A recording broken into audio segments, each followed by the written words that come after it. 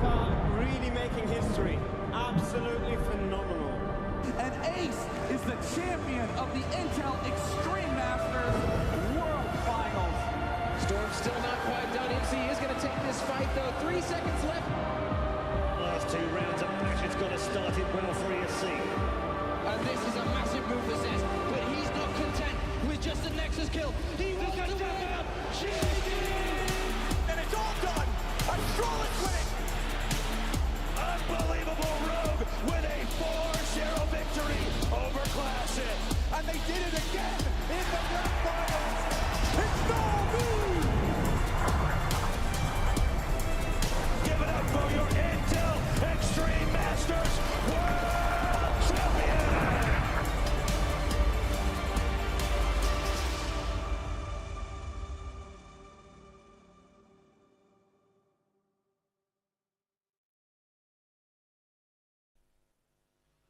Hello, everybody, and welcome to day 1 of the IEM Dallas Closed Qualifiers European Edition. I'm Nari Mizuki, or Sam, and I'm going to be taking you through today's action alongside the GOAT, Grimmy Rana. Freddie, how are you doing today?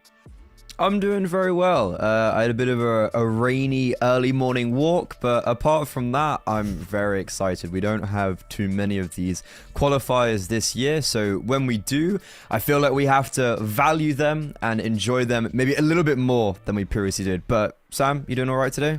Yeah, absolutely. Also a slightly chillier day today, so got my ESL hoodie on. Of course, you know, I love it, so I wear it. Let's go ahead and take a look at our schedule for the day. Of course, Freddie and I are going to be covering our first 2 games of the day, and they're pretty exciting and perhaps maybe even a little bit surprising in terms of which teams have made it through, Freddie. Yeah, the open qualifiers. I like, are we getting onto the conversation now about what the hell happened there? I was kind of saying to Sam, I think the narrative is that I've seen a lot of open qualifiers in my day.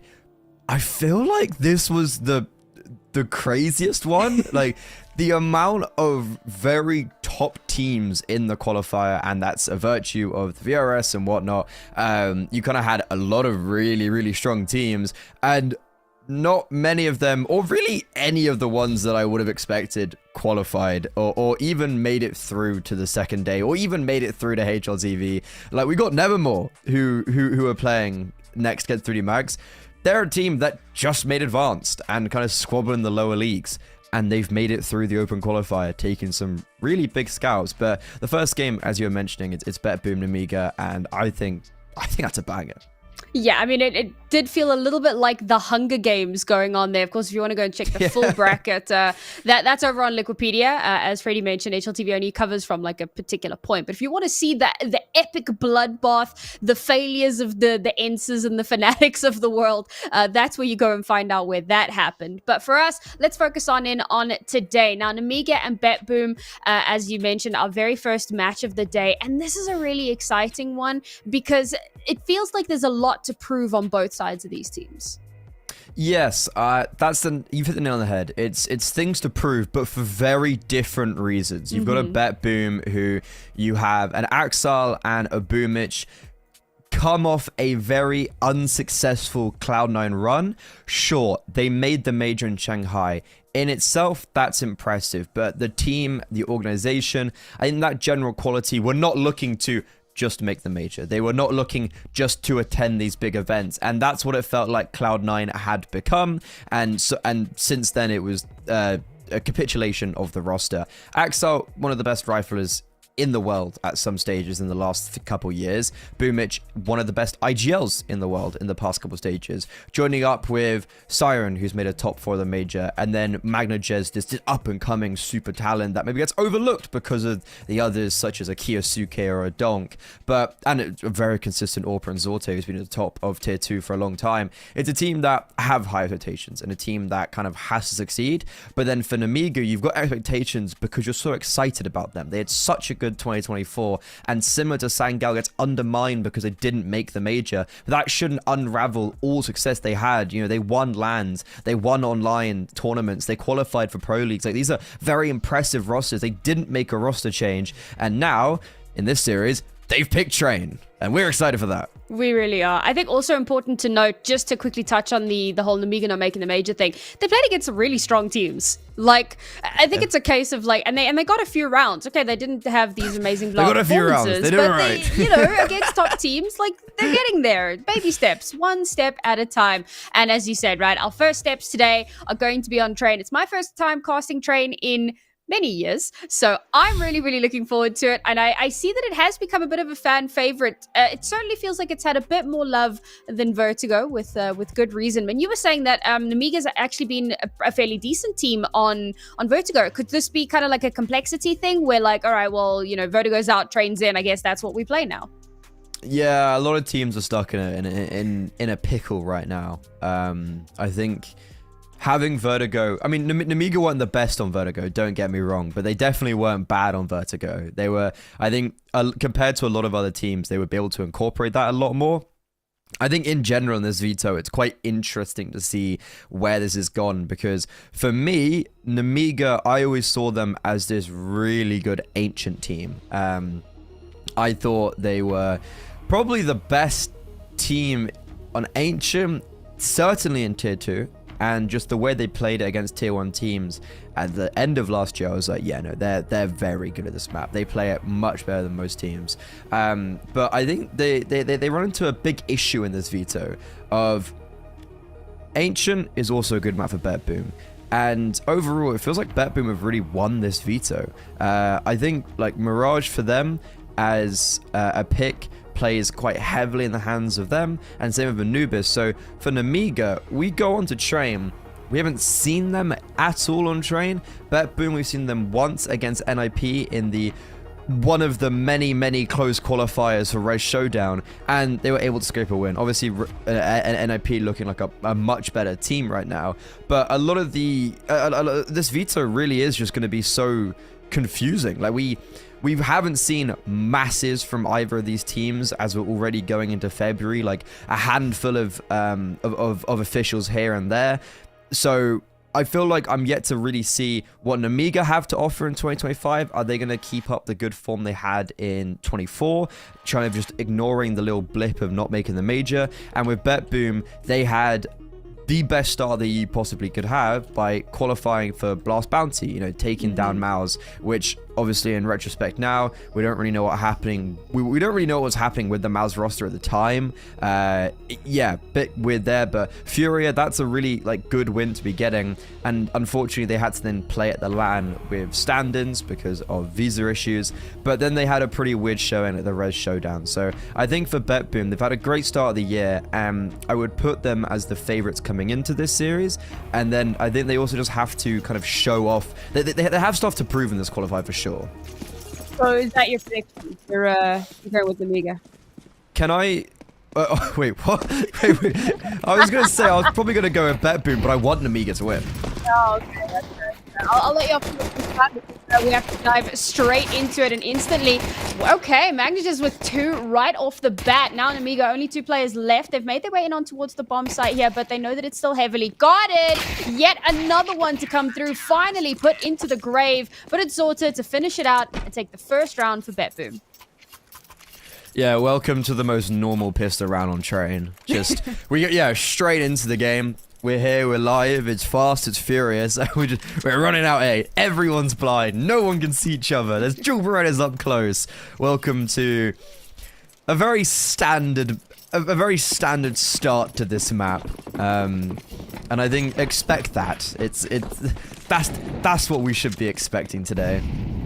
Are we doing what? This is something. Are you taking a look at this? Yeah, what? I mean, it's something. I don't know what that something is. Is it good? We're holding for Ivy. We're quite a long-range fight with the Glock, which is, impressive. I mean, Bet Boom doesn't take the bait, so to their credit, I suppose. And I love, we've got the most random flank imaginable happening on the other side of the map with Khan, but the rest of Namiga is getting flanked in on as well. We've had a death in over towards B. This is strange. All right, well, Namiga down to 3 players now. They're still trying to make that pyramid work. It's not happening. I'll be real. If they get one here, I'll be impressed. Nah. Yeah, it's a easy start. Just keeping all 5 alive. I'm yet to truly figure out. I've sat on the fence with, and I've gone back and forth with what side Train is, because I think it's really in a flow state era where it's like it's just so team dependent. Like some teams will be way better on CT side, whereas I think the general curve is T-sided rating. Is it? Sorry, CT side. Yeah, okay, that makes sense. It's the most CT-sided map in the map pool, but I don't know. It doesn't really seem like that to me right now. However, first gun round, the excitement, and it's fast from BetBoom. They've got the MP9s, and they're already getting aggressive in towards Brown Halls through Pop, through B ramp, and they're just gonna shred. And just like that, everyone falls. I mean, yeah, that round could... maybe it couldn't have gone better, or maybe... It could have gone better, but it was really good. Let's put it that way. Losing one player, not the end of the world, right? So perfect scenario, 5 out of 5. But it's really good regardless. They take a really strong aggressive angle. They get those MP9s really up close and personal. They don't get as many kills on the MP9s as I think they maybe would have wanted, but they still farm up a very decent amount of cash here. So the buy into this round is robust, and the Nemiga, few deagles, not much else. I think they're at the stage where basically kept 4 alive. So I think they're happy with anything, no matter what the kills with what weapons. But that's a pretty poor start. That's a very poor start actually. Axile, who's had a great resurrection of form this year, returning to his landmark that we know him as being one of the best riflers in the world. He's already out. He's been one-teaked. Xanta and Zwei both picking up a killer piece, and now for Nemiga, sure they have only 2 players of armor, but one of them's got a primary rifle now. They have a 2-man advantage. The herd's being thinned. This would be a devastating loss for BetBoom after having quite a pretty good start to the map. And it'd be great for Nemiga because obviously 3 rounds consecutively of no bomb plant meant that their money's been in this like really weird limbo. So now they're still on pistol. So they open up with 2 kills. Xantar's picked up that AK, slow things down a little bit. They know they have a numbers advantage, but they're still pretty far behind in terms of utility. And I don't just mean ordinances, but guns as well, everything that kind of goes into that. Let's see if they can find themselves an ingress here. They're already making their way in towards this B side. Instant! Another Deagle Dink! It's not even the AK that comes alive in that moment. 2 players left alive here for BetBoom. They're slowly feeling this round slip away from them.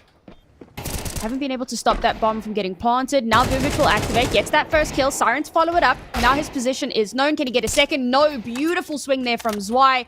2 versus 1. Boomich, caught. Changing position, and it's Zwei with his 3rd of the round, and Nemiga finally get themselves on the board. Yeah, that was a fantastic round from Zwei, and he's this young guy, 17 years old, gets picked up when he's only 16 years old with very limited experience, and so far in his time in Nemiga has only just continued to impress me. He's won a LAN, he's played an RMR, and he has that potency to pop off when called upon. What a fantastic round from him, and Nemiga, what a great way to get themselves on the board on their map pick. How much more can they get done here? Zorte's picked up the AWP. So going to be looking to shut that down. Of course, he's holding for Ivy. Nothing there. So it's a great start to the round for Nemiga, inadvertently having completely circumnavigated that AWP and minimized the risk involved. For now, depending on how long they take, rotation could still come in. Pulled out a little bit of that early CT-sided utility, but not enough just yet to make BetBoom sweat.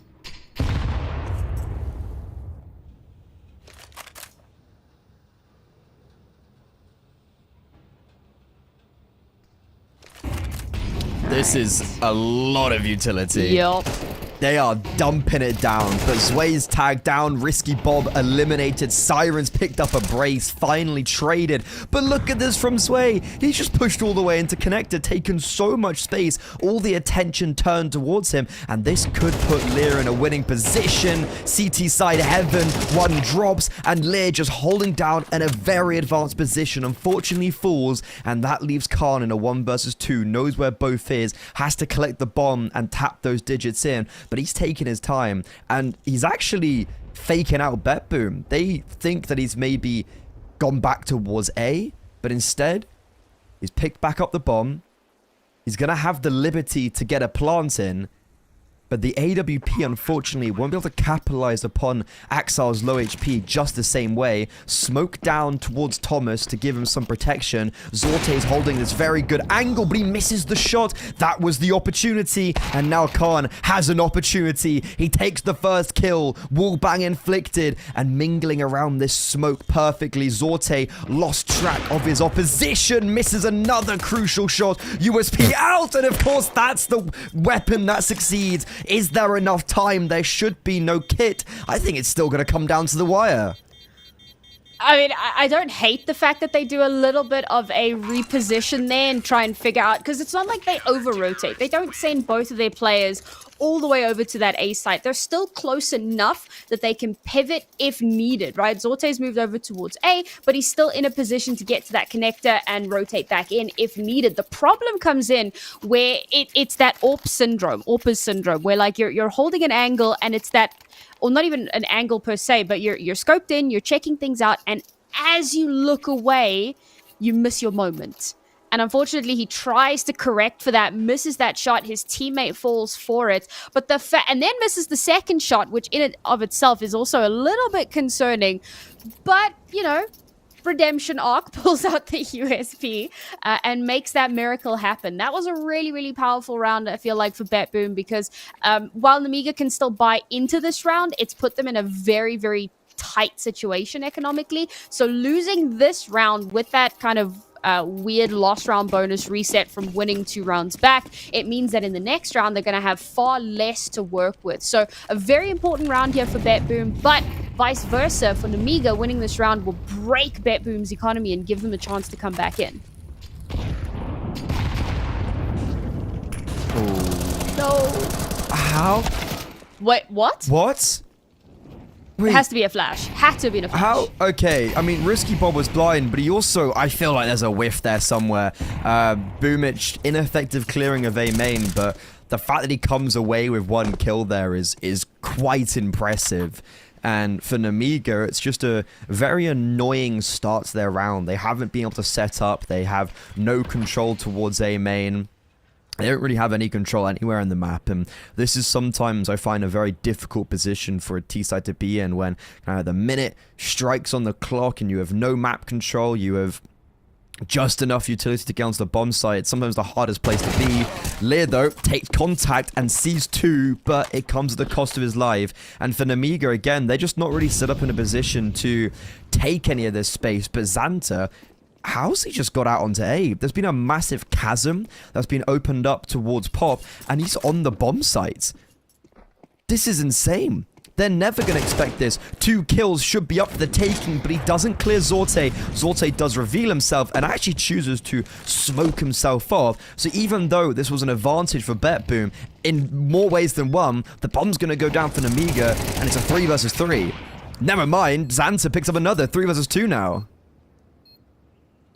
So separated from one another, but a crossfire can be set up. The first kill comes through to even out the numbers ever so slightly. AT to come through. Oh, the spam from Xanta is good, but it's instantly traded. Now Zorte, yes, he has a little bit of an HP advantage, but he's coming up against the AWP. And, oh, well, there it is. That final kill to come through. Risky Bob, first kill on the board, but he makes it count. A very impactful one, and it means that Bet Boom now are in some serious trouble economically. I don't think I've ever seen Risky Bob get an AWP kill before.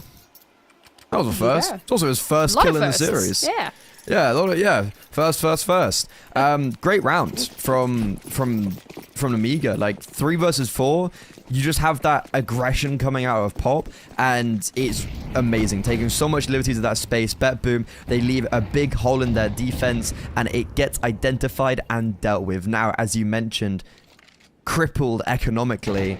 Best weapon is a FAMAS. It's a full purchase for Bet Boom, kind of going all in or bust. And as we were talking about, this map is leaned to be a little bit more CT-sided. So for, well, actually quite CT-sided. So for Nemiga, getting a good start here, if they're able to break the economy, make it a 1-round game, play against the Eco, even up 4-4, it's going to play into their hands. Feels like gaps in the defense have been a little bit of a theme so far for Bet Boom. They've been winning on kind of prowess more than perhaps control. And that's something that Nemiga can definitely take advantage of. Maybe not in this round. As much as they did win that previous round and they've done some serious damage to Bet Boom's economy, their own economy after losing so many players, less than ideal, we'll put it that way. They still obviously get to keep that AWP, so they'll be grateful for that. But how much more can they get done here? A nice slow start, but look at how much space they've given over for free. Magnus has already started to rotate into their backside. Axel's in a great position to lurk as well, but no, instead he's going to make his way through connector, reinforce the site again. That gun disadvantage means that they really want to kind of death ball a little bit more here. Boomer just being spotted out. Oh, distraction being made. Could open it up, and yes, it does. Gets the kill onto Xanta. They're making things happen. Yeah, only 2 players left for Nemiga. Now Leah trying to stay alive, get as much damage done as possible. HE to go through, does a bit of damage, but can't quite make the magic happen. And in an unlikely round, it's Bet Boom that swing things back in their favor. That is a crazy round to be winning. And what a push from MagnoJez, because he just gives all the information over to Bet Boom. They gamble stack towards that B bomb site, and they are victorious in their ventures. And MagnoJez, 9 kills already. He's having a great start to this series. He's someone who I mentioned of being like maybe gets overlooked a little bit by some of the similar counterparts from the region. But himself, he is an extremely talented player. And just making that very abrasive decision to go on the offensive, it validates Bet Boom to get around. I don't think Magnus even got a kill in that, but it's the information and the chaos that he initiated that plays to the benefit, and he gets so much impact outside of just a kill. And this is a really good start for Bet Boom, and for Nemiga, that was their opportunity to make this map competitive, but instead, they're now playing quite heavily on the back foot, and Bet Boom take the advanced lead on their opponent's map pick. And remember, I said they're the favor and the veto, so as we're on train, it was like Nemiga kind of have to win train, or Mirage Anubis is going to look quite difficult for them. It's an interesting pistol strat, I feel like, from Nemiga. But I think Bet Boom, after the first time that they played it, kind of read into it a little bit there, and you could see it there with the peeking, just to see, you know, are they going to do the same crazy thing? Bet Boom have definitely locked down the map a lot better than they had been previously, and that's good to see as well. Now Nemiga making a death ball of their own, coming in from the high ground, and this could pay off. It does give them a good angle, but oh, Siren, what a fantastic position from him, and it's just a spray down. Couldn't have expected too much more on a pistol, but c'est la vie.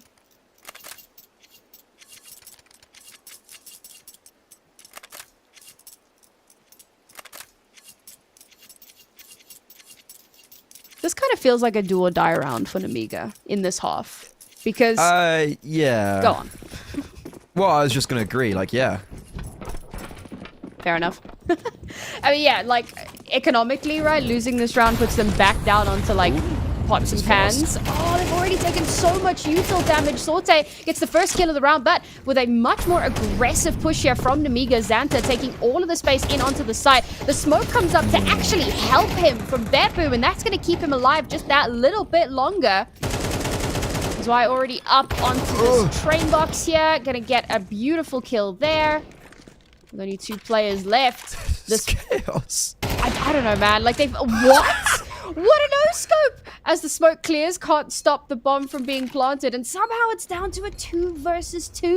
The aggression from Nemiga certainly paid off here, however, as they will get that AWP off the board. Now Siren's the last player left alive. Going to be zoned out by this Molly. He does have a kit, so he has an opportunity. But positioning not really on his side. He's stomping his way through. How does he get that? Okay, Zwei never moved off of that container, so maybe that position was a little bit telegraphed here. 1 versus 1, it's certainly doable. The Molotov to flush out, the spray through to connect. The kit is on board, and he should have enough time. What a round. What a recovery.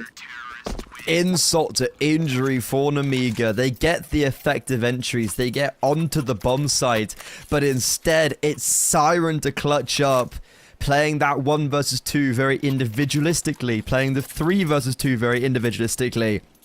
BetBoom, they pick apart their opposition. And the experience being exhibited on the server. I thought that was a great change of pace for Nemiga. I thought them just bombing out of A main was probably a really good instinct in this part of the game, because they haven't really necessarily done that yet, and it does work. It succeeds. It's the post plants. It's the late round that doesn't, and I'm really shocked that BetBoom come out of that with a round 1. Like I said, it was a really solid recovery from them. A lot of chaos went off into that one. Okay, that's a Leo big with a Tech misplay. 9. Boomich got team flashed. They threw a flash in A main. Boomich gets blinded by it. And as that happens, Lear peeks pop. So Boomich kind of had vision while Lear would have peeked. But it was the prelim to that. Couldn't see anything. And now Zwei with the Hero AK. We've seen this before. We've seen Nemiga in these positions where they had a low purchase. That's where they succeeded previously, and it looks pretty good to do it again now, which is the crazy part of this T side. They're doing well when they shouldn't. All right, look at Magnagez. This positioning from him could actually make a huge difference here if he does spot out this lurk. No! Oh, fires the shot. His position is given away. Now they know that there's somebody in the flank, but it's okay. Zorte is on site. He's got the AWP in hand. He's going to get smoked off, so unlikely to be able to get a second kill off of that before repositioning. Magnagez, he activates in that position. We're just waiting for that perfect timing, and as you said, now 3 versus 3. The recovery once again. That's a good smoke. They've managed to pick up an extra rifle for themselves, do Nemiga, and with bomb planted, they have an opportunity here to hold the line. No utility left, though, so once the smoke clears, unless BetBoom throw down another one for themselves, there's very little here to work with in this post-plant. Siren pushes through, followed up by Magnagez. Now Risky Bob, that 1M4 just not going to be able to make anything happen, and it's yet another round for BetBoom. These retakes and these late rounds for BetBoom are looking really clean right now. And what's really impressive, it seems to be the trio of Siren, Zorte, and Magnagez. And I think that exhibits how potent this BetBoom roster is and how much firepower that they can wield. Because Axel is normally the guy that you'd be looking at right now to be topping the charts, getting 150 ADR. He's the guy who's been top 5 rifler in the world previously, has had a great start this year already for BetBoom. And right now it's not that quartet, it's the trio, but they're still succeeding. They're still 8-2 up, and that's the difficulty when you play against BetBoom. It's not just the Axel show. Everyone likes to get a piece of the pie. I mean, currently it's not the Axel show, right? But it kind of just speaks to your point. Yeah. Like, the fact that everybody's really stepping up and, you know, it doesn't really need to be the game player, the playmaker. That's the word I was looking for. Everyone needs to be the game player here. I don't know how I feel about Nemiga's slow defaults. So when they take aggressive space, they tend to get a lot done, but they struggle in the late round. They struggle with like maintaining that control and maintaining stability. However, on their slower rounds, it almost feels like they do worse. It gives so much space and time for BetBoom to reposition, to figure out where they are, to read into them, to, you know, flank around. And by the time they realize what's happened, the round's already half over.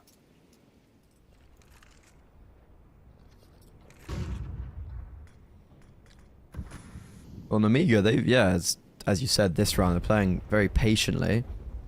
It's like they want to end towards the A-bomb site, clearing out A main, smoke towards connector.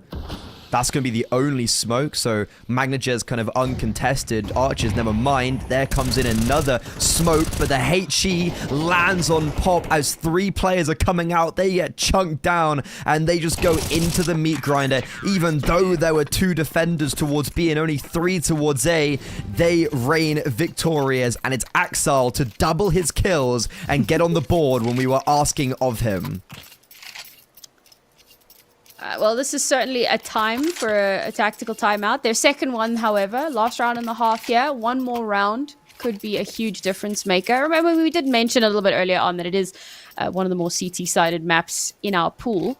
However, BetBoom have opted for a potential double AWP setup here. There is a world where they decide, you know what, maybe not. They could also just leave a rifle somewhere to come and collect it. There you go. It's already on the floor. Look at that. So going to try and get an early pick-off here. And, I mean, that could be absolutely devastating for Namiga. Their economy is already in such a difficult position that squeezing out a buy here is less than perfect. They've had to sacrifice quite a bit of their utility just to give themselves something to work with into this one. But, I mean, if they don't win this round pistol and conversion, I think this map's basically over.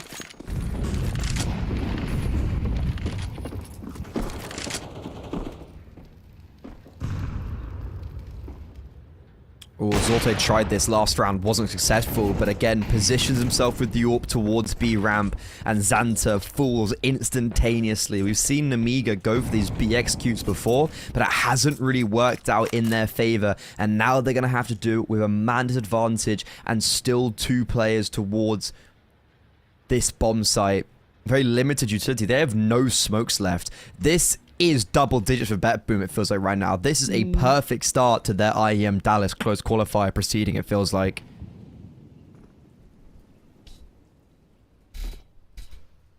Alright, looks like we're Not gonna... even going B. Yeah, it looks like they're gonna angle towards A instead. And they have no control. They don't have A main. This is... So, and because of that smoke from Boomich, is actually deterring Namiga away. This is such an awkward round for Namiga. And then there's a smoke ramp. They literally can't go anywhere. And then if they try to go out heaven, boom, Zorte is holding it with an AWP. And BetBoom still have 1 more smoke in the tank. So if they want to just stall this out in perpetuity. And unfortunately now, only 1 flash left on Namiga. They have to make this count. So wait for this smoke to clear. There you go. An HE came through to dissipate the smoke. Util coming through. They start making their way in on towards the site here. Unfortunately, 1 gets caught behind. Nobody's expecting this. Nobody's expecting Lear up there. Not a single player looking towards his direction, and he will capitalize perfectly off of that. 3 kills. And that could have just turned the round back into their favor. Now keep your eyes on Zwei, because he is so far into enemy lines. But unfortunately, Axile will take him out. That brings it to a 2 versus 3 here. We've seen BetBoom come back from worse. But Namiga, with everything on the line here, knowing how important this round is for them, will they be aware? The elbow peeks through Risky Bob to get his second AWP kill, but Khan will trade it out. Now Axile's the last one left, knows where both players are, gets the first, but time is slowly ticking away, and Khan just has to play for this. Don't get in your own head, don't peek out, but he does, and he will connect the shot regardless. A 9-3 half, but BetBoom looking hot to trot on our first map.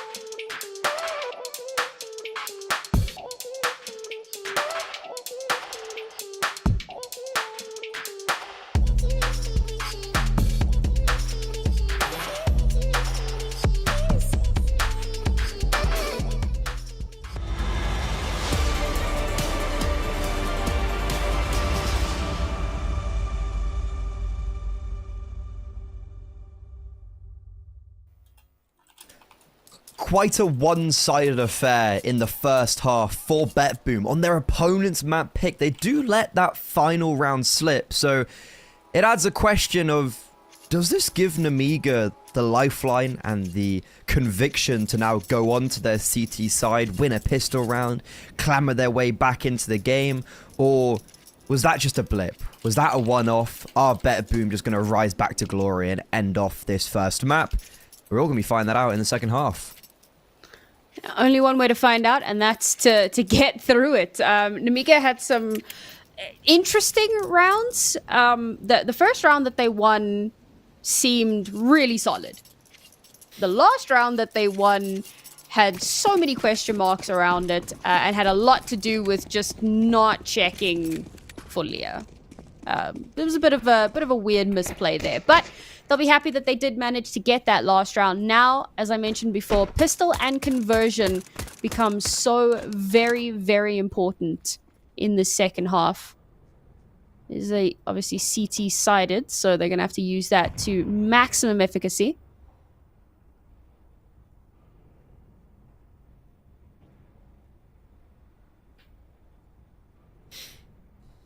I don't think I've seen a slower T-side train ever.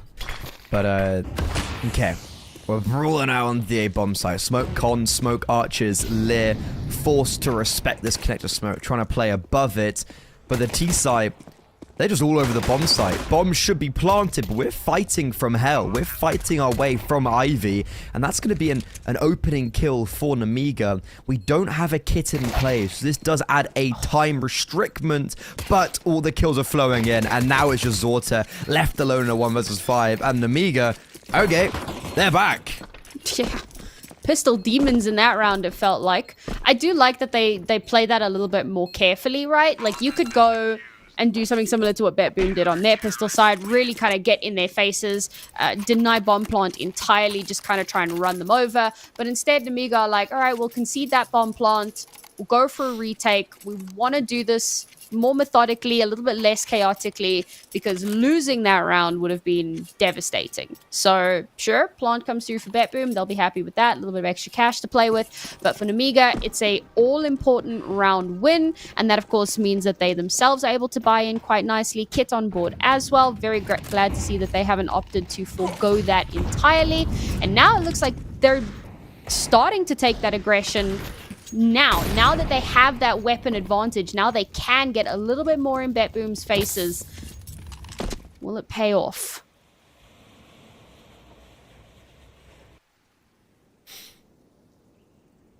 For me, this whole game lies with this first gun round. Of like, okay, this is an eco. It is what it is. Shouldn't be too difficult around for Nemiga. That brings them within 4. The first gun round is a good showing to be like, okay, do we have any weight to this?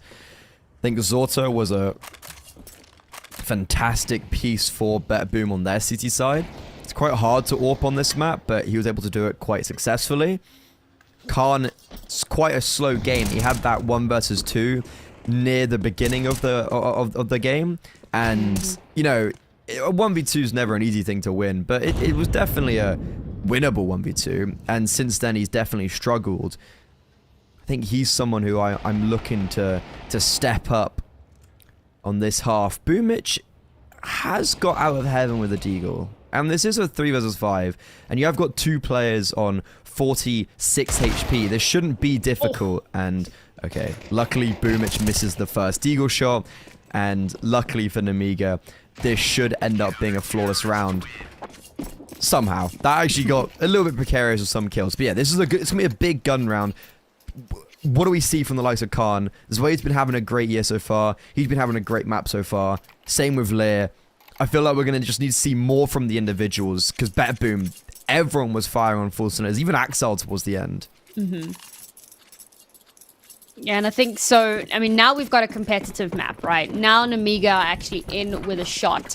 But a lot of it is going to hinge on this round. BetBoom winning this round could turn everything on its head. So for Namiga, that same precision and perfection that we saw in the first couple of rounds, we have to see more of that. And again, they're going for very, very aggressive control in on the bomb sites, but less so towards their kind of A side extremity. Obviously, the B extremity is pretty covered here. But there's a lot of presence towards Ivy from BetBoom. So that could put Sway in a little bit of danger. But I love Xanta. I love how much space he's taking here. He's denying a lot of B control. And with having, you know, taken that extremity, that information there, that frees up Khan to be able to rotate back towards this A site. They now know exactly where the entirety of BetBoom are. They're in the T-spawn up towards the kind of northern hemisphere of the map. So there's only two realistic places they could be coming through. All the information in the world here. If Namiga lose this round, it would be egregious. This is the way that BetBoom win it, though. 4 Ivy, smoke on the right side. Nade in the smoke. Magnajez identified, but somehow he's able to get the kill. That is a massive frag to be picking up for BetBoom. Advantage forces them to push in towards a main. Siren only 1 for 1, but it still keeps the advantage for BetBoom. And yeah, they're going towards B. I thought this was probably going to be the game plan. And Namiga, they're not in position to react off this. Smoking towards Connector, that blocked Xanta out. That blocked Khan out. And alongside Risky Bob, they're just going to have to rotate CT. I don't know how they get back into this round. Even though they have a kit, I think they could just be calling for a save here. And a perfect on-the-fly reactionary call from BetBoom to proactively move towards their B bomb site. It gives them double digits and subsequently the first gun round in this second half. I mean, BetBoom was a team that I had already said earlier in this map. They've done so well at stabilizing and regaining control when things start looking a little bit rough. They lose about, I'd say, 60 to 70% of the map just in the first few seconds of the round because of how much space Namiga takes. So they're incredibly limited in what they can do and where they can go. They start pushing the full stack in through Ivy, and I'm thinking like, Namiga, you know where they are. You can play a little bit more passive. You can, you know, potentially clear the smoke with an HE when they're pushing through. Maybe have 2 or 3 players spam down on them. But maybe they get a little bit too confident with the information that they have, and BetBoom take full advantage of that. So well played to them. The death ball cannot be underestimated. And as you say, great kind of last second decision as well to just continue that rotation all the way around the world. That was an important round for Namiga to continue along with their streak. Now they're on that knife's edge, and it's another one where it has to be perfection. And of course, if they lose this one, they're going to be in with a broken econ, and BetBoom 1 away from map points. So this becomes that most important round for them.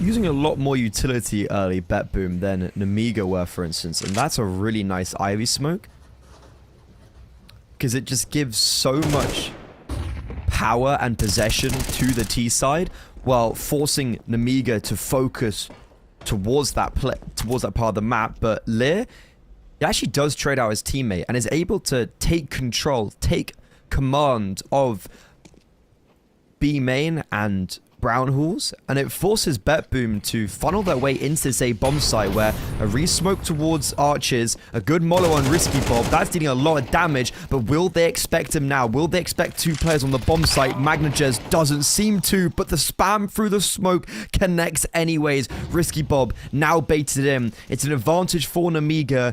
Liz also come through towards Connector, but Risky Bob's just been spotted. They know about Khan behind Archers, and Siren bomb down. 1 versus 1. He knows where Khan is and is scurried in towards Connector.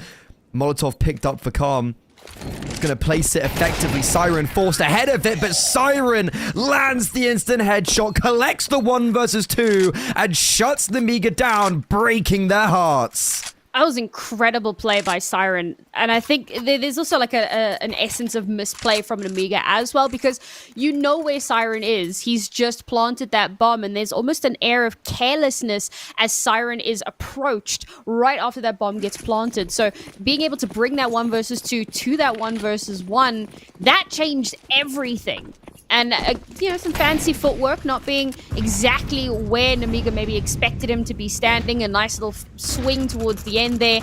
And he's able to clutch out that 1 versus 1. Now, into this penultimate round, potentially, is why we'll get that first kill. But Siren will even out the numbers a little bit here. Betboom going to have to be careful as much as it's lower weaponry. They have been caught out before, but with Axel activating there, taking down Zwei, who's been a huge proponent of Namiga's side. Boombitch will follow it up with the kill onto Khan, and now Namiga's hopes and dreams in this round have shattered, dashed against the rocks. There's very little more that they could do into this one. Perhaps an exit or two, but that will be Betboom taking us onto map point on Namiga's map pick.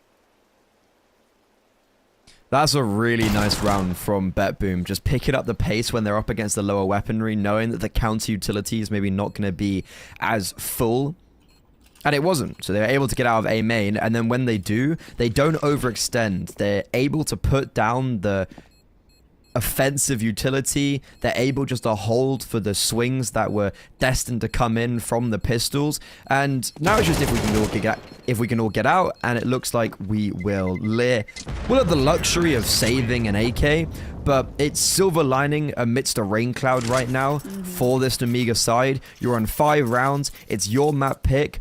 As I said, you have these expectations when we were talking in the pre-show. Both teams have expectations. Betboom, it's more like they need to do well. And Amiga, it's like, hey, I really want to see you guys do well because I have very high hopes from your 2024 season, but it hasn't been a great start to the year, and it's continuing to follow in that trajectory as their map pick. We've never seen them on train, and there's nothing really much to be happy or excited about from this map. It looks very stagnant, looks very just fundamentals are not even that sound.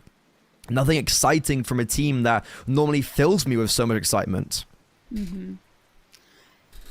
Yeah, it's certainly been a rough start for them in this series. And I mean, like, a couple of players from Namiga that I'd seen in the past that I was really kind of looking forward to seeing. And I mean, they're performing here, right? Zwei and Leah really doing well for themselves. Xanta as well, you know, kind of up there and holding his own. But we kind of mentioned Betboom coming into this. Okay, nice little getting in behind them. It does... numbers do get traded out, however, but there's Xanta. I just mentioned him, and he, alongside Khan, will bring the numbers back into their favor. 2 versus 4 here. They've lost the bomb, but can they recover it? Nope. Zorte, last one left alive, and, well, I don't think there's any way you actually push into this. So there you go. Xanta, who I was just mentioning, someone that I was looking forward to really seeing activate here, and basically secures that round and gives Namiga the stay of execution. Yeah, it was just there was a big eagerness to trade there from Betboom, and maybe just got a bit ahead of themselves. You have Xanta and Khan playing in conjunction, whereas for Betboom, sure, they had the numbers, but it felt like everyone was taking 1v1s, just a little bit delayed. Like the trade spacing wasn't as adequate as you maybe would have liked. And yeah, it is good to see Xanta playing well. He filled the void for Namiga post Flamus. He was definitely the guy that ended up rising his gameplay and rising his floor. And I think that's been a big part of Namiga's success since they had the IEM Chengdu run. Like, since they lost Flamus to Game Legion and then VP now, Xanta raised the floor. And in a round like this, it's good to see glimpses of that. I don't feel like Namiga are going to have the capabilities to come back into this map, but it is a good showing and a good sign for them to start just remembering how it feels to win before they go on to Mirage. And that can be a really important feature, as this has been quite a abysmal and just a depressing train. Well, Namiga are slowly starting to potentially claw their way back in. Now, they do need 6 back-to-back rounds just to get us into overtime. One of the few times I'm willing to actually try to do maths, but I feel like 6 and 12. That I can do this one. Yeah. It's a pretty simple one. So we'll see. Ooh, this is cool. Nah, unfortunate. Yeah, did not pan out the way they would have wanted. There is a trade-off there, so we'll keep numbers a little bit more even. But, I mean, this has kind of stalled BetBoom out massively. Looking to get a little bit more space taken there. Namiga cut them off at the pass. Now they can back away. They've done a lot. Trades generally favor the T's, so BetBoom shouldn't be sweating too much just yet. And this is interesting. okay, I kind of like this. Push into Ivy, potentially get behind them. This all comes down to Xanta. This whole round, Xanta, he's been very proactive towards that B bomb side. You could see him again taking control towards B main. A big theme of this Namiga side has been Xanta making these individual plays, taking this individual space, which was something that BetBoom didn't really do on their CT side. And now we see the activation of the lurk. But because we've cleared A main, we think it might be over towards B. Khan, he's missed the timing, but still will be able to execute the first. Need to see the rotations coming back from B. And luckily for Namiga, they just have the manpower there and are able to overwhelm BetBoom. A lovely proactive CT side, and that is exactly what I was wanting from Namiga all those previous rounds. They finally show up here. I love that, right? And I mean, they even had Axile watching for the potential lurk. They knew they lost control of that side of the map. There was every possibility it was going to happen, so he was holding for it, and he loses that battle. And that's kind of one of the first steps of those dominoes starting to kind of collapse. And then, of course, that kind of more advanced position from Xantar gets that early information, and they're able to just mow through BetBoom as they make their way in towards the site. Now, finally, they've given themselves a massive opportunity in the fact that BetBoom are back down onto pistols. But BetBoom have done some really scary things with a few pistols previously. Xanta, however, threads the needle. And okay, what could have been a scary round goes pretty much as expected.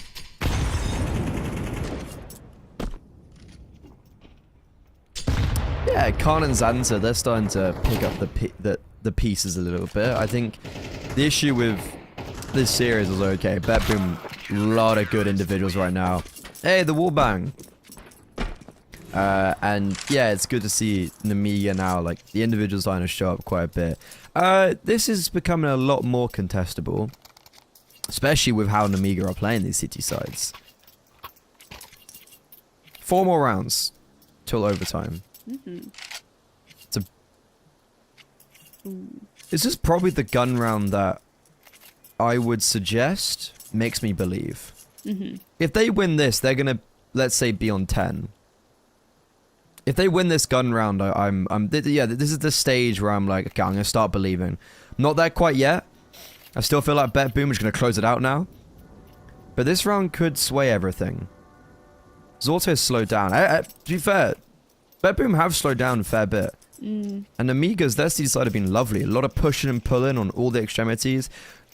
Not allowing the T side as much space. BetBoom gave a lot of breathing room to Namiga. It was a nice, interesting, different style of play of Train. Okay, I think Namiga, I think they could be back into this. Risky Bob could be the final piece of the puzzle. If he's able just to pick up a few kills, right? That could change everything. Carl on the AWP, also a massive feature. Both rounds where both AWPs are up. This could be the difference maker. Liz already taking a big nade to the head, though, trying to get into pop. Xanta, however, is still successful in his endeavors over towards B.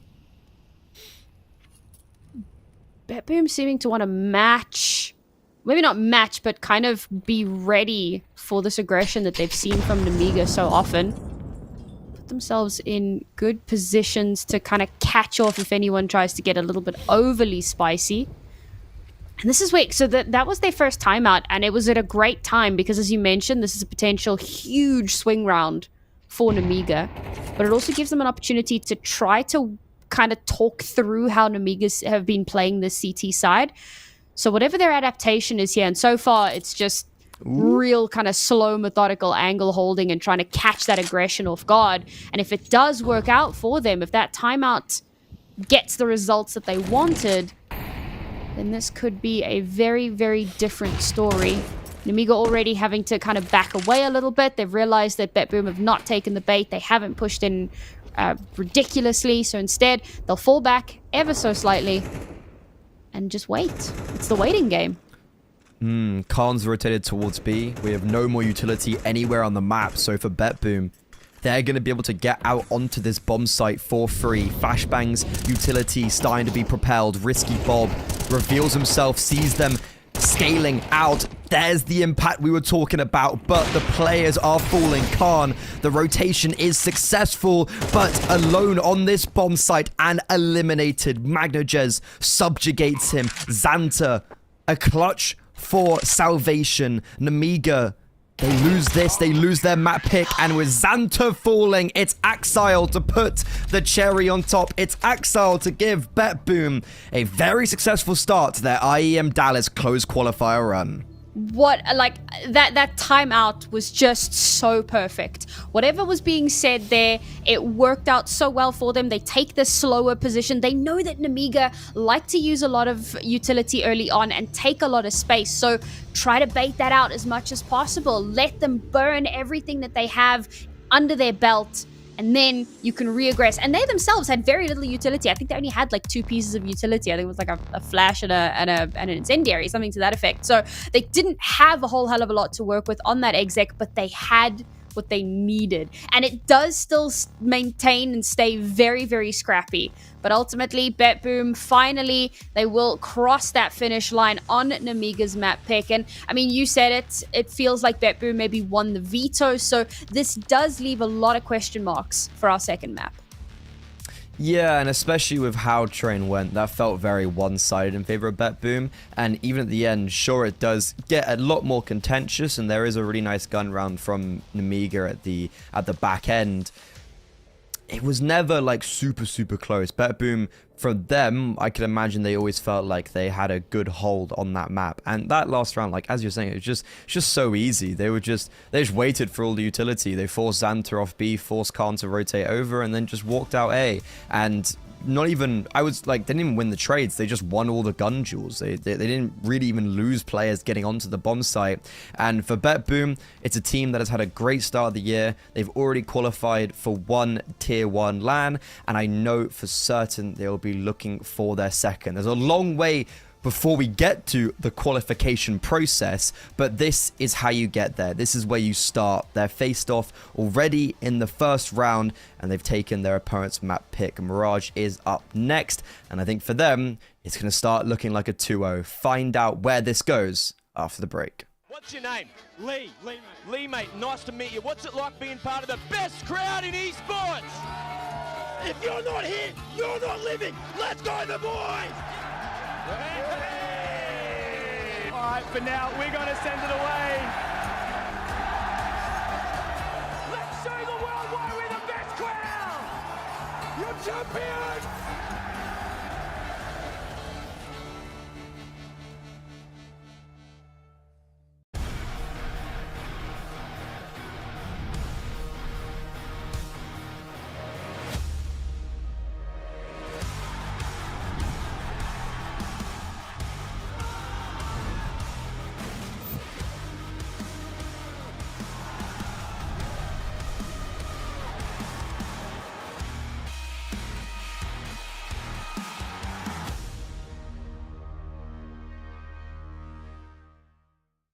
Think you've seen it all? With Faceit Watch's Point of View Selector, you can experience the game from any pro's perspective. Use the multi-view feature and customize the stream with up to 4 angles. Control what points you see while earning rewards. Drops are activated and lucky winners will receive Faceit points. And if you ever miss a match, VODs are now available. Get instant access to demos with multiple POVs and commentary. Watch it, control it, Faceit.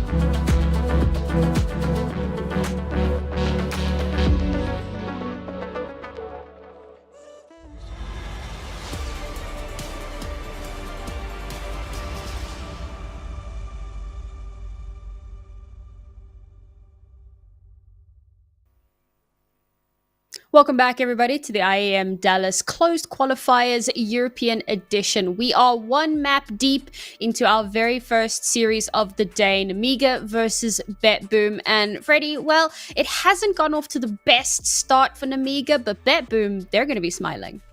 Yeah, I'm a little bit disappointed, I'd say, with Namiga. They pick into Train. It's their first game ever on Train. I'm excited. I'm like, ooh, what are we seeing from Namiga? What are we expecting from them? We're gonna cook up some magic, and there wasn't really much. They had a pretty cool CT side, but ultimately their T side felt really limp. They weren't taking very proactive map control, which they were doing on the CT side. So it was a little bit contradictory on the two sides for them. And for BetBoom, the fact that they're able to have quite a comfortable win like this, with Axel being quite mediocre, who, you know, touted as being like a generational rifler at stages. The fact that he hasn't had a fantastic performance, but they still looked super comfortable, is quite a good showing for me overall for BetBoom, that we don't have this over-reliance on one player. And it also creates quite an aura of fear for Namiga, because you're like, okay, well, if their best player hasn't stepped up and we still didn't do very well, now we go on to Mirage.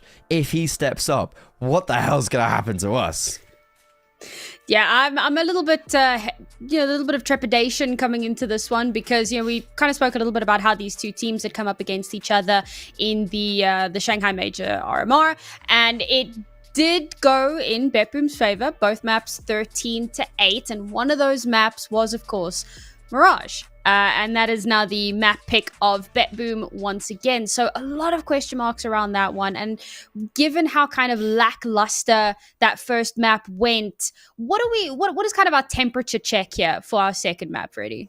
Yeah, it's a bit weird to look at that past game, because it's a kind of a different, even though it's the same core for BetBoom, it's like a completely different construct, with Nafany and Chiron now being replaced by Axel and Boomich. So it's a different core, but then you'd have the logical thinking that it is an upgrade for BetBoom. So therefore, if it's 13-8 with the so-called worst players, then it should be even easier for BetBoom. And I think the temperature check is Namiga, high hopes in 2024.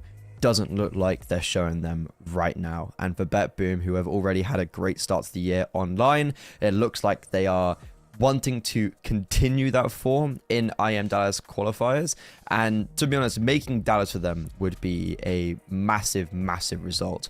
And to be honest, some of the opposition's looking pretty weak and wounded. Falcons just lost map 1 to TNL. That's just happened. Don't know what to say about that. Don't know what to do with that piece of information. TNL, sure.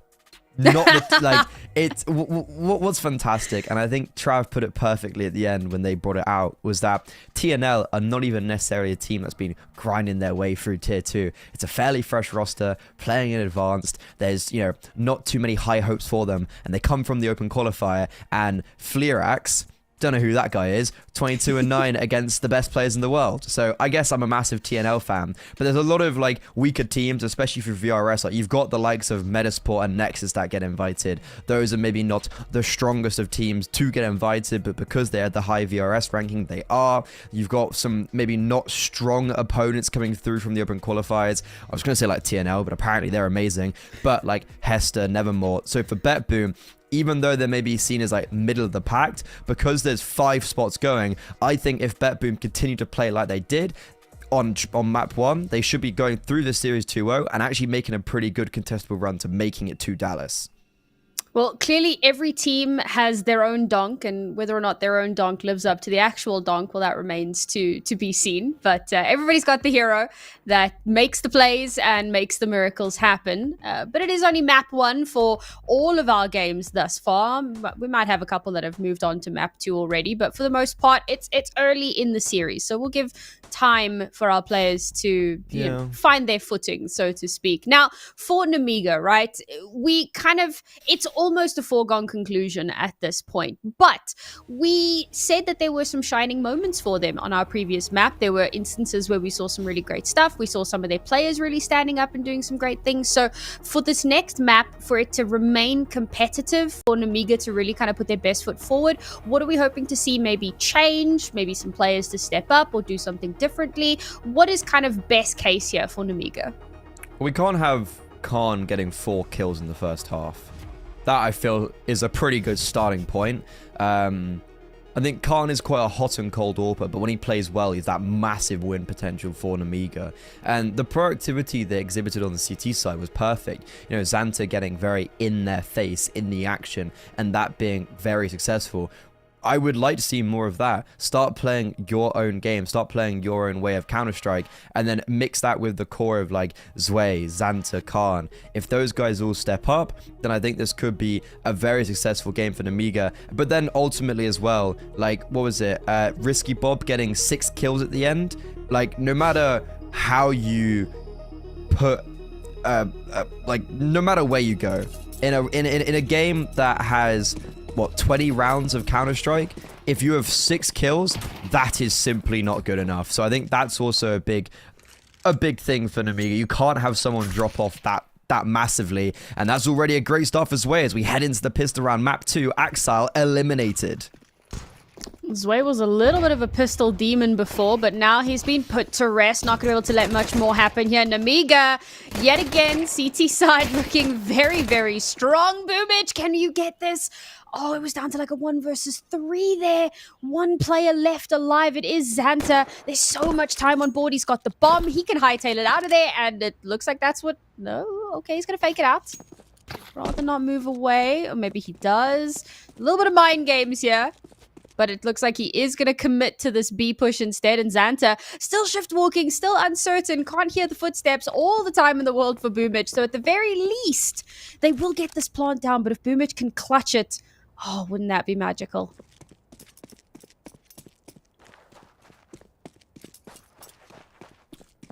I almost favor him in this instance.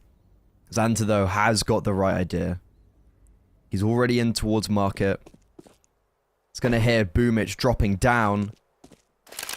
Bomb planted, and this plays into Xanta's hand, and it's going to be no clutch for the IGL. Xanta, no, not allowing the bomb to go down as well is quite good for the proceedings, because BetBoom also won't have the extra $600 to go alongside that. I was convinced he'd at least get that plant, but he like hit the brakes massively as he got to apartments. And fair enough, you don't know what Xanta's done. Did he hear you? Did he instantly start to rotate? Is he there waiting for you? You've got to be that little bit more careful, and doesn't have caster vision, doesn't know he had all the space to potentially make that happen a hell of a lot faster. But well done to Xanta for stopping that in its tracks, not allowing it to go any further. Now, BetBoom, with that little bit of extra cash, all they've done is kind of upgrade the one pistol. Hasn't managed to net too much just yet, but I do like the decision. Make sure that you can come into the next round with a very, very robust buy. For Nemiga, of course, much bigger advantage.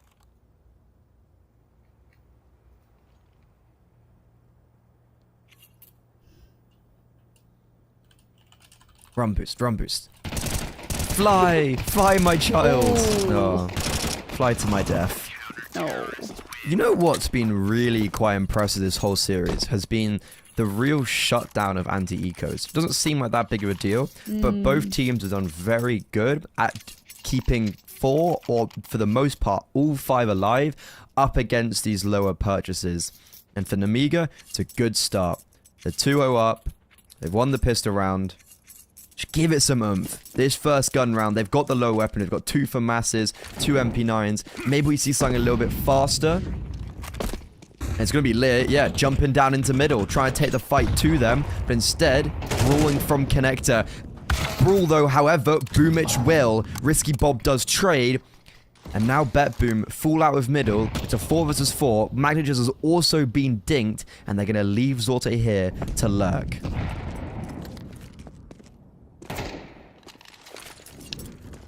Alright, Xantar spots out. HE gets tossed, does a little bit of damage. Khan, I'm going to go ahead and say he's an unknown quantity here.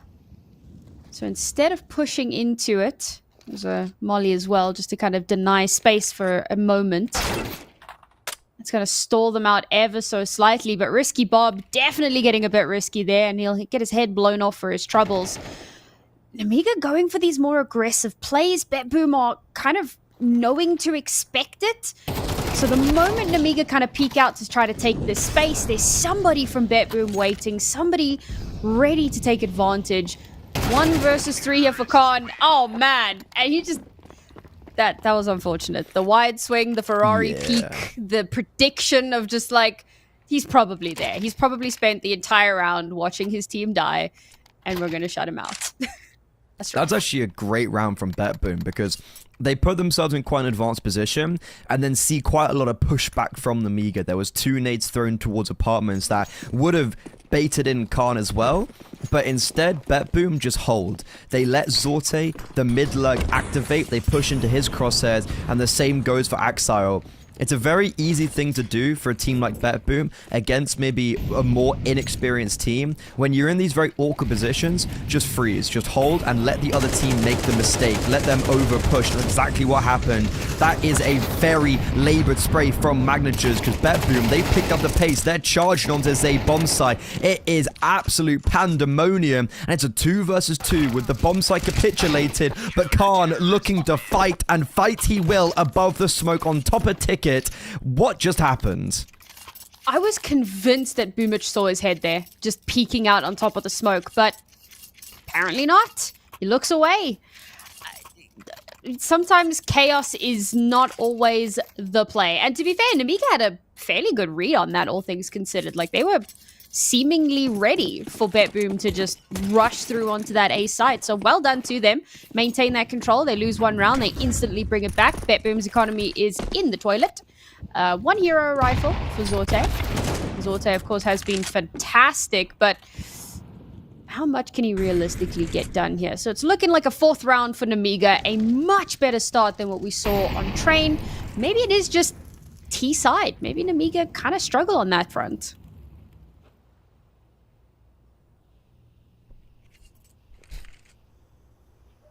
I'm actually just shocked at how that round went about with MP knives diving into Sandwich. Players just fighting in and around everywhere. But this should be a pretty easy collected round for Nemiga. We've got the Hero AK on Zorte, and right. All right. That's quite a cool kill on his way, but it shouldn't do too much. And this is a really nice play from Namiga where they crunch mid and then just fall back onto the A-bomb site, very aware of players progressing up. He might not expect sandwich, but he will see him, and he actually dodges the flashbang, which ends up spotting the sandwich player. Yeah, a really nice round from Namiga. It's just a very easy protocol to mid-round crunch towards mid, but then also have the protocol to then be like, okay, when we disengage, this is how we go about it. So question marks now for BetBoom to see what their next play is going to be. They almost managed to clutch out that pistol. The round that they finally do win was pretty good in and of itself. They kind of ran circles around Amiga.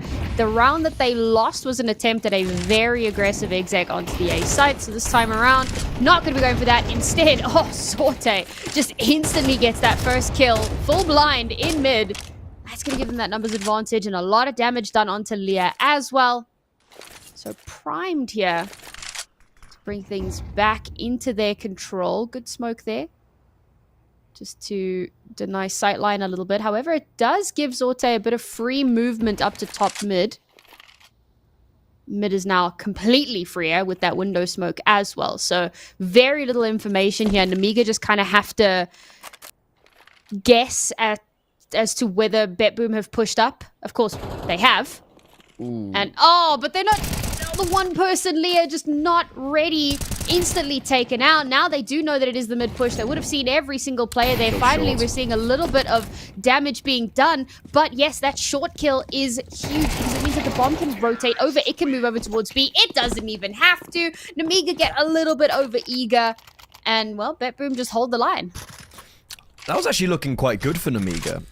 Okay, sure. They do lose the first player on the bomb site, but it baits in Zway. It also baits in the second CT player. I think it was Risky Bob. And then you also have the short crunch coming in. I was watching that being like, ooh, I think BetBoom, even though they have the advantage, might just walk into the meat grinder. But it's Magnajez who's still in ladder room. It's the players being kind of aware as soon as they lose that first player ticket, they are able to react effectively. But to be honest, I think that it's the one kill Magnajez onto short. That changes everything. If he hadn't got that kill, they may have not been able to disengage. Maybe they would have been trapped in that aforementioned meat grinder. But BetBoom end up fighting their way out of a situation that could have turned very sticky.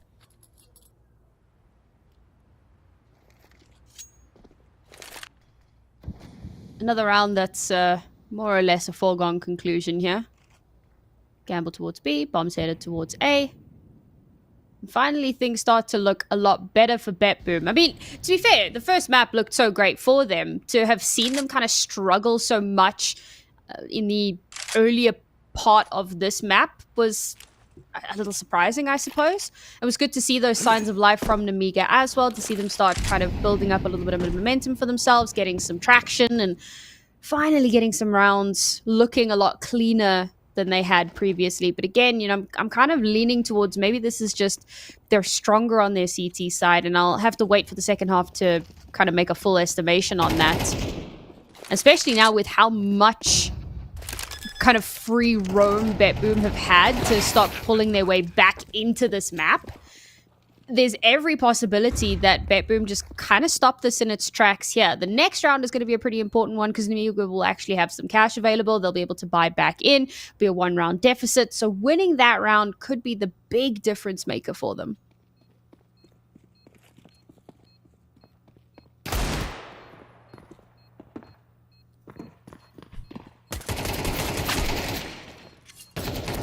Again, the anti-eco's being kept pretty clean, both sides. It's been it's been a very methodical game of Counter-Strike, and we haven't let it slip against those lower perches, which is always a really good sign. Okay, Khan's out on the AWP. In the previous gun round, he was the first to fall. Did quite an aggressive maneuver towards middle. Again, he had quite a slow train. He had 4 kills at the half. That's not really good enough.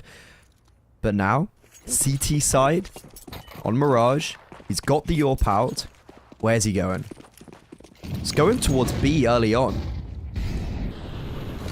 It's going to be boosted into apartments fast, actually. This is a very interesting play towards the extremity. He's not going to be able to see... He's not going to see anyone, but he's going to allow for Xanta to rotate off B to potentially help short or come bolster middle. So we've got the AWP trained in apartments, and then it's going to allow for a late round 3-man crunch in towards middle, but a re-smoke towards window. Xanta unable to fight, and it's actually risky Bob to fall first. Axile, that's the generational rifler I was expecting on map 1, and on Mirage, he gives yet another opening kill for BetBoom. The short position has been punished quite a few times at various stages in the round, but finally, we start to see this connector push punished from BetBoom. And they lose those 2 players, so now they're at a disadvantage. Bomb should get planted regardless, and they do have full control of the site, but Nemiga with far more forces, and they're just adding, well, maybe subtracting more from BetBoom here. So for Zorte, there's really not much more to be done here. This is a great round from Nemiga. Much better control, much better read into BetBoom as well. That was actually a beautiful mid-round from Nemiga, because they lose the opening kill on short, and Khan just leaves apartments. He rotates towards short, and alongside that, both Lear and Zwei double up towards connector. They have that proactivity to maneuver one off the bomb site and give up the bomb site, and they're completely okay with doing that because they give themselves the advantage going into the retake because of that crunch towards mid. That's a really nice proactive play again from Nemiga. And it's the same thing that I was praising about them on Train. They're able to maneuver around the map, and they're happy to give up that space to take others to then make the retake even easier for themselves. Really nice, not spreading themselves too thin. That's a really nice play after losing the opening kill.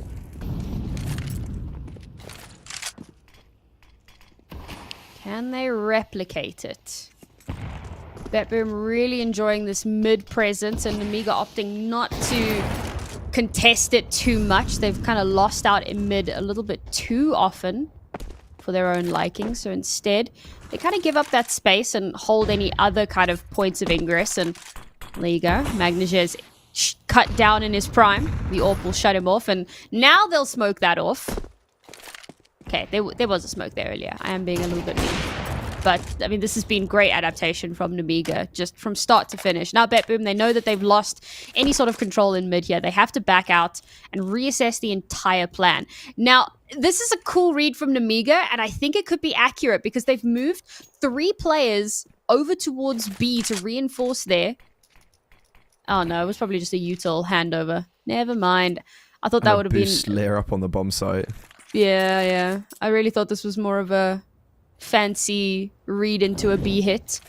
But that being said, Nemiga haven't given up too much space on the map itself. Unfortunately, that incendiary is going to force a retreat somewhat. And yes, this B finish does look to be in full effect. Zwei, however, catches the lurk off guard. So now only 3 players left alive here for BetBoom. But Axile activates. And they will keep those numbers a little bit more contested. But they lost the bomb!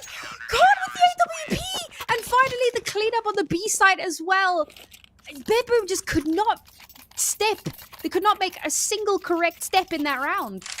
It's just really cool for Nemiga because you can see how they orchestrate their defense depending on how the round's going. So when they're in maybe a man disadvantage, when they're in the 5 versus 3, they're going for a little bit more of the aggressive plays to reclaim some map control. Whereas there, they lose the...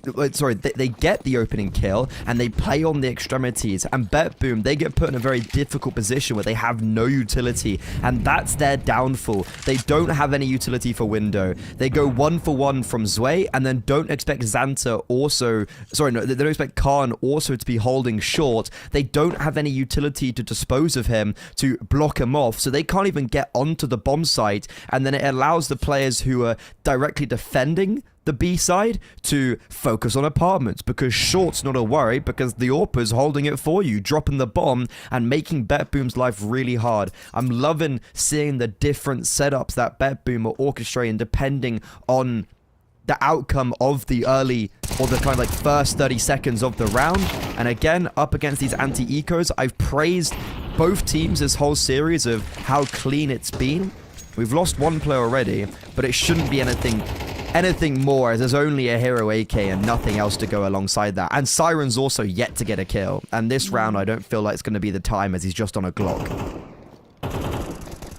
There was a fairly chunky HE that came out a little bit earlier as well. Oh dear. Okay, there you go. Managed to pick up a rifle, but didn't matter. Lost out to Xanta. And yeah, I mean, with the low HPs, the cleanup here should be relatively simple. Okay, there we go. There we go. Axel keeping it expensive, although at this late stage in the game, it doesn't really matter all that much. He's kind of activated in a way that we really hadn't seen on Train. But as you mentioned, right, Siren kind of seemingly took up the mantle of struggling, riding that struggle bus. And with only 2 rounds left in this half, there's not a lot of time here for him to step up and to show that he's, you know, on the server. And 2 rounds for BetBoom here would be pretty important if they can make it happen, but losing this round is again going to put them into a pretty tight spot on the eco, or econ. Apologies, I know that can be confusing. I like this a lot. This is a cool little change up from Namiga. We've been putting pressure towards extremity on B, we've been putting pressure towards middle, and we just take aggression towards ramp while also having Khan excel in towards connector. BetBoom, they do lose the opening kill, but they have put Magnajez once again in a very advanced position towards ladder. And look at this again from the Miga. They smoke B apartments, and they just push in towards short. Magnajez, Molo not affecting him. Xanta goes for the clear. Xanta whiffs. Risky Bob, good trade. Then Axel realizes no one's on the bomb site, and Risky Bob can't get back in time. Can't backtrack to save the bomb site. So now Namiga, being blocked out of the bomb site, have to go for this 3 versus 3 retake, where Sway is still preoccupied on A, but never mind. The bomb can't get planted. Lear goes in by himself, denies the bomb going down, but ultimately falls. Zway finally catching up with Khan, but Khan not expecting Siren to rotate, and the first 2 kills for him in this series, and first 3 couldn't come at a better time. Perfect time to activate there. Nice little bit of mind games going on, just to keep Namiga on their toes a little bit there. I feel like Khan... So when he pushes into the site, there was still another player alive, and then he realizes he needs to retreat. There's like almost no cover available. He also wanted to swap from that AWP onto a rifle, just to like trying to retake with an AWP can be just damn near impossible. And unfortunately, as he's trying to regroup with his teammate, he gets taken out. Really good round here from BetBoom, and again, their adaptations have been really good overall, and I think the last round of Train was such a solid example of that after a really well-timed timeout. And now we're seeing, again, last round and a half. They've taken a timeout here. They want to secure themselves this last round. They have a massive advantage in terms of the weaponry that they bring into this round. So what looked like a potentially floundering T side has become a lot more competitive here. And a 7-5 half is more than doable to come back from, particularly if you can confirm the pistol round. Oh...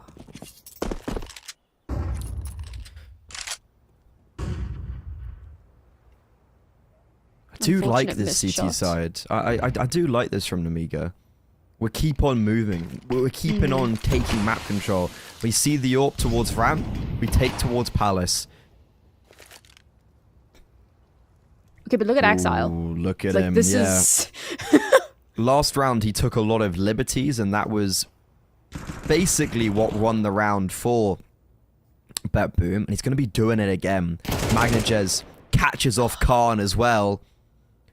Xanta, because of that kill, will be falling back towards B, so Axel's kind of lost his timing, and yeah, he tries to take the timing while in the man advantage, and that feels a little bit unnecessary. Now it's a 4 versus 4. Now BetBoom need to go onto this A bomb site. There's 3 defenders here, and they will be revealed coming up, but it's all falling apart. The pistols falls down to Risky Bob. He's got 2 kills. It's a 1 versus 2, but he can't put the cherry on top. Siren, a massive resurgence in the back end of that first half. BetBoom, give them something to cheer about going into the second half.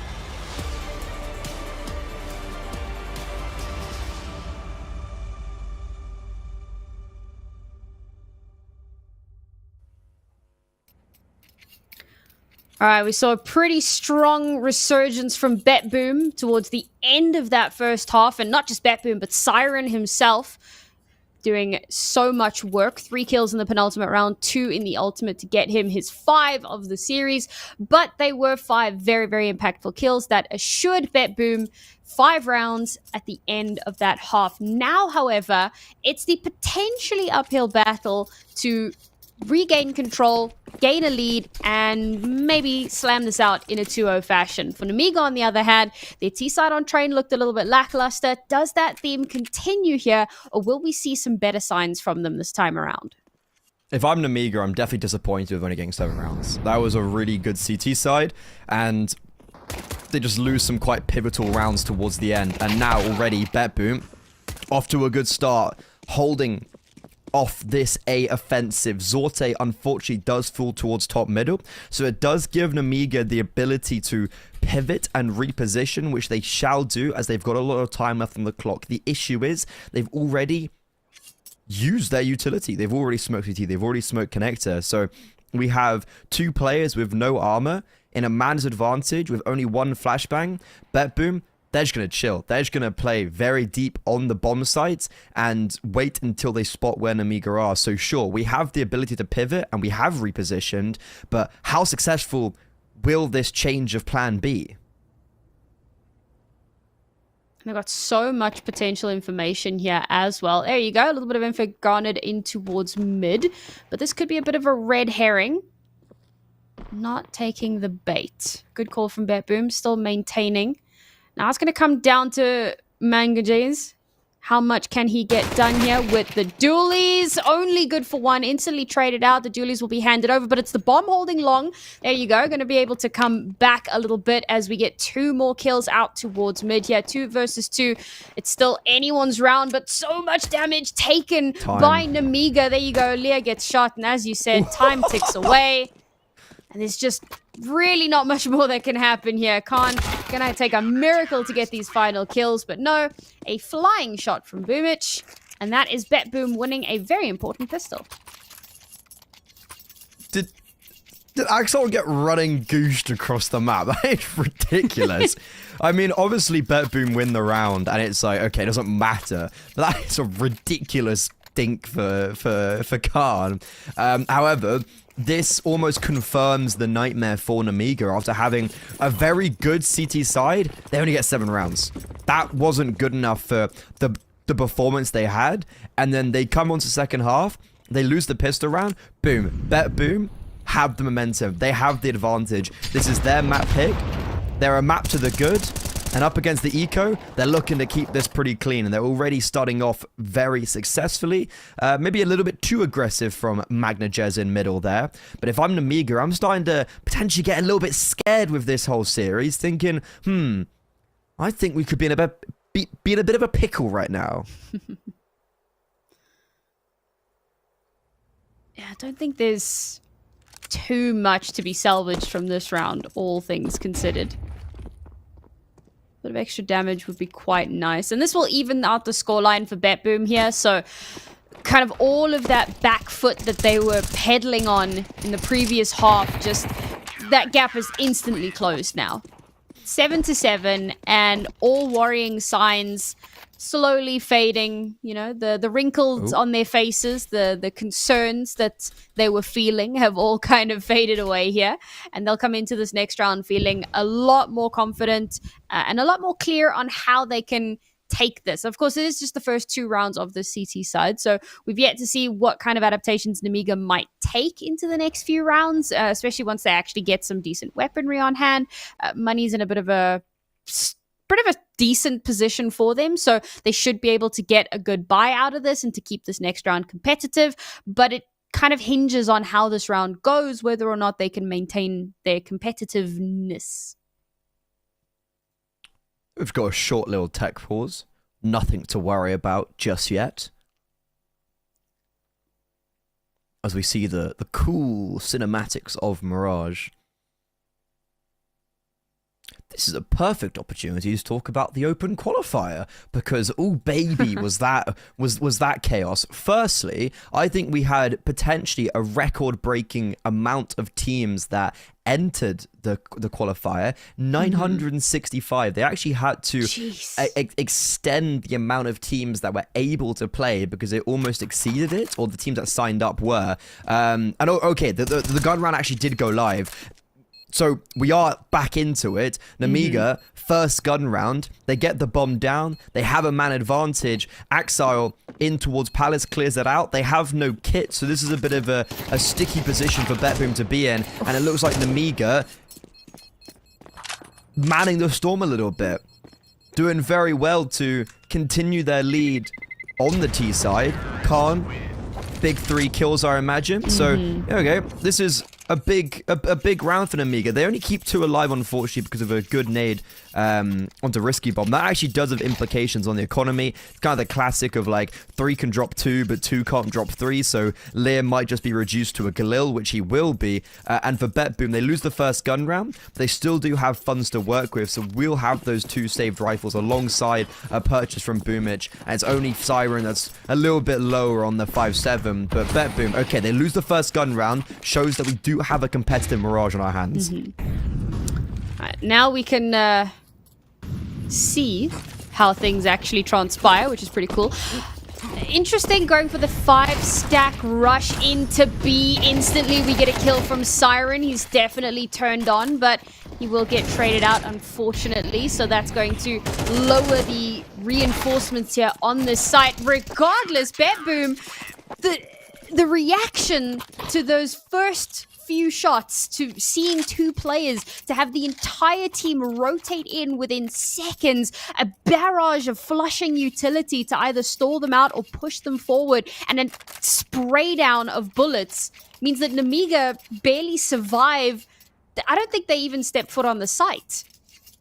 I don't think that, yeah, you know, rent was called. BetBoom evicted them out from apartments. That's a massive rebuttal, and that actually shows the importance of getting those 3 kills in the round that you lost, because Nemiga straight from hero to 0 as they're down onto another full eco. 3 Deagles, 2 Glocks, no armor, no utility. This is BetBoom taking the lead on Mirage for the first time this whole map, right? Yeah, they never had the lead. Yeah, correct. It was 7-3 was the furthest that Nemiga got, and it looked like they were going to extend to like an 8-4, 9-3 perhaps, but ultimately it's now going to be 9-8 to BetBoom.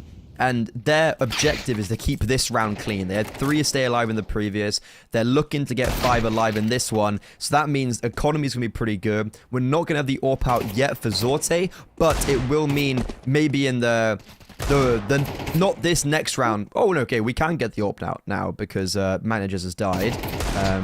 Just don't want to give Khan anything more. A missed grenade would have done the job, but Axel just giving Khan a little bit extra time, and he goes, yeah, you know what, Siren? I'll give you the grenade kill. And that's Siren, by the way, who was like 0 and 9. He's now 9 and 12. That doesn't look amazing, but it's a pretty big resurgence, and those kills actually came out originally in quite a big manner.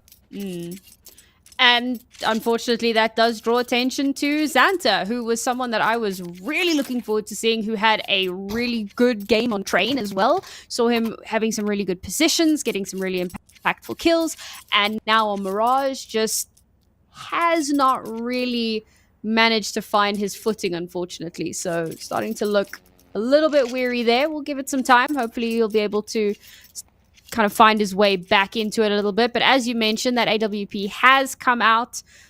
It's quite funny that getting that shot, Khan getting that kill actually did more harm than than it did good. But yeah, a little bit of extra cash for him, so I suppose it does work out in a way. Swings and roundabouts. Right, Nemiga, what is the play? How do we turn this back around? They've tried a few different execs. They've tried, some more rush style. I don't like how they give up mid so easily, but a very impactful kill into mid here onto Axile, who has been absolutely phenomenal so far. Gives them a window of opportunity. Oh, it misses the smoke, so Zorte doesn't get the opportunity to collect a free kill. Not that there was anybody there, but, opportunities unfortunately taken away. Yeah, I think it wasn't necessarily meant for the smoke. It was meant to do damage to someone on the periphery of the smoke, and it didn't even get that anyways. Bet boom, that could have been the 4 versus 4 right there. Xanta dinked, but it won't impede them coming up. Connector, Magnojez at the worst time looks away from window and gets caught between 2 mines. Boomich is in T-spawn, but Nemiga are on the A-bomb side, and this is a very simple round for them, all things considered. They just scale up middle, they get the opening kill on Axel, and then just boost in and also crunch Magnojez from 2 different angles. This is a really easy round for Nemiga that keeps this game hotly contested. And small things that kind of lead to it, right? Like I was talking about how they'd given up so much space in mid and it was a bit of a concern, but then they get that first kill. The smoke comes down, which gives them space to scale up. The HE doesn't clear the smoke, so they have space to kind of stick around, and they can pivot off of that, get their way in on towards the site, force Betboom back. Bob's your uncle. They even out the scoreline once again. It just goes to show that these very small moments can springboard you to opportunities that maybe you weren't expecting to be just around the corner. They're now also on the hunt, looking to try and take away some of these weapons if they can. Boomich, it was close, but he survives, manages to hold on to the weapon here. So Betboom at the very least able to hold on to that bit of weaponry. And I think critically, they do get to hold on to the AWP as well. Didn't really have the opportunity to shine in that last round. Wasn't really given the chance, but perhaps into this next round we can see Betboom take that lead again, or maybe Nemiga finally regain some of that control. I do like that this map is far more back and forth than what we'd seen earlier, and Risky will crack open this A site with a kill onto Boomich. Ooh, Zorte's in a whole host of troubles, and a missed shot that might dictate how this round plays out. Siren, unfortunately, can't add any more to his tally, and CT gets cracked open. With that, might just crack open the whole round, and yeah, Betboom forced to slink back off into the darkness. Nemiga, it's a big pace change out onto this A-bomb site, and the CT side have no reaction to it. Lucky to keep 3 alive, all things considered. And I guess the question is now, are they going to continue to keep all 3 alive? Because look at this from Zwei. Ooh, almost catches Axel, but Axel will prevail, and Betboom, after taking the lead, so swiftly lose it. Definitely seeing some much better signs of life here from Nemiga as well. Seeing a lot more control and... what's the word? Like, not decisiveness, but... like, they have a plan, they're sticking to it, they are... there's like a clear understanding of what they want to do and how they want to do it. which I think makes a huge difference here. And again, you know, there's still that level of uncomfortability on a map like Train. I keep bringing it up, but it was such a poor showing on their T side that you kind of have to draw those parallels, especially since it was their map pick. But it still has so many kind of unknown variables and quantities, and people are still kind of finding their footing. There's, you know, a lot of things that people are still kind of getting used to. But a map like Mirage, one of the puggier maps, this is where Namiga can really start to shine and show what they're made of, and that's exactly what they've started to do here. Now, instead of kind of angling over towards that A site, we change things up a little bit. We have a bit more presence over towards mid to B. And again, they get very, very early control here, getting that kill, getting the first 2 kills. Xantar completely unchecked. They know that BetBoom like to play that more aggressive line in towards mid, and he'll take advantage. And already a 2-player lead for Namiga. How do BetBoom stabilize? This is a change up from BetBoom, you know, sitting 2 players on the pass. It is a dynamic version of their CT side, but they just walk into Xantar, who, sure, may have had more of a quiet Mirage, but so is Mangajes, so is Zorte. Zorte has been saving the AWP time and time again, but has been unable to get anything effectively done with it, and this round will be no different. BetBoom, we're just gambling towards A. All 3 players in and around this bomb site. Namiga just making sure they don't walk into the lion's den, making sure they don't walk into the belly of the beast. And with Xantar now just on this B side, just going, okay, yeah, there's no one here. That's where the Ross is going to go. And Xantar, not only does he get 2 kills, but he single-handedly wins this round out for his team and puts them onto 11. BetBoom, they just continuously are trying to save, but I've got a feeling this round, Risky Bob and Sway might not allow them to do so. There's the first, a trade, but that favors Namiga. Going 1-4 in these situations, you've got fine money next round, Namiga, but BetBoom, not necessarily the same. I mean, giving over a few extra kills there. If only that was on the other side of the map. If only it was just that little bit closer to the bomb. But opting for the save here is definitely the right call to make, because things have definitely flipped on their heads. Namiga now penultimate, or on their way to the penultimate round. And BetBoom's economy is a bit tight here. They'll be able to buy for each other and keep everybody stacked and ready for this next round. But losing this round, it's kind of exactly what we saw on Train earlier, where if they lose this round, it's potentially the last round, map point, and they will have very little money to spread across to maintain any sort of a defensive line. So this is a really, really important round for BetBoom to win. Bearing in mind, of course, if BetBoom lose this map, we go to map 3. And both teams will have lost their own map pick. So for Namiga, there's a point of pride here after having lost their own map. Trying to turn this back around in their favors. Why? Getting a little bit up close and personal. Boomage cancels him, takes him off the board. Zorte misses the shot. So now, all position is known. Now that they have that information, they smoke it off, and they don't allow that sight line. In fact, BetBoom themselves smoked it. That was pushing into... Zorte pushes straight through the smoke, but yes, Xantar is right behind him. Knows that he's there, trying to find a sight line with all of these smokes. Zorte moves in on towards the site. Bomb is backing away. Risky Bob's died in mid. What's going on? What are Namiga doing? What's going on? Xantar's still in ticket? Wait, Sorte's holding for him? No way! Xantar, he had the prime position. He had the round in his hands. He has BetBoom exactly where he wanted them. And he doesn't even do any damage. Such a messy round from Namiga. Sure, it's a great opening for Boomich. He catches the timing as the player in Palace throws a Molotov. You know, that's fantastic. But it unravels so quickly from there. Zorte even misses the first AWP shot. He pushes through the CT smoke, misses the first shot. I thought that was then going to spiral into Namiga chasing him down, trading out Boomich, but they do nothing of the sort. And finally, BetBoom, their continuous saves pay dividends as they put a round on the board and keeping all 5 alive.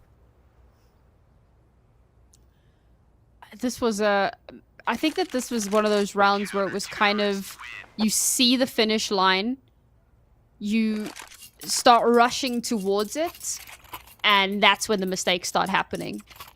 Because that was just really odd. With the way that space was being taken, it felt like communication just wasn't where it needed to be. Everybody's kind of trying to make a play, trying to, you know, find an opening, find a position to allow the bomb to get planted and to kind of hold on to it. But everything just kind of falls apart at the seams. Now, the good news for Nemiga is that they built up enough of an econ to not be concerned about this round. What a nadler. But cleared the smoke. You know. That wasn't his nade. That wasn't his nade. Oh. It was the different one. Axel, though, 26 kills. We haven't necessarily touched upon his impact in Mirage, but towards short, towards middle, he's been demanding respect, and again, he seizes it. Xanta, that is a sharp shot onto the AWPer. I think Zorte blindsided, thinking that Zyron was holding apartments for him, and now we've got a bit of chaos, a little bit of scare over towards B, but the artillery shies away any madness. Zwei, however, he's taken some liberties out onto this other side of the map. He has got the kill onto Axel. They should know about him, and he just about gets away, loses a lot of his HP, and the issue might be now is the bomb coming out from Palace, but Lear makes short work of Boomich. Magnages still tucked away in his spawn. Siren holding a deep angle from short, and this is massive from Zwei. Changes of position, Bazorte cracks the cranium, and they know Lear was towards this A-bomb site. Magnages are repositioned towards window, and he should have all the information of Lear. A well-placed microphone coming over towards his teammate, exactly where Lear is going, and up short he goes, but he will not progress any further as Magnages, that reposition succeeds with Betboom claiming 11th and forcing Nemiga to fish out money from the bottom of the barrel. Oh, how the turns table, man. This was looking like Nemiga were about to run away with those last couple of rounds and take us to that third map. But Betboom, again, those kind of last minute adaptations. When I say last minute, not last minute in the round, but last minute in the map, getting close to kind of the end of the line and realizing, well, we can't really afford to make any more mistakes here. Let's clean it up, and clean it was. Clean it remains. And I think part of kind of what's feeding into this is they kind of reinforced their mid quite a bit. Nemiga was getting a lot of space in towards mid, and they did it enough that Nemiga have kind of stopped contesting mid as often, or at the very least as early on in the round. So now, this round, prime example, peek out window a little bit. Oh, we don't see anything there. Cool, just back away. They know that, well, they should be aware that they're going to be coming up against pistols, so they, like you said, right, keep those anti-ecos clean, try and stay a little bit more bunched up with the rest of your teammates so you're not going to be getting caught off guard. But it's kind of indicative of how a lot of these rounds have been going. And the change up for Betboom has kind of meant the world to their resurgence. There should be nothing for Nemiga in this round. Even the boost into windows being held for. Axile nearing on 30 kills. He's having a ridiculous game. And yeah, I think he was already spotted, but kind of reconfirmed there and dealt with.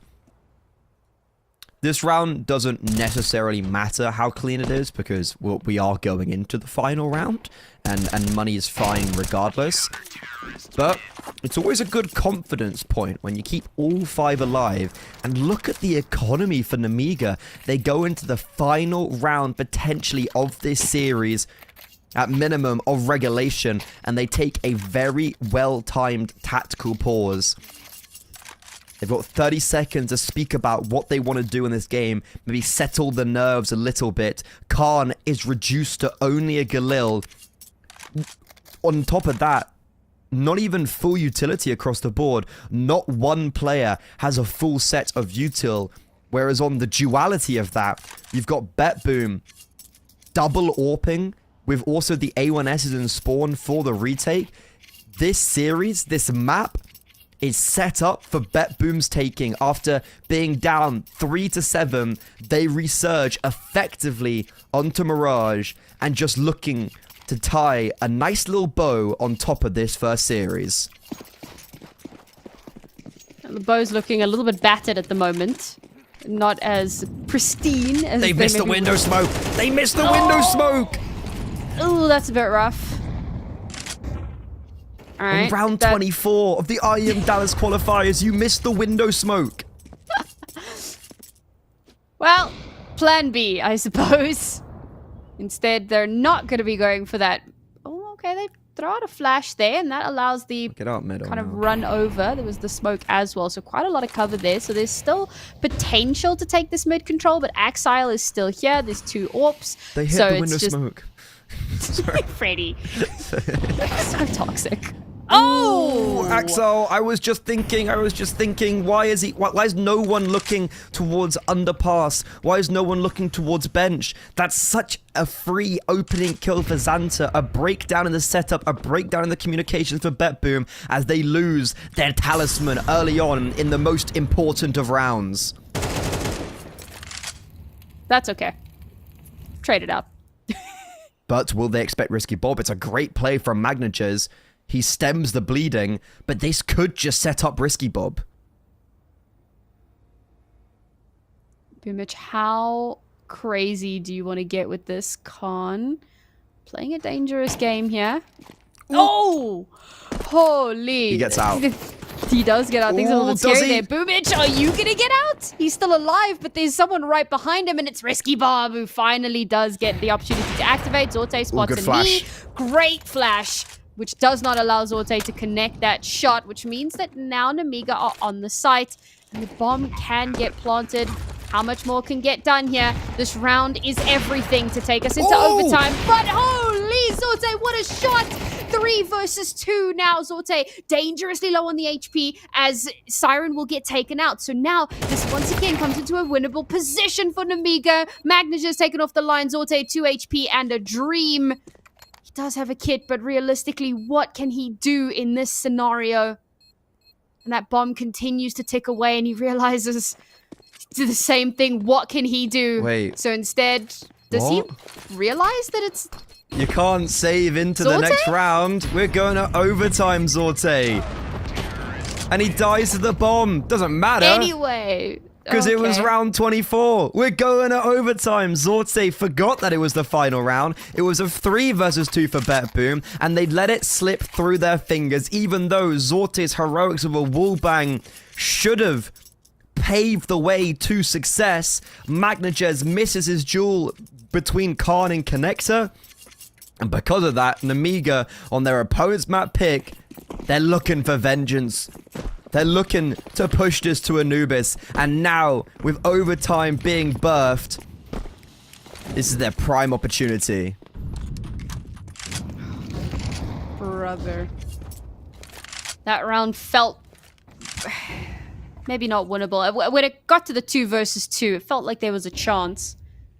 But Namiga do well to dig their heels in. First overtime now. We slow things down. Namiga have been pretty decent at taking that early map control. But now we want to kind of do something a bit more different, a bit more out of the box, perhaps, from what they've already done before. Clears out the close angle, no one there. A lot of util being used very early on. BetBoom themselves have actually burned quite a lot early on in the round here. Namiga doing something very similar to what BetBoom actually did on Train in that final round where they bled out all of that util. BetBoom still have quite a bit to work with here, but only 1 smoke left. Oh my Great God. swing from Axile just before the smoke blooms. Zorte gets the kill onto Khan as well, which means that suddenly this is in a dangerous position. Only 2 players left now for Namiga. Bomb is still in mid, has to make its way somewhere. And Bob is gone. That's the bomb. Zway's the last one left. Does he know that Siren is in on the site? Trying to check everything, trying to make some magic happen. Retrieves the bomb. Siren hasn't seen him to know Zway. Oh, he doesn't check. And there you go. It's another round for BetBoom. Could have just done that in regulation. But it's the difference there as well. Like, we're actually not overstepping and we're not overplaying our hand. We haven't got a guy just holding top mid from short, exposed to underpass. Like, we're actually playing a little bit more cohesively. And sure, the spam is terrific from BetBoom, the opening kill from Axile, but it's him getting a double, it's Zorte getting a lot more consistent with the orb. Those are the win capacities for BetBoom. And for Nemiga, they start off their overtime crusade negatively, and Axile's looking to double down, pushing, fighting, surging into middle. Lear shuts him down, and now Siren set up on this B-bomb site all alone. Has to be a massive hold from him. He's only found one, however, as Risky Bob will find revenge, and it falls into the hands of Zorte and Boomich for this retake. Just swinging out with utility, giving away our lives. And this picking up of the pace for Nemiga is going to pay dividends.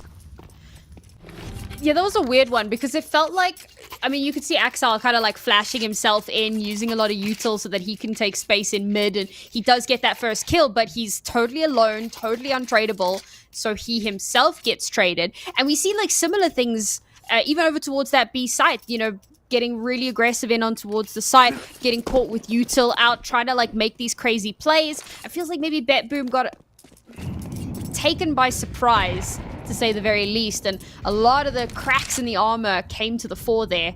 So Nemiga have the opportunity to even out the scoreline. Be grateful for the sigh of relief, the breath of relief. I do like that BetBoom. Go on. I was gonna say, even though Axel Shaw makes the bad play, like, you know, there's no real two ways about that. If I'm 31 and 12, I'm also pushing mid there. I don't know. I'm also going mid. If I'm feeling myself that much, I'm taking the fight to them. So I don't blame him. Obviously, it's fundamentally not the right thing to do. But if he got the kill, he could then go help Siren. You know, he probably would have won the round off it. So it's kind of the whole victors write the history. But it could cost him his team. It could cost his team this game. A very depressing prospect. But we've still got a few rounds to play through before we need to have that conversation. It's scary. Oh, Leah. Oh, catches the Palace player, but nice positions. No, he peeks out, but that's okay. Crossfire, not even necessary. Magnages only able to get one, and meanwhile, Nemiga are slowly whittling away in the rest of the site. So now it's down to 2 versus 2. Zorte gets caught out, so Siren has to somehow 1v2 this. His position is there you go. He just gets shut down. Another just kind of really chaotic round. Yeah, like you have the double con setup, that's really good. But then Boomich doesn't get the kill on Risky Bob, so Risky Bob's able to force that narrative onto the stairs players, right? Like, the fact that Boomich, in this double-layered setup, doesn't get a single kill is the negative piece there. And for Nemiga, you have Zorte making the very brazen play to jump around from CT to triple. He gets the kill, but Siren is still shifting in window. Siren's not making any help to go and try and protect his teammates, so you've got players just doing different things on the server, and because of that, Nemiga are gonna go to 14. Nemiga having a lead for the first time in a minute. Oh, Boomich is dead. Yeah. Oh, does that connect? It does. Would be really funny if it didn't hit. Nice opener there from Nemiga. Good little bit of aggression in towards mid, denying BetBoom the opportunity to take that control themselves.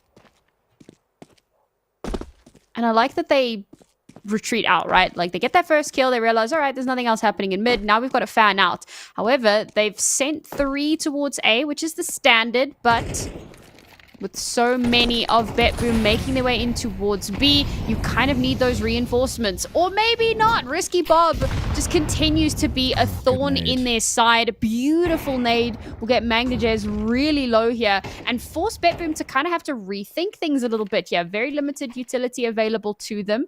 2 smokes. And instead, yep, nope, we're not going to push this. This is nightmare fuel right now for BetBoom. You're most likely going to have to play for double overtime. Mirage is a map that this year they've had massive success so far, beating Maus, Furia, NIP, Passion UA. Sure, a lot of those games came down to the wire. Those are big scalps to be taking, but... And we come into IEM Dallas close qualifiers, and it's Nemiga who are taking a 2-map point in this first overtime. Siren, his acrobatics will not keep him alive. Zorte, these are some nice shots being connected, but 15. It's 15 on the cards for Nemiga. 2 opportunities to send us to Anubis. I love the resurgence from them here. The fact that they've really started to kind of pick up into this overtime when the pressure is on, and on their CT side, which was arguably their better side. I mean, yes, we did obviously go into overtime, which means that both sides were pretty hotly contested. But in terms of just looking like the better team, CT was certainly where things looked the best for Nemiga. Now they've pulled out a double AWP of their own. They want to stamp this in its tracks as quickly as possible. They've left Xanta alone as the B anchor. No one's kind of hovering that side at the moment, so it's potentially a really solid read from Nemiga. Strong reinforcements in towards mid here. The smokes will clear. Risky Bob, not the AWPer, has just got the opening kill with the AWP. Peeking window. Liz also pushed through connector. Zway as well. 3 in and around connector, and there's the double AWPs coming out. Liz pushed all the way up middle, and what a brutal way to be forced into a third map. BetBoom on your map pick, now relying on Axel and Zorte. Risky Bob, missed AWP shot. They know about Lear in top mid, and even though they know about him, Axel can't do anything about it. Zorte, he's on the A-bomb side, but the bomb's down top mid. We've got 50 seconds left, and Nemiga, they're showing that they have some fight. They are showing that they have some skin in this game. Anubis will be dawning upon us. I mean, I loved that, right? I was saying about how their CT side had looked so much cleaner, and that was a really solid round as well. They realized that there had already been a push towards the B side, and B was, it had received very kind of little love from BetBoom for most of their T side. It was kind of a lot of mid, a lot of A, very little of the B. So they read correctly. They've just gone B. Chances of them trying to go B again are probably really low. So they heavily reinforce the mid to A, which is where most of the presence has been for the majority of the rounds. They get that first pick off from Risky Bob. And I'm starting to think like Magnajez, so he's taken that kind of right up close under window up on the box, which has been a pretty popular, obviously, position. And he's gotten there relatively unnoticed. But because it's such a common position to be, I'm like, how's this going to go? Do they actually check for it? Are they thinking it's too obvious? And he doesn't even have an opportunity to activate because the entirety of Nemiga just collapses in onto mid off the back of that first kill. They had so much information that they could play off of, and they do push us over the finish line to take us in towards Ancient. So this is a really exciting series.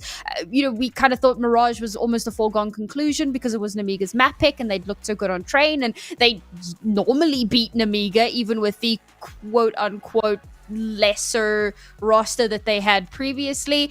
Don't read too much into that Twitch chat. It's just a really quick way of referencing it. So I think that it's a bit of a surprise that Nemiga took it, but I know that you're going to be feeling super chuffed that they have managed to actually take this map.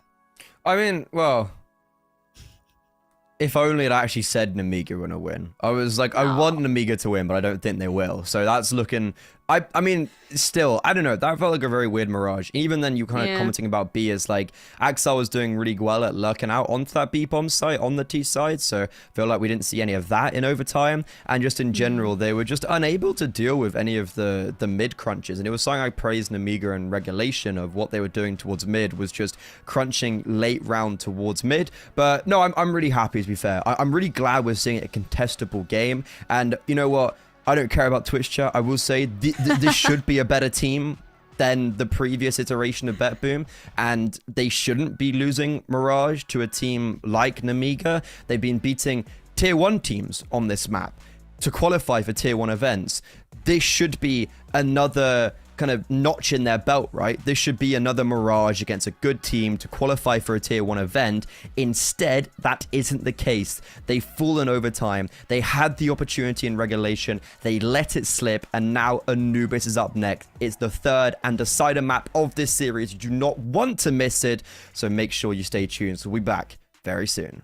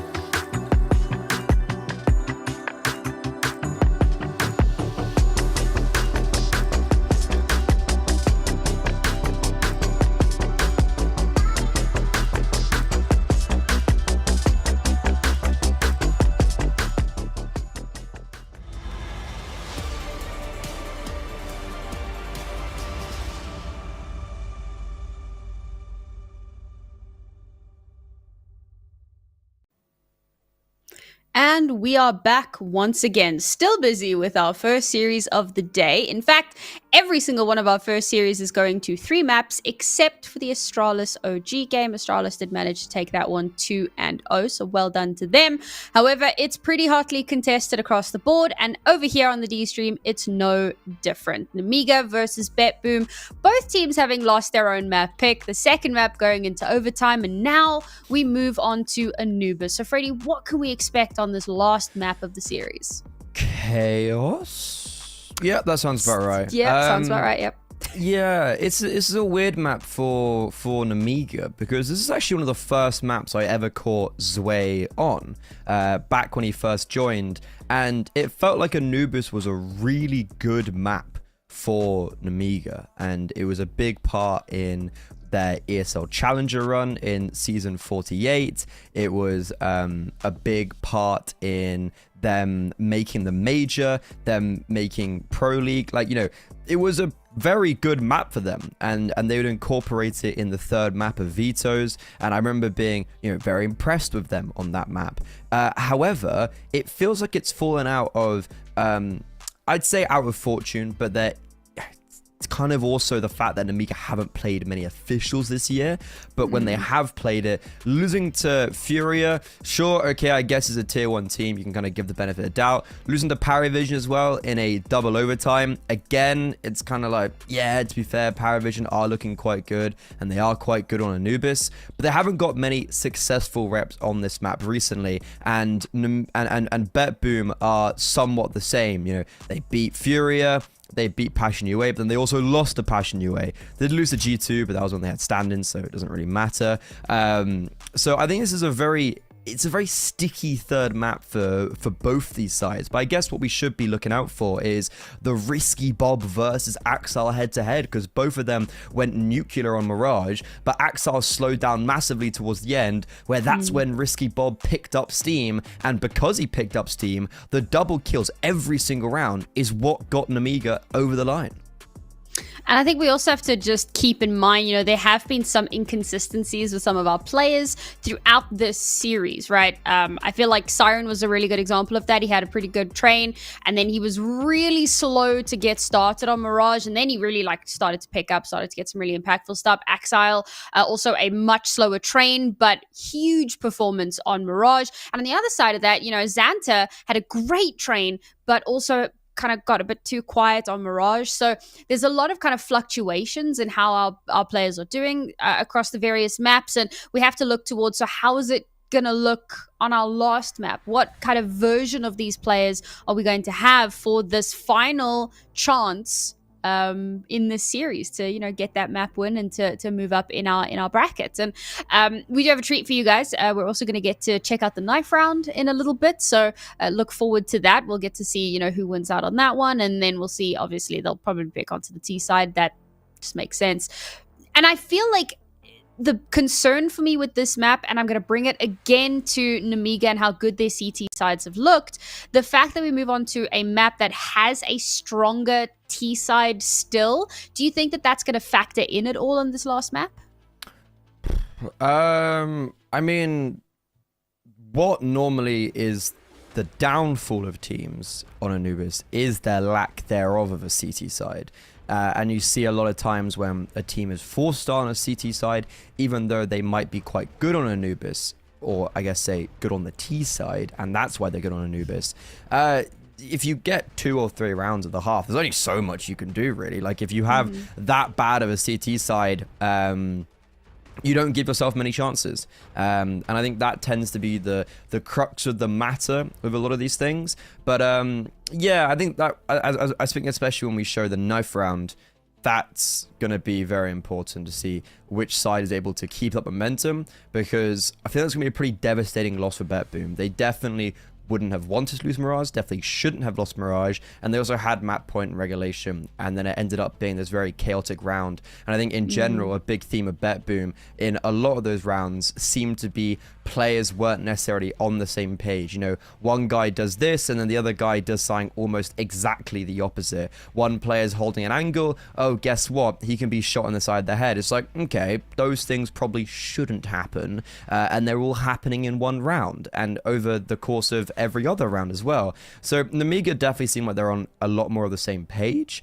and I think that's of virtue of them also just being together for as a 5 for a lot longer. This is definitely a new project for BetBoom. We are going to see those teething issues, but a lot of these rounds there seem to be a system breakdown, and that's going to cost you, and that's going to be the difference maker. But here we go, our third and final map. We are in the first round of the IEM Dallas closed qualifiers for 2025, one of the staple tournaments of the year, starting in May. And we've got 5 teams coming out from the Europe region. There's 16 teams in the closed qualifier, and it looks like BetBoom won the knife round, if I'm not mistaken. Yes, they did. So they'll be picking their side. We had 6 teams come from the open qualifier, joining up with the 10 teams that got invited through the VRS ranking. Both the teams we're watching first off, Namiga versus BetBoom, came from the VRS. But our next game, which is going to be very interesting, is Nevermore, that have come through the open qualifier, coming up against the French legends of 3D Max, looking to emulate some success from their countrymen who won Katowice yesterday. Yeah, Vitality had a phenomenal day for the organization in general. They won 2 big esports events, 2 different games, all on the same day. So to match that sort of prowess would be quite the accomplishment.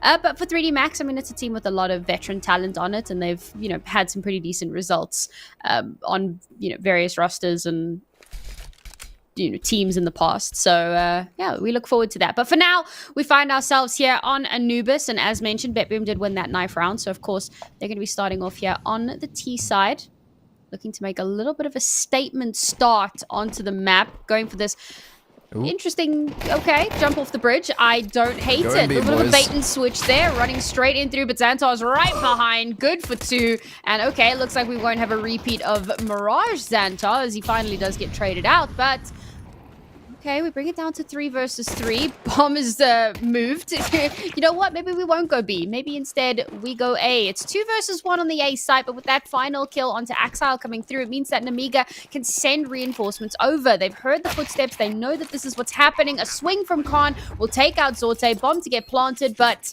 not much more to be done in that one. Bit of fancy footwork, but ultimately it's Namiga who will take the first round. Yeah, I mean, very brazen plays coming out from Namiga, left, right, and center. You have Xanta dropping through behind them into canals. You also have Zwei pushing, and I think that's the issue, and that's why the bomb's gone down. And I think the bomb going down in itself is a pretty big failure for the CT side. I really don't feel like that should have been a possibility, but Zwei charges into Connector after his teammate has fallen. He falls, and it allows them to segue over towards that A-bomb site, but Namiga did very well to make sure that they 2v1 the guy B main, and Khan also played really well on the A-bomb side, just sniping them off one by one. But BetBoom, aforementioned bomb going down, extra $600, they're going to have the repurchase back in.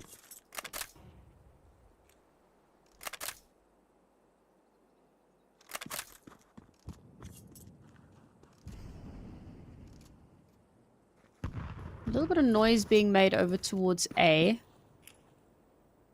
Trying to pull some of the attention, the rotations across if they can. And Namiga have just gone, nah, that's bait.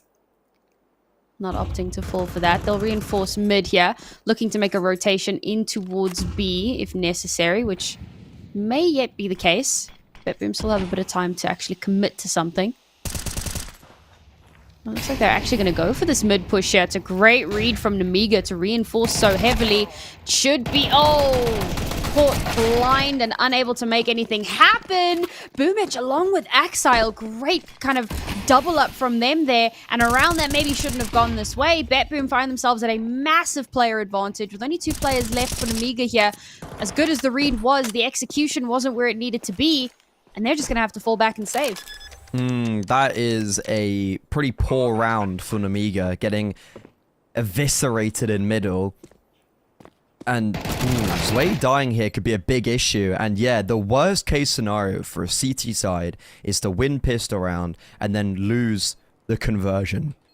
If you lose round 2, you then go on to round 3 with 1400 loss bonus. And, well, if you look at the economy, that's going to mean 5-7 armor. And that's about it, really. So, not a great position for Nemiga to be in early doors. Risky Bob does have a kit.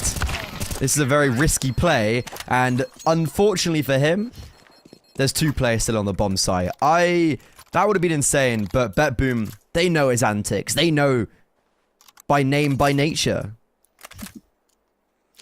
I feel like this was a great call from BetBoom to go for the...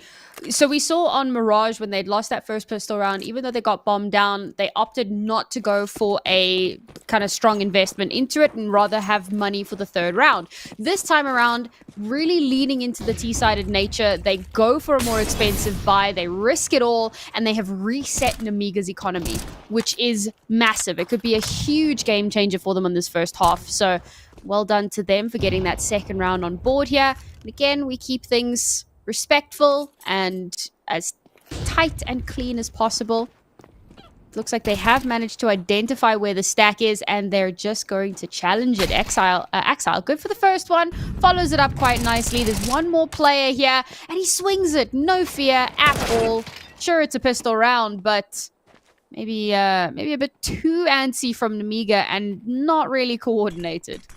Yeah, I mean, realistically, when you're on these low purchases, when you're forced onto a double eco and you've just got those 5-7s armor I was talking about, you have to go for those aggressive plays towards B. You have to take the fight to your opposition, try catch them off guard. But when you're playing up against a previous top 5 player of the year, and now seemingly in form after his drop-off on train, he just will dispatch of you easily. And it's also not a great sign that Axel's doing this well early on. That does scare me for Nemiga. I mean, on Mirage, I guess he was doing that well. It didn't matter, but I don't know. I feel like if Axel steps up, that could be an early showing of days done. Now the full effects, of course, of that reset coming into fruition. It's a double eco. Nemiga now have literally nothing to spend. So another foregone conclusion of a round for BetBoom, and they'll go up to 3 in this one. And yeah, I mean, Axel and Boomich, right? Zorta obviously holding his own here. Hasn't got the AWP in his hands just yet, so we'll wait for the real magic to start at that point. But Axel and Boomich were 2 of the players that we'd really highlighted. Everyone will know, right? They're 2 of the newer players on the team. Big upgrades that have come through and definitely paying off and showing why they were brought in. So it's good to see that they are stepping up and making that magic happen. Hopefully when we get into the next round, when Nemiga will actually have some guns again, we might start to see them kind of step up a little bit. Because, I mean, that pistol round was really good. Of course, it was chaos incarnate, but it went in their favor. They played it really well, and I mean, that's one of those what more can you ask for kind of scenarios. They managed to steal away one gun here. Alright, we'll just hold on to that one. So yeah, next round, this is where the magic could start to happen for Nemiga, because again, the CT side is their stronger one, so hopefully they can make that happen.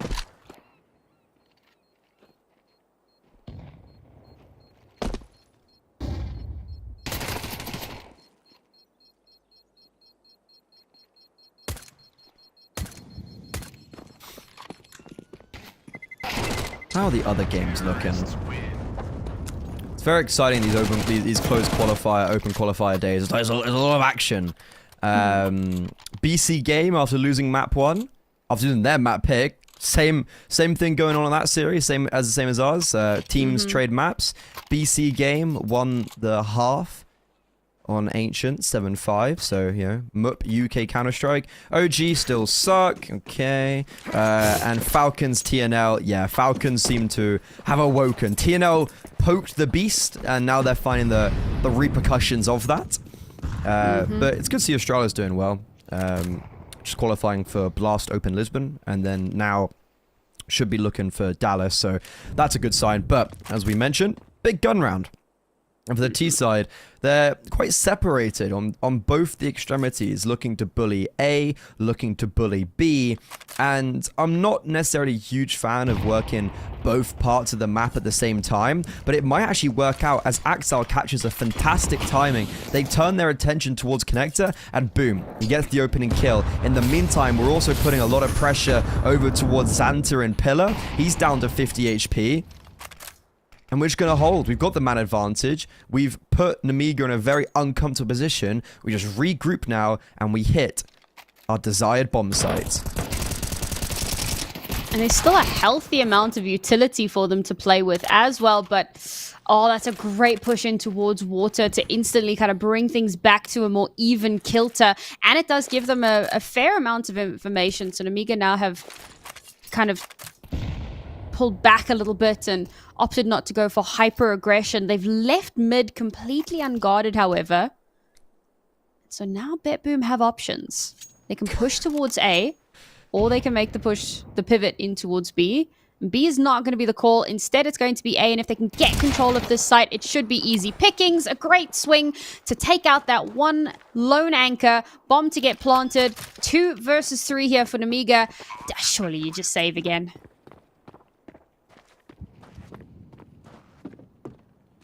Yeah, that was unfortunate. You're in the 4 versus 5. You're forced to eradicate the offset that you've been put in. So you go for this double canals push. And it just doesn't really work out for you. I feel like BetBoom, it was a bit weird in their mid round. It felt like the A players were coming back towards B and the B players were going back towards middle. It felt a little bit disjointed. And they actually could have just pushed towards B straight away. Off the contact towards canals if the players outside B were there. But BetBoom, they don't overrush things. They just take their time and they go through middle. They play a death ball style of Counter-Strike, and Lear, he gets negated super easily. In Nemiga, they do save 2. Khan and Xanta will bring over their A1Ss into the following round.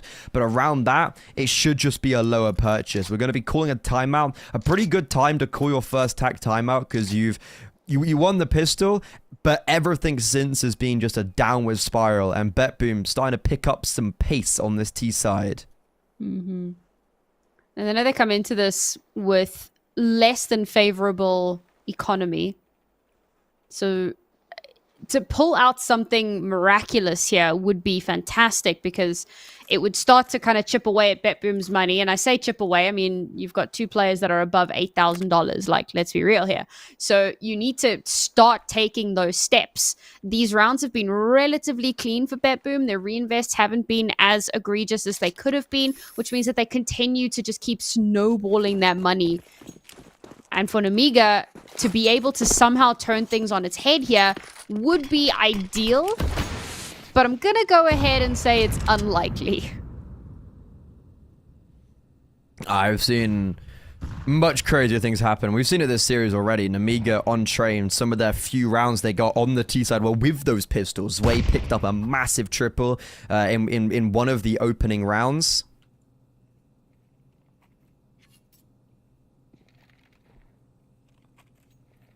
And this is a good start. Siren has been dunked by a grenade towards carpets, so he's already down to 50 HP, which softens him even further to the SMGs, to the pistols. And for Nemiga, I'd love to see them go for maybe like a bit of a gamble stack. Maybe try push out on one of the extremities. Try get some information so they can heavily rotate with this lower weaponry, and they're going to choose to stack towards this B bomb site. Unfortunately, BetBoom, the A bomb site is in their sights, and Lear is now the only defender about to be in a whole host of trouble. God, yeah, with just a pistol. Not terribly much that he's going to be able to get done here. The stack, of course, heavily leaning over towards B. Oh, jeez, man. He didn't even have a chance. That was over before it even began. Sights overrun, and, well, that is a round. There's no way that Nemiga pushed this. It would be folly to attempt so. So at least they'll be able to take some stuff. They might... Okay, I see a world where Zwei actually goes for something here just because you could potentially get a free upgrade. But aside from that, surely you don't get too crazy with this. Yeah, I mean, we have a purchase next round anyways, but it's really good for the economy to keep the likes of Khan and Xanta alive. And yeah, you see Zoe trying to get something cheeky done with the Deagle. He'll get reduced to mulch. And it's Bet Boom with a very simple methodical T round to put them on 5, bridging the gap to be 4. And for Nemiga, this is the issue I was talking about in the pregame of like, your T side can be good, but if you're just unable to get anything really going on your CT side and you change the half with like 2 or 3 rounds, no matter how good your T side is, it can be very difficult when you're on that big of a deficit. Well, holding on to those weapons has helped to ensure that Khan has an AWP in his hands. And this is the round. This is where they need to start coming back into this. We're halfway through the first half. And things have just not been looking good. Oh, geez. A little bit of damage done with the AWP, but unfortunately, Zwei gets taken out. Nice return HE to trade it out. That's beautiful. As now the push is going to start coming in towards the B site. Khan activates. Only good for the first as Baggages will get himself a beautiful little double. Now, the anchor is just not anchoring very well. Run over, cut down, and Xanta has to somehow 1 versus 2. Bomb not planted just yet. So there is a world if he can isolate these duels and keep a little bit of that HP. Maybe he can make it happen. Don't tunnel in onto the bomb planter. Clears effectively. Does manage to kill it, but not before the bomb does get planted. A smoke to cover the bomb. A second smoke... a Molotov to deny pushing in, but it's not going to deny the sight line. Slips into the smoke. He's getting spammed down. He taps the bomb. The shots connect. And Zorte will deny that defuse, but a valiant attempt nonetheless. Okay, that got a little bit too close for comfort at the end there.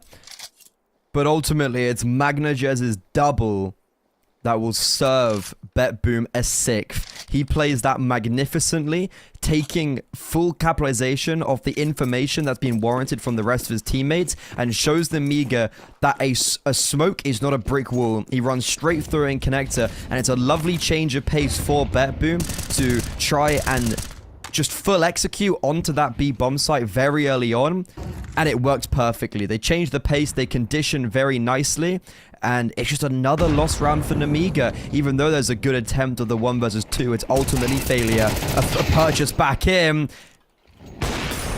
It's not going swimmingly just yet. Khan unable to trade out his teammates, so Bet Boom take control of A main, and in a 4 versus 4, look to return their sight onto this B-bomb site with Zorte already picking up the opening kill. Zwei towards jail. I don't know if that was miscommunication, if Risky Bob was supposed to be holding connector, but it's all falling apart. Magnajez, even though he has the bomb, doesn't get trapped. Can't put Baby in a corner. And now these last 2 players in a very uncomfortable position. There's Molos, there's Flashbangs, and there's Boomich. Oh, and that's heartbreaking because they went for the double AWP as well. And it's the first kill that comes through onto Zwei on that second AWP. A huge investment into that round. And it should have netted them results. I mean, you can lean on the T-sided nature of a map so far. But at a point, you are getting outclassed. And I think that we've reached that point now. Bet Boom, how they're just having their way with Anubis. They're literally just not concerned with anything thus far. Smoke sprays, getting ridiculous amounts of value. AWPs being shut down before they have an opportunity to even step onto the playing field. And Bet Boom looking at an 8th round. There is a world in which this is an 11-1 half, and I don't know how Nemiga mentally recover from something like that, given the fact that they fought so tenaciously on Mirage to even get us to this 3rd map position. The fact that it's now kind of trickling through their fingers, this has got to be pure devastation. Yeah, this feels like a whole team effort right now. You've got Zorte opening kills, Axel opening kills, Magnajez opening kills, Boomich double entries, Siren supporting. Everyone's playing their role in this well-oiled machine of Bet Boom. And a team that's so fresh with a change of IGL, a change of star player, doing as well as they have already at the start of the year. that's why I was confused and surprised to the loss of Mirage. Feel like they shouldn't have let that one slip. Should have closed out in regulation for starters. But they're making up for making amends on Anubis as they force another tactical timeout for Namiga. They're taking good tactical timeouts. You know, I will say that. They are doing well in when they are using them. The issue is that then has to facilitate a round. And so far, they haven't got anything since the pistol. They had one close 1 versus 2. But apart from that, it's been all bet boom. And for the T side, they've been changing the pace amazingly. I feel like going towards mid here would be a really good... If they do it towards the mid round, it will really catch Namiga off guard. Or just keep on hitting the B-bomb side. Because, hey, what ain't broke, don't try and fix. It has been working pretty darn consistently for them. Oh, they're going mid. Namiga have managed to scrape into another AWP here, but I want to say... Sonus. Yeah, but like I was going to make a point about Khan not really having the opportunity, and then I realized that he's top fragging. Like it's just... On 5 kills. Yeah, things are really rough right now. Ooh, there we go. That's a lot of people. You know, there's a hoedown happening in mid right now. A little bit of util just to try and slow things down a little bit, but it's not really going to do too much to deter. A smoke to come through, sprays through, but Magnagez, his multi-kills this map have been out of this world. Now they've overrun the site already. They've only sent 2 into the site. The rest of their team are still holding down mid, holding down a potential flank in through water. The round is over. Let's be real. All I'm saying, Boom Mitch, is if you need any tips, just hit me up. That's all I'm saying. Yeah, okay. Hey. Me and Boom Mitch should have had the exact same call this round, so... You know... You can't teach class. It just happens. Some are just born with it. Maybe it's Yeah, it also does help when one of your players does just get a double entry. Yep. That is obviously a pretty helpful proceeding. Oh, this is really perfect. Oh, brother. It's a massacre. Dude, Magnagez takes the first contact in B main, and then as they all turn around to fight him, Siren and Axel go, hello, and just peek their head around the corner, and just boom, boom. Left, right, good night. Axel had 8 HP, and he picks up 2 kills. Okay, whatever, dude. It's 9-1. You were talking about 11-1 looking pretty likely. 9-3 is the best. Is best case scenario right now. So, I think you could be. I think you might be right. Yeah, like I said, the mental reset is gonna have to be massive during this half. Okay, Khan. Okay, Khan. Nice, a little bit of aggression there. Gets those first 2 kills. Takes the AWP off the board as well. I don't think they can recover that AWP. I think it's in a bit of a tight spot there. But, I mean, that is the best possible way that they could have started out this round. Zorte offline. Takes a huge issue off board. And Khan follows it up with a 3rd kill. Khan, where have you been all game? Where has this been? You know what? It's because he forewent the AWP, right? Yeah, he has to go back to FAMAS. There you go, you know? And the FAMAS is better now. So... And the MP9's nerfed, I've been told. And yet... And you could see... And yeah, it really showed in that Jill, didn't it? Okay, right, Khan's finally... Oh, also, you were talking about Khan this game. I would extend that to this series. Yeah. That's fair. Ooh. Bonky nade. This would be maybe the clutch of his career. 1v5, 30 seconds, 40 HP. If he wins this, I'm going to do a Vince callback. I will eat a boot. Nope. Oh. Real ones know that reference. QBF, Oh. Boston Major. You know, I'll be real, I would have gone with a shoey. Just shout out Melbourne, you know? No, so Vince did his pick'ems and he was like, oh, if QBF make the Legends, I'll eat a boot. And then QBF made Legends, and he ate a boot. Did he? It was chocolate. Oh, I was about to say, Still like, though. how do you season a boot in order to? But okay, fair enough. You actually fry it, and you put it in the oven for 200 degrees 10 for days. 20 minutes. 10 days, yeah. A millennial. You melt it down to its core components. Turn it into a spice. Ooh, Oh, Khan! Khan's back. He's spicy. All right, and I mean, taking down Magnages is great because he's been the multi-kill demon for so much of this, and he just slips away as well. Yeah, they all have. That's the issue. That was what I brought up before. Is like everyone's doing well, so it's like, okay, you've taken down one head of the Hydra. You kill one, 2 more appear.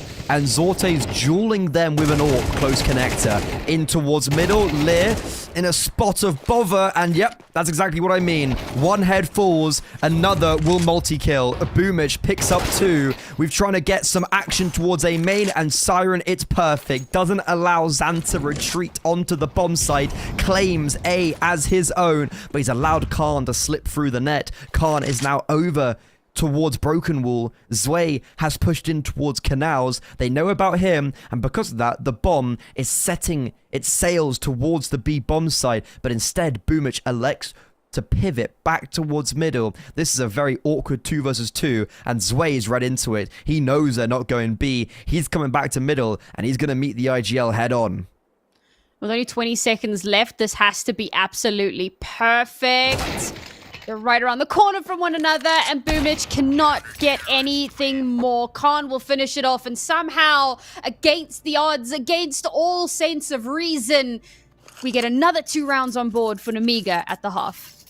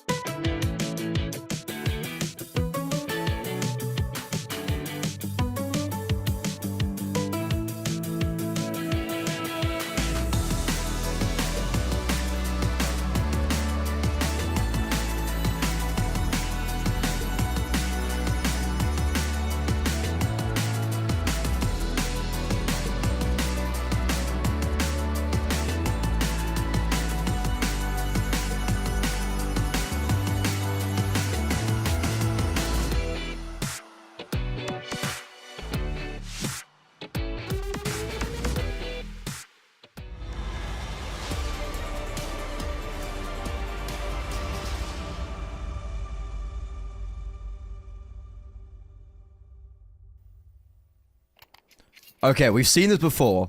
On Mirage, Bet Boom had a little bit of a resurgence at the end of the second half. They won the second pistol round, and we went to overtime. This is a little bit different because, you know, there's a 6-round difference this time, not a 2-round difference. But Namiga, they're on their T side. They've showed us they can battle back. On Mirage, they forced it into overtime, and they won after losing the first round overtime. So we know they have that ability to dig deep, delve into their resources, and channel all of their energy for potentially the final half of this series. Will Bet Boom just push over the line? Are they just going to win it? Is it going to be boring? Are they just going to win 13-3? Or do Namiga have some fight in them left? I certainly hope it's the latter. They've shown that they can be Oh, Leah spots something. All right, calls it across. 2 players move in, and they'll get that first kill. Very nice. They'll start moving in, but look at this rotation from Bet Boom. This is outrageous. Are they expecting to just get absolutely wrapped on? They got a couple of eyes out towards their spawn, but they're losing those battles. Bet Boom pulls the Uno reverse card. They will also tag team their way in through B main. A bomb does get planted, but somehow Khan's going to have to 1v4 here. It's going to be a little bit of a miracle needed. Can't even buy time, and his head is lobbed clean off by Axile. Okay, so what I'm hearing is going to be a boring game now. Fine, Bet Boom will win, the better team. Yeah, ultimately, I feel like Namiga have always been my Cinderella team at heart. They've always been the team that I was really impressed with last year. It was kind of like the underdog. You've got Zway, Khan, not very big names in the scene. They lose Flammus, they lose their talisman, and yet they do better after losing him. So impressive. They hit top 28 in the world on the HLTV rankings. They're currently sitting 42nd in the Valve rankings. But unfortunately, in this series, it's going to be no Cinderella stories. It's going to be Bet Boom, the team that should win, the team that are fundamentally better, realistically should have closed out Mirage. But they're going to do it on Anubis. 10-3 up. They win the pistol round. Namiga did get the bomb down. So, this is actually, they could just do what Bet Boom did to them. Lose the pistol round the CT side, and then win 9 rounds in a row flawlessly. If they do that, we're going to overtime. But that's a lot to ask. I'll be honest, I was getting ready to be like, if you're wrong, it's the greatest caster curse in all of history, and it will go down as such. But then you put a qualifier on it, and now I'm sad. I actually did that yesterday, earlier. Spirit Academy up against Fnatic. 3-11 down. It goes 11-11. Fnatic won, though. Ah. I was like, Spirit Academy, there's no way they win this game. I was like, I'm not even amusing the possibility. And then it was 11-11. I was like, oh my god. Risky Bob. Risked it. That's a big kill. Got 1 biscuit, but instantly traded out. They'll be happy with that. And they've already got strong position in towards mid, but Zorte winning out against Leah. However, they still don't know. They still don't know. Zento, the first kill to come through. Follow it up with the second. It's perfect. He was there for so long. Finally, he will get traded out by Boomich. How much more can Boomich get done? Not a thing. A great crossfire to get set up. Bomb to get planted as the smoke dissipates. Siren spots one, but that's his position known. I thought the bomb was already planted. They were allergic to playing that bomb. On both occasions against Boomich and Siren, they come off the bomb to duel. And you know what? It actually works. Sometimes teams get tunnel visioned into getting that bomb down at all costs. But Namiga do very well. Both Zway and Khan, the 2 young guns of the team, they go, actually, hold off. We're not going to plant. We're going to fight together, and we're going to take those duels and isolate the 1v1s. And that's exactly what they did. And that's the reason why Namiga go on to 4. Xanta getting so much free space in mid, though, was just outrageous. Not a single person watching for it, expecting it, thinking that there was a possibility that it could happen. That's crazy. And, I mean, what were you saying about Namiga doing the same thing to Bet Boom? Lose the pistol, win the second round, win 9 rounds in a row. Okay, we got the first 2. Do you want to hear something crazy as well? Go on. TNL Falcons, overtime on map 3. BC game big. Looks like that's going to overtime. Yep. It's 1 round away from overtime. So, hey, you know, these Dallas qualifiers, they can be exciting. So I'm all here for it. I'm all here for it. Let's get an overtime. Let's get full 24 rounds, all the maps. We don't have many of these qualifiers, so we got to embrace it and enjoy it while they last.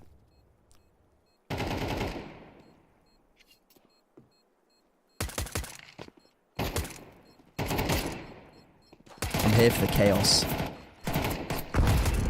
Oh. Man, I'm solo. Axel has just picked up 2 kills with a USP. Kind of brazy from him.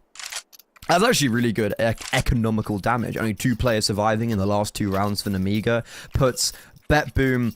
It was yeah, they ecoed that round. Okay, so they're really taking the whole double eco to heart, and they're buying up just artillery for this round. You know what? I rate it. I think sometimes, especially in this manner, you'll be 10-6 up going into your gun round, and in that round, you're gonna have the AWP for Zorte, you're gonna have all the bells and whistles, and you're not throwing away rounds just by buying 5/7 armor, which would have been the previous purchase. While also keeping the economy somewhat in check, and hopefully the plan is to do the same in this round, try get some kills, try just make it costly for the T side, but unfortunately it seems like that's not going to be the case as Bet Boom, they're congregated all towards B, and Namiga are just walking out onto A. Lear's going to spot them at range, and his AK, yeah, it's no real match to the USPs. So this round a lot cleaner, which is good for the econ of Namiga, and this is the biggie. We've got, as I mentioned, they've double ecodes, they've got full utility, they've got the AWP, they're in the best position to succeed on the CT side. This is where we start to see, does Namiga's comeback have any legs to it? They've been given some breathing room, but now they're thrown back into the frying pan.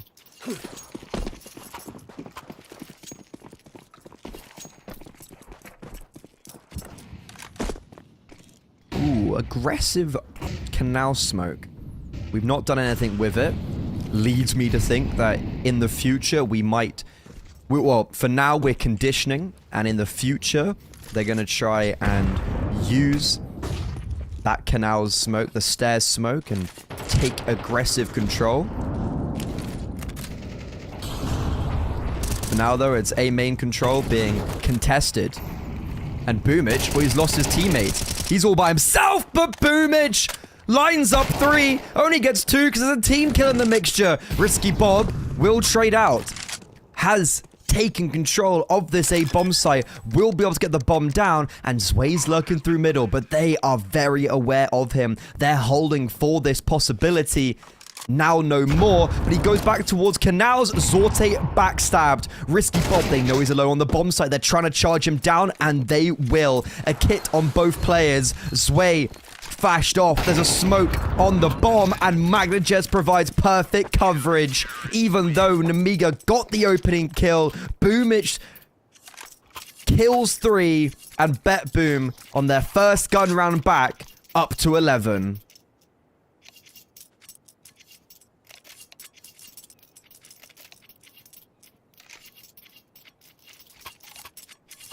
What a hold from Boomich.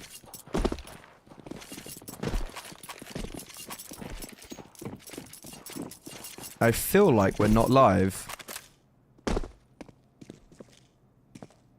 Okay, we have a moment to catch our breath. That last round probably would have been won if Zway didn't drop canals. That was a bit of an interesting play from me, I'll be honest. I think the fact that Zway gets the kill on Zorte and then drops into canals, and to both Magnajez and whoever was with him, I can't remember, whoever defused the bomb, it's just like, oh, well, Risky Bob's alone on the bomb site. Let's just go kill him. And yeah, to me, that was like, I feel like Zway in the moment, kind of got caught up with it all. And because of that, Nemiga lost out on the 2 versus 2 very easily. Okay. We have a player issue, so we've got a short tech pause. What's going on in the other games? Falcons are 14-13 up on Mirage, the decider. BC Game denied overtime. The Germans down to the lower bracket.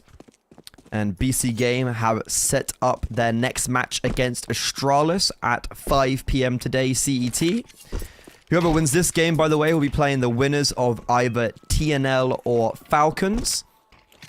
Which right now it looks like Falcons, but TNL have showed that, hey, you don't want to count them till it's over. Especially because it was a 9-3 half for Falcons on their CT side. And then TNL punched back with 9 rounds of their own, winning 4 in a row, which had Falcons on map point and series point subsequently.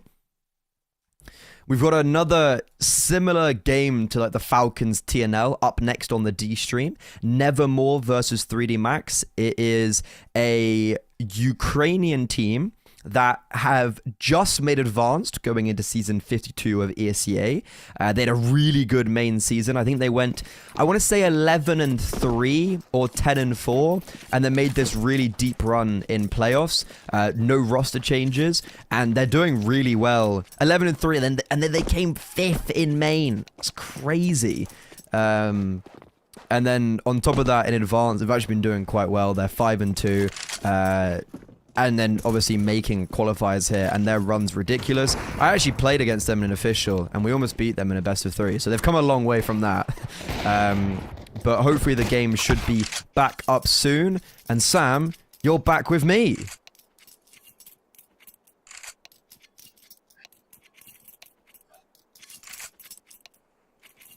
To be decided.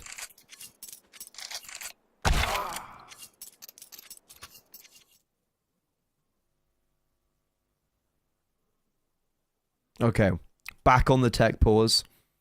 Let's go talk about some open qualifier results.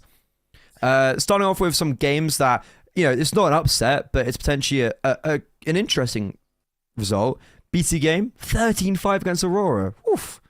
That's not a game that I thought would be 13-5. Zero Tenacity, 13-5 against Ents. Ooh, Ents on Train. I thought they were pretty good on Train.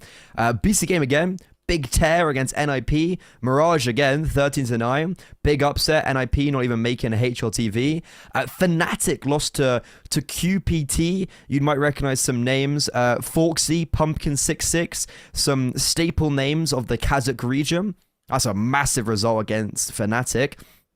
TNL, who are obviously contesting Falcons, dude, they had some massive results. 1 win, Sashi, teams that are certainly like higher caliber of them, and there's many more that we will discuss in due course.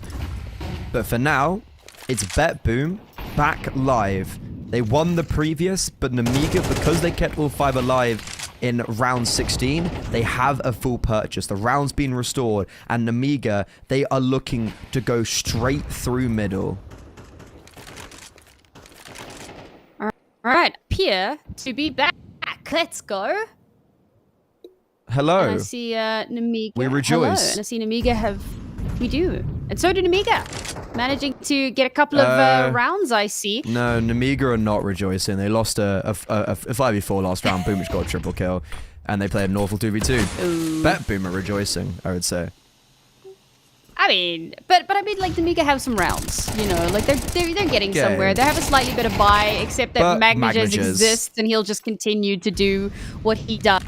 Kills abound before he finally gets traded out, and well, it looks like this round could be yet another for BetBoom.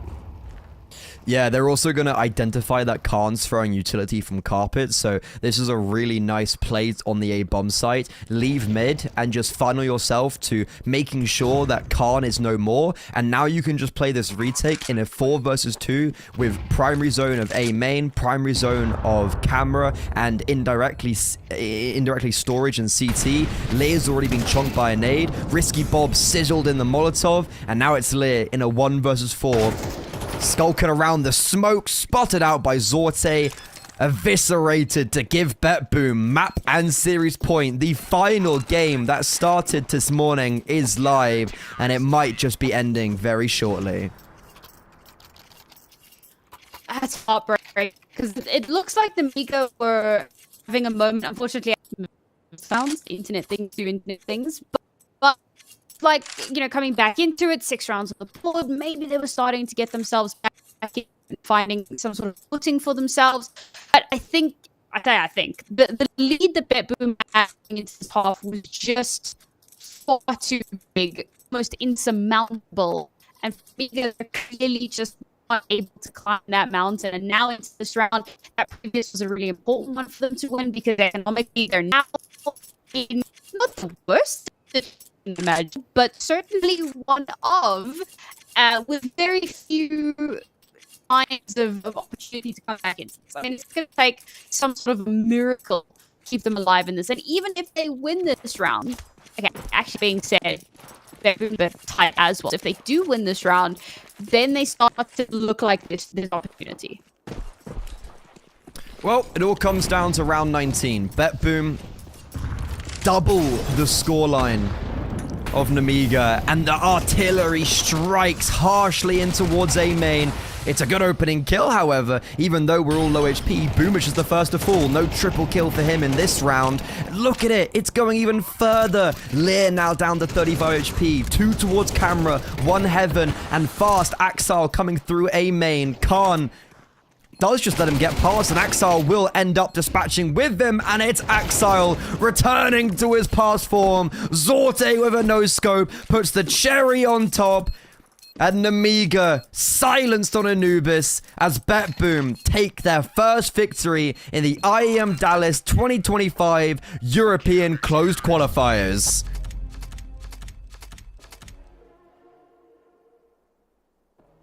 Well, a fantastic game of Counter-Strike, a fantastic series of Counter-Strike.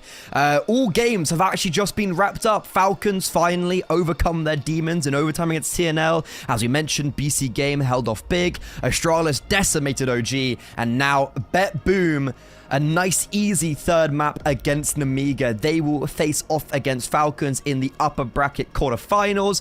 BC Game will play against Astralis in their own quarterfinals. But here on Stream D, well, even though it was a great map, unfortunately, that does actually put us behind schedule. So up next, we have 3D Max versus Nevermore on Stream D here. So that's going to be a really exciting game. You've got 3D Max, who have not actually changed their IGL. They've brought in a new IGL, but Mac is still IGLing, and he cited when they brought on Body, it was to bring in a new second cooler, to bring an extra layer of voice to this French team. And it's just so much experience on 3D Max. And it's quite interesting to see them make that roster change, because it feels like they have been on an upward trajectory. You know, I feel like they did pretty well at Katowice, a win over Big. They made it through the play-ins. But they will now be starting their IEM Dallas run against Nevermore. On the face of it, this is an easy team.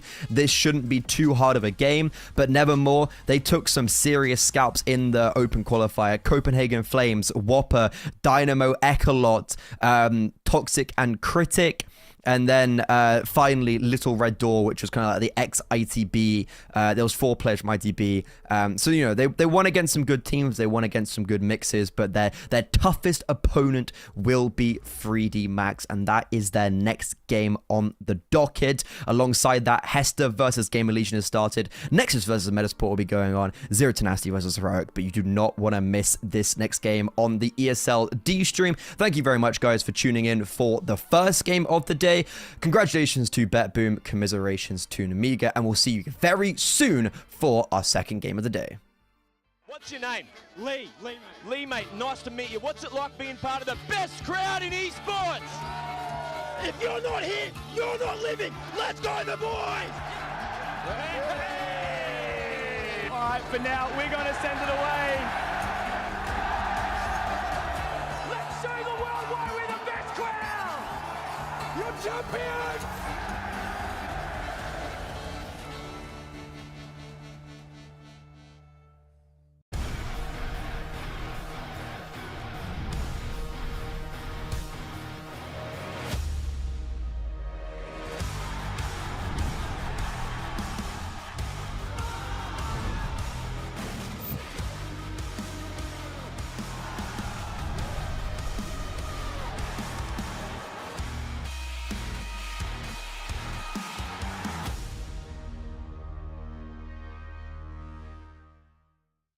Think you've seen it all? With FaceIt Watch's Point of View Selector, you can experience the game from any pro's perspective. Use the multi-view feature and customize the stream with up to 4 angles. Control what points you see while earning rewards. Drops are activated and lucky winners will receive FaceIt points. And if you ever miss a match, VODs are now available. Get instant access to demos with multiple POVs and commentary. Watch it, control it, face it.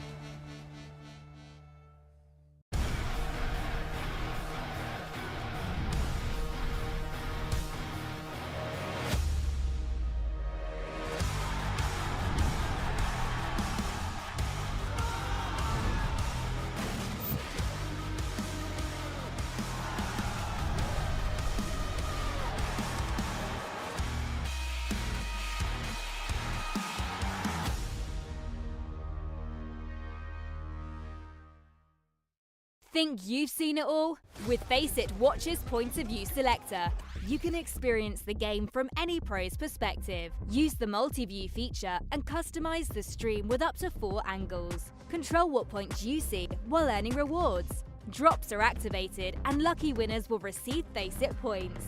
And if you ever miss a match, VODs are now available. Get instant access to demos with multiple POVs and commentary. Watch it, control it, face it.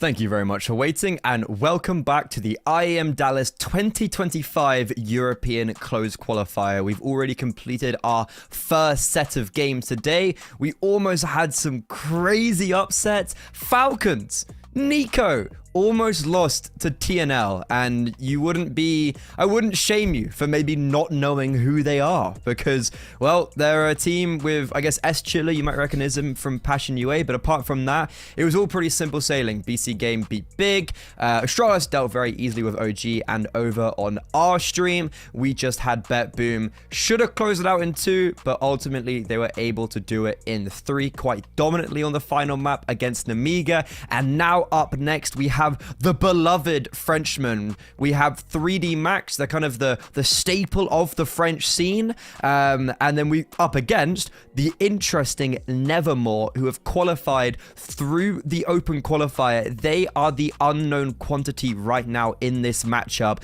And let's take a look at the veto. And so this is going to be interesting. Nevermore, on the 2 HLTV games, they beat Little Red Door to qualify, which was X'd ITB, and they beat Toxic and Critic, who are another it's like Warrior 2K, Tok, Owner, Lean, very good Ukrainian players. They beat them on Anubis. So we've got Ancient being picked by Nevermore, so that makes sense. And then Anubis is a decider. Dust 2 for 3 max. Classic. You've got not only a full 5 French team, but I remember doing an interview with Body when he was still on Fnatic, granted, but it was when Dust 2 came out and he was like, I love Dust 2, you know, this is going to be our map, and I know Maka's insane on this map, but so we've got Ancient, Dust 2, Anubis. Those are the vetoes right now. Let's talk about 3D Max, roster changes. What are they cooking right now? 3D Max made they had a great 2024, realistically. There's no two ways about it. They qualified for the major in the back end of last year. They did really well at the RMR. They did pretty well at Katowice, and just in general, very impressed. They made the land stage of the Thunderpick World Championship, but they've removed Jocko, put him on the bench, and brought Body in from Fnatic. He was the IGL of Fnatic. However, he's not calling. Maka is still AWPing and IGLing, and he quoted to HLTV saying that Body is going to be a very important second voice, second caller in this roster. So that's going to be really interesting to see how this works out. I guess we're putting a little bit more pressure and emphasis on Body being good individually. Let's get it. 3 Max starting on their opponent's map pick. Nevermore, they're the fairy tale of this open qualifier. They just qualified for ESEA Advanced after dominating in main last season. They had a really good season and are also continuing that pace in ESEA Advanced. Their first HLTV games under this team, and you want to be looking out for Hoodix and Niter, especially Hoodix. These two are going to light up the scoreboard. And I think that sign that 3D Max going to be careful of is that Nevermore, they have that firepower. They have that explosivity. And that could really catch off a team. But unfortunately, Niter, one of the guys I was mentioning, already down. So it's an early 5 versus 4 for 3D Max. But they have got a defense on this pistol round centered around this A bomb site. And with Maka He's got a kill already, but he's completely alone on B. They're charging up ramp. He's being pincered, but he dispatches with everyone with ease. Bomb denied, and it's flawless for 3D Max. What a round from Maka. AWP, IGL, star player. Bro, Maka has got it all.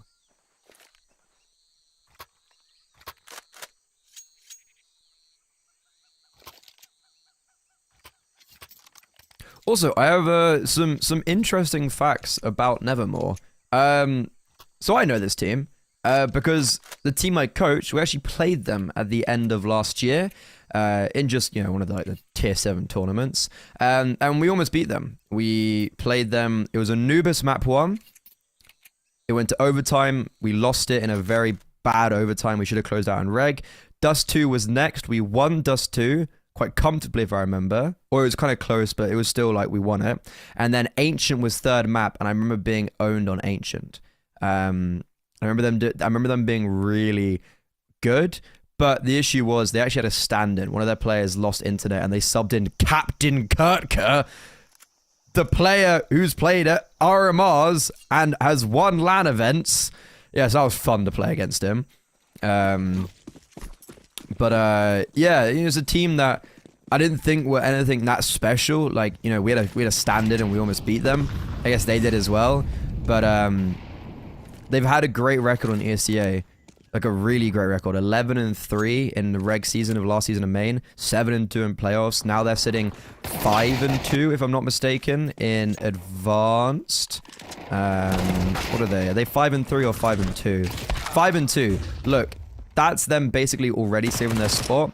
That's fantastic for the trajectory of this team. They haven't had loads of hard teams. I guess Forza Reloaded, GTZ, who are the new Rhino, Alaska Kono, Quasar. Yeah, those are some pretty big teams. Losing to XI Esports, the Danes, if I'm not mistaken. They're like a Danish advanced team. Yeah, they're alright. They're actually pretty. They've got a lot of firepower. But this is a team that, I thought they, I think they can do well. Just maybe taken aback by how early they've done well. Qualifying through by beating the likes of Whopper, Copenhagen Wolves, Little Red Door. Those are some pretty serious names to be beating. However, up against 3D Max, their toughest opponent yet, they lost the pistol.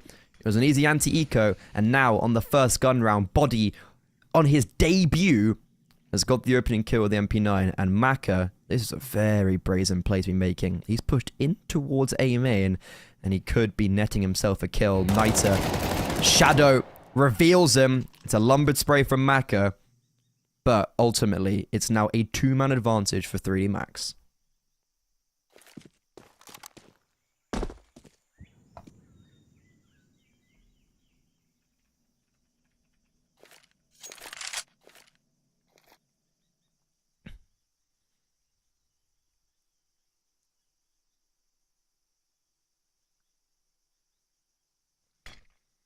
Okay, we're gonna get an execute in. And we do only really have, I guess, one player on... Never mind.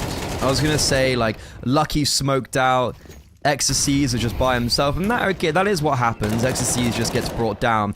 Bomb doesn't even get planted. Spam through the smokes, and Donnie, nothing he can really do. That is a very impressive shutdown of a round for 3D Max. And they go 3-0 winning their first gun round. No bomb planted. Money in a bit of a pickly situation. Also, Nevermore beat Dino Echolot on Anubis in a lot of overtimes. So Anubis, certainly a map that's coming up that they are strong on. They beat Whopper on Ancient 13-11. That's like Prime, Vesta, Nixon, Slime. It's a good team. It's a good Danish team. And then what did they beat Copenhagen Wolves on? They beat Copenhagen Wolves on Anubis. So yeah, Anubis, Ancient looks like pretty good maps for them. But 3D Max are currently making a mockery of them. B bomb site holds true again.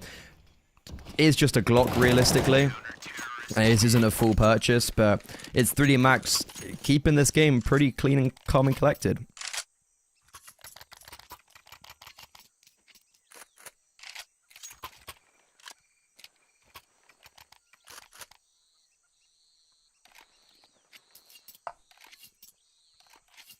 Oh my god, Hester 11-6 up against Gamer Legion. What? Gamer Legion got 3 rounds on the T side of Anubis. Holy. Okay, back to the game at hand. Macca's pushed A main with an AWP.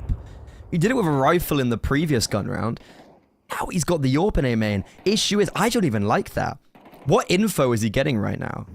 He's out of action with the most important weapon of the game, and Nevermore, who are stationed towards B. There's one in cave. Oh no, so that's Ecstasy's in main. It's Macca on the B bomb site. Ooh, the numbers. They confused me. Macca's actually on B. And Ecstasy's is now pushed through the whole of A main. Macca blows open the smoke, and yeah, good thing he's over on this side of the map, because it's another shutdown. Hoodix last alive, and the man who I put up on a pedestal to begin this series is sitting on 1 kill, as Nevermore, their highest fragger, is currently Donny on 2. A tactical pause, yeah. I think it's better be calling a tactical pause.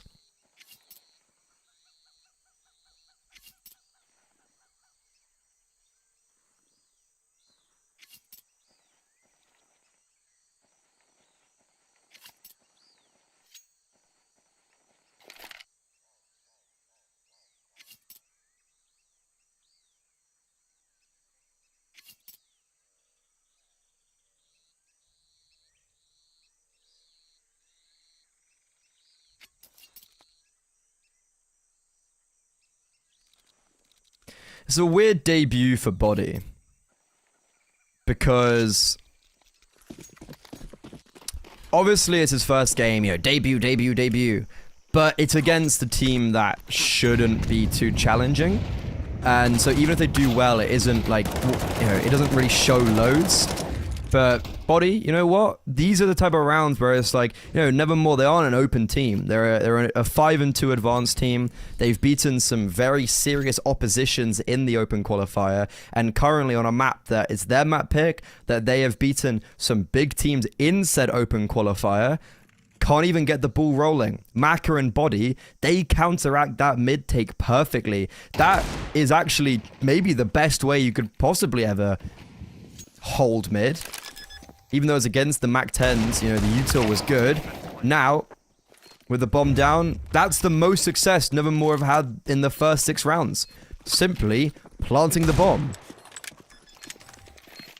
But yeah, what I was saying with Body's debut is like, okay, you know, if he does really well and 3D Max do very well, it's like, oh, but it's against Nevermore. And it's like, okay, yeah, I see, you know, fair. It's an understandable retort. But if they look really good, that speaks volumes. Because Nevermore, they aren't a joke, right? I found that out the hard way when they beat us on Ancient.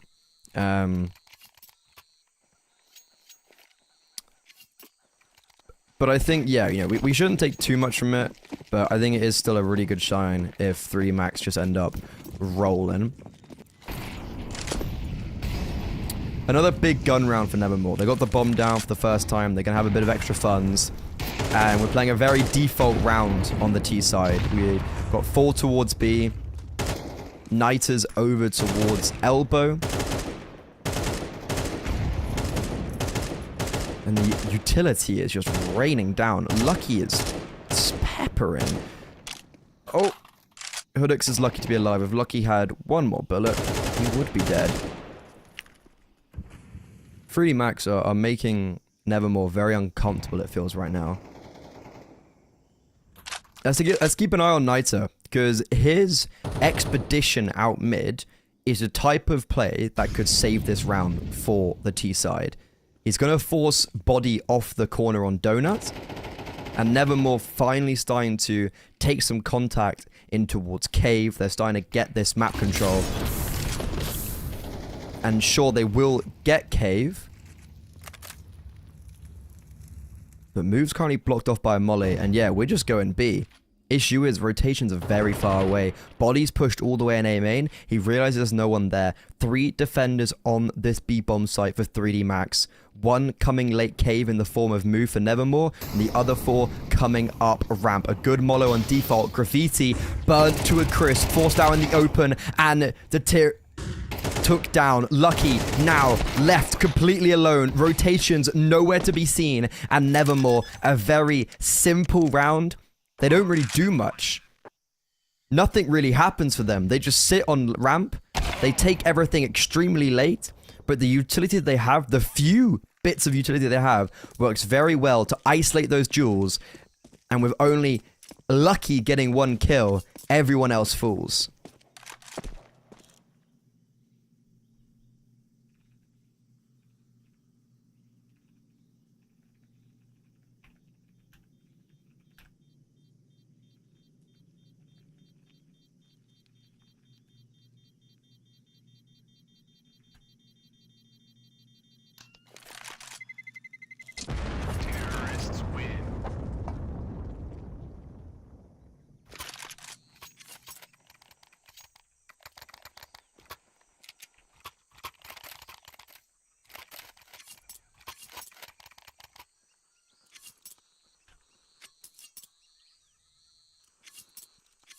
Nevermore get their first round on the board.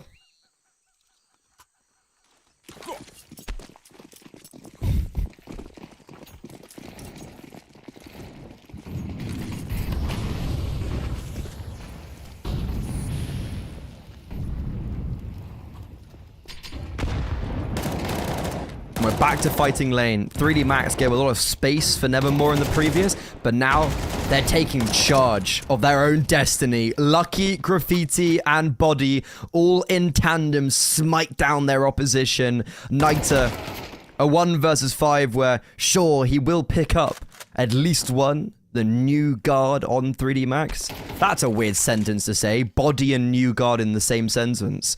He's been around for a while, to say the least. But that's all they'll get. And 3D Max making a statement on their opponent's map pick, showing them if they come into the big leagues, they better be ready.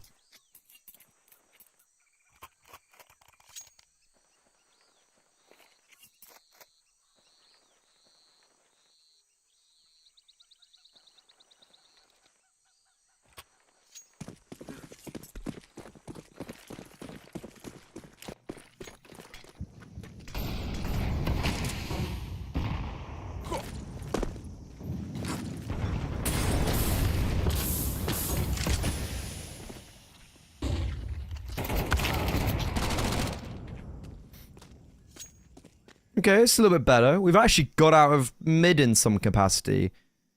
Niter goes 1 for 1, but Graffiti, he's just taking these duels.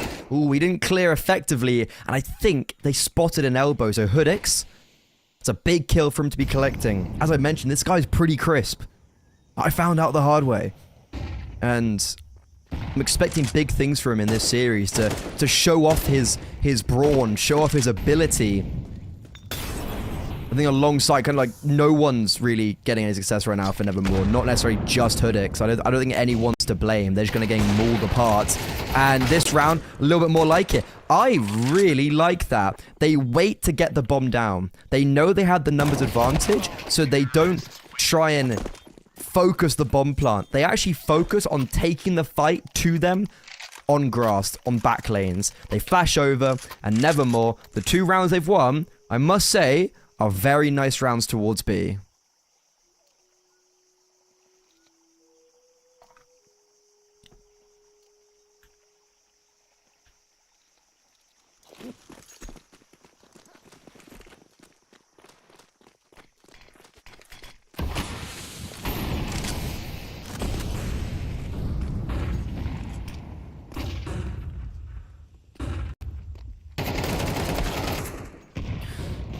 Wow, how has Body not got that kill? And the fight towards lane once more ensues, and it's going to be 3D Max actually just tumbling away. That actually felt like maybe 3D Max, they've been doing really well at brute forcing their way into these rounds through lane. And they tried again there to no avail. Maka shot in the side of the head. Exorcise behind a Molotov will pick up one. Getting some revenge on Body there, but ultimately that's going to be it. 3D Max. Not the perfect half that was potentially set up at one stage.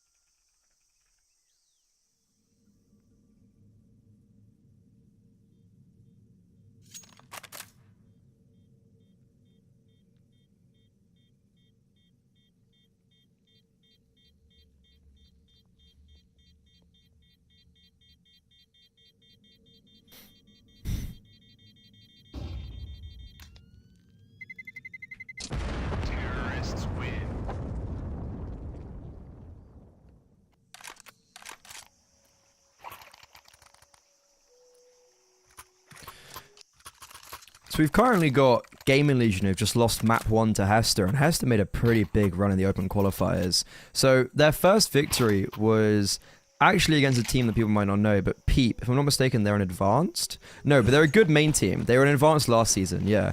They beat Gun 5, they annihilated Parry Vision, they beat Navi Jr. You know, Navi Jr. are normally the team that make a mockery of people in open qualifiers, but Hester, they did it, and now they're doing it against Gaming Legion. Nevermore can they channel that energy. Muv, first 2 kills of the game, and then to open up this A-bomb site, a big change of pace for Nevermore. They've been playing quite methodical, quite slow over towards B lane, etc., but now they charge down the defense on A, and it falls apart. 3D Max might actually be drawing some significant blood here on Ancient.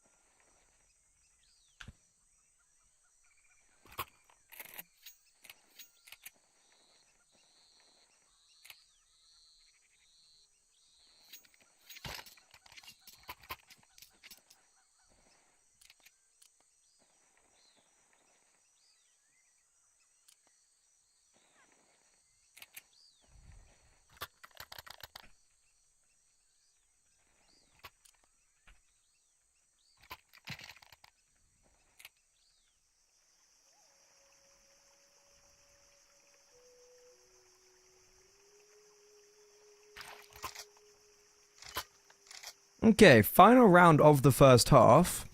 And yeah, as I mentioned, fair play to Nethermore. Kind of making this one look quite contestable. Those first 6, I guess 8 rounds, because as soon as Nevermore won their round, it was a really sharp punch back from 3D Max. Like, those rounds, when 3D Max won, they won. And 3D Max have kind of slowed down a little bit towards the tail end.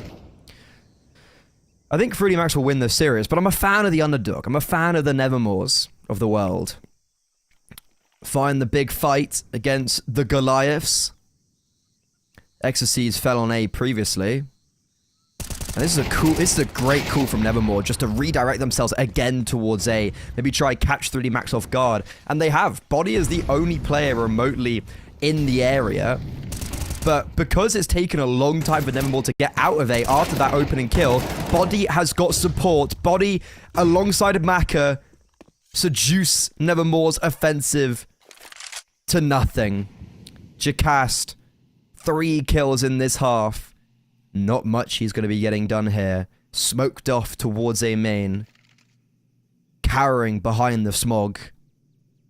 There's 3 other players behind this smoke. When he opens that can of worms, he's going to be entering the belly of the beast from the other side. And as soon as he falls, it'll be 3D Max regaining confidence, regaining a foothold on Ancient on map 1 unless Jacast can pull off something truly heroic. Maka says no. His hat trick sends 3D Max, the favorites, into the second half, leading 8-4.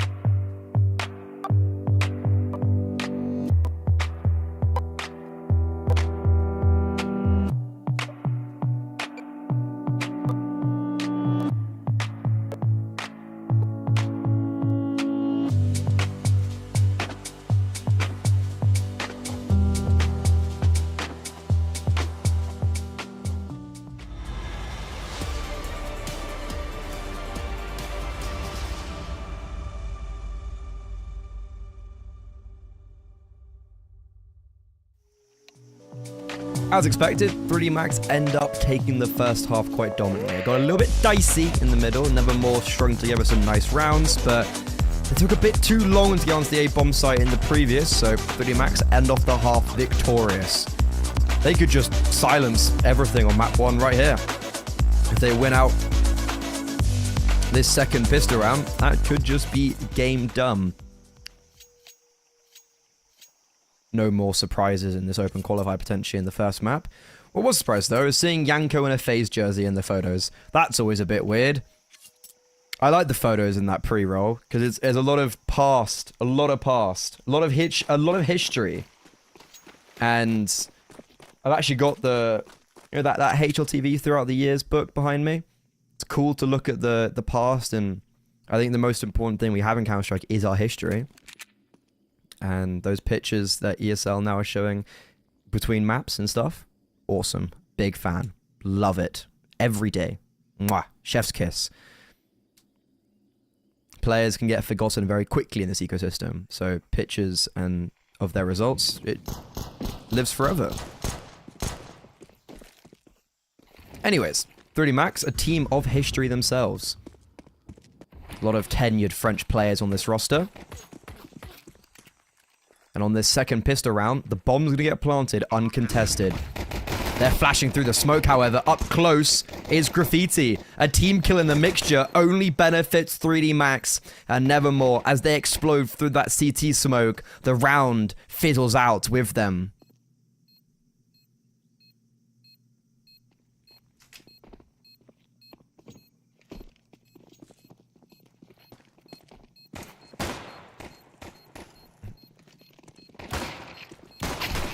Ooh. Nice shots, but unfortunately, like, there just isn't any time anyways, so... It is all good. 9-3 for 3D Max. Sorry, 9-4. It's quite cool to see Body and Maka on a team together, because Maka spoke to HLTV, and he's saying that... So, as I mentioned, Body to bring more experience and add that extra we always needed. A secondary caller, a voice, and more experience. And saying they never played together due to different choices in the French team. So, he is eager to see what they can cook together. And I think this is a strong addition. Body obviously linking up with Jocko. Linking up with X's and Lucky from DPL Pony and replacing ex-teammate of DPL Pony, Jocko. So... You know, the French scene always intertwines somehow. Graffiti's the newer addition. People would have first seen him on the scene in Gen 1, which went to LDLC, and then he went back to Gen 1, and then on 3D Max at the beginning of last year. And he's had a really cool resurgence. He's a very electric voice in the roster. We all saw at Katowice. That boy has some lungs.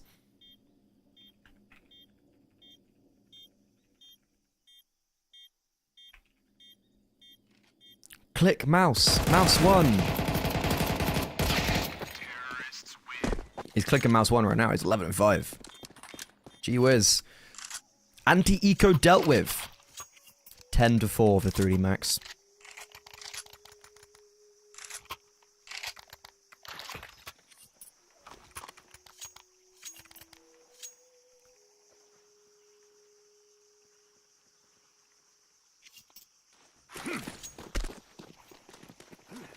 The bonus buy. Graffiti. He had an AK last round. He's on Mac 10 now.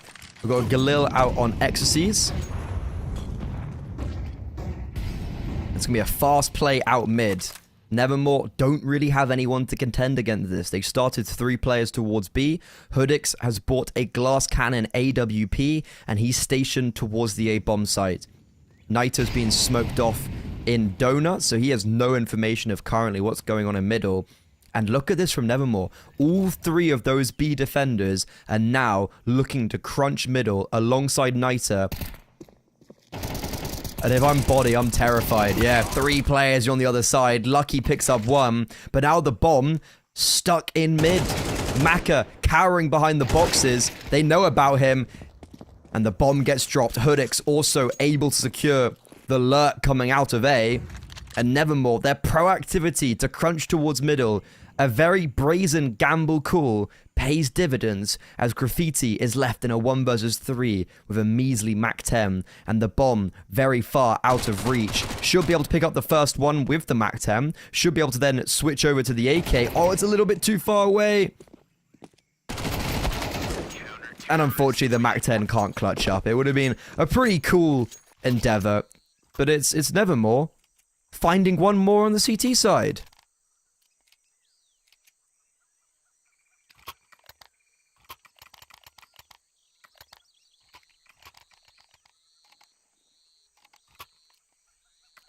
I've just got word that Zero Tenacity have beaten Heroic on Nuke.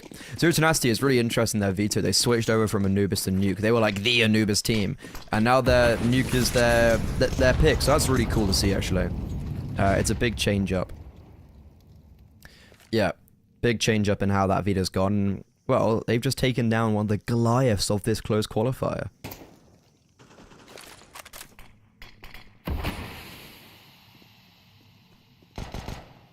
.3D Max is actually going to be a full eco with a lucky saved AK. No, sorry, hero AK. And then it's running through the smoke. Niter traded by the P250. AWP does pick up 1, but Body, who has armor, It's upgraded to a primary rifle. Man disadvantage, but these two rifles, they can be dangerous. Exorcise the Glock, blindsided by the AWP, stuck cowering on the bomb site. It's no chaos. No pedantics for the 3D Max side. I thought those rifles might get a little bit more action done, but in actuality, it's never more to string two together, but expected against a low purchase, and the bomb down does mean Lucky will have a little bit more to work with this round after buying the AK in the previous, and also everyone in general with only 1900 loss bonus will be able to get a proper full purchase.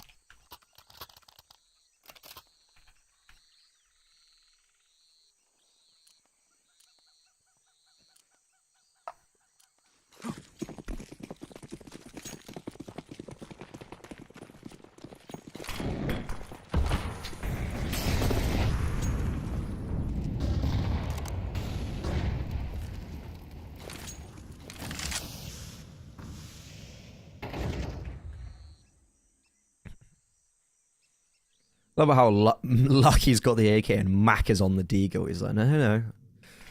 I'm getting the rifle this round. 2 Donut, 1 CT, 2 B. Nevermore have a big absence of information towards middle because of that donut smoke.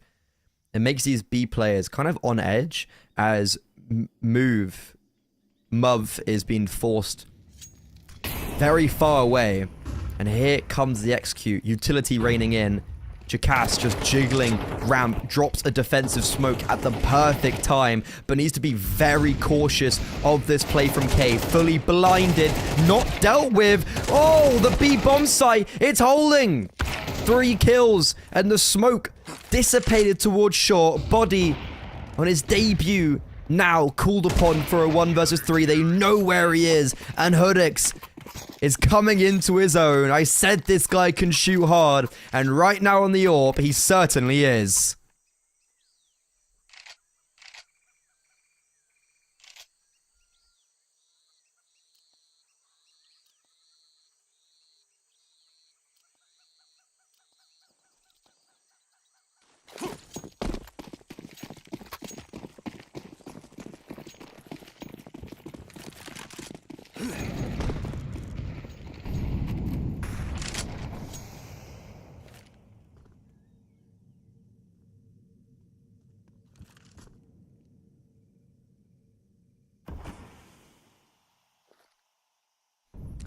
More are making this a little bit too competitive for my liking. Their city side has looked really good, very proactive. Individuals are just showing up now. Simply put, they weren't previously.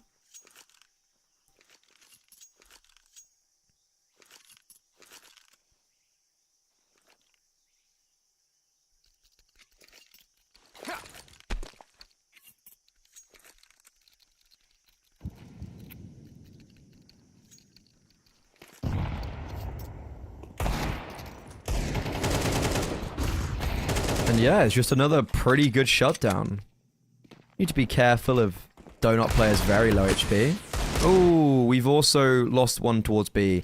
This is a 3 versus 3, and I'm scared. Muv's got 3 kills. It'd be a big time for him to add some more to his tally, but Lucky is way too sharp. From a 5 versus 3 in favor of Nevermore, it's now a 3 versus 2 in favor of 3D Max.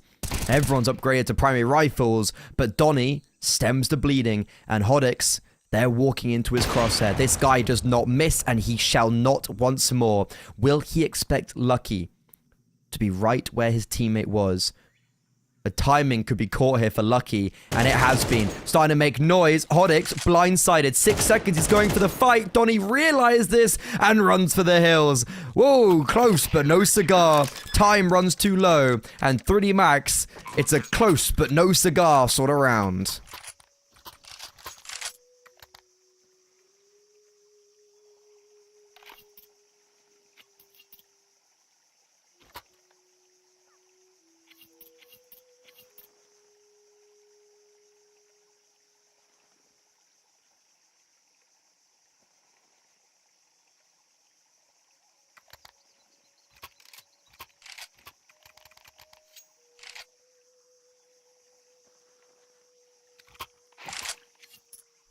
Also, I was a little bit confused with how the bracket works with Dallas. I think I understand now. So 4 teams qualify if they just win 2 in a row. So Falcons, Bet Boom, beat a game of Charlotte. They win 1 more game, they're through. If you don't, you go into the lower bracket, and then you have to make... So for TNL, Namiga, OG Big, and then the subsequent losers of this first round, they have to win 1, 2, 3, 4 games in a row. 2 on Tuesday, 1 on Wednesday, 1 more today to make it through to Dallas. If you win 1, then lose 1, you have to win 3 in a row. So if you lose, you still can make Dallas, but it's gonna be a long, long run. Today's the biggie. Today's the day where boys become men. Because you can qualify today. Games starting at 5 CET or 8 CET. Those are the qualification games. So it'll be very interesting to see teams qualify to Dallas very quickly. 3D Max hoping to be one of those teams a step away. Need to make sure they can dispatch with Nevermore first. There's a big contention going on between Exorcies right now and Niter. And Exorcies is the one to win over towards that A-bomb side. That opens up a lot of space for the T side.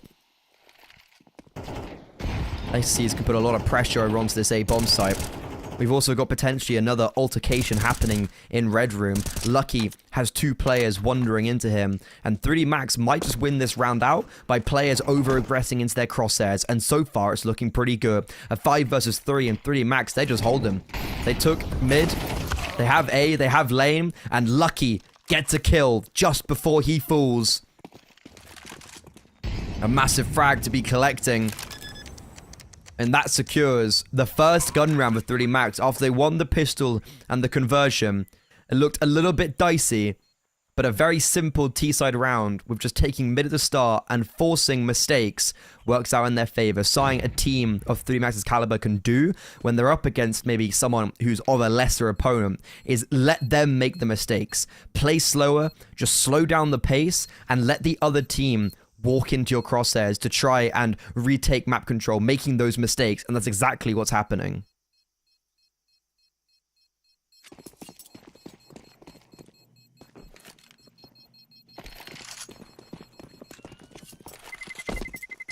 Terrorists win.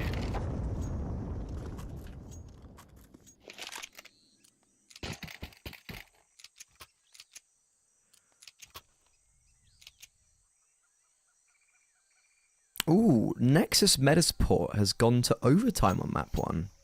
How exciting.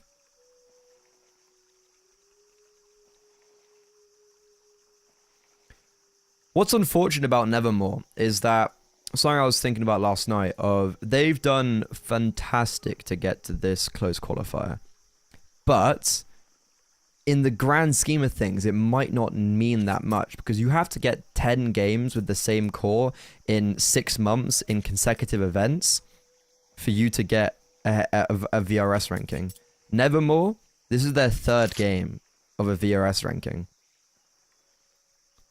Even if they make a deep run in this close qualifier, so if they, let's say, lose this and then they win 3 in a row, that's still only 6 games played and they wouldn't qualify for a core. And I don't know how many other Opry qualifiers there are coming up. So for Nevermore, you're then relying on maybe like regional events at best. So it's a very brutal and fickle system where they've done well to get here, but this success, there's nothing tangible to it. It actually ultimately means nothing unless they qualify for Dallas in the short term and maybe even the long term if they don't qualify for anything else. That's always, I find, you know, it's unfortunate. It's like, well done, but we might never see you again because that's how the system works right now. Anyways, Lucky back to his old pesky maneuvers in Red Room this time. Shut down. No multi-kill for him this time. And 3D Max, there is a triple boost going on. Wait, Jacast reads the triple boost. Sure. Fair. That should be confirmation of all 4 because the one spamming as well. But 3D Max, yeah, they had the opening kill and now just kind of all stuck on lane. Trapped in as well because Knight is holding the Heaven Cross.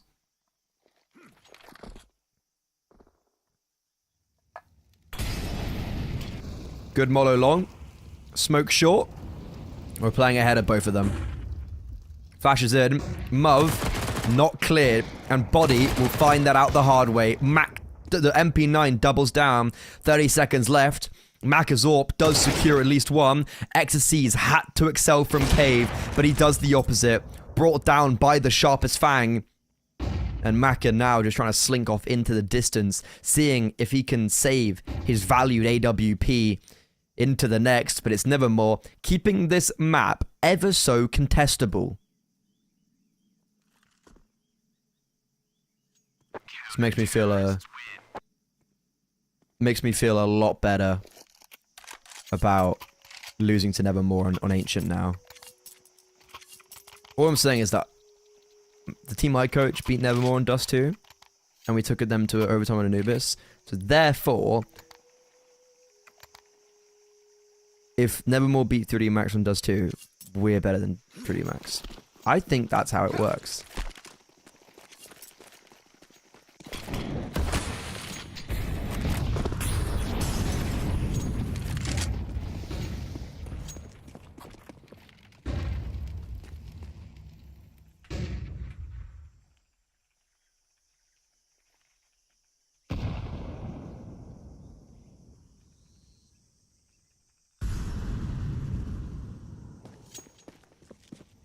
This is a fantastic angle from Hoodix. Unless they flash you off. If they do, you're dead. If they rush and they flash, oof, it's a long day for the AWPer or Rifler. But 3D Max, again, just really good mid control. They just smoke in Donut. It blocks off Niter. He's been very ineffective in some of these early rounds. And this time, Lucky, he's not alone. He's got Maka with him. Maka on the big green is in red room right now. And we're putting some pressure in towards lane. Forcing out utility. Smokes both in cave and ramp. Bomb currently dropped on shelf. 3D Max don't really have a clear directive of where they want to go in this mid round.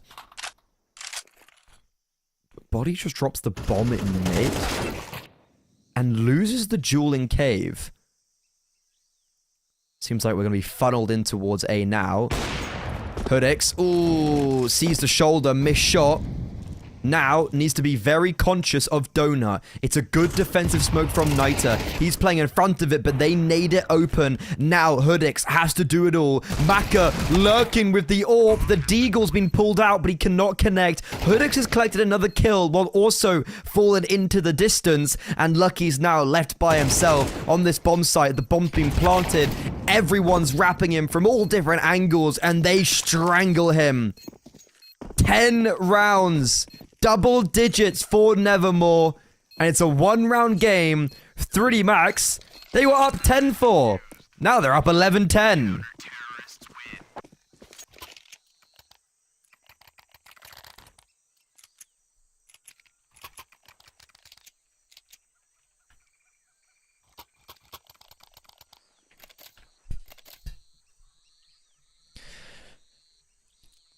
This is why an open circuit is so beautiful. You get stories like this. You get Nevermore just being qualified ESEA Advanced, meddling in the Tier 4, Tier 5 circuit of EU Counter-Strike. They get their shot in an open qualifier, they take it, and they're pushing a Tier 1 team to the absolute limits right now.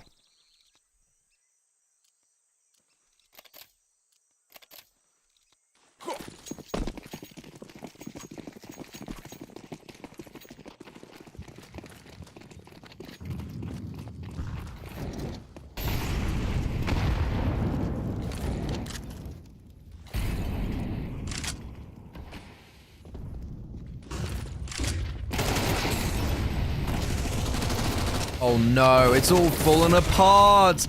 Donnie doesn't get any. He runs through the smoke and the Molotov and there's so many players on his screen, he gets flustered. Didn't know which target to direct his attention towards, and Nevermore crumble as 3D Max throw a change of pace. They run up towards the B bomb site, and with the Mac 10s, overrun Nevermore. And well, the CT side are now no more.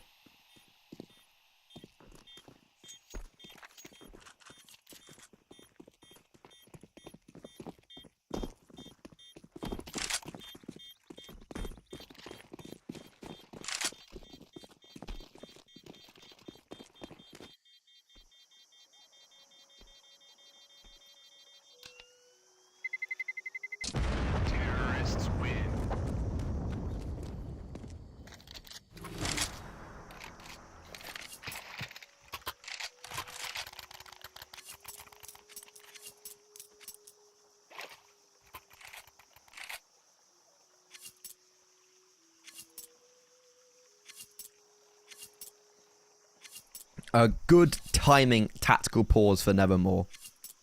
All 3 tactical pauses now disposed.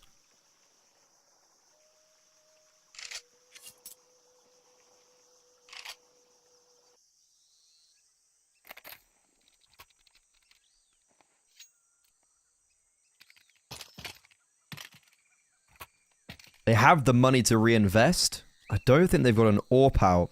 And there is... Oh no, they do. Okay, that's a big feature. Hoodix's AWP. It's a big boy. If there's any avail for Nevermore, it's Hoodix wielding the AWP.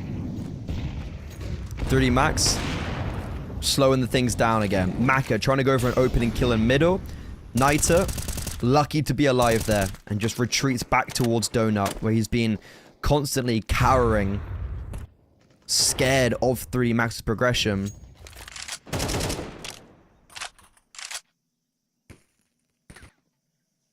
They've been smoking Donut off a lot, and it's been working really well for them.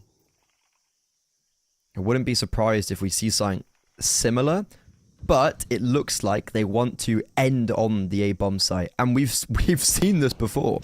Hoodix on big box with the AWP on top of it, and Niter and Donut. We've also got some B players vacating that bomb site to come back towards middle, but they're a little bit too late. The red room smoke still up. Niter about to take contact. 2 players on the other side with the bomb, and we're putting pressure on towards B. We're still committing to this mid crunch. Spotted, bomb, but Lucky eviscerates his opponent. Make it 2 as Graffiti saves a day. Now turn tails back towards this A-bomb site. Hoodix's AWP does ring out. And the T side, I wouldn't be surprised if they try and pivot back towards B. There's no one there, and the MP9 at range can't stop them getting up on heaven. Bomb safely crossed. A 3 versus 3, but they don't anticipate bodies so close on towards long. Only good for the first, and Niter now has to retreat, but Hoodix denies the bomb crossing. Graffiti, a 1 versus 2, gets safely out of cave, but what can he do from this position? Has to put the digits in. Hoodix trying to bait him off the bomb, trying to wait for his teammates, and now it's Graffiti, the youngest component of 3D Max, does not anticipate the player coming from cave, and we go to the full 24 rounds.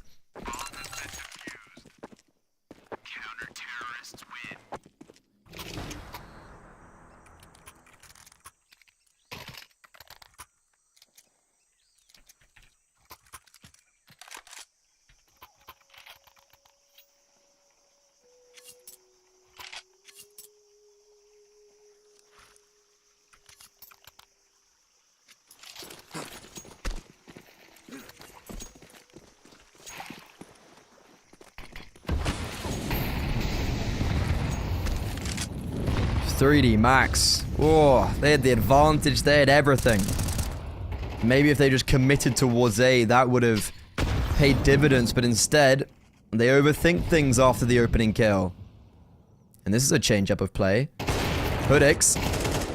Over in Donut. It's not even him that succeeds. It's Niter. Niter with 3. Looking for the 4th, but Maka neutralizes. Spurring on towards A. Ecstasy is never anticipating the 3rd component of this defense. Overtime is looming. And Maka just left by himself. Subjugated towards Donut. The bomb out of reach. Switches over to the AK. Trying to add a funnel of smokes for him to get out. But there's nothing he can do here. And Niter, who, all things considered, he's had a pretty quiet game. He's had difficulties towards Donut. He had the AWP with him. The AWP missed. And he's the one to collect a hat-trick. 3D Max toppled. But not quite, because over time, a new birth. Nevermore. Take a bow from the open qualifiers. Recently qualified to ESEA Advanced, take a team ranked within the top 15 of the world on both HLTV and the VRS ranking, and now on the back foot.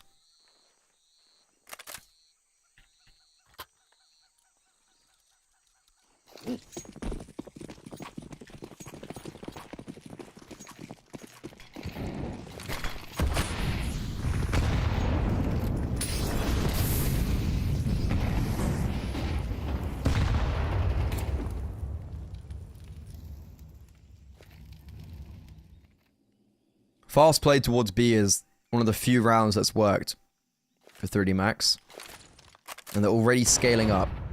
Hodix, though, he's there with the AWP. He's lost his teammate, but he still is able to succeed. Unfortunately, only good for the first. The double cape system, though, works perfectly. Nevermore. A very brazen call to not really put any members on the other sides of the map. They only had one in middle, but Nita had all that control for free. And 3D Max just dueling towards Cave. Are losing players fleetingly. Bomb will be planted. And we initiate a 2 versus 3 post plant. Lucky and Ecstasies. Amolo's been picked up. And Lucky's actually switched over to the AWP. All 3 players repositioned towards ramp for Nevermore. This could catch 3D Max off guard, but a cranium's been cracked by the 40 cal. Ecstasies dumping that util towards the cave entrance. Issue is, Donnie's got a smoke and a kit. Placing it on the bomb.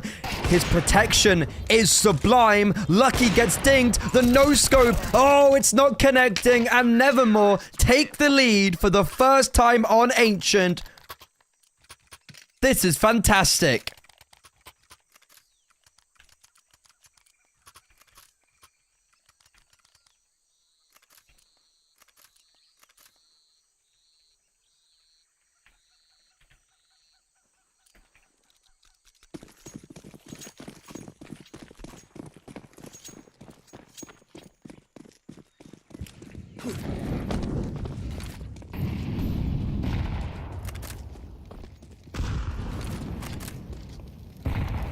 Oh, what a nade.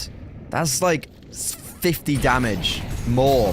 60, 70. Jacast, a very well-timed smoke on the top of ramp as well. Deters the attackers, but spam through the smoke. Donnie left by himself. Only good for the first, but the artillery keeps raining in, trying to impede the charge of the Light Brigade. Muv is at a very slow game. This would be the time to step up. Graffiti, very low. It's back to a 3 versus 3. The flashbang, though, it couldn't be any better. And Ecstasies failed in the 2 versus 3 in the previous. Now looking again alongside Lucky to see if they can win up this clutch 2 versus 2.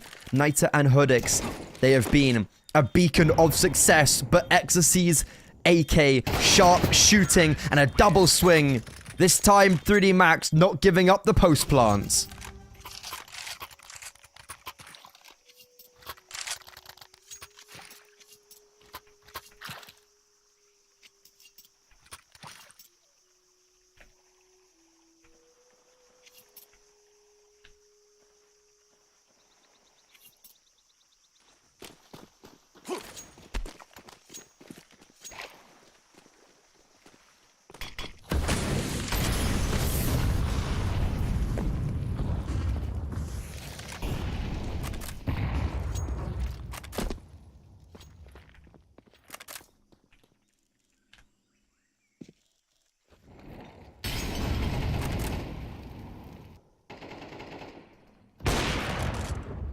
Hodix didn't win the 2 versus 3 last round, but makes amends with an opening kill onto Maka. 23 kills. He is putting on an exhibition currently.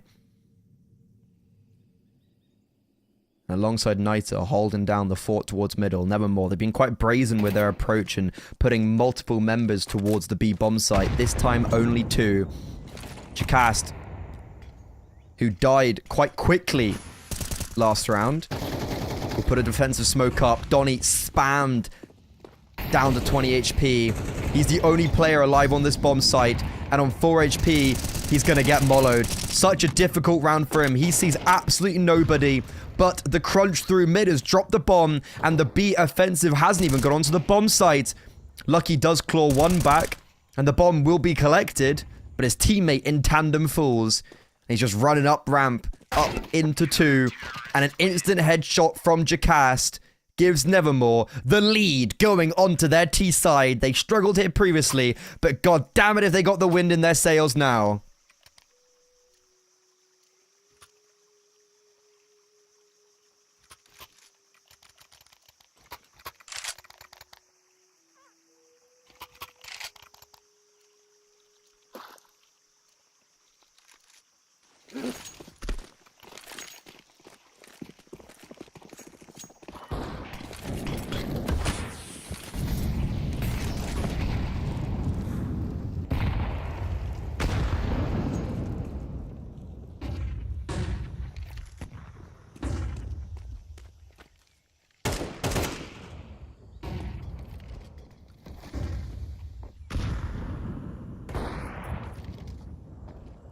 This is going to be an interesting T-side because Nevermore, they looked so dull on their T-side. Like, no one was fragging out. Hodix wasn't getting any impact. Maybe they had to do it in regulation. Because this T-side could be damaging. Their theme of their T-side was playing very slow. And when it worked, it was because they ended towards B. Or that one round where they sped up towards A. Now, they've done the 3D max approach. They're holding. They're chilling. They are waiting. And they've been gifted 2 kills. 3D max are falling apart. They've capitulated under the microscope. They're just getting from bad to worse. Maka eliminated. Lucky does trade, but onto a player who was 1 HP and Hodix. This guy doesn't miss for anything. 25 kills, excelling above some of the best in the world right now. He's setting Nevermore up for 15. And for 2 opportunities to close out their map pick. The beauty of Counter-Strike exhibited on your screens.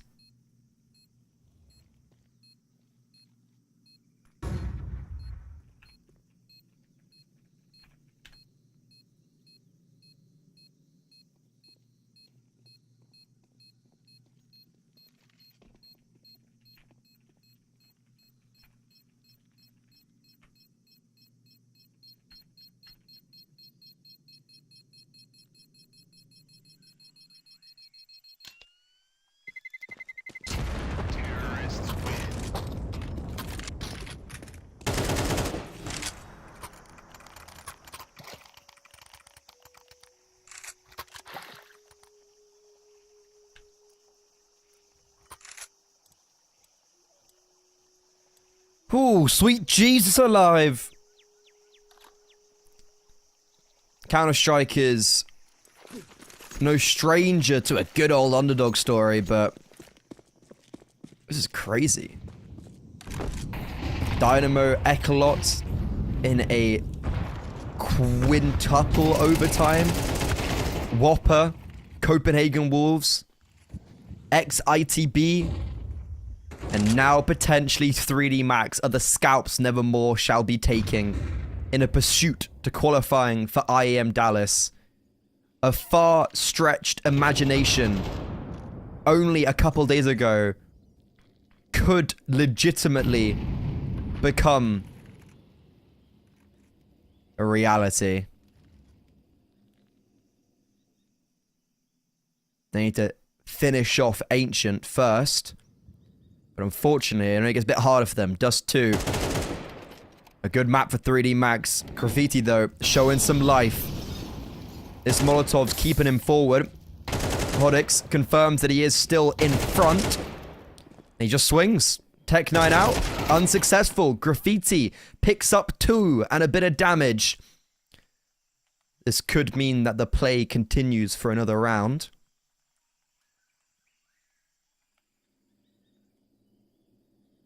This B bomb site should hold quite well. Jackass left in a 1 versus 3. And he's hitted some nice shots, but Ecstasies will be the one to bring him down. As 3D Max looking to push into double overtime, but Nevermore, they want to end it off right here.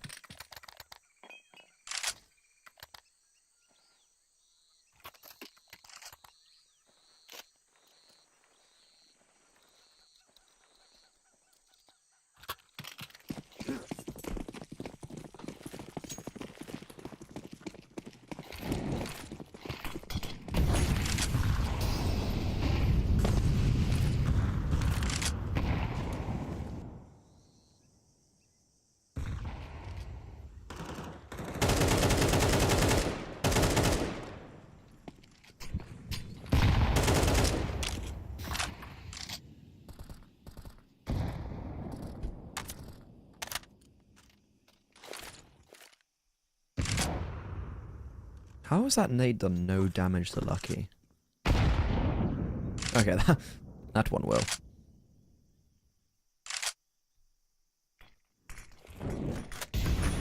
A fake B, it appears.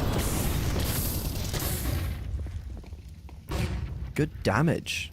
But 3D Max, they realize this is a ruse.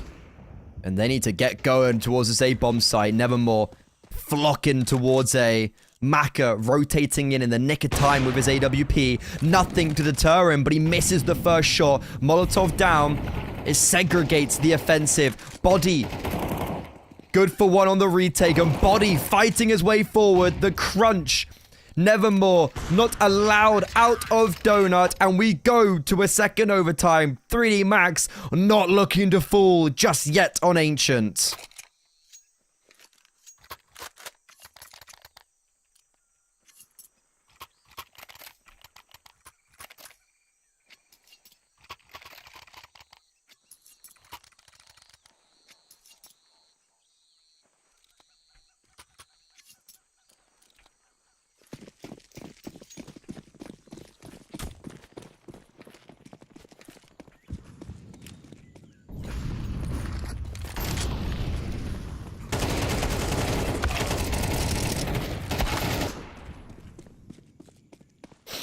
Chaos. Nevermore. They succeeded in regulation. One of their few T rounds. We just bomb it out of A. And here, it's looking good. It's looking really good. Oh, it's perfect. Donny, Hodix, clean up the final remaining 3. And Nevermore reclaim the lead on Ancient. I think the importance right now is to look at this T side and be like, how many rounds are we getting? Because their CT side was really good. So if we end up getting 2 rounds on the T side, that could be it.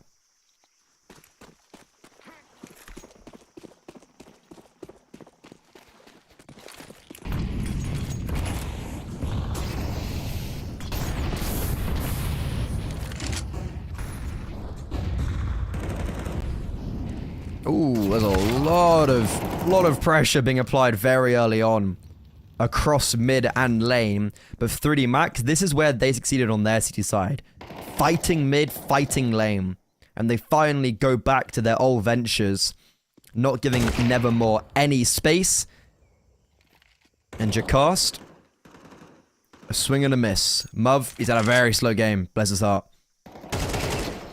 It will be rewarded, one freebie, but with the bomb completely covered by 3D Max. Should be it.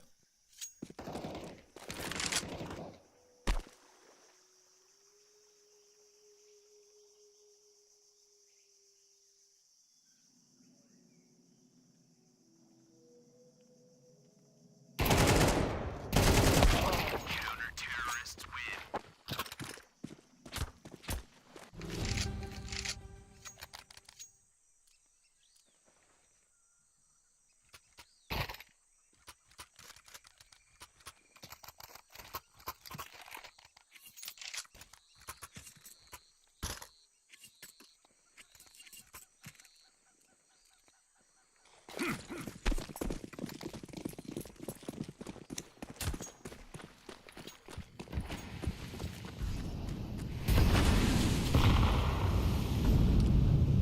16-16, we once more are tied even. Body's going to get a lot of pressure towards Donut. He's forced off the angle, but Maka coming in support. Flashbangs over, allows Body to maintain his position. Graffiti, he's been a demon towards Cave, and he also supports that middle venture by dropping a nade towards Heaven, putting Niter and Donny tickling distance, especially for Niter. Issue with 3D Max is we've got a lot of focus towards lane, Heaven, and mid. That's leaving a chasm open on this B bomb site for Nevermore to capitalize upon. And even though Graffiti has been a warrior towards Cave in previous rounds, alongside Lucky in this avenue, it's just destruction. And Nevermore look to put the bomb down in a 4 versus 3. Niter still in towards Cave. Hodix holding at range. The Overwatch is sublime. And the headshot, put the icing on cake, gives Nevermore their advantage on their unfavored side going in second half of second overtime.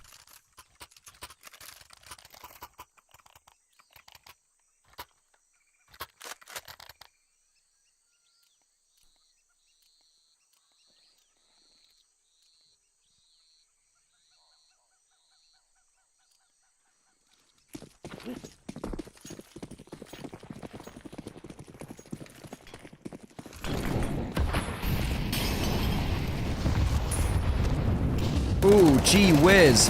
Whoa! That is brazen. And from Maka as well to go for that trade. It takes 2 to tango. Oh. I'm speechless. Chaotic is an understatement. And as the dust settles, somehow Maka's the one that's still alive. And it's a 1 versus 3. He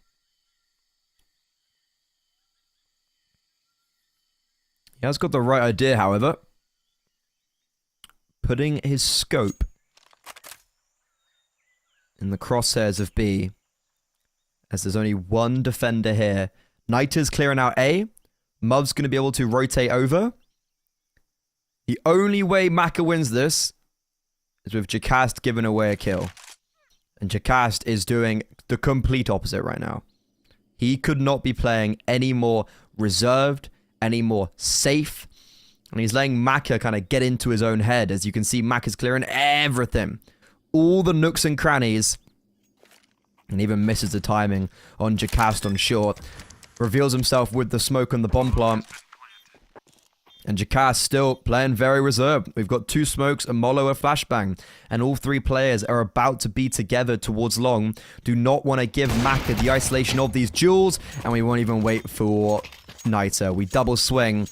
And it's 18 granted to Nevermore. 1 away from pushing us to Dust 2 with them in the lead.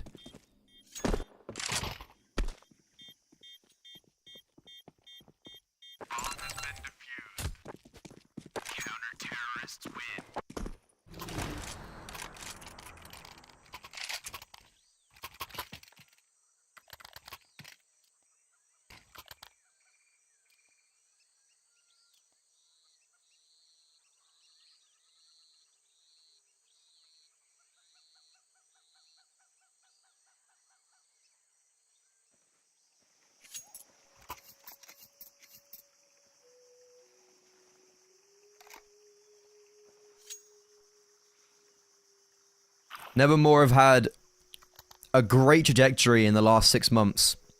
Dominating ESEA main. Now playing very respectably in ESEA Advanced. Some crazy stats from the likes of Nita and Hudix in both of those leagues respectively. They take and seize the opportunity as open qualifier by the scruff of its neck. And now battling against a team within the top 15 of the world. They're not just going toe for toe, they're besting. On their map pick.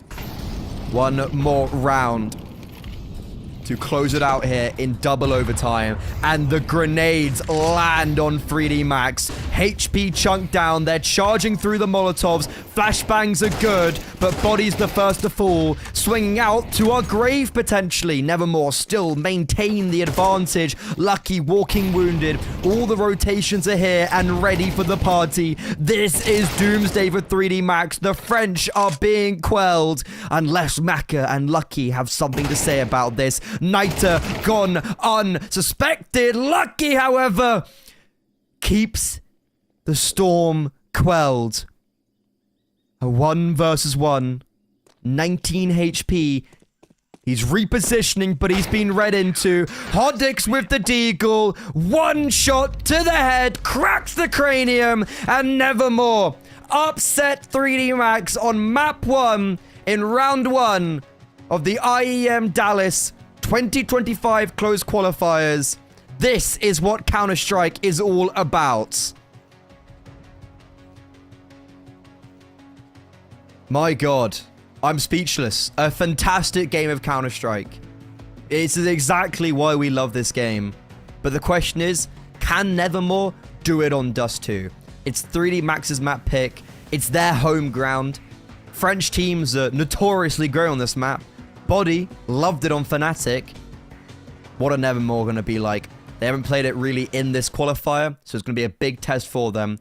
And we'll be finding out if they can continue this magic on Dust 2, or will we be forced to Anubis. Do not go too far, because the excitement is just around the corner.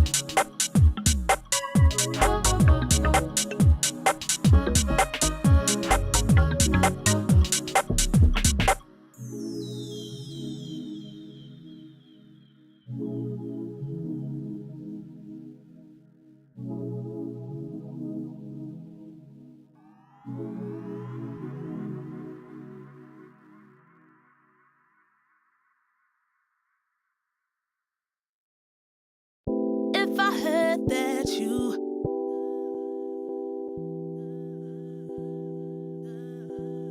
if I heard that you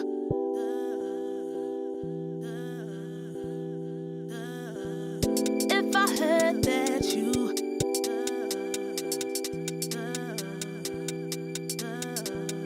if I heard that you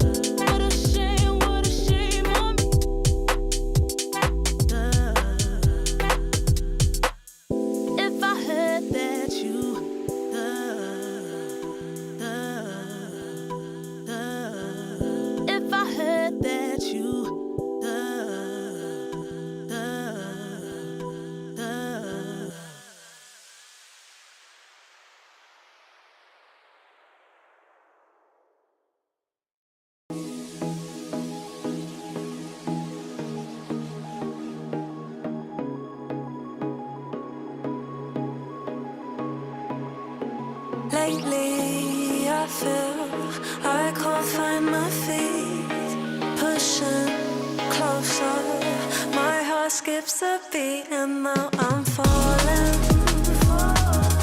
deeper than I fly, I can't control it. Dark against the sky, it's not so black and white, it's like I told him there's things that I can't fight, I just keep going, I just keep going. In my time, I've been dreaming of a space to really fill my place. I wish she'd sing what I had dreamed. Before these darker days, I thought I found my way. Quickly fades, losing the race, closing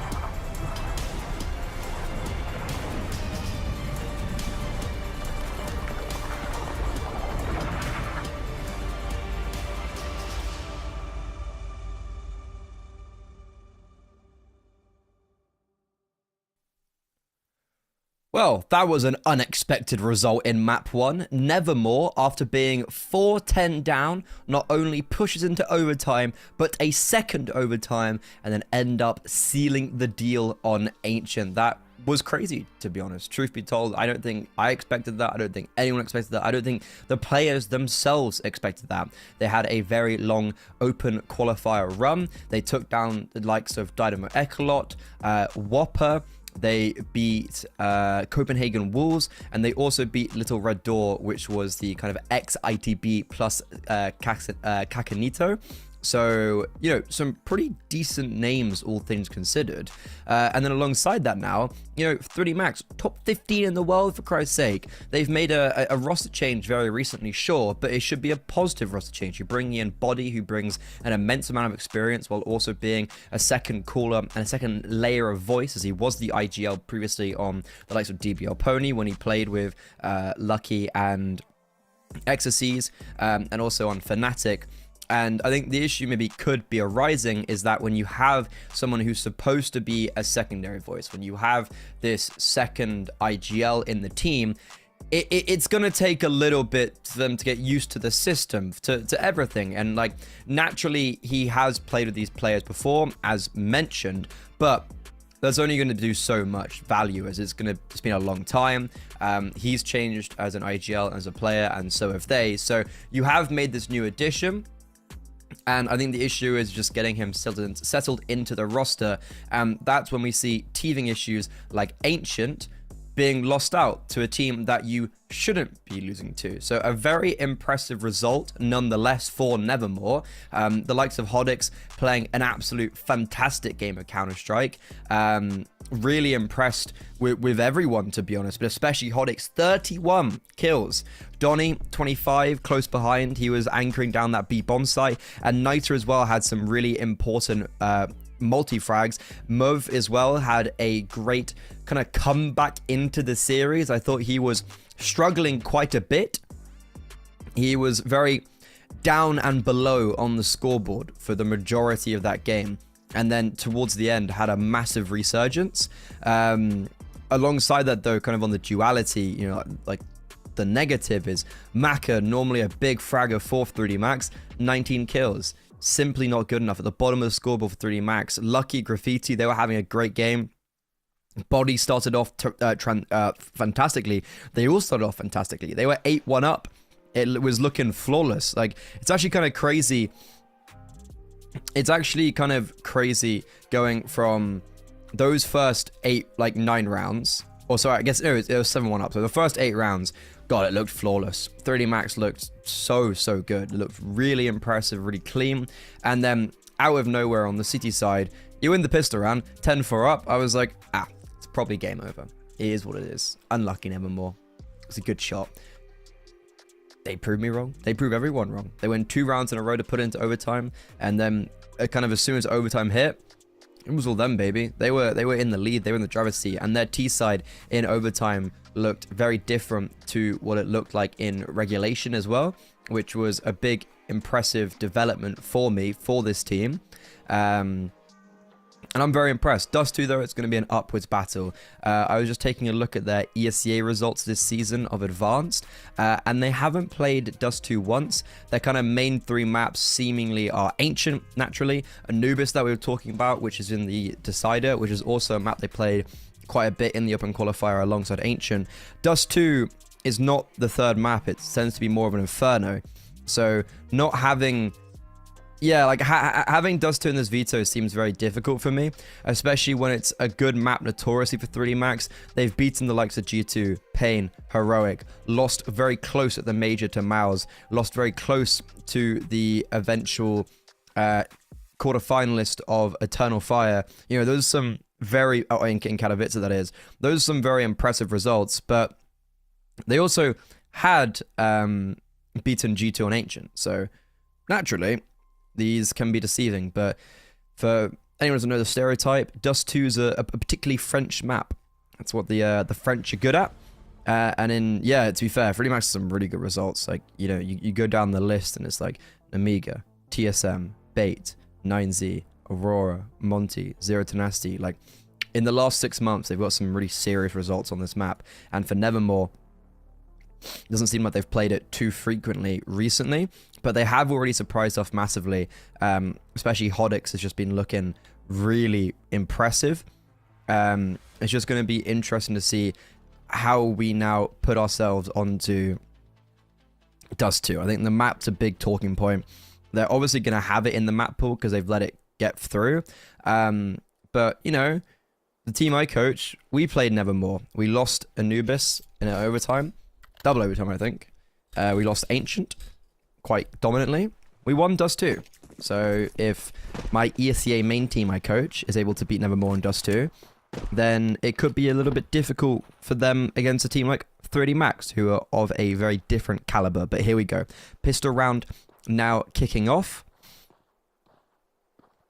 It's going to be Nevermore starting on the CT side with a very aggressive stance towards mid and lower tunnels. First frag comes in favor of Muv. The guy I was saying had a bit of a struggle of some time on Ancient, but picked up the pace a little bit. Already a fantastic beginning for him. Hodix clearing out tunnels. He will overextend slightly and gives Lucky the trade back into the 4 versus 4. In the meantime, over in middle, we're losing out those jewels. Jacast, a nade goes awry. We've also lost Donnie in the meantime. So 3D Max now surging up short. There's no one coming from long. All 4 players from short. Muv on the bomb site, 30 HP. Jacast, he's over on long. And Muv's just been mollowed out. Mollowed into the fray, into the thick of it. And Jacast, he's got 2 bullets left. He is hitting some... Whoa! There's some nice one-taps. He gets the reload off, but that's all he'll be able to achieve. Niter, 1 versus 2. Bomb planted. Knows where they both are. Jumps into CT. Has a flashbang at his disposal, but he's just going to keep his gun out. They're jumping on him. They're missing their shots. He's connected, and Ecstasy saved the day. Damn, that round got far too close. Some very lovely shots from Jacast, and a close 1 versus 2 from Niter, but Nevermore. No more on the pistol round.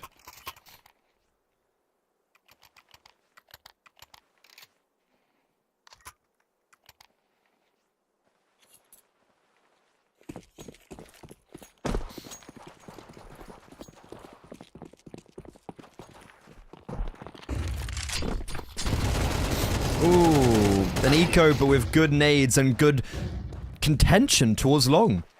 We end up with USPs and P250s and I think 1 nade. Take away the man advantage. 3D Max though, pedal to the metal through middle. They're going to smoke the cross to CT. That negates the players that picked up the weaponry. On long, Jacast though, towards car. Not cleared. Oh, can't quite get the kill on Lucky. Pops up his head. Any other weapon, a P250 probably would have got the kill. But instead, 3D Max seems like chaos should have ended and normality should resume. We have got an AK and MAC-10 that could be damaging. Try to see if we can get some exit frags, but both Body and Maka can survive if they just save in car. Lucky might have to move out a little bit. And they're actually sticking together. Moving as a cohesive unit into Donnie's 1-taps. That was a crazy shot to hit. And now Lucky walking straight into Niter's P250. Maka, so far, the only one survived. A full eco from Nevermore. It's looking pretty damn good. Donnie just saves the AK. Lets Maka survive with the Galil. 4 players fall to the eco.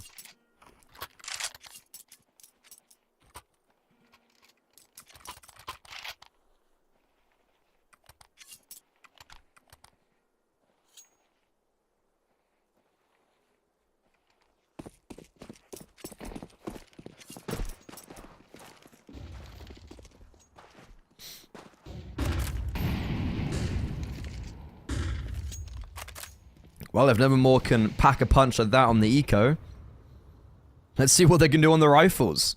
A lot of anticipation for this Nevermore squad now on Dust 2. Can they continue what they were doing on Ancient?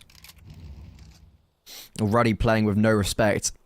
Niter and Donnie just clearing out middle. They will spot Ecstasy's top mid. Damage going both ways, more so to the T side. The bomb's currently on short. Oh, they've missed the smoke. They smoked themselves. And then Body just eats a grenade as well. That is not a good start for 3D Max. Hodix is just looking at us and going, cheers. Thanks. Appreciate the smoke. But as soon as that smoke fades, we'll be bringing new light into this short execute. All 5 players now congregated. This time, the progression smoke lands. Donny rotating in from CT. His sight teammate has fallen. Jacast, not really in a position to do anything. Does throw a good nade, good damage, does get a kill. Donny picks up one himself before they get traded.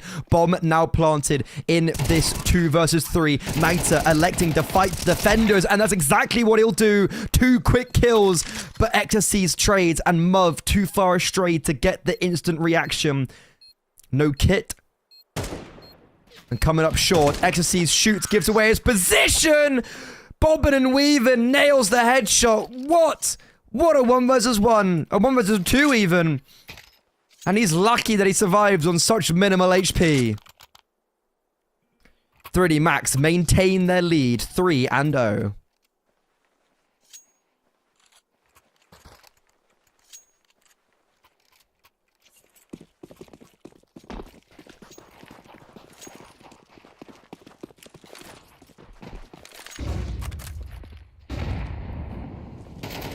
Ooh, big nade on long and a big swing.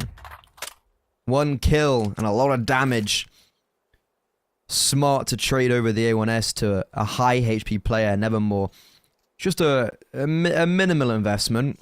Donny saved the AK into the previous gun round, so that's why he had the A1S brought up. And they're still choosing to fight towards long. Flashbang kind of does give away that they're still here as they spam. We need to be careful, Nevermore. I don't know if they're going to anticipate 2. Surprised that, for instance, Jacast is not taking the first contact, and then Donny could just tuck with the high HP. They're just going to be walking into him. A1S. Spots. Lots of damage, but no kills. So many players low. Jacast now baited in for a double. Going for the 3rd. It would have been the 4th kill in the round, but he falls. Bod needs to be collective. Body's going to be very late coming up long, and both Mov and Naita are looking to cut Lucky off. A nade is going to land in them. That's a big bit of damage. But Body needs to cross, and he'll actually just throw the bomb over. Look at this. We're fighting up short. Body, he is saving the day right now for 3D Max. But Hoodix, his Deagle, just 1 shot to the body is all he needs. And now Lucky with a Mac 10. A Mac 10 up against 2. And the Deagle is too fierce for him. Nevermore. They let it slip on the gun round. But when they are on the lower weaponry, Jacast of all men silence the opposition as 2 AKs are now recovered.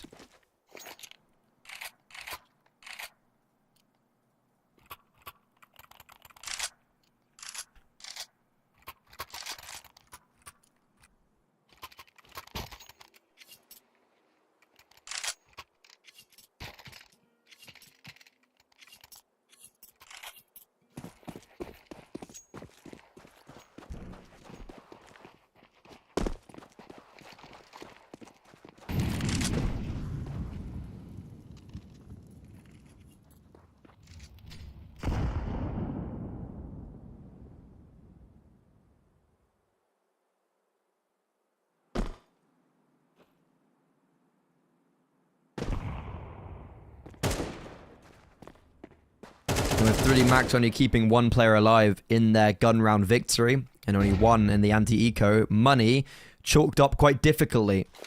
Bomb down does pay a lot of success in this round, as they do have the extra $600. It means we can at least get some rifles out, but utility very minimal.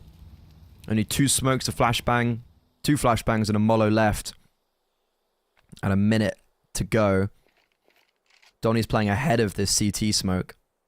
It's very He's very alone. Ooh, almost gets the better of the timing of body, and he can't retreat. Now, pressure applied towards these B defenders. Good support from Hodix at range with the AWP. He's got a player above him on short. Oh, he's never going to expect that. Yeah, Ecstasies with the Deagle drops down. AWP now collected, and it looks like 3D Max want to pivot. Jackass, he's cleared out the all of long. Issue is, the A bomb site is now being overrun. A very brazen play from Ecstasies could just be the difference maker in a round like this. Alongside that, we have Lucky lurking in tunnels. He might try and negate any saving being done. That's exactly what he'll do. Muv removed, AK dropped, and Nevermore. The round looks so good. It's shaped up to be perfect, but as soon as Donnie dies in mid there, Hodix gets put in a very difficult position, stuck between two mines, and does not expect the Flying Frenchman.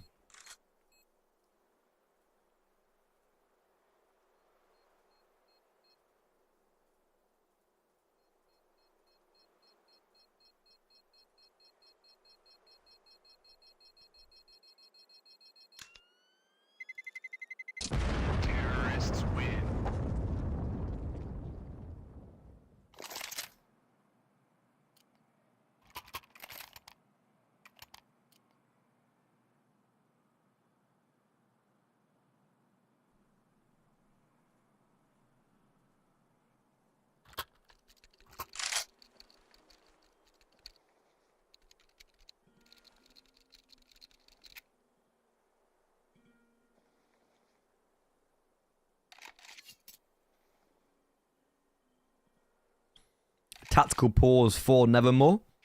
They are still going to be able to afford getting a purchase out, but no AWP on Hodix. He's had a slower start to this game. It's not what you want to see when you're on your opponent's map pick and he's the star of the show. You want him to be excelling.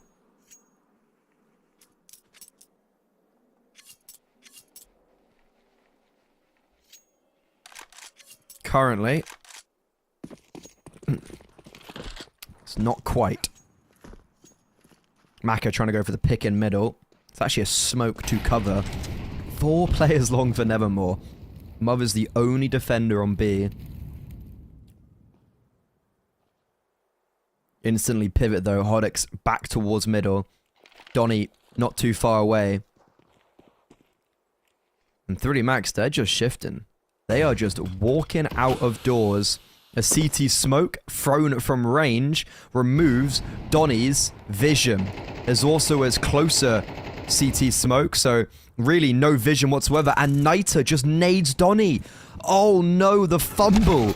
Muv can't get the smoke off in time. He falls.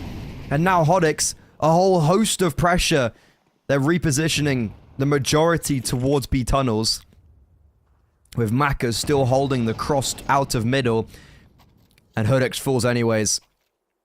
A really well orchestrated round from 3D Max to hear all of the commotion towards long and instantly take space where space was warranted. A team kill is never a good sign either. Niter dunks his teammate with a grenade, trying to break open the smoke, I imagine. And 3D Max, 5-1, back to normal.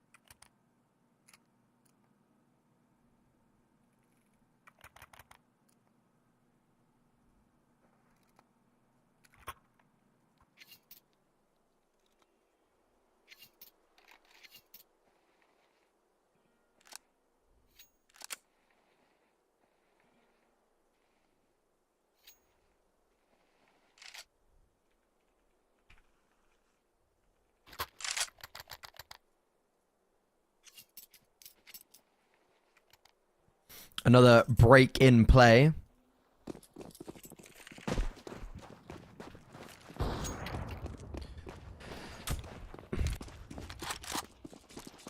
It's a half investment for Nevermore.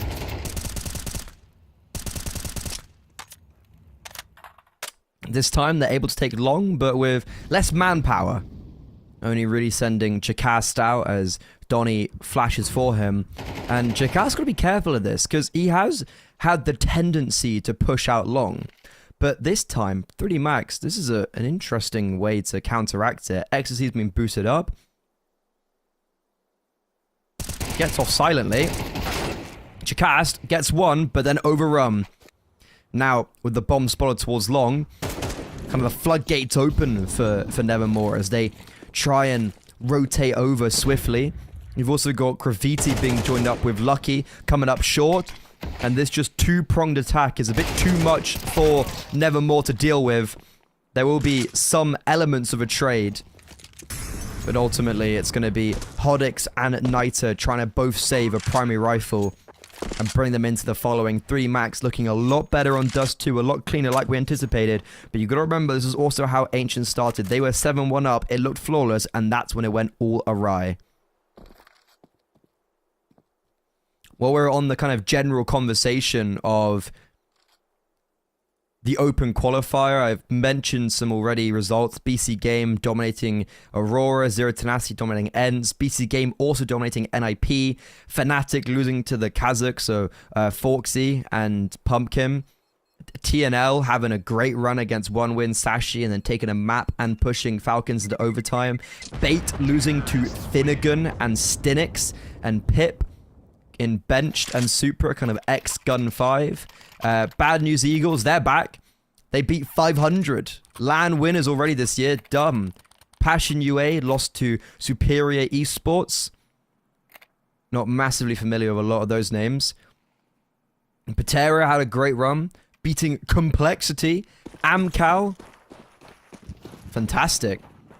LFO, a weird team with Matios behind X, Chill, beating Favbet, Parivision, and now in a third map against Game Elysium.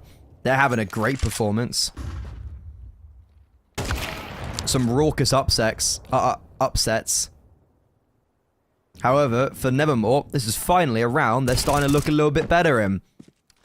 With Maka left last alive, a crunch towards middle for the city side worked perfectly. And then the bomb site just anchors down even better. Maka, who's had quite a slow series, bottom of the scoreboard on Ancient for his team, currently only sitting on 2 kills. A very tall order of a 1v4 on his hands. Any damage here would be good, but he comes away with nothing. A double AWP could potentially be saved if that's something we choose to do so. Okay, we don't get that far, but Jacast is able to upgrade to an AK. Is this the start of something more for the CT side?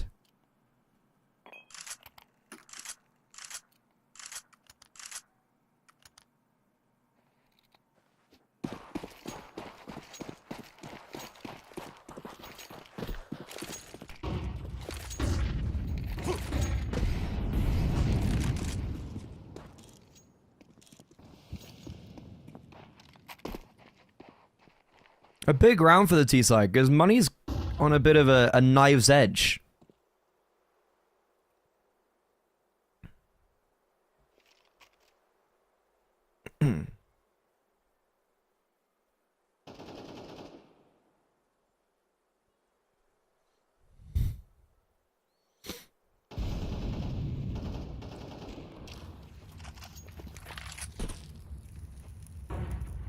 Max taking their time a little bit more with this, making sure they dot all their I's, cross all their T's as they make their way up short once more.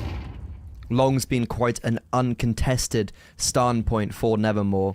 Jacast still there, won't be receiving any contact as 3D Max are all in and around mid and short. Throwing the cross smokes, little crisscross in mid, trying to keep Donnie as far away from short as possible. And we're actually trying to use them. Ooh, I can imagine Lucky tries to go through them. He's been held for, though. Eliminated. Ecstasy's trying to go the other way. actually slips past Niter, but eventually dealt with. Now forced up short. Hodix putting a lot of distance between himself and that bomb site, joining up with Jacast. It does mean the bomb's going to go down. Niter's still unconvinced of whether he should rotate over or not yet. Finally is. And we're going a little bit isolated. Jacast going up by himself. Donnie now into the action. Niter not far away. He's got 2 flashbangs, which he's going to try and utilize to get his teammates onto the site. Even though they are blind, the kills are rolling in. Graffiti, 3 big frags to save the day for 3D Max and keep the French heroes in front.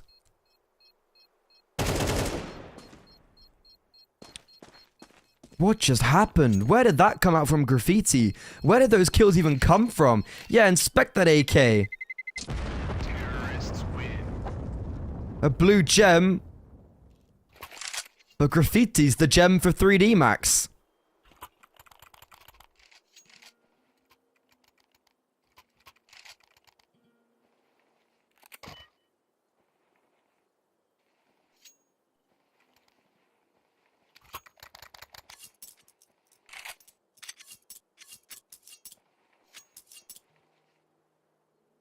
Some games have already been wrapped up. Metasport annihilated Nexus 2-0.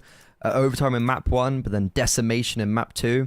Hester and Game Legion, 3rd map. Zero Tenacity Heroic, a 3rd map as well. We're still sitting on our 2nd. A 3rd is the likely right now, but you never really know.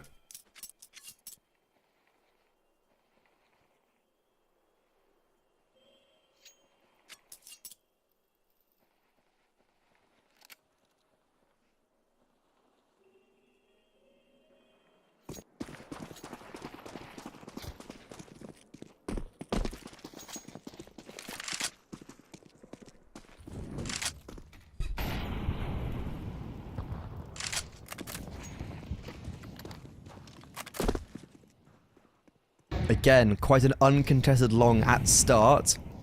But 3D Max a pivot in how they're approaching this round. No longer the early pressure towards short and middle. They're going a little bit more belated. And Hodix also a different approach with the boost on short with the AWP. But unfortunately, that goes awry. However, we're still maintaining that pressure. And now, as we've also got congestion in middle, Lucky spam down to 2 HP. We've got to look over to Jacast in long. There's 3 players cowering behind that smoke. A flashbang's really good. The AWP doesn't support Donnie, but he is still able to deal with body. Lucky, low HP. The nades are going to dispatch of him. Jacast has fallen towards long. It is going to propel them forward. And Hodix, a very crucial missed AWP shot, but he connects on the 2nd time of asking. A nade in the smoke, but Xyz is already crossed. Never mind, Graffiti's already crossed. Xyz is holding it. Mac is holding it distance with the AWP. And he will be supporting his teammate. Bomb looking to be planted. There's a smoke up to give Graffiti space. Mac has come onto the bomb site with him. And the bomb won't get contested. Donnie's rotating over towards long, while the 2 players are left to hold down the fort in CT. But Graffiti, gimmicky plays around this smoke, working to perfection. At range, Hodix done. Donnie, now, this long flank, long rotation up long. He's lost track of Graffiti, and Graffiti, the king of this A-bomb site, no one could smite him.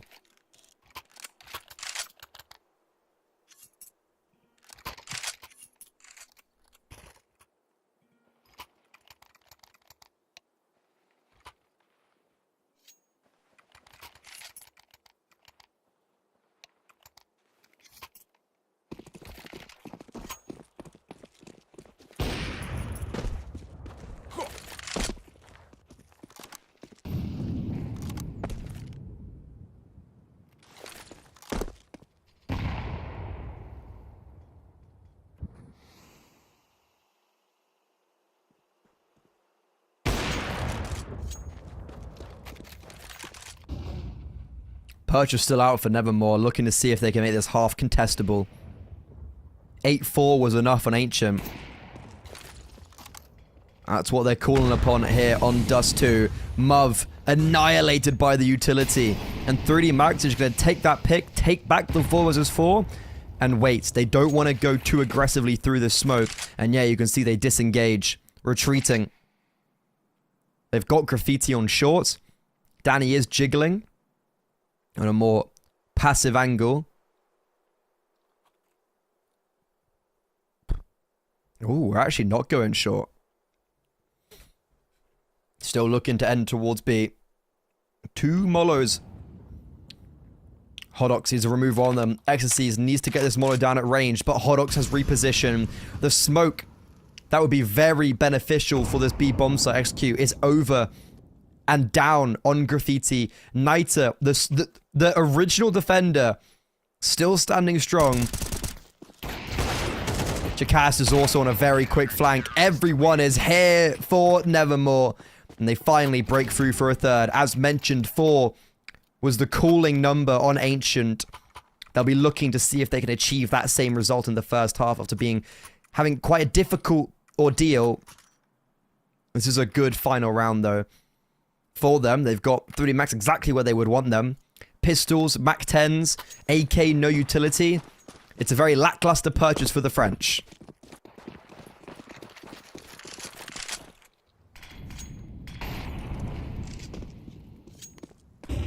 Ooh, Hodix, the worst time, looks away. Jackass now in a spot above her. Hodix is able to get one blind through the smoke, but Jackass gets overrun. The numbers amassing him.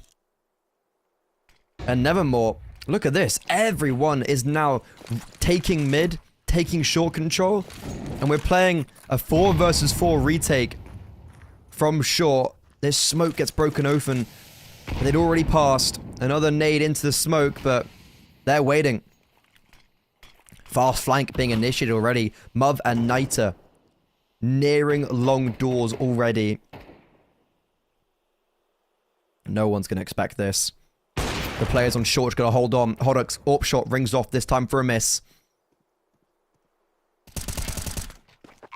Unexpected, though, is Donnie in towards Gandalf. Oh my god, Ecstasies! That is ridiculous! He gets both of them on shorts! Jumps up. As quick as you would like. 3D Max been showing a true class of individualism on Dust 2 so far. And Muv, a slow series. A 1 versus 2 could change his fate, but it's body to give 3D Max a decisive lead going into the second half.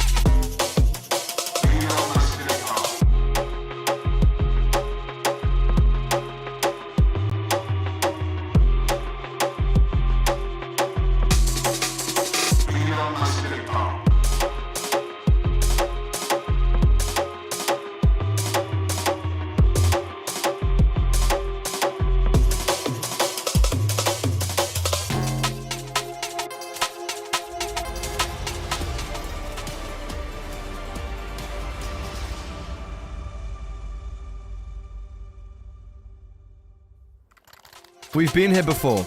Map 1, it was an 8-4 half of 3D Max. It then went to double overtime. So, I'm never counting Nevermore out.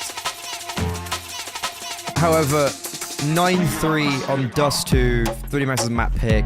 I feel like this is a different equation. It was also a very insane ending for the likes of Graffiti, Ecstasies. They've been having a fantastic map.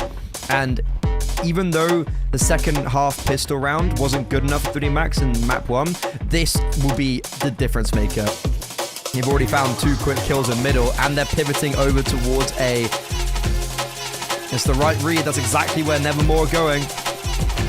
Almost all 5 players here. And Ecstasy is just abusing the smoke, running through. We're going 1 for 1. It's commotion. There's just so many bodies. The knives are out. The knives are there. Ecstasies brings down Donnie by the sharpest fang. And 3D Max, 10 rounds. It looks like Anubis is going to be on the cards very shortly.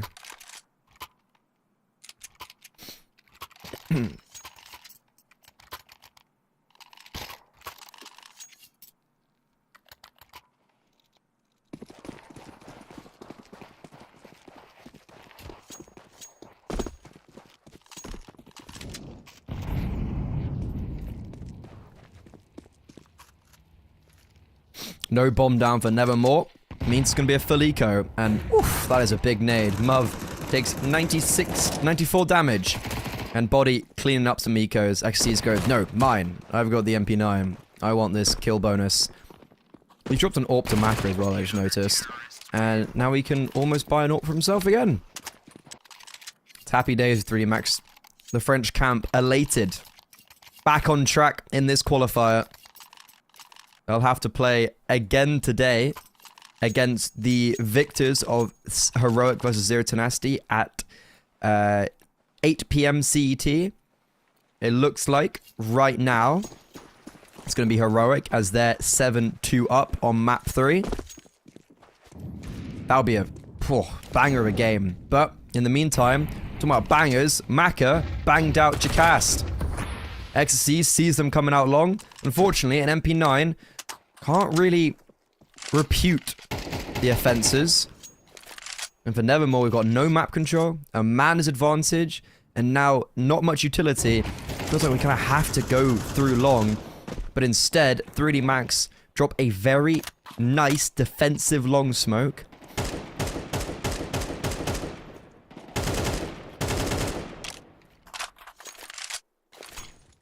And they could just replenish. 3D Max win out on the util game right now. They can keep on just throwing these defensive smokes while Nevermore depletes their utility supplies. Ooh. Fighting through that smoke, though, is going to cost Graffiti his life, and it costs 3D Max the man advantage.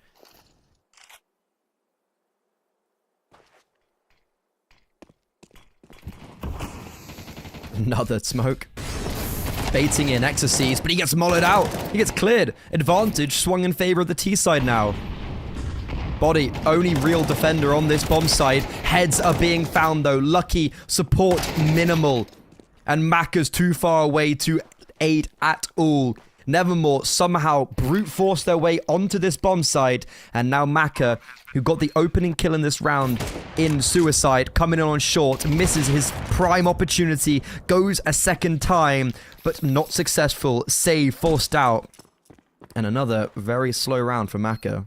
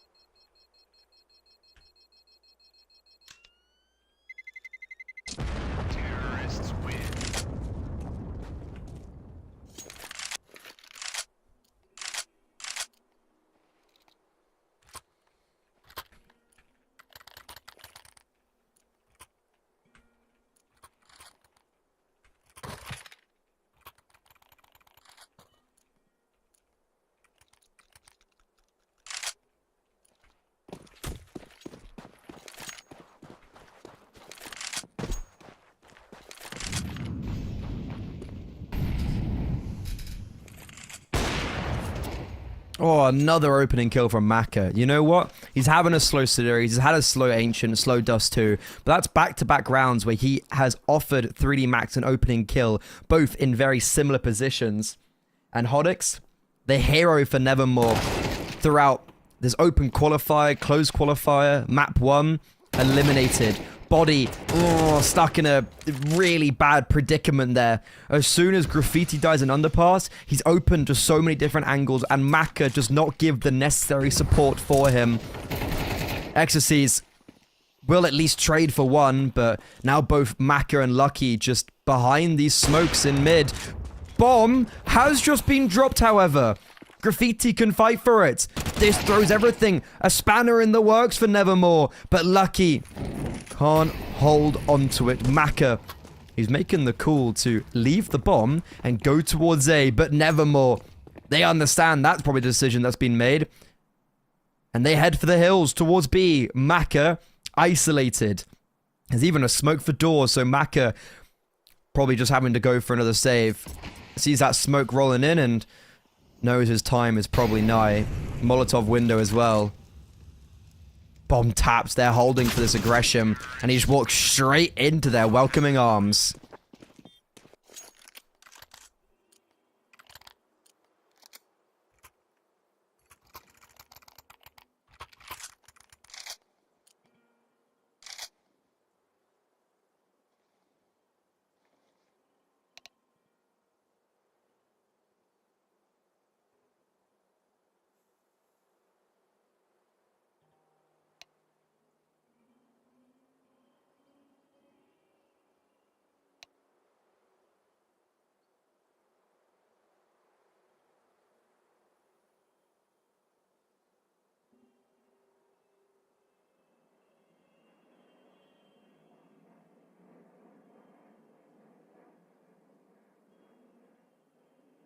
And we've got a tech pause.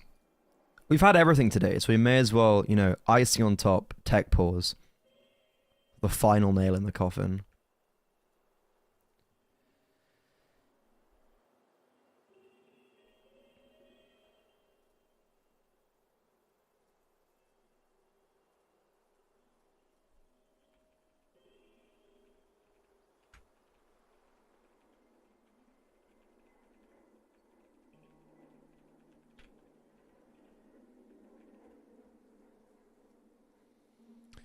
We sit here and we wait. Nevermore have strung 2 rounds in a row where it's felt like both of the times they shouldn't have. Maka has got an opening kill in both of those rounds, and somehow it's gone bust.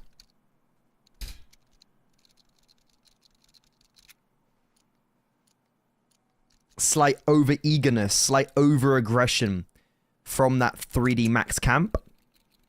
On the long round, you know, Graffiti just swinging through, trying to spam. Just giving up the advantage for no real need. And then in the previous, you've got Graffiti lower, Body top mid. You've got this aggressive stance with Maka trying to give support from doors, but it's very individualistic. Both players full, Graffiti gets a dink, and then Maka's not really in a position to help. It's like all these times we've got these advantages for 3D Max, and we are throwing them away, but ultimately, you still do lead by 6 rounds.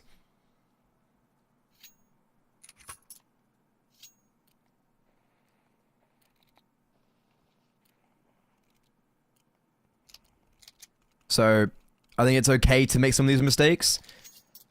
I believe that, in the end,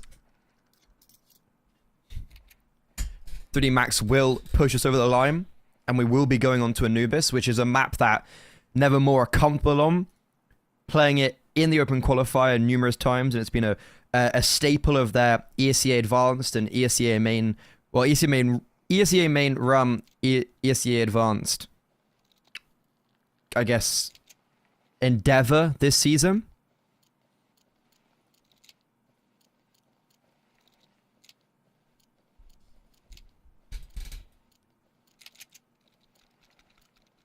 Just coming in now, fresh off the press, Game Legion reverse sweep against Hester.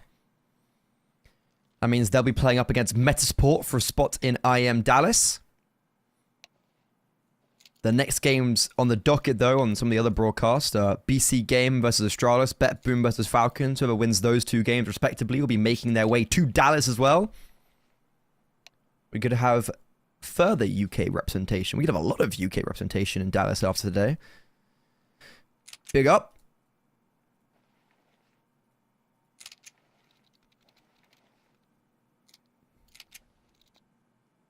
You've got OG Big to fight their way through. 4 best of 3s if they want to go to Dallas. Same with Namiga or TNL. Whoever loses this game will play against the loser of Zero Tenacity Heroic, and then vice versa. For winning, one more game to go for Dallas. But we're back. We are back live. We are there. We are here. We are rocking your screens on Dust 2. And it's a full eco for 3D Max.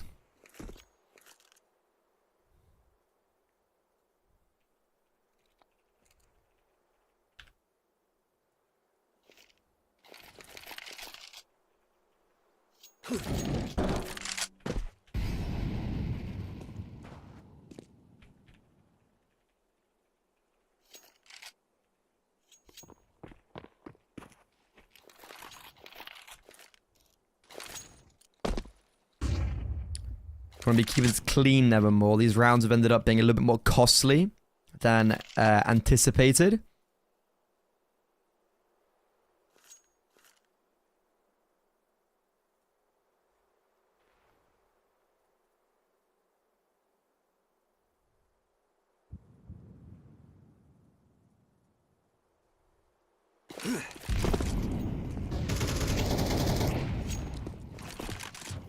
But 3D Max.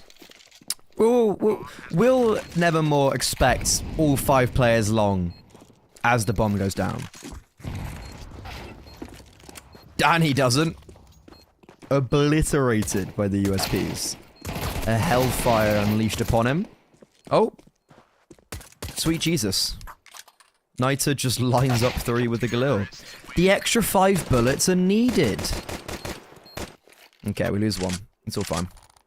All good and dandy. Back on the purchase. Maka had very little impact in this game, in this series, kill-wise. But in this half, he's found 2 opening kills in back-to-back rounds. They did lose both those rounds, however. Not his fault. Far from it. So, he's got the AWP out. Where are we going for another opening frag? Instead, it's going to be an opening frag onto Lucky. Hodix gets the kill, but does get tagged afterwards by Maka's AWP. However, he overextends into the hands of Jacast, who tries and pushes the narrative further. Graffiti stems the bleeding, but alongside that, Muv has taken all the space out of B. This round is just, it hasn't even started and it's over. Bombs heading through tunnels towards B. Graffiti's going to try and chase it. Unfortunately, there's someone on the other side waiting for him. And the bomb's going to get planted nice and safely. Donnie seeing if he can pick up any scraps, not let anyone save. And woof. Great identification from Nevermore. Great positioning to be able to react on a snap of your fingers. And just like that, Donnie not allowing anyone to save. Oh, 2 kills. A fantastic spray onto Body. And Graffiti, he's been hunted down. The hounds have been unleashed.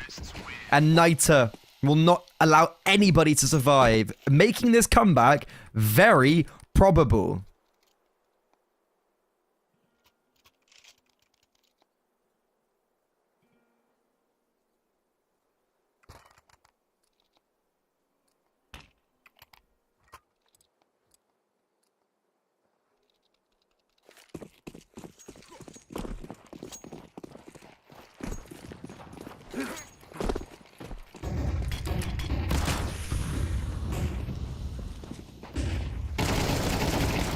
In true fashion, however, this is the round that unravels Nevermore. The 5-7s being flashed through the corner smoke on long, Niter and Muv blindsided. Alongside that, Ecstasies and Graffiti are already in T-spawn. Hoodix is holding for the long push. He's not going to expect someone behind him. So if Ecstasies continues his narrative, he could be fulfilling his riches.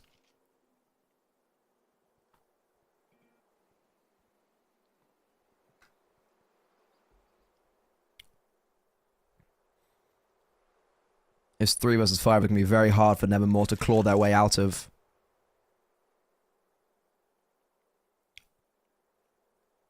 They have found the right idea of going towards A. Lucky's the only defender, and there's no one really close by. Lucky has got one of those 2 AKs being picked up, and now with the utility being thrown out, it's called Maka over. Body's also supporting from long. Lucky doesn't get anything though. Body, can he do anything with the AK? Yes, he can. Jackass left in a unwinnable 1 versus 4, and Body picks up his 3rd kill to put 3D Max on map point. They want to force us to a 3rd. They want to go straight through to Dallas. They're a team that should, at this caliber, be contesting for this.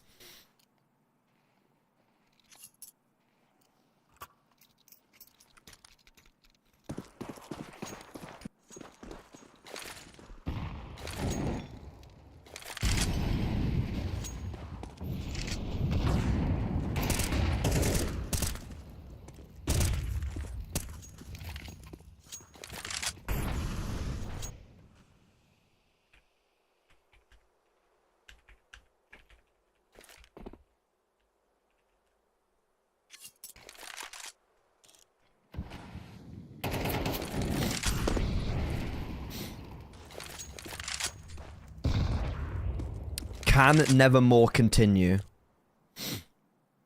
Maka, he's found 2 opening kills already in this half. It seems to be more of a curse though. When he gets the opening kill, they lose the round. He's in a prime position to either close off Mirage, close off Dust 2, or allow Nevermore an entryway onto this bomb site. Which way will it go? Utility being pulled. The AWP has moved away. It's perfect timing for Maka. The trade is inadequate. The bomb is in his grasp. And also, this smoke. It's awful. The CT smoke, they can see over it. Lucky picks them off at range. Hodix finally does trade Maka, but the damage has been dealt. Hodix now left alone in a 1 versus 3. No smoke for his safe passageway onto the bomb site. At range, he's being held for. Misses the AWP shot, and he never expects Lucky to be as close. Bomb gets planted, but that's all she sung. 3D Max return this series to normality as they push us to a 3rd. Anubis up next on the cards. A very valiant effort from Nevermore, all things considered. A team with no expectations, giving 3 Max a run for their money, but losing to 5-7s is unforgivable in the sense of 3 Max will take full advantage of that, and they will just drive that narrative and drive that stake further. They will claim map 2, their map pick. Anubis is going to be in a very electric map. I know this is one of the main maps for Nevermore. They're very apt on it. And alongside Ancient, it's kind of their main features of this open qualifier run into the closed qualifier run. And also, they use it a lot in ESC Advanced. So 3D Max, they return to put their crown back on their heads. Will 3rd map be the continuation of the French dominance? Or will the underdog step one close, put themselves one step closer towards IEM Dallas and be only 1 win away from qualifying to one of the biggest events of the year? Now that would be an underdog story. Do not go too far because you do not want to miss map 3.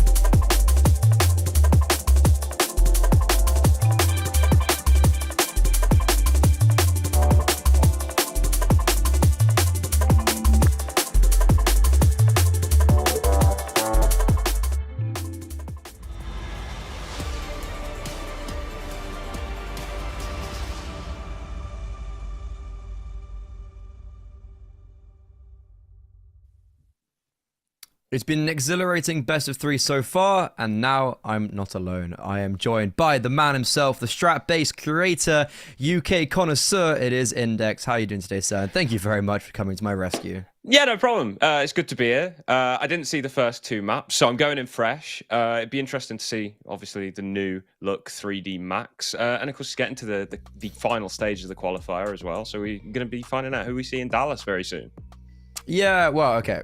By the end of the day, well, I actually it's an interesting style of qualifier, and it's something I was discussing on the many hours I had to myself of today we do find out 4 teams that go to Dallas, and then for the rest of the week it's this like super long slog through the lower bracket. No matter where you end up in it, it's a minimum of 3 best of 3s to be played, or 4 if you're TNL, Amiga, OG, Big, Zero Tenacity, Nexus, Hester, and the loser of this game. So for someone like Nevermore, it's just the benefit of being here. They're very happy to be here, even though it doesn't add to any of their VRS rankings, because you have to have a minimum of 10 games played in VRS to get a ranking. So for one of the also topic conversations I had was feel very bad for Nevermore of being like, it's great to be here, but there's actually no extension of their success here. There's no development post it, because there's no way, previously, if you made a closed qualifier, you then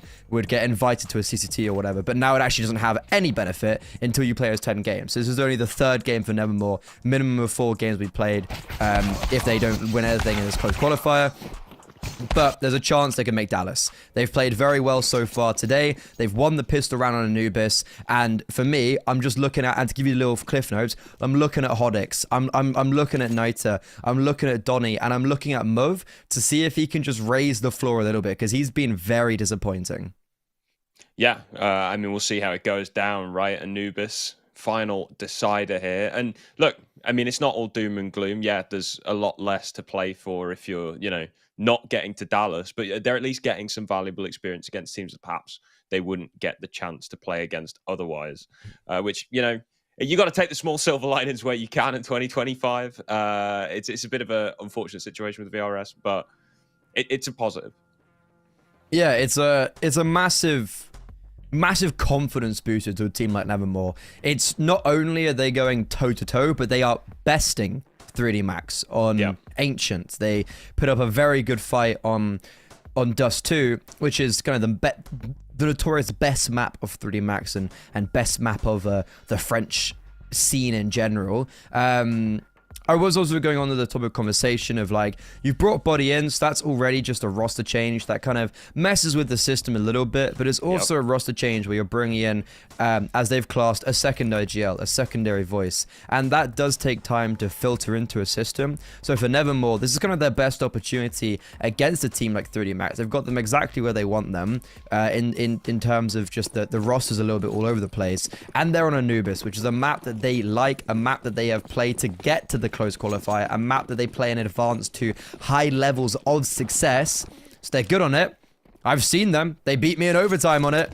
Let's see if they can contest 3D Max now on this decider.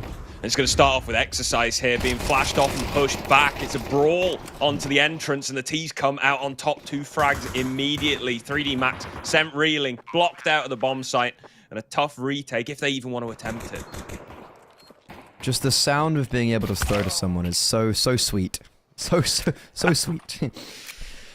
But, ooh, this is possible. Time still good. Everyone's very separated, though, for 3D Max, and they're just going to get hunted down. Maka, his presence is known towards A main, and Nevermore are playing this very regimented, not giving up anything, not allowing Maka any opportunity, any inkling of success. So it's going to be Nevermore starting off well. They've had a very rough start on both maps today. They were down 4-10 on Ancient. Also, we're down like 8-2 on Dust 2. So it's been a very... An element of always fighting from behind, always looking to catch up. But now, it might be them actually starting in the lead. Yeah, I mean, a couple of really nice entries. 3D Max find 2 in response, and it looks like they might have a chance, but no. Nevermore consolidate. A nice tight post plant from them. They're going to bring out 3 rifles immediately. A couple of MAC-10s to chew up the lack of head armor on 4 of these 3D Max players who have gone for the force buy. A couple of MP9s in play as well. Looks like early pressure towards the B site here. Hoddick's going to be taking point with this MAC-10. Lucky to greet him on the other side, and will find the headshot. Opening frag goes the way of 3D Max. Nevermore still not committing to this bomb site. In fact, move. Going to smoke himself off to try and escape.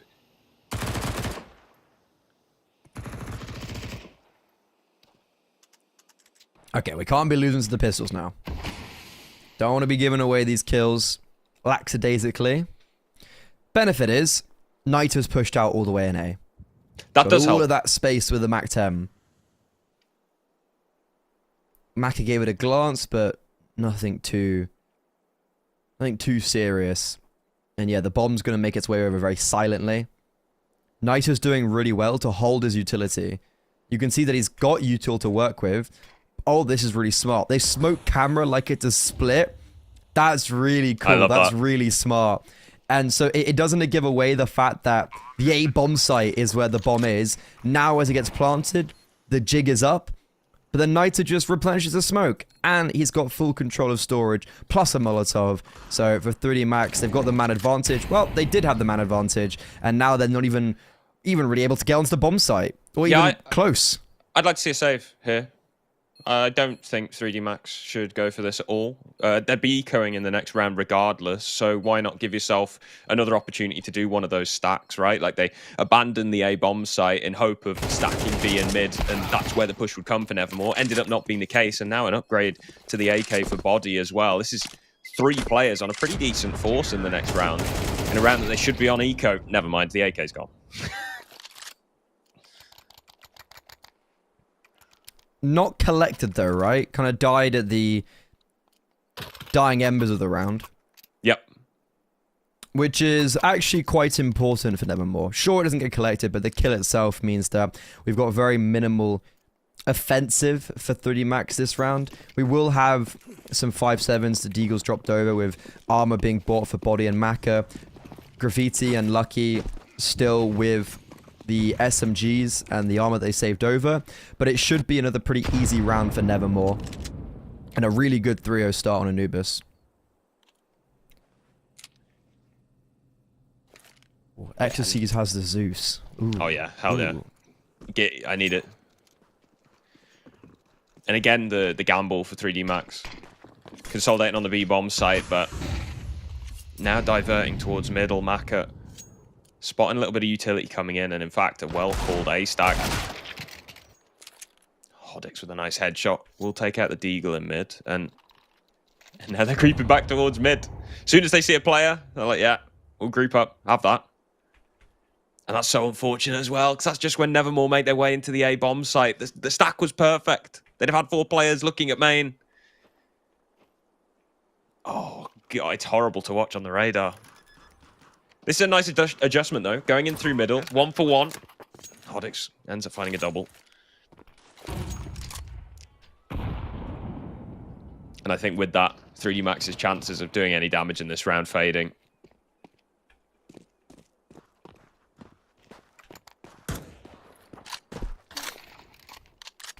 I guess some damage would be quite nice. Yeah, damage is always good. Ideally, you'd want to hold on to these weapons. Maybe upgrade Lucky to a Galil or an AK. I was going to say, it's like the slippery slope of like, okay, yeah, sure, we are saving a Galil and MP9. It's like, yeah, it means we don't have a primary rifle in the next one too. Will mean that economy is in a pretty good position. Gravity can buy an AWP for Maka if he chooses to do so. Maka's had a pretty slow series, all things considered, and he had 2 opening kills on Dust 2, and then they lost both the rounds. Well, it was back-to-back opening kill rounds. They lost both of them. But then he ended up getting like crazy 3k in the final, which saves a lot of my faith for him. But I'd definitely be looking at him as a win potential for 3D Max. And on this first gun round, he's actually just been dropped over the Galil. Lucky still will in the MP9. The rest on primary rifles. And it's going to be the T side. You could already see very aptly just moving towards B.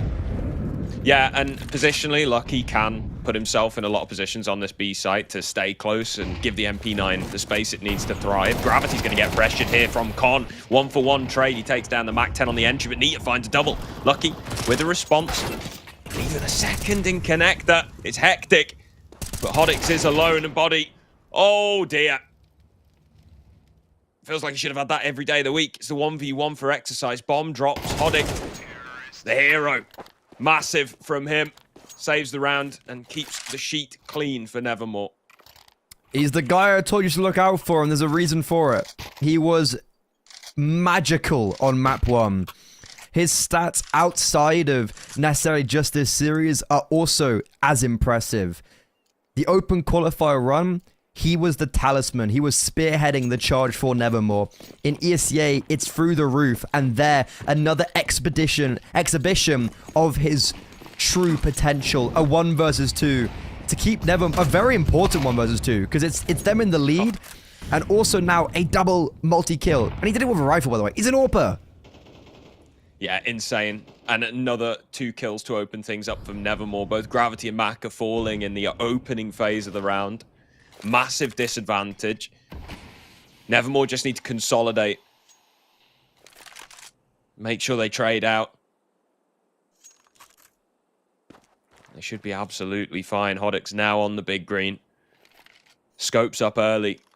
Getting ready to take an engagement on main.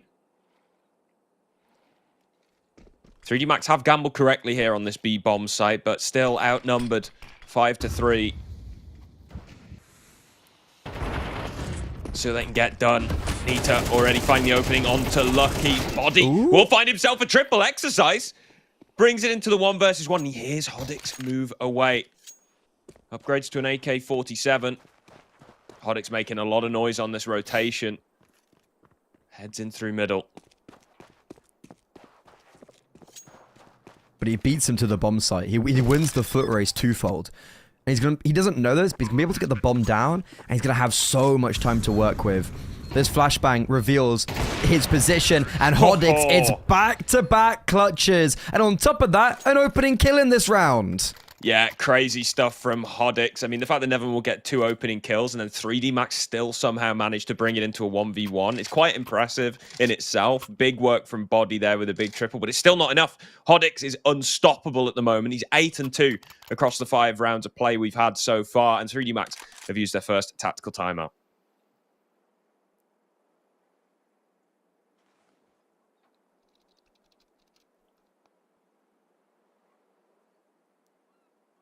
think it's a good time to take a tack timeout because you know you're the favorites. I think for 3D Max, you go 0-5 down and you're like, hold on a second, guys.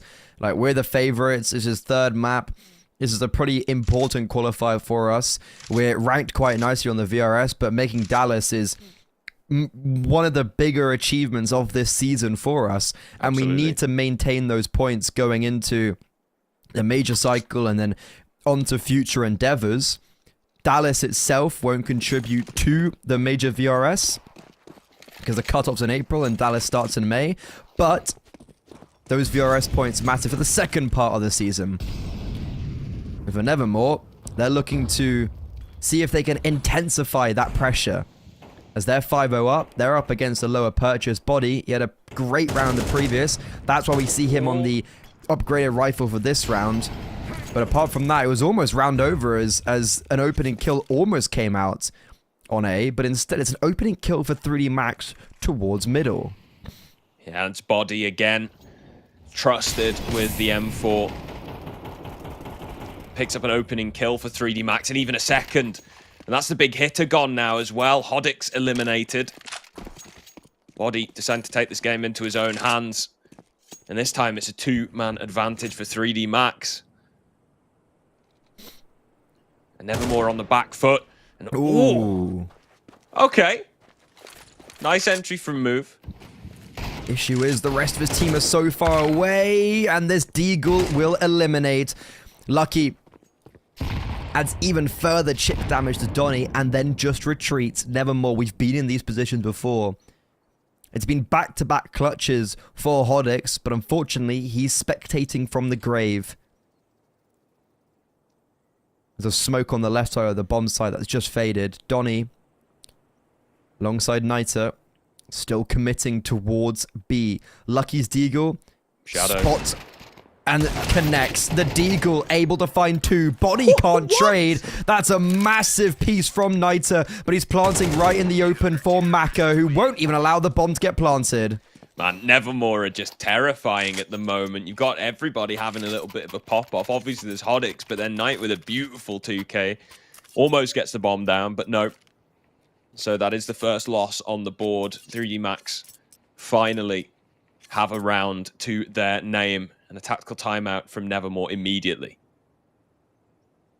I mean, Niter's kind of the one that I was saying alongside Hodix. He's the guy to look out for this roster. He's the second heavy hitter. And what's big is Muv as well. You know, 7 kills. I think that's more than he had on some of the other maps in total. He had a really, really slow Ancient, picked it up towards the end. And then on Dust 2, yeah, only 5 kills. He's already exceeded his kill count from the whole of Dust 2. And that could be the difference win potential of 3D Max. But speak about win potentials, Body. He's had back-to-back massive rounds. Yep. Saving the day specifically in that. And that's what you want when you bring in a player with the experience that Body's got, right? Like, obviously, he reached the heights of his career in G2 way back in the day and has been a bit of a journeyman since then. But that's a lot of CS. Relatively decent level. Obviously, he's seen the highs of the highs and been to the low of the lows, but an experienced piece into a 3D Max roster that, in the grand scheme of things, still relatively new to the top level of the scene. Ooh. Right between the eyes. Yeah, another opening as well. Nevermore in a very sticky position where Mac has done really well to disengage and reposition. And he's already here, ready to meet them as they look to set sail and set their sights on this A bomb site. Great dynamism from this AWP player. And they're just walking straight into him. They're not going to expect 2 players as well towards A main. Fair play to Niter, deals with one of them, and Maka gets overrun. Smoke towards camera, that's going to block out Lucky and Graffiti. They know Bodies towards A main, and they're happy just to neglect him. Ooh, I'm not a fan of like one player looking over there. I would prefer if we're going to take a fight, we just all go somewhere together. And that's why Hodix is grouping up with the rest of his teammates. As this camera smoke fades, all hell will be let loose onto this A bomb site. Molotov out, Jacast yet to get a kill in this game. This would be the time to do so, and he might be needed. 3 kills for each of them, and 3D Max once more quelled. Yeah, beautiful. Another tight post plant from Nevermore as well. Playing in the back lines of the bomb site. Making sure that each other's angles are covered. Even with that incendiary coming in from 3D Max, it doesn't quite disrupt the setup enough to allow them into the bomb site. And Nevermore reigns supreme. Absolutely demolish the economy for 3D Max as well. It's going to be a half buy in this one. Body does have the hero rifle yet again. And it was a similar round to this that 3D Max's success came. Exercise with a shotgun. Love to see that every now and then. Maybe not on Anubis. Ooh. No, the shotgun is amazing anywhere, any map. The XM's the best weapon in the game. I don't want to hear any hearsay whatsoever. It is the go-to weapon. And it's going to win them this round. Never mind. He doesn't have, so with great responsibility comes great power. Wait, no, other way around. With great power comes great responsibility. And XC just realizes that he needs to give the underdogs a shot. Yeah, I mean, gets him down to 1 HP, you know. The XM does that. You either hit him first bullet headshot and he dies, or 1 HP. One of the two. I mean, yeah, no in between. A well-placed sneeze would take down Nater at this point. Or at 5-7. There we go. Maka reveals his location, repositions as well. Looks to try and get another on the entrance. Does so successfully. Is traded out. Gravity. A 1 versus 2 with a Mach 10. He's got some nades. Might as well give it a stab. They'll be buying in the next round regardless. And in fact, it's just going to slip through the camera smoke, which isn't currently being watched. Well, I do say that. The move has turned his eyes towards it. And now reveal. Surely isn't dangerous. Well, you say that, but there's the first. Whew! Whew. It gets close. I mean, look. The scoreline looks rough now. Yeah, scoreline looks very... I mean, it is T-side Anubis. Like, kind of how... When do we... But this isn't CT side Old Nuke. You know, back in the day, you'd get like a 12-3 on Old Nuke. You got 3 rounds on the T side. You're like, yeah, that's a solid half. We can work with that. You want a bit more than that on Anubis. 8-4 would be ideal for 3D Max at this juncture. Can they get? Maybe they get 5. Maybe they just go floors on the CT side. I mean, listen, man. That'd be the dream. Ooh, XC's got to be careful. If he pushes a main here, Niter should have his number. But so far, they're not. Maka, though, he might be the one to go first. I think this timing is going to work in favor for Niter. Swings out. XC's head ripped off. Not going to expect the second, and that will be his downfall. Confirmation of the AWP over towards A. And you can see Nevermore. They're actually circling back over towards that part of the map, realizing that there's probably going to be a bit more of a vacancy playing 3D chess right now against 3D Max. Yeah. And it's worked perfectly. 3D Max, in revealing that AWP on B, have also revealed that they're playing a heavy setup on the A bomb site. So then to compensate for the information that's just been put across, they reinforce and overload the B site instead. And Nevermore called their bluff. Maka smoke. He's going to be playing retake. So smoke in A main, and it's making me, because how would Nevermore know, right? If they just go straight through, they win the round, and they are going to go, but as it fades, Maka playing around the mollo, but the flashbang is good enough to deal with him. Misses his shot when he has the opportunity, and because of that missed shot, I would think this is a save right now. We have a kit on Graffiti who's coming in towards canals, so if he dies in A main, it's not going to be collected. But we're going for it. Progression smoke unleashed.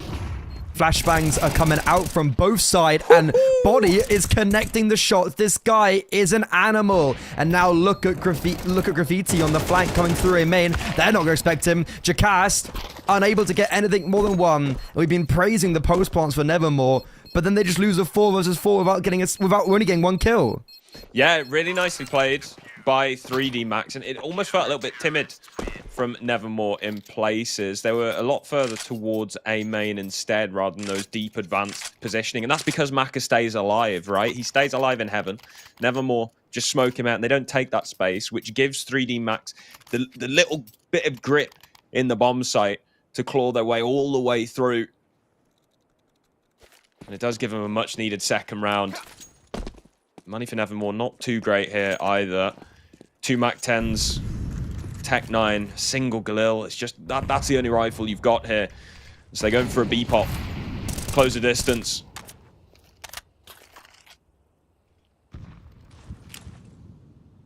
Question is how proactive... This nade. Oh, it's shallow. It's not good enough. And they come through. Lucky's caught on the reload, but Graffiti mans the fort for not just 1, but 2.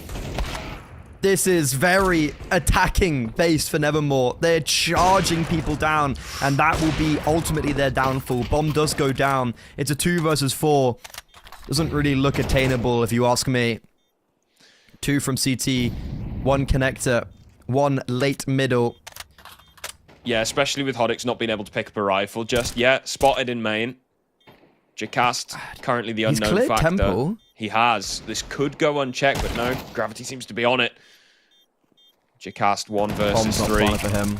Yeah, this should be an easy trade, and there it is. Takes a few players down with him. But ultimately, the round will be 3D Maxes, and they find their third. 7-5 still on the cards, which, given how this half started, be more than happy with. Well, yeah, it's actually going to be an eco right now. So it's going to be 4 at a minimum for 3D Max. And I think, yeah, 7-5 looking likely, and then should be getting a bit of the momentum going into the next. Yeah, the bomb plant at least allows Nevermore to siphon a bit off the top to give them some upgraded weapons and some utility to try and get into one of these bomb sites. It looks like A is the port of call this time. Only exercise to hold. Incendiary's good, though. Going to crisp up these Nevermore players. They make their way into the bomb site. The counter flashes are even better. It's a complete shutdown. Jacast miles away. No weapon.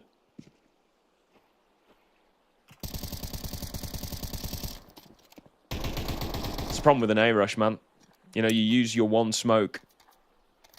I feel like whenever... I was going to say, whenever I'm the A defense, I feel like I always get owned. Maybe I'm just the problem. I mean, quite possibly. You don't have to agree with me. To be like, no, Freddy, it's not your fault.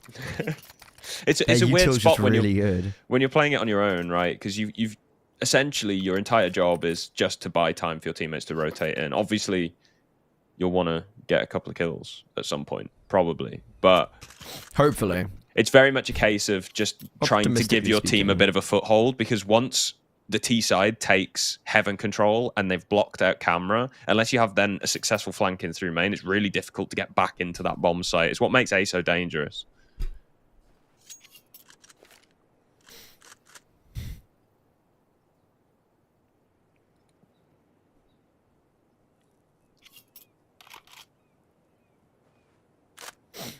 Fourth for 3D Max.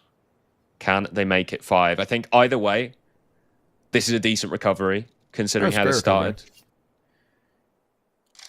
A 5th round on the CT would be the icing on the cake. I think alongside that, the tactical pause for Nevermore, though, really good. I think it's a perfectly timed tack. Ooh, Nita... I think the smoke con hadn't popped yet. It's lucky to be alive. But I think this is a great time for Nevermore to collect themselves. However, nice. Maka gives them no space to breathe. An abrasive opening kill onto Donny. He's had a bit of a rough map, all things considered. Only sitting on 4 kills, and it's going to stay that way for the rest of the half as he watches from spectator position. 3D Max, however... potentially in the wrong position. Graffiti stems the bleeding. We're going to need a rotation over. Body's actually just going to drop down into canals. Jacast, covered by the smoke, traded. And now Body is here through connector. They've got the bomb in their grasps. And everyone's coming through, flocking from water. Nevermore, 7-1 up. It looked like sky was the limit. But 7 is the limit for Nevermore. As 3D Max look to take 5. As they go onto their T side of Anubis and give themselves back the advantage, unless Hodix and Move can do anything about this. 3D Max throwing everything in the kitchen sink at B main to stop Nevermore pushing further in. And the smoke blocking to buy even more time. Now another Molotov.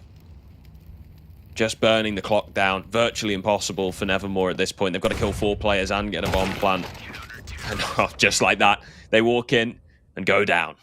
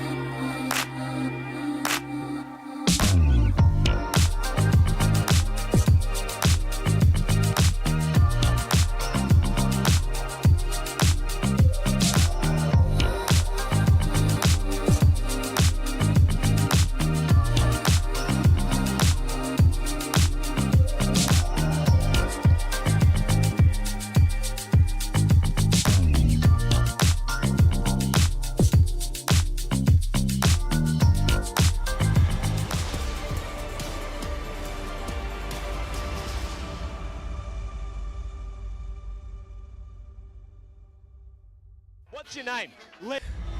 3D Max clawed their way back into this map. A very successful end to their crusade on the CT side. 5 rounds. Some would say that's more than enough. But Nevermore, they have showed that you do not want to count them out until the final whistle has blown. So even though they only had 7 after being 7-1 up, they did diminish their lead, but a pistol round victory here could put them right back in pole position. Certainly could, and with a couple of the pieces that were quieter over the course of the series so far, like Move, been pretty far towards the bottom of the scoreboard as this series has progressed. He's actually stepped up a big way here on Anubis. Let's see if that continues on the CT side. Looks like 3D Max are going to be going for an A hit here. 4 players making their way through rugs. 3D Max, all congregated towards the A-bomb site. Smoke camera. Niter, that is a great first shot, but He does inflict a lot of damage in the process. He will be playing retake, waiting for the rest of his teammates to come and join up with him. All 5 players from storage. There's a kit, there's a smoke, and Niter just sends his life out as a human flashbang. Unfortunately, 3D Max took the fight to them. And even though they lost the opening kill, it's devastation. Yeah, and that's what I was talking about in the first half with those deep post plants. It's so difficult for the CT side to get back into that bomb site once you got those 2 thresholds under control, CT and camera. It is going to be a pistol round for 3D Max, just 1 round separating these 2 teams now here in the second half. More than likely going to be tied up as well, as Nevermore do go for the early eco.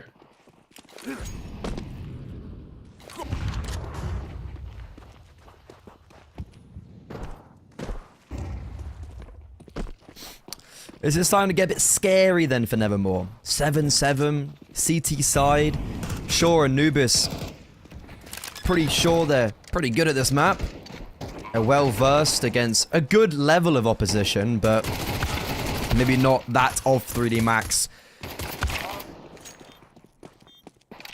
I would assume as well, as a sign that I see a tendency with these lower level teams when they play up against a team such as 3D Max, they'll put a lot more effort into the preparation. And I can imagine Nevermore come into this series very prepped, very ready for this possibility. And a first gun round to see if this underdog story has any legs to it, or has the magic fizzled out. Yeah, we'll see how this one goes down. The 3rd round buy does mean no AWP available to the CT side. An early boost in middle. 3D Max searching for an opening and taking space in mid. Where's the adaption come in for Nevermore? Lost mid. Very little information. Got some deep main control, but these 2 defenders on the A bomb site, they're split up here. It's 2 1v1s on the way into the bomb site. Util dropped to try and block. Niter playing heads up in main. He's now the single point of defense. Clears out the A main approach. But 3D Max just smoke him off. They've now established their post plant. Try and keep Nevermore out. Yeah, very happy just to leave him there. Smoke him off, neglect him, put him in a corner.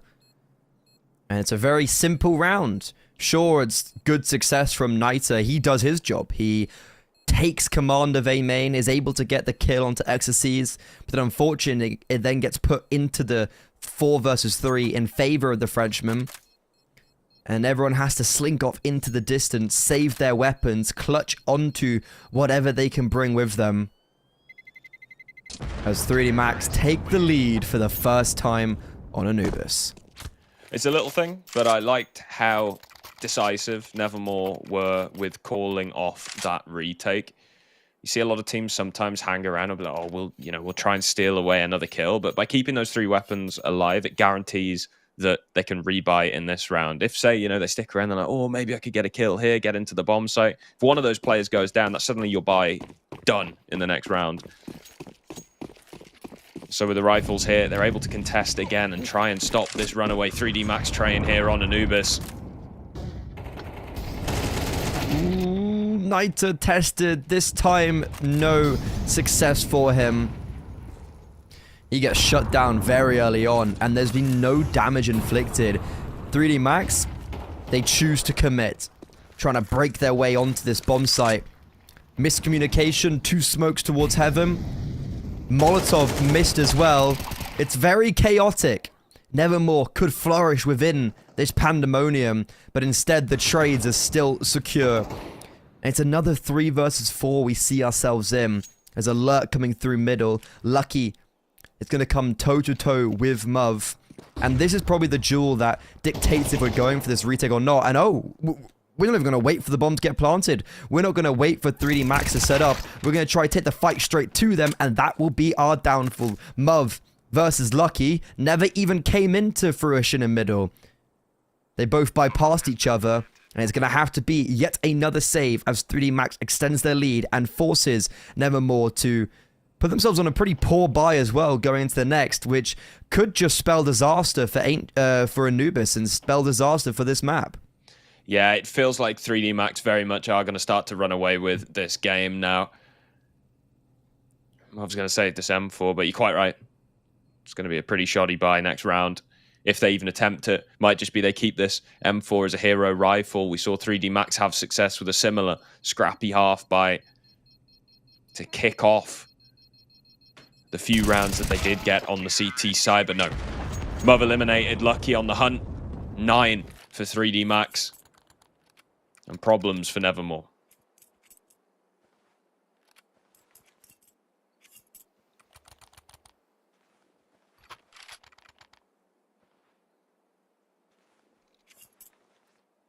What do we got here? MP9s, 5.7. A couple of those. And a Deagle. Can be damaging. Can We've be. seen it happen. This is where I hope 3D Max do their due diligence. And sniff out the buy before they go headstrong into a bomb site. Muv already gone. Another 5.7 spotted and Donny. 3D Max doing a good job.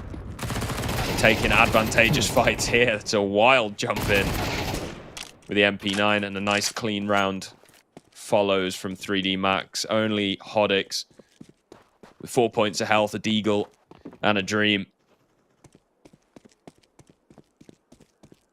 This is a certified save the Kevlar moment.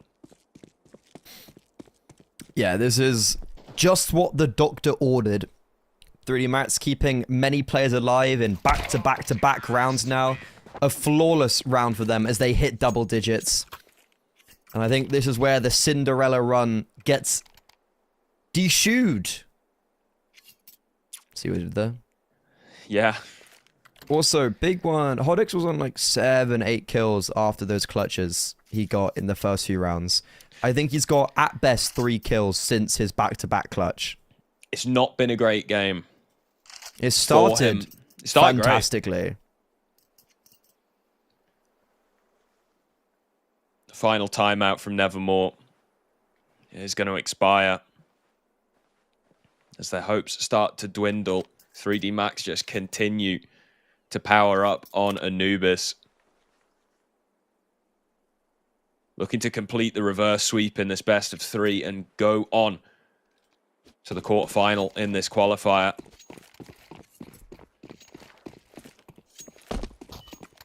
And just after that, if they win, they might be booking themselves tickets to Dallas.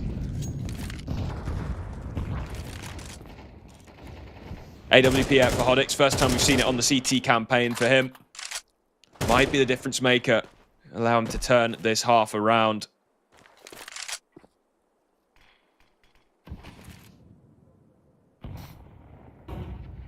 This is a very interesting defense. Jacast has got a Mollo and Flash Prime to set Niter up. For nothing. Gets no information from that endeavor. Yeah, Hodix is over towards... Oh, he's rotated B. Oh, we've put pressure towards B, but the end goal is mid to A right now. And Hodix is nowhere to be seen. He's fled for the hills, so now we assert our attention towards Niter and Jacast over in A main. They hear the utility being expended by Exorcies. They have to hunt him down. They have to get this kill quickly. Hodix has rotated back in time, but he's missed a very crucial AWP shot. And we are wasting a lot of time trying to get this kill in carpets. Finally, we do. And the bomb's going to now be planted with 3D Max in a disadvantageous position. Yeah, a couple of crossfires established on either end of the bomb site, though. Gravity's going to find first blood. And a second one drops down. Jacast. Donny going to try and make his way in, but he's alone. That's going to signal Hodix to get out of there. Muv not even going to attempt it either. And 3D Max know they can freely hunt this AWP down. And another missed shot from Hodix should be his downfall. Sharks circling in the water. They smell blood, but somehow Nevermore, jumping into the ocean with a stick, do come out on top. And Gravity left to save an AK. Or an M4 even. Well, 3D Max look pretty primed to now go through to being one step away from qualifying to IEM Dallas. They'll be playing up against Heroic at 8 p.m. CET. There's already a lot of games going on the way. Falcons have returned back to their true form as they have demolished BetBoom 13-2 on map 1 on BetBoom's map pick. Astralis BC Game currently got BC Game in the lead. Cypher doing the UK scene proud at the half. We love to see it. TNL are one map away from being eliminated now in the lower bracket, unfortunately, after a great start against Falcons. And it looks like this game has come its course. 7-1 up when Nevermore. 10 rounds in a row for 3D Max without dropping a beat. 2 more to silence the underdogs.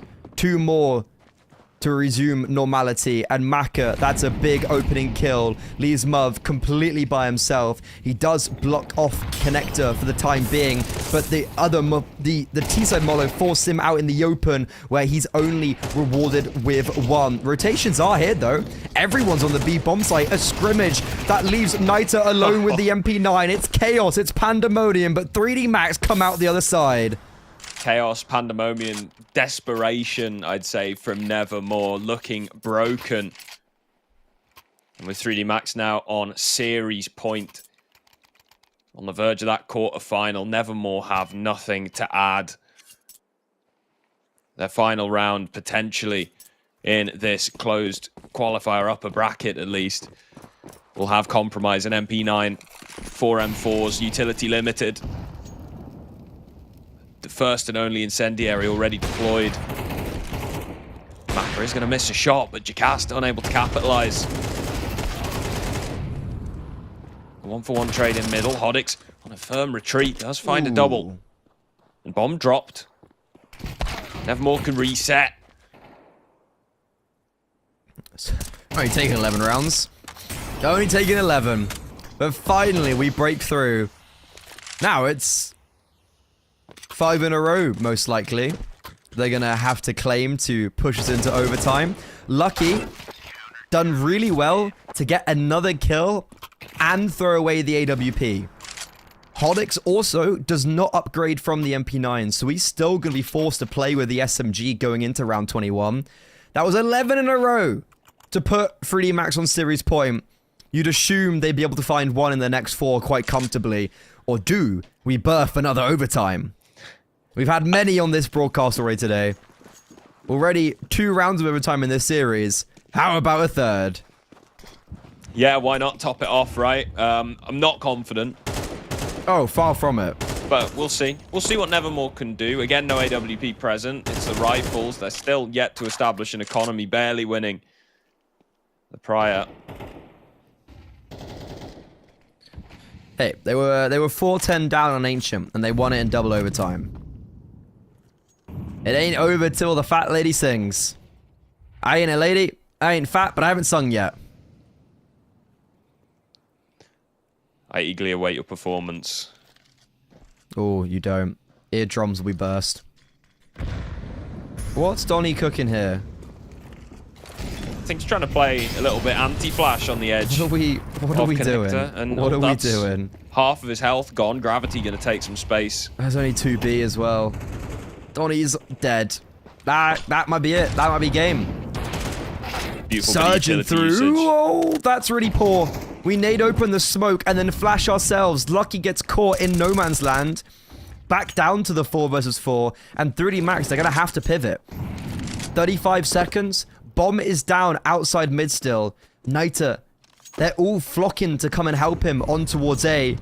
And Body, a well-placed microphone in towards middle, has got all of these sound cues. He's going to catch off Jacast. And alongside that, Maka collects Muv. Bomb still down in middle. Nita fleetingly trying to fight his way back into this, but he just fights his way into Body's crosshair. 15 seconds. The newest addition, the debut to 3D Max, potentially has just closed out their first series together. And he even finds the third. 23 kills. 11 rounds in, and we're over 3D Max. A little blip towards the end. And this series finally has closed.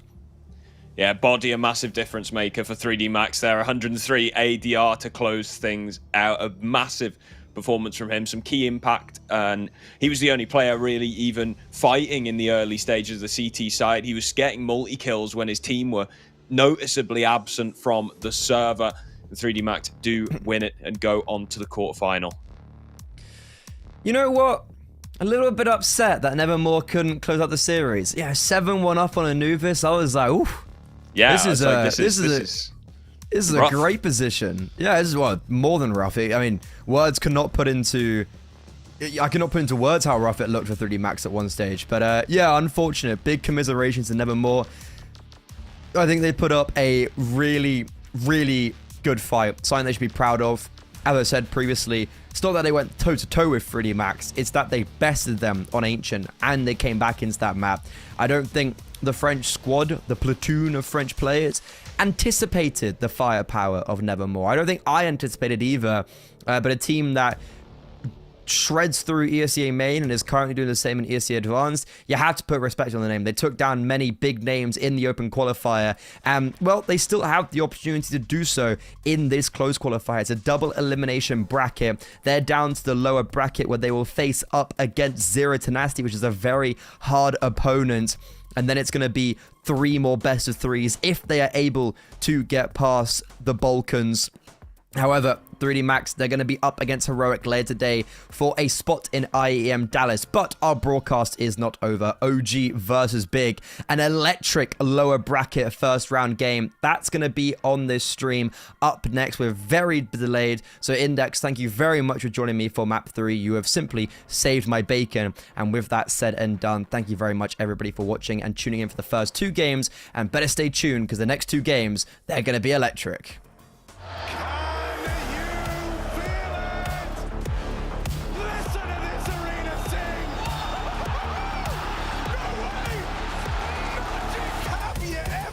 Something like that.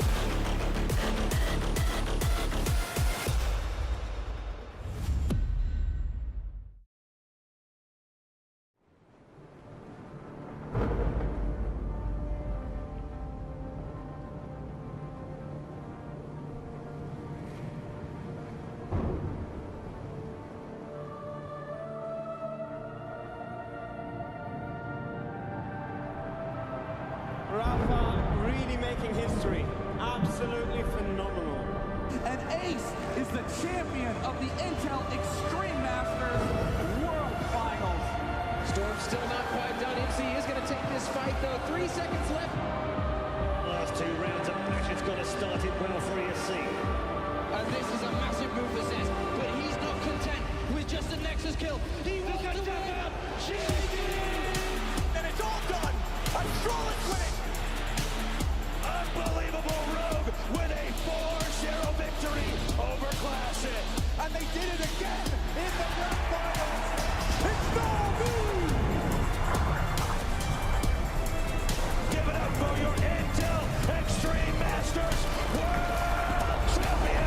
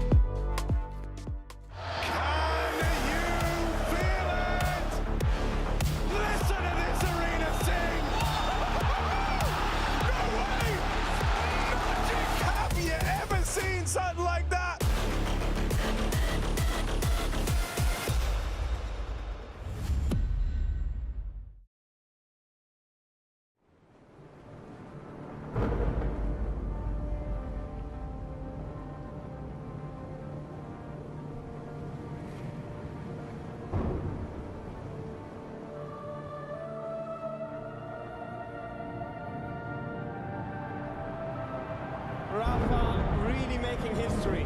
Absolutely phenomenal. And Ace is the champion of the Intel Extreme Masters World Finals. Storm's still not quite done. MC is going to take this fight, though. 3 seconds left. Last 2 rounds of action's got to start it well for ESC. And this is a massive move for Zez, but he's not content with just a Nexus kill. He wants to win out. And it's all done. I'm Strolling winning. Unbelievable Rogue with a 4-0 victory over Classic. And they did it again in the grand finals. It's Anubis. Give it up for your Intel Extreme Masters World Champion.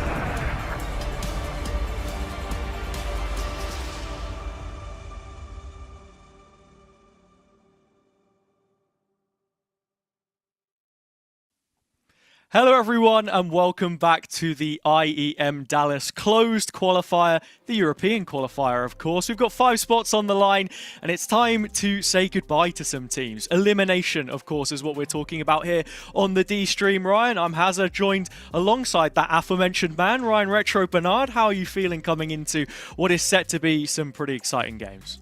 You know, I realise, we're on the D stream. It's the 4th out of 4, Harry. D stands for Dallas, I guess. And more importantly, we've got a banger matchup. Like, even we were chatting before this saying, like, it's really surprising that the D stream has got a game like this, right? You've got an OG side, a new, fresh youth side, and then obviously Big, who have made more changes and switching up more pieces, trying to make the German lineup stick. Ultimately, one of these teams is going home, Harry. There is no way to beat around the bush here. It is clear cut. You're in the lower bracket. If you lose, you're gone. Yeah, and that's your hopes of qualifying to an IEM dashed early on, of course. You've got to think of what the narrative is here between the two teams. As you mentioned, a big team, not without changes, coming out the back of a major and looking to now qualify to another IEM event. As I say, Katowice, for them, not the best of results, honestly, coming out of Group A. I think you can look at it on the surface and say, yeah, they played against a FaZe side, which obviously is never going to be an easy task, and a 3D Max roster, which achieved some pretty decent results, but all things considered, have also made adjustments themselves. And then on the other side, you pair that up with OG, who we've just not seen go to big events for quite a while now. Yeah, and obviously with this new VRS system and rankings and things like that, it's OG that are really suffering at the hands of Valve, right? They're the side that are desperately trying to collect and hoard as many points as possible, because ultimately you're not going to get invited to the big stages, right? You talk about OG as a side, they're in the closed qualifier. If they don't make this, there's a bundle of VRS points waiting for them that they won't be able to get, and that just sticks them deeper in the hole. And this is the harsh reality of VRS. Obviously, we saw a fair few teams complaining, and understandably so, about the situation, but you just got to play the hand that you're dealt. And if you suck out here and get lost in the sauce against Big, you're going to be further in that hole, as I said. Yeah, well, straight into the map, Vito's. No time's wasted, of course, trying to catch back up here. And it's with a instant ban on Train for OG. That one obviously has to make sense. We know that both teams have showed a priority in removing that early doors. Anubis, the next to go from Big, results middling for them there. It's towards the front end of the Vito that gets me interested, because the back end and Ancient was very much expected, Ryan. Yeah, and I think the most surprising thing is the fact that Big weren't the team to pick into this, right? This season, obviously starting in 2025, they've played 8 officials on Ancient, of which they were the team to pick it in BO3s all 8 times, right? Like, this is the first time in 2025 that they haven't selected Ancient as their own. Instead, they've gone with the Nuke. We've got to talk about OG's pick as well, and being that of Mirage. And I guess this is one of those maps that OG probably want to lean on a little bit more. They have played some of the most CS in this tournament when it comes to HLTV officials, at least in the start of this year. Mirage has become more of a recent staple. They've played it 5 times, 60% win rate. It's kind of middle of the road. They've been picking it a couple of times in BO3s as well. So it seems to be, in the lower bracket, it's less about risks and more about playing to your strengths. And I guess that's why we're seeing this here. You know, Ancient being a decider, if we go to 3 maps, Big are probably licking their lips here, knowing that their insta-pick is the 3rd map in this BO3. Yeah, definitely something to be thinking about. Of course, Mirage always open territory for both, and with it being an online environment as well, you have to call that form ranking into question. Especially for Big, they lost the last 2 online games that they've played since getting back from Katowice. Defeats against 500 and of course most recently BC Game, dropping them into the lower bracket, teams ranked significantly lower than them. Can they find a result in a game where you're expecting them to step up to the level that we expect from this German squad? Kicking Early things triple off, stack. yeah, presence outside A. Yeah, this is going to be scary because the T side full 5, right? 4 ramp, 1 palace. There's a kit, there's a set of Julies, but there's got to be a whole lot of hope that comes with it. Yeah, rotation coming in as swift as you like, but Big have hands on deck to defend this A site. Couple of trades going their way, and in fact, they finish with 4 players standing. That's exactly what you want to see. Dominance from the team from DACH. Yeah, and OG get the insta-dink onto QB at triple. They knew that they were playing 1 triple.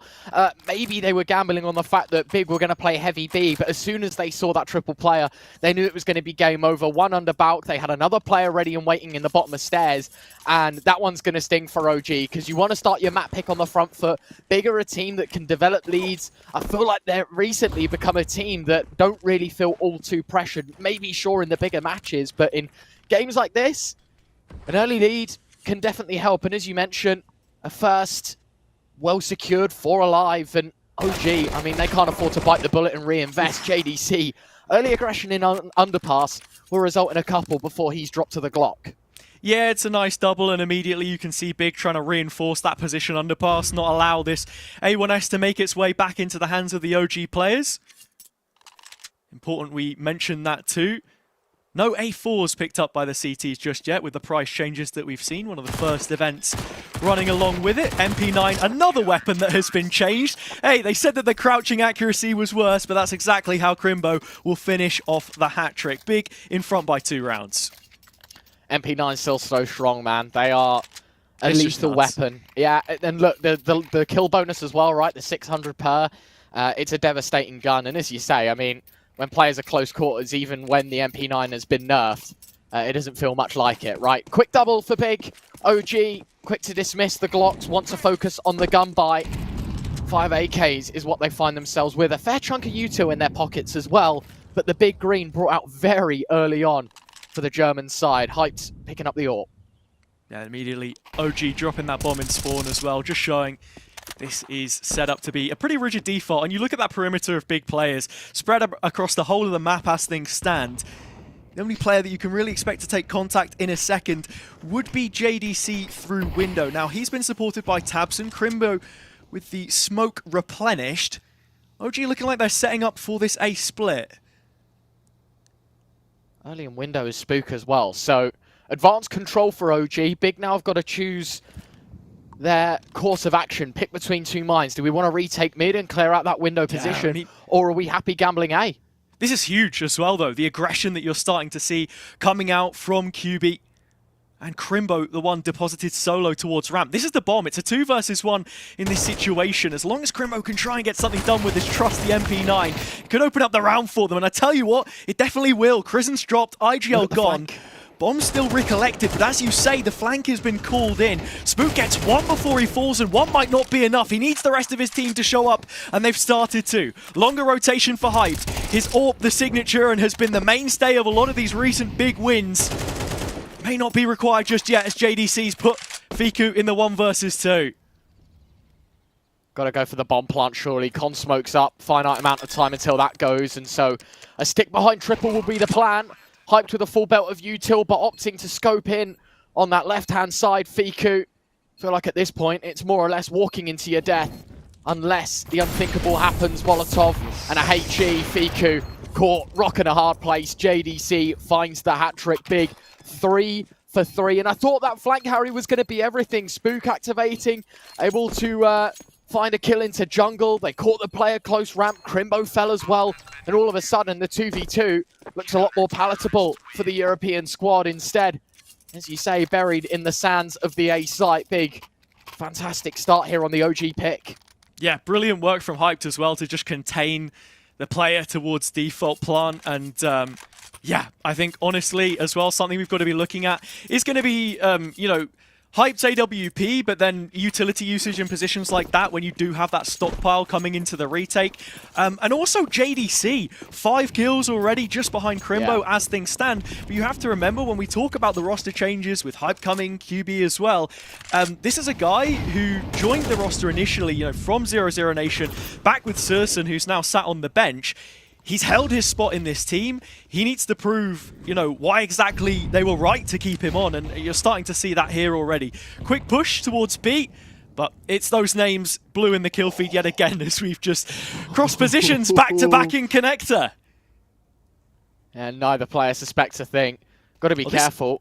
This could be pretty huge for Crizzen, actually. I don't think he realizes how much space he is currently sitting on, but JDC, a penny has dropped. He goes checking, and with it, every chance OG had in this round is gone, if you didn't already believe that it was. I think step made as well. I know exactly what's going on.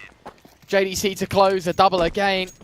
Multi-kill for him in back-to-back rounds. Crimbo 8-1, JDC 7-1. And you're obviously talking about those changes that were made, Harry. I think the big one for Big last year was bringing in Rigon, obviously from Guild Eagles and Bad News Eagles before that. Everyone in mind thought, well, Rigon played outstanding for B&E, right? He was the star player. He was shooting heads. He was relentless with rifles and came into Big. And I don't want to say it was disappointing, but the results definitely did lack, and I feel like the impact that Rigon had in B&E was lost in translation at Big. They aren't the same team. They don't play the same style of CS. So, while sure, maybe not the best stats actually on the page when you read it off the paper, but you're replacing a big name. Rigon was meant to be here to shoot heads, and look, if JDC, Crimbo especially, can start sort of amping up their play, 8-1 as I said, 7-1. If these players are going to continue to frag and continue to grow the kill count without suffering much financial damage, OG is staring down the barrel of a very brutal first half.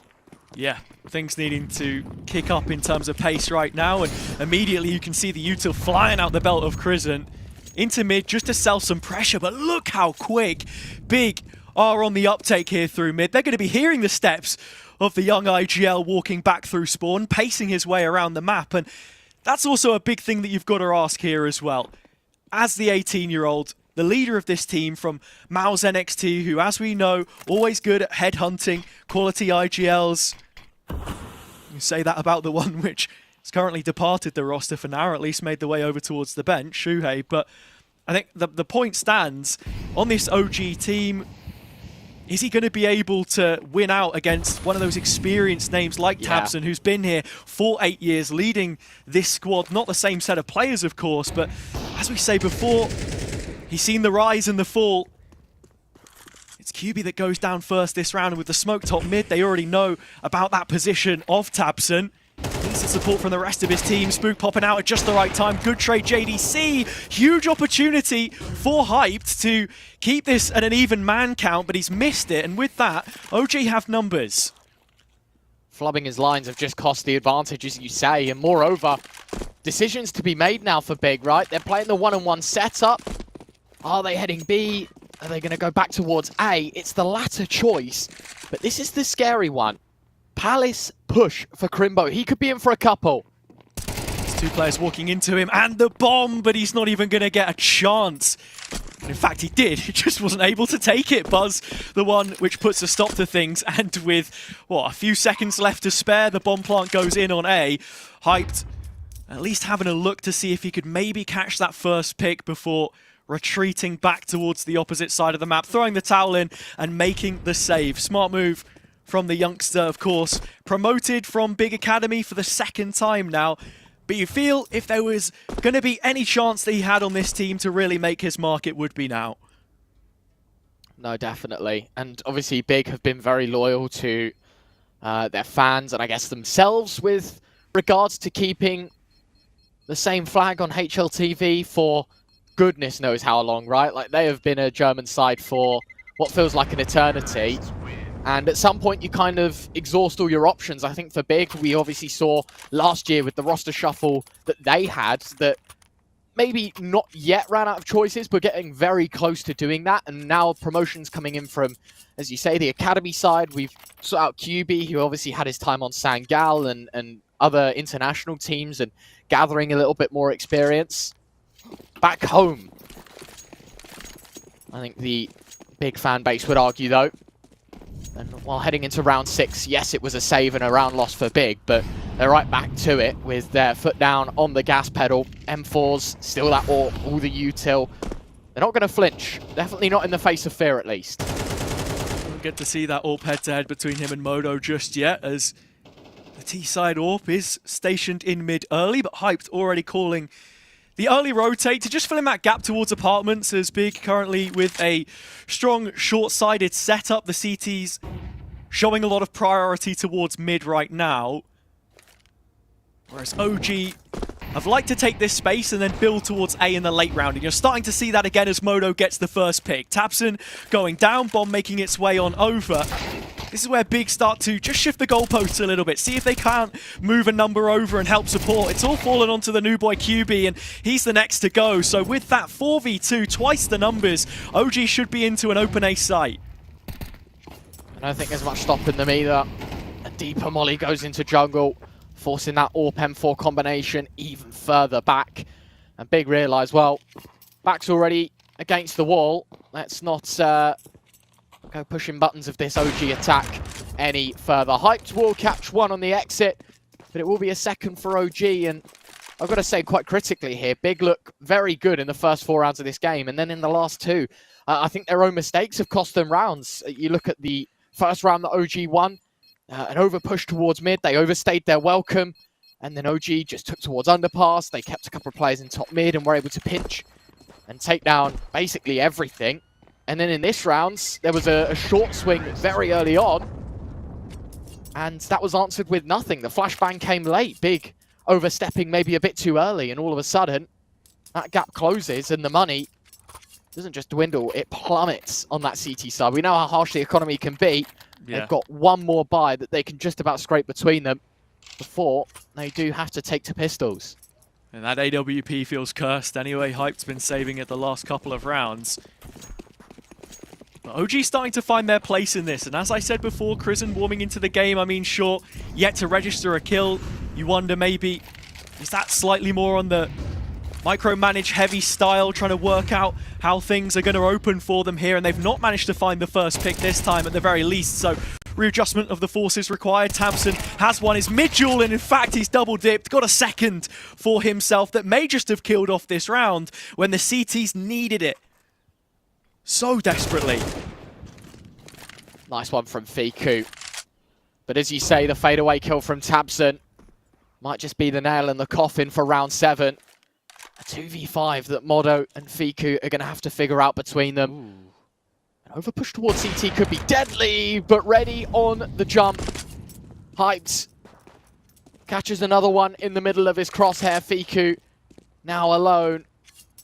Still with the best part of a minute to go. He's got time to make choices, but the problem is the force that Big have, especially towards the A site, which is where Fiku's heading.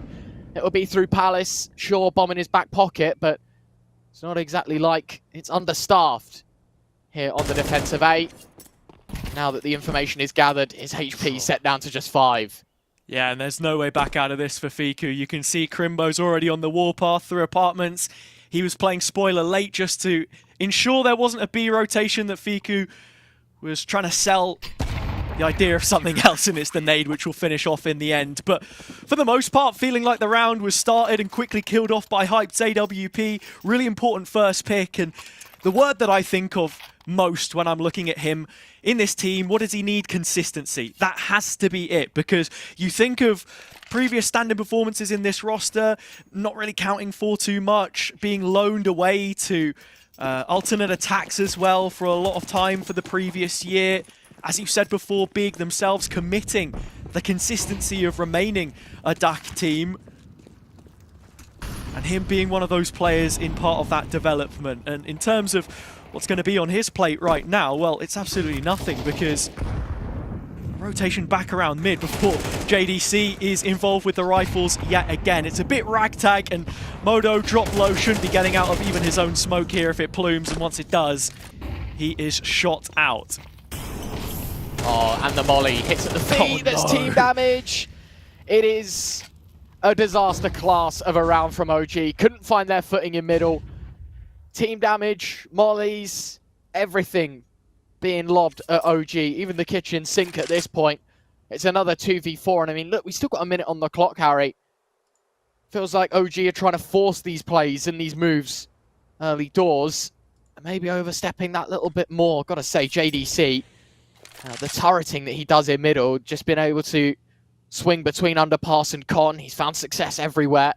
We mentioned, you know, he was 7-1 at the start of this game.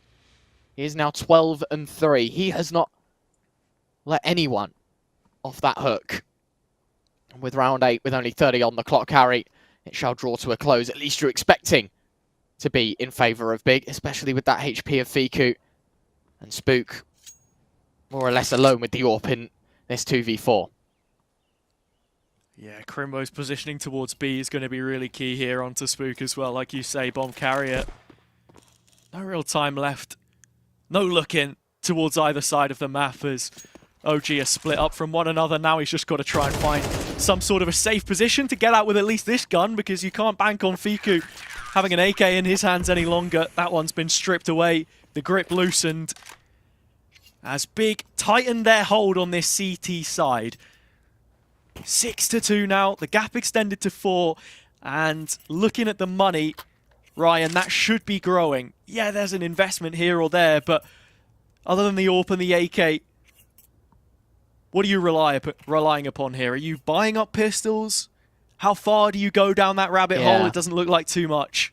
I was going to say, they're on 3,400 loss, 4 stage, so, you know, you could buy down to a K and still have AK armor, smoke, double flash. That's still a very viable option. And you can see that there is some heroism in this buy. Spook, obviously, with the AK motto, keeping the AWP. And around it, Deagle, couple Glocks, maybe trying to stock up a bit of extra cash for utility. And obviously, Harry, you were creating that conversation piece about hypes and saying, well, what we need is consistency. You've got to look over to OG and maybe play a game of comparisons between the head-to-heads against Big. And, I mean, the only one that's playing at OG's level right now is QB, 3-4. And, you know, it's not exactly like he's seen all too much or been able to frag all too much. I mean, OG, Crisian, 0-7, Modo, 3-6, Buzz, 3-7. Some of the more experienced names that you have in this roster, as you say, you need those to show up, more importantly. Yeah. Especially in games like this when we're threatening elimination. And this is what we're talking about as well, that amount of time away from top events. It's not just about the reps, but the quality of them that this team is getting. Can you test yourself, prove yourself against the best? Mid the play on this round, Crisian just looking to boost up the AK of Spook, but JDC has one to match, and he'll throw a HE on top of it for good measure. First blood goes Big's way. Hyped keeps things ticking as he has done so far. How much more can JDC get? Still hungry, eager to continue this advantage forward, and the rifle repossessed makes absolutely naught in terms of difference. Advantage already secured in the first half for Big, starting to really give it to OG now, but there will be a buy to match the following. Can that be the silver lining? The scary thing is OG used their second tactical timeout at the beginning of round 9. And so far, between those 2 timeouts and the 9 played, they have only got 2 rounds under their belts. And while sure, that was an eco, even with the AWP saved and a hero AK buy, it wasn't exactly the worst of buys. Yet, they have fell to the hands of Big once again. And it does not look bright for them, at least in this first half. Hoping that they can play chase though. Flash out towards B. Both players blind, just about. Buzz hits the mark. M4A1S out of kitchen. Window finds 2, plus a dink. A fantastic move from Tabson. And it will save Big once more, at least. That's his hope. With Crisian low, yet again you turn to the AWP of Modo to be the difference maker in round number 10. Yeah, I mean, it's just given such a window for the CTs to get back into this retake as well. And Crisian with the bomb on his back has got a cavernous crossing to try and make. The AWP of Hyped is tuned in, albeit not on the angle which he'd have to peek. He has the jump on the young German player here. If he can take his fight right, he spots the shoulder. Both of them just blink at one another. Modo taking the fight inside market himself, can't do it. Krisen gets the first, but still 2 more players left to beat. The flash round the corner was always evading him, just chasing shadows in that round, OG. And while I like the idea of going for the tempo change, just feel like it was a little bit readable by Big in the first place just because it wasn't right off spawn. You know, you were still hanging around in apps for a little bit before they finally popped. And when they did, you know, it's team flashes, missed bits of utility, giving them opportunities to punish. It is now a guaranteed 8 for Big in this first half. CT side Mirage. I mean, you want to talk about bare minimums, maybe 4 is the number. But I have a feeling Big aren't even going to let you get that many. Penultimate of this half. And while pressure applied towards A once more, there are 3 big players ready to defend. There you go, Krisen, first man in, Mac 10 in hand. Feels like a thankless task, but he's managed to close the gap and create space for the rest of his team. Flashing into spawn, that's a potential upgrade. Sure, JDC claws one back through the smoke, but OG still are on pistols here. They need to hunt for those upgrades, one of which Krisen's managed to find for himself, but with Spook falling, now numbers start to favor Big yet again. So much damage onto the ticket player, down to 31 points of HP. No nades for this T side to try and reinforce, while Big have 3 smokes and 3 kits to get on towards this defuse. Bomb nearly halfway gone. Modo still trying to play around the box. Finds one over the top of Fire, and it's a shot from Fiku, in fact, to the head of Crimbo, and actually, they will clean house. OG doing just about enough, and with that, a 3rd on the board. I gotta say, hero of this round is Krisen. The fact that he wins the CT engagement with the Mac 10, the flash through the smoke, it buys so much control. OG know that the remaining players, look, it's either going to be a late ramp flank, which we're playing in positions to hide from, or the rest of them are coming from Colne and jungle. There is no other way into this site. So holding that control just on your own alleviates a lot of pressure for OG, and as you say, the post plant falls between the fingertips of Big. But Big aren't a team, and definitely not candidates for one that will make the same mistake twice. Yep. And just like that, we lose one, and then we will bury you. 3 people, in fact, 6 feet under in a matter of 30 seconds. They even go for double AWPs in this round, Harry, and both of them find success without taking any damage. Yeah, the cash cow's mooing again, Ryan. Making the most of what they've got here, and again, hyped, just that machine that keeps them running. Finding such key kills in the mid-round, and as much as OG had been conditioned to fear mid, they finally fight back through it and seem to have found themselves the B opening here. Util towards the position of Fiku, still hanging on by just a thread. OG clinging onto the olive branch, but they would love this round to give a 4th that just secures it a little bit further from the T side. Not going to happen. Tabson stealing things away from them. It's all on to Modo. 1 versus 3. 2 retaking on the CT side from apartments. Can't land the first shot. That's the death sentence. And with it, Big can get the defuse. A strong first half start for them, as it will end 9-3 in their favor.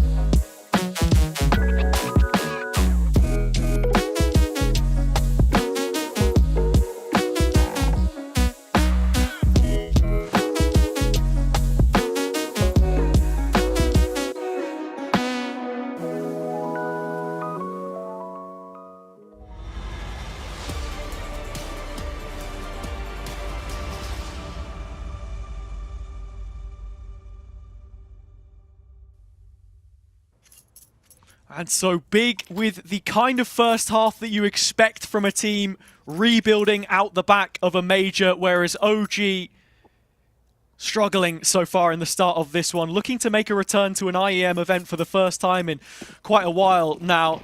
They've got to kick it off from the CT side on their own map selection, remember. Both of them sharing favoritism towards Ancient, but we won't see that one in the decider unless things turn around pretty swiftly. Yeah, as you say, OG need to find a footing on their pick. Lose the pistol. We know how MR12 works. It could just be game over. And unfortunately, it's another triple stack. This time it's OG on the defense, and the Julies find nothing. It's an explosive push. QB gets a second dink into sight. And while Spook will try to deliver bad news from short, it's only green for Big right now. Player up, bomb down, and it's OG that need to go pushing in. JDC on the mark as well, closing in on 20 kills, which he's already found, and Crimbo's right beside him.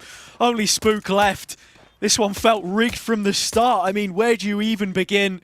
Contact taken by that first peek of QB, and then they all swing in tandem. It is brilliantly played by Big, well-oiled, you may say.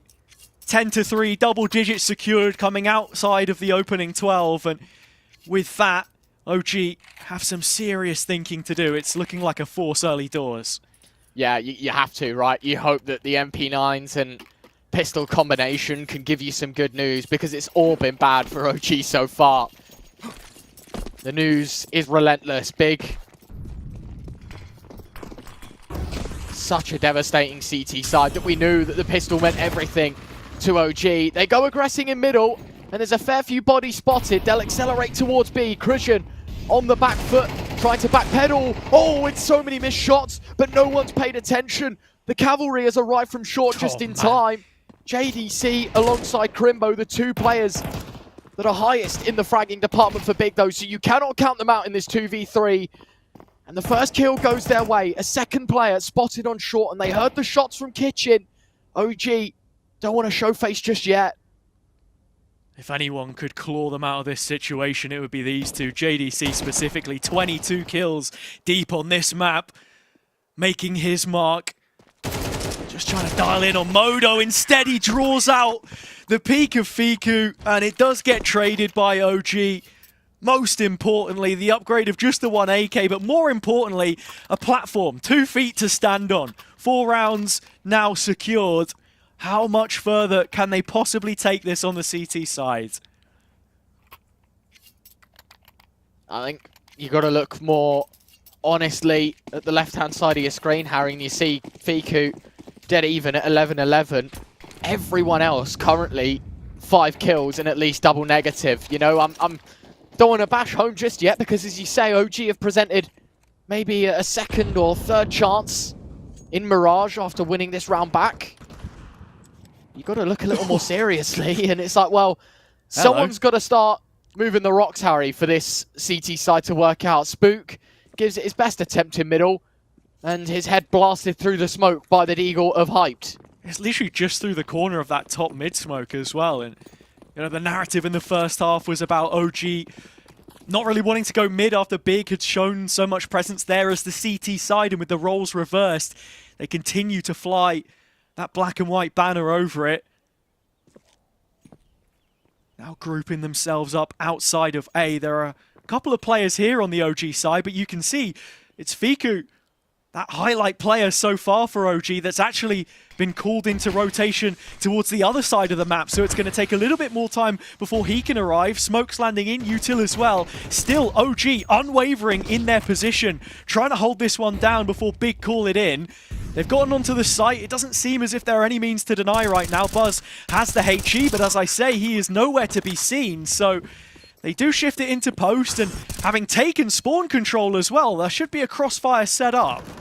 Yeah, I mean, this is how Big lost 1 of 3 rounds on their CT side as they took CT. Couldn't get it back this time. OG delivers some good news. Crimbo, nice shot on the D, but don't get too excited just yet. He needs a few more, and unfortunately, oh, I say unfortunately, he's got a friend to help out. It's an unbelievable hold. The Tabson Crimbo combination is another killer blow. And just when you thought OG were finally going to piece together a good round, It's all swept from underneath them. A 2v4 heartbreak for the European side once more on Mirage. Yeah, Crimbo didn't need any more. tabseN, the in-game leader, holds the torch and the rest of Big follow along. No chance in hell they should have won that round. But as we said before, it was the same situation where Big lost out on their CT side. OG may have just missed the mark on the one round which kills off this map in its entirety. Just pistols now with the exception of Modo's Scout. But shots through the smoke in mid result in nothing. No tag damage, not a single scratch to be found on Big's side. Stacked up with utility, which was a huge component in them just taking the A site behind that wall of smokes. OG respected it. They'd called the rotations elsewhere. Right now, it doesn't feel like there's too much information, so that's why they're starting to gut out mid. And who do they have to beat to get past it? It's JDC backed up. He saw the foot. Surely he knows. Should have the information, or at least the first. He's found Fiku. Quick trade. That's a gun back to OG in this retake. Or if it's going to even be a retake, because they do have numbers towards A now.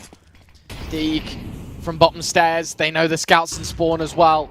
4v4, slight HP. I say slight, it's very much so now in favor of OG. Yeah. tabseN and QB at 31. Crimbo takes a bit of damage as well. The bomb's still going down, and OG cannot deny. And you've got to be looking at Buzz wrapping around from Palace side too. I don't know where tabseN's off to, running all the way back around through mid.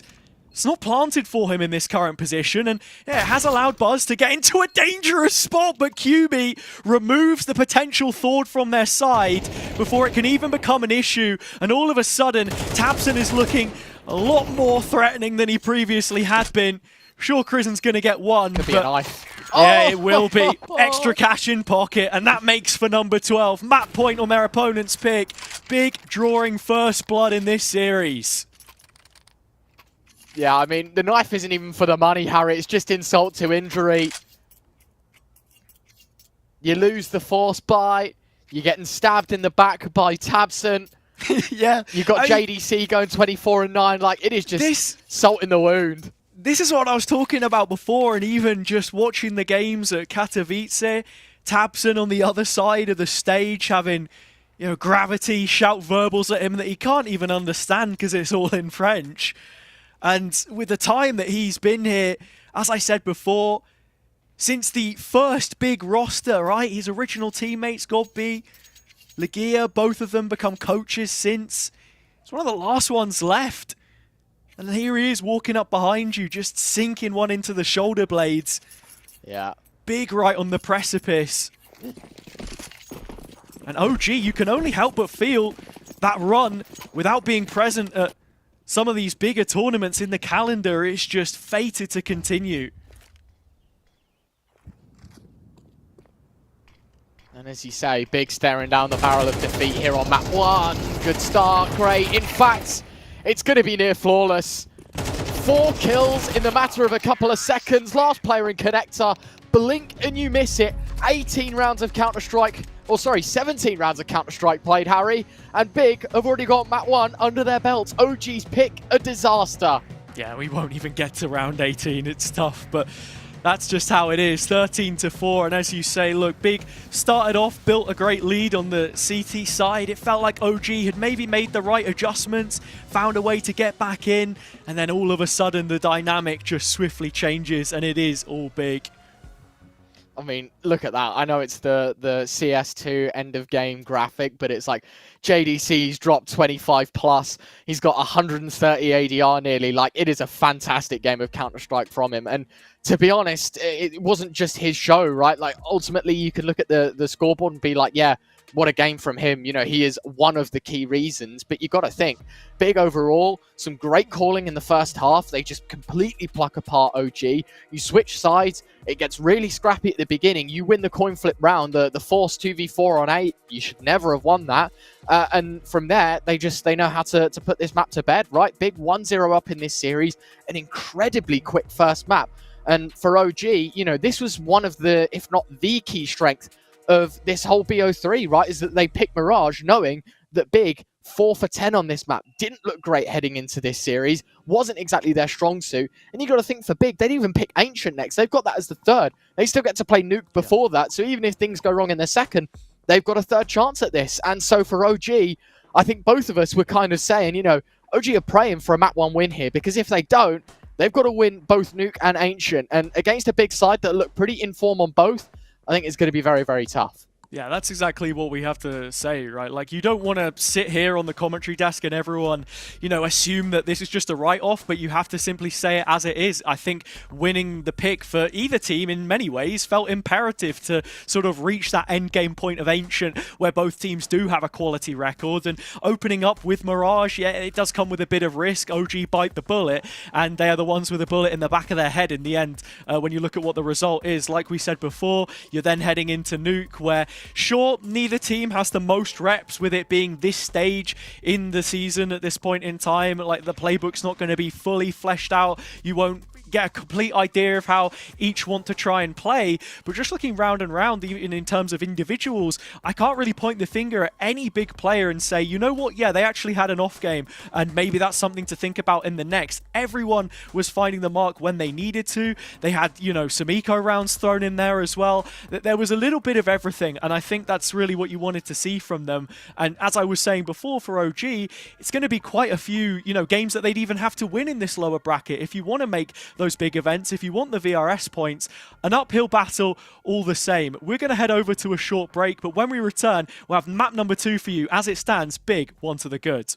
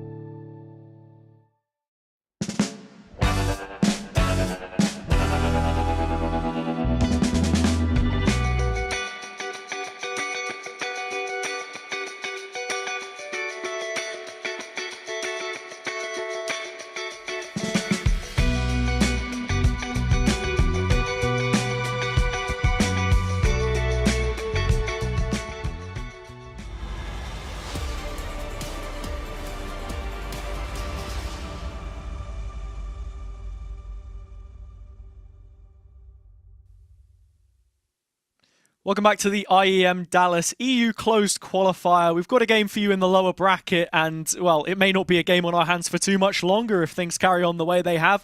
Big currently a map up against OG, and most importantly, it was OG selection of Mirage. The veto playing a big factor right now. I'm Hester, joined alongside Retro yet again. And Ryan, talk to me, man. What do OG have to do to try and turn this one on its head? Look, I think the good thing is that because Big picked Nuke, you get the CT side start. One thing that we saw Big do very, very well is once they had a lead, they took it and they ran with it, right? In my opinion, OG, I mean, look, their history on Nuke isn't fantastic. In the 3 times that they've played it in the last 3 months, as I said, 2 losses, 1 win. They beat ESC in CCT Season 2 Europe Series 16. They played it twice in Series 17 of CCT, losses to Fnatic and Sashi. And so for me, there has been no real peak on this map. I'm hoping that, look, if you're leaving it open, they ban Train away, you've had a little bit more time heading into this event to work on your map pool. Nuke is definitely one of those maps, as well as Inferno, that they needed to work on the most. And I'm hoping that, knowing that Big are a team that like to play a bit of Nuke and have done quite well at it, especially as of recent, that they would have done their homework and understood what Big do. I mean, we saw Big play it twice in Kato, one in the play-ins and one in the main event. Obviously, they lost to FaZe, 7 rounds against FaZe in the main event, but they beat Heroic 13-2. And so, at least as of recent, it looks like Big have actually found some strength in this map, losing to world number 3 or 4 in FaZe and smashing a new Heroic side. They've got a newfound confidence for this map, and for me, OG need to not only match that, but do more, double it, basically. Yeah, this is a map which historically for OG had sort of been a mainstay at times, but maybe fallen out of favor as much as it used to be. I think, as I said before, it's important to consider the context of this team as a whole and what direction the project really wants to take on with some of the losses that they took last year in terms of just player names. I mean, you lose Dexter initially and then Heavy God as well now, of course. We want to know where the firepower is coming from ultimately, because I think you said it perfectly on Mirage. It didn't feel like there was anyone in particular that was stepping up. I mean, you had Fiku at points, I think, look like one of the better players, but when you just read off the page what the ratings of each of them are, it should be Spook, it should be Buzz instead, the ones that really, at the moment, have actually been delivering numbers for them. So, step-ups from both of those players required if we're to get to Ancient, which ultimately is what the name of the game is right now. Get to that 3rd and final map and we have a completely different conversation on our hands. No, definitely. And you want to talk about performances. JDC, a 2.43, one of the best ratings in this closed qualifier so far. And if Big have him repeat the same performance on Mirage as of Nuke, I have a feeling, Harry, we could be done very, very quickly with this BO3. For OG fans, hoping that's not the case, that JDC will not have a Mirage X or once more. But we are live in our second map. Double kill set. Nade, smoke, molly, flash. Look to be a bit of a crunch. Nade door, smoke main, that kind of vibe. Yeah, Tabson still back in spawn. Lining something up perhaps. You can see Big just in swarming the canteen, and finally Tabson comes to join them. Smoke thrown all the way over into the heavens, and now the A-pop begins. Not before Krisen's already cut them down to size. Crimbo removed, and the next will follow. Hyped, shown the door, but Tabson answers back, and with that, the vents open up and an opportunity to dive down towards the B site, bomb in hand. Fiku greets them there. OG all over the map, all over Big like a rash. JDC has to pull off a 1v4, and as good as that Mirage performance was, I think you're asking a little too much for him to replicate it here. Saw one on the left-hand side of ramp, anticipating someone diving down vent. He's giving it another look towards ramp here. JDC, as you say, a 1v4. Still looking pretty confident though, not scared to take these fights. Problem is, gonna have to take him a little bit quicker because the time is running out. 35 on the clock. Buzz has dropped down the vent. Another USP moves in above him. Yeah, I think it's done, right? It's got to be. And it's exactly that. Fiku runs around the upper ring of the B site, catches one on the railing, quick headshot. And OG, I mean, at least a better start to Nuke than it was Mirage by taking the pistol. I was about to say, Fiku moving along the railing, like you said, was ultimately what killed that round off. As soon as OG have better positions on the B site after the initial hit, and they've just got time to reset against what ends up being only JDC, then it's a given from that point onwards. Big not going to go for any kind of investment here, no plant secured. And, well, I mean, we didn't see much of the T side at all on Mirage. So in terms of what kind of approach they want to bring, are they attacking quickly? Are they more of a default-based squad at this point in time? Yeah, look, it's hard to tell. But on Nuke, you're always going to have to fight tooth and nail for any kind of an opening. And in that one, I think OG were 3 players to the good before we saw a single drop of CT blood. That's just welcome to CS2, silly, man. Welcome. That embodies Counter-Strike as a whole. That there. $600 in the back pocket of Spook, Christian. M4 apparently switched to burst fire, now tapping away at the player in under silo. Catching Tabson. Spook, some more damage done. JDC plucks the head off the back garage player. Goes for another. But it's going to be all bark, no bite with this P250. Just hyped remaining. And unfortunately, the Glock good for nothing. So 2 for 2, OG. And only losing a FAMAS in the process. It's fine. Ah, well, man, you know what they say about the FAMAS these days? It is still actually worth less than it was, I guess, in terms of pure cash value. Reduced down to 1950 now, of course, but yeah, I mean, Big, you felt like they could do a bit of damage on that round. Didn't amount to too much in the end. As I said before, you know, there's been a couple of rounds now where they've not managed to find that opening pick. With pistols, of course, that's the asterisk you place on it. Utility's still pretty thin for this T side. They've got tools to work with. One more smoke after the outside utility plumes. A couple of mollies and 3 flashes. Setting up for the lower site as things stand. And that's unconfirmed damage. They're down secret. They're close ramp. This is, as you say, lower site take. Question is, how does the ramp hold look? It's all on Buzz and his shoulders to see if he can deliver in spades, drop that bomb, do integral damage to this big side. There is a player waiting for them on lower as well. It is Modo with the M4A1S. But as you can see, Big have taken a whole lot of space without showing an awful lot. Yeah, just the one tick onto Modo. Now repositioning, rotate coming through from Buzz to help support, and Spook drops to lower as well. Big trying to take the B site again. Big starts with B after all, but can they end it with a plant? JDC's managed to find the first. 35 seconds left. Wait, it's now up. Things go quiet. They have corrected course here, and potentially could be in for a killing because, I mean, look at the site. You've got Crizzen now dropping in to try and support, but other than that, where are OG? They've gone completely missing in this round. That's until Buzz pops back up, finds the upgrade to the AK. It's on to the last 2 players, QB and JDC, and the latter of which is already gone. Only Crimbo now. He does get his first, but there's barely any time once you deduct the plant, and he's gone straight into the opening arms of Modo. He will confirm a 3rd successive round as OG are starting to fight back into this series. They've done a brilliant job so far on Nuke. That is a massive win, as you say, for OG. Gets a little bit too close for comfort, I would argue. I think down to the 1v1 time was obviously the winning factor for OG in this round. But I think Big will take good notes away from this, right? We managed to get down secret without much pressure. I mean, they naded the smoke once. It was a passive outside hold from OG. We got close ramp. We were able to apply a lot of pressure.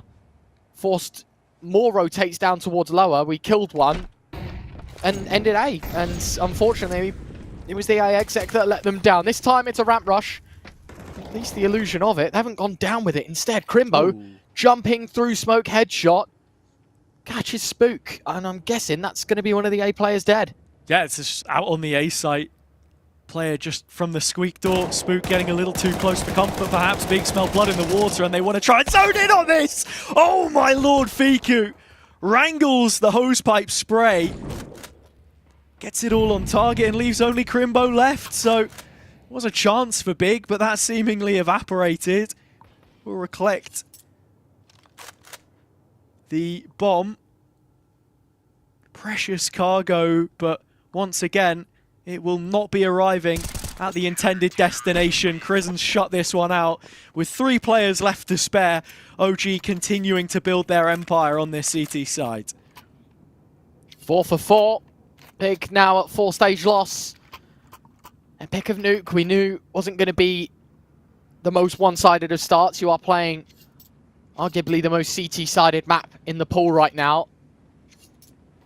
So even, you know, even if when it's your pick, your turn to step up on the T side, rounds are going to become thick and far between.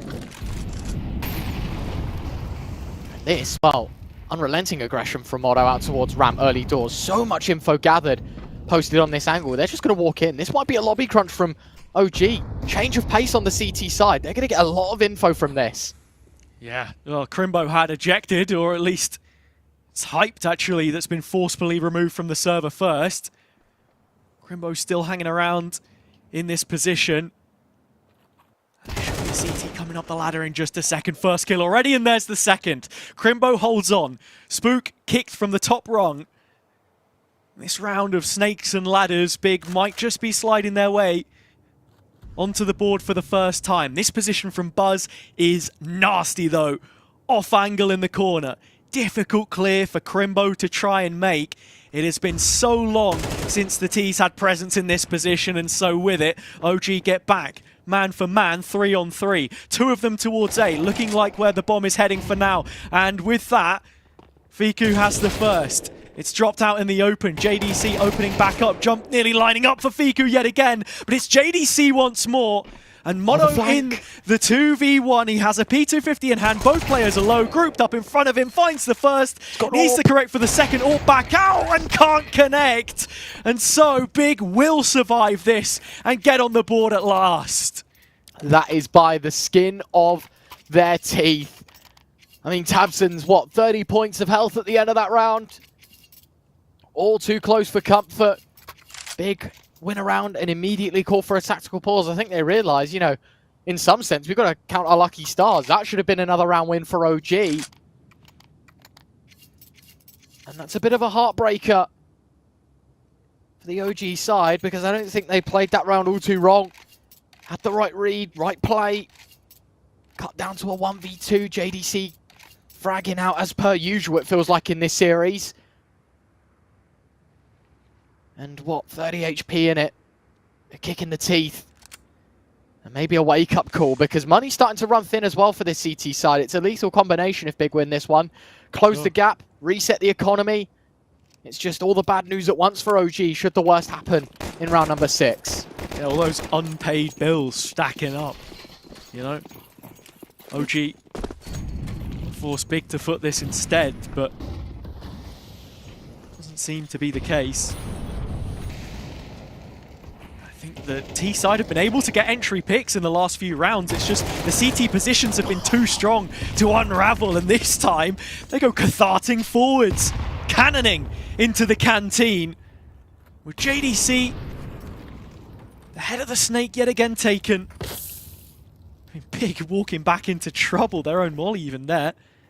A little bit of extra damage. Was that the CT side actually?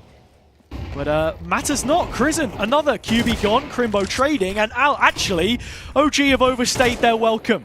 Hype Big punish. Fiku hanging around because he's got Buzz in support through Trophy. Motto on the site, and Hype the last left. A 1 versus 3, of which he's found the first kill.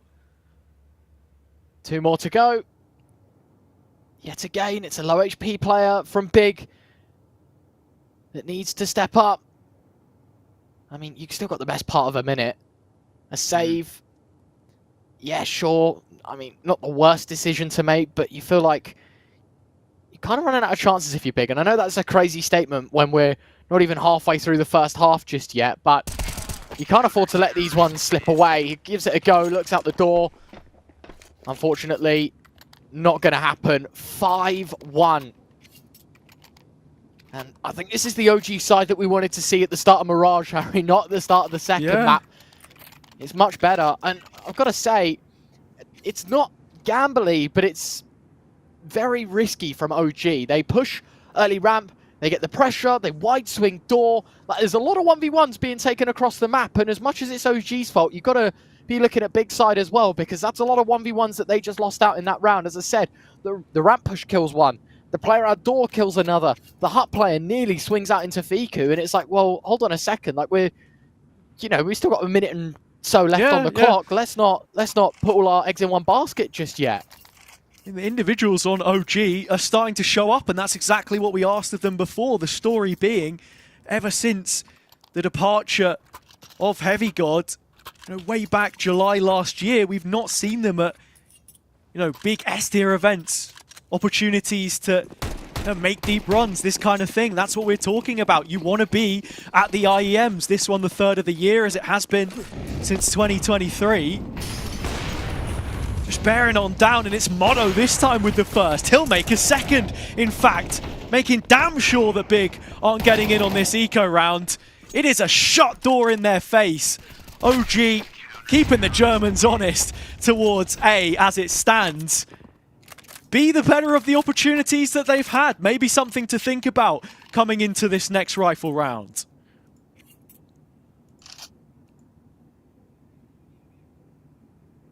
Yeah, again, fast play doesn't work. The one round that Big won, or at least looked hot to win, was when they went for outside control. And I don't know why that's kind of stopped for Big. Yeah, sure, we might be throwing outside smokes, but that's every now and again. I mean, even in this round, we're not applying any pressure outside. A singular flashbang, you've given OG an opportunity to fight early, and it's another kill that goes their way. Dude. It's frustrating because Big, so passive outside. OG know that they're playing lobby heavy, and even when that's the case, they still just swing, not a care in the world. They're getting kills. It's Buzz close ramp. Christian just nails JDC to a wall through a smoke. Crimbo eventually gets on the board for Big. But now it's a 2v4. This round's already done. It's 7-1. Too little too late perhaps from Big. Again, peeking through that door, which feels like one-way traffic. OG just siphoning energy, getting stronger and stronger with every kill. Big feed the beast. The smoke blown open for the second time. Quick reposition from Spook down the vent. See hit. tabseN should be trying to join him. That one's just going to fade away, and so does Fiku. Not able to get anything from his position. Chance for tabseN to double up, and, well, of course, it does slip through his fingertips. Another clutch, another 1vx on a Big player left near A, or A thereabouts.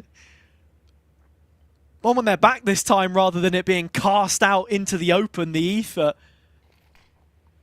But it feels like a case of deja vu. Crimbo, like a ninja, drops the smoke at his feet, but will very soon be showing himself on the other side of it. Chrisen, this is a bit of a dance that he ends up doing, just the top of that doorway blocking his view, but eventually dropping down for the defuse, and as you said, that is number 7. We are now 8 rounds in, and Big yet to strike gold twice on this T side. And at this point, I'm begging for Big to do something outside. As I said, I think all around the board, the good pressure that they applied outside, OG is so lobby heavy. I mean, you look at that round, they have 1 push ramp, 1 swing door, 1 player able to walk into hut if need be. It was very easy for them to realize that, yeah, actually, we can just take fights and shoot them in the face. And they've been doing that for the last 7 rounds now. Finally, we're seeing some outside pressure, some kills going their way. But after the first 15 seconds of fighting, it's a 4v4. Now they'll turn towards inner. Crimbo stood in the open, molly in hand. Another 2v3, QB to punch in the digits. This is just to try and hurry up the post plant. Give OG as little time as possible. 40 on the clock that they've got to work with. You thought that Motto would be that first point of contact dug a tunnel out of trouble from outside in the end and actually drops the smoke towards Squeak Door to try and just feign out the position of his teammate. Buzz to get played in off the back of this. It is the AWP that takes the first shot, but it's going to go wide of the mark. Big playing the time right now. They're a man down, but still with plenty of opportunities to win this. Positioning is restricted. QB cut down. 1v1, Dig in hand, just needs a bullet, but QB will hang on for as long as possible, and that is just about long enough. And there we go. I don't want to say I was right, Harry, because I don't think the outside control was very sufficient. But now that they've started pressuring around the map, they managed to find gaps. The T's were actually able to take favorable fights. And, I mean, sure, it's very scrappy in the post plant and a 3v2 that OG should never have lost. But at least it's the most competitive round we've seen in the last 5 or 6. And a second. But only 2 on this T side, Harry. It needs to be more. They didn't even commit to the secret play. It's just having presence. But I think one of the inherent difficulties with this T side when you're not even getting plants is that maybe you don't have the extra cash for those smokes to put that wall up. That veil, which just cloaks you from the CT oppression that we've come to expect on Nuke over the years. Plentiful for them this time around. It's actually OG a little bit short-handed. A couple of HEs to maybe deal with this, but those are stacked up towards other ends of the map. The smokes have gone through outside. That gets Tabson into position, but look at the CT hold. Oh, Typed shooting upwards, shooting for the sky. Big finding their way into the A site at last with positive numbers. OG might just be forced to give away this one, and with that, the gap is reduced yet again. Yeah, I mean, Motto not exactly been the most active in this round, but notice how even just with a little bit of outside pressure, they force someone into secret. They're playing one less resource either on ramp or on A. You know, the Heaven Rotate player is caught in 2 minds. Are they going to be hitting outside? Are they going to be going for this lobby push that they've been doing what feels like every round? And just that little bit from Big has thrown OG off course. A third on the board. 1 shot from Motto connects into QB's chest. But Big want to go hunting. I mean, Tabson 3 points of health. He's done the damage. He knows he's dead, but he does not go alone. Drags Motto with him as the bomb detonates to remove the AWP from the round. And out of OG's hands, a third for the German side. And the Europeans starting to run out of cash. This round's an eco.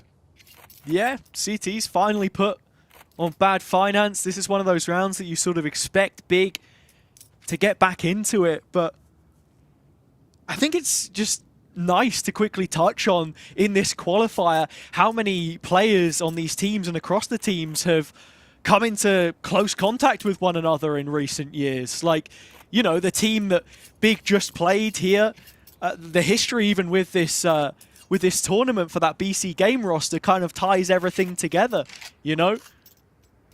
Lost to Nexus on his run to retain the only silverware that he acquired with his time on G2.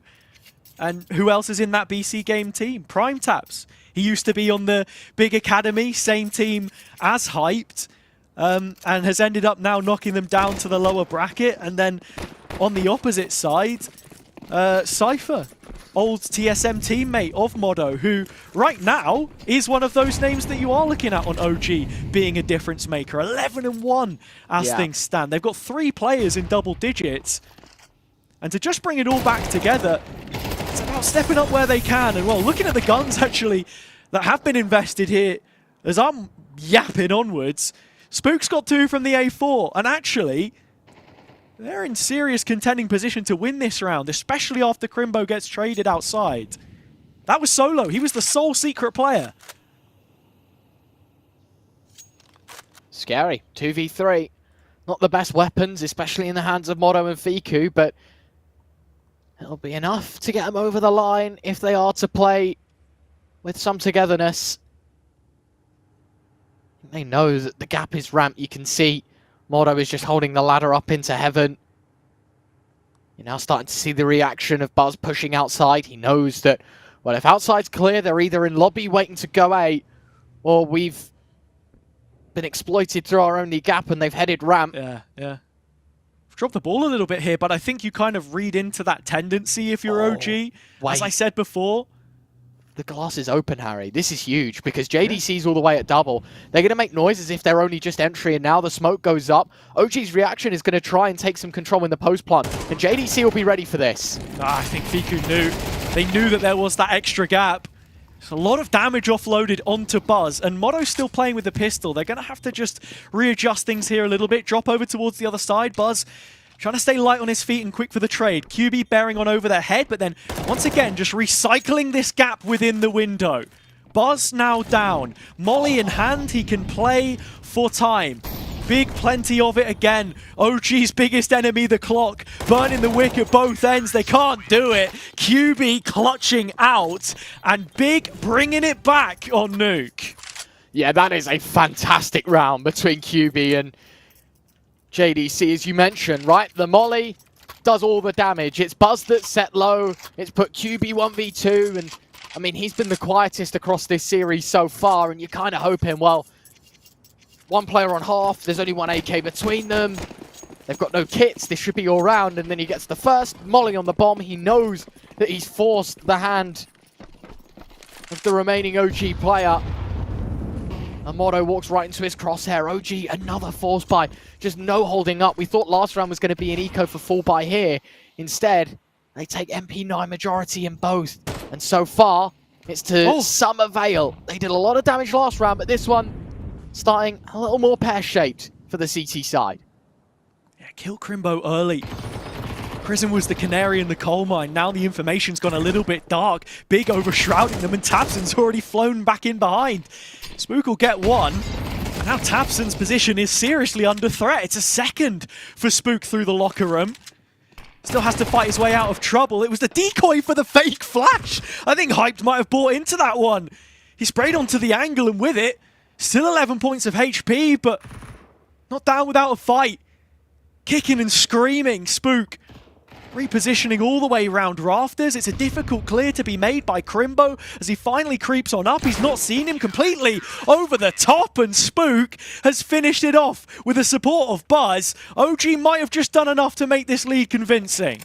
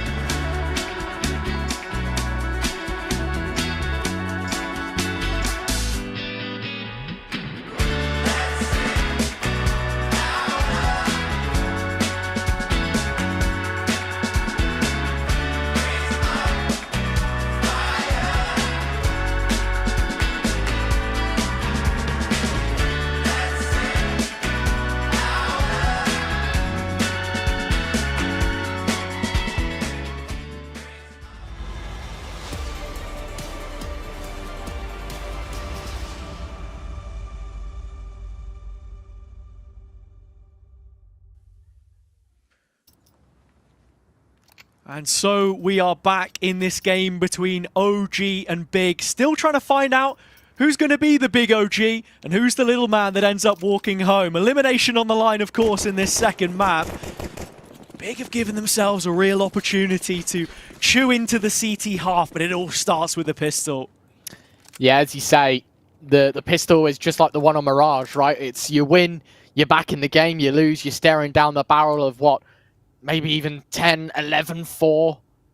It's scary, man. We know that the CT side can be a cold killer, but if there's a map that the CT side is strong on, it is Nuke. It's not a great start. Hype gets one back, needs to drop off of ramp, and will do so, allowing space for Tabson to swing. It's a 3v3.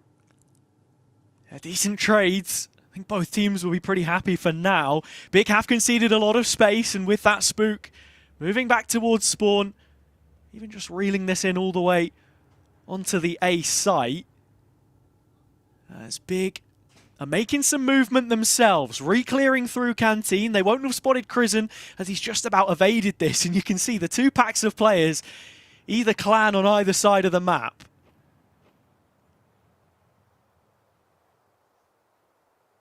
Move it in. I mean, you've still got a best part of a minute. OG have got time to spend, and that's exactly what they're doing. Spook will cold clear heaven. Motto will come up the ladder, make sure no one's spotted. Krizen isn't too far away to join forces. It's just going to be a straight A dive, and Big, this is the least expected position for them. Not in the worst of spots to defend this, though. They've cast a pretty wide net into this site, and yeah, it's QB that ends up getting collected instead. JDC is here. He's the second layer, the man that could maybe follow it up, but the opportunity's gone cold, and with it, Hype's the next to fall in line, 3v2, and look at this, Krizen creeping closer on the other side of Hut. JDC goes his separate ways to his teammate. It's all on the shoulders of just Hype now, the newest player into the team, and the one with the most pressure on top of him. Sure, he'll get the first, the connection to the second Hype, and all of a sudden there's something to be thinking about. 2 HP, he just needs one bullet, but Motto will stop him, dead in his tracks. OG on Nuke, here to stay. That is a disgusting double from Hyped, but just short of the mark. And unfortunately, as good of an attempt it was, Harry, it's just morbid news for the Big side. You lose the second pistol. You have to play for a force here to try and keep neck and neck with this OG side, anything less. And unfortunately, this map is well and truly over. And you are starting to think about Ancient that little bit more. Heroics needed. The question is, if it is going to be someone, who's it going to be? Maybe the likes of JDC. Fantastic game on Mirage. He's been gifted a chance with an M4 in his hands, dropped over by Hyped. Been the danger man for Big in spells throughout this series. Not quite able to replicate what we saw on Mirage. But now, mano a mano.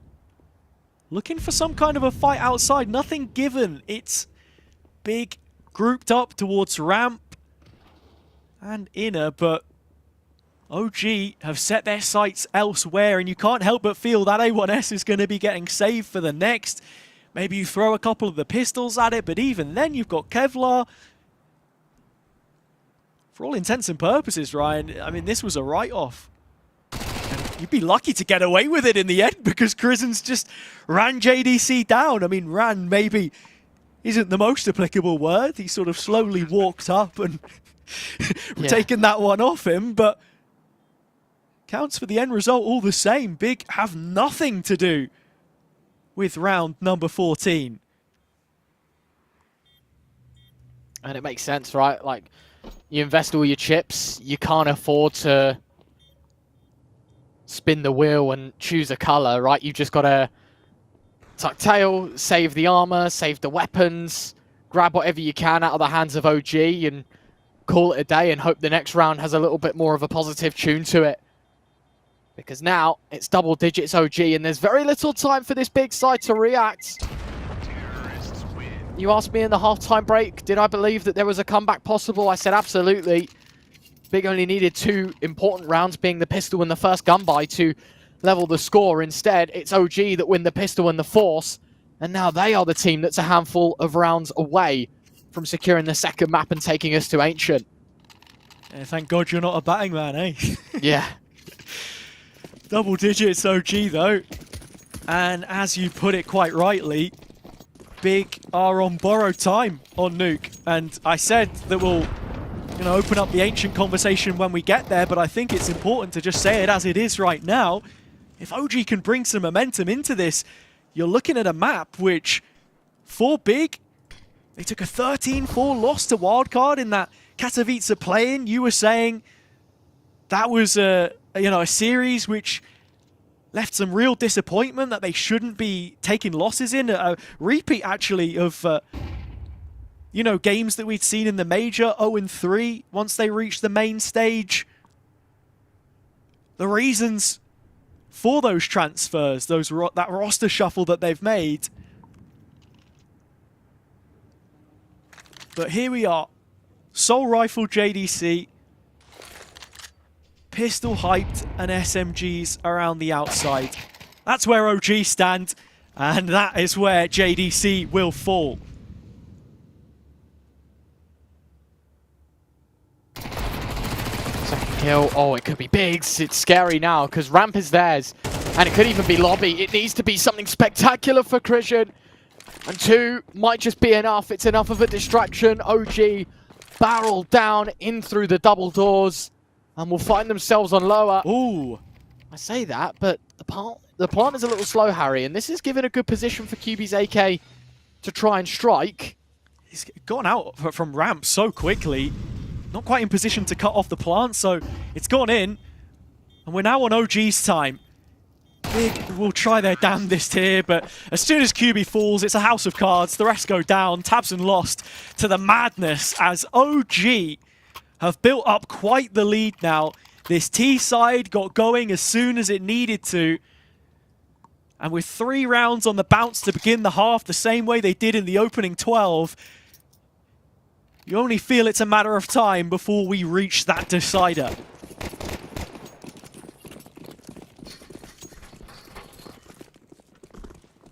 I mean, we talked about the humbling of OG in map 1 and how good Big looked.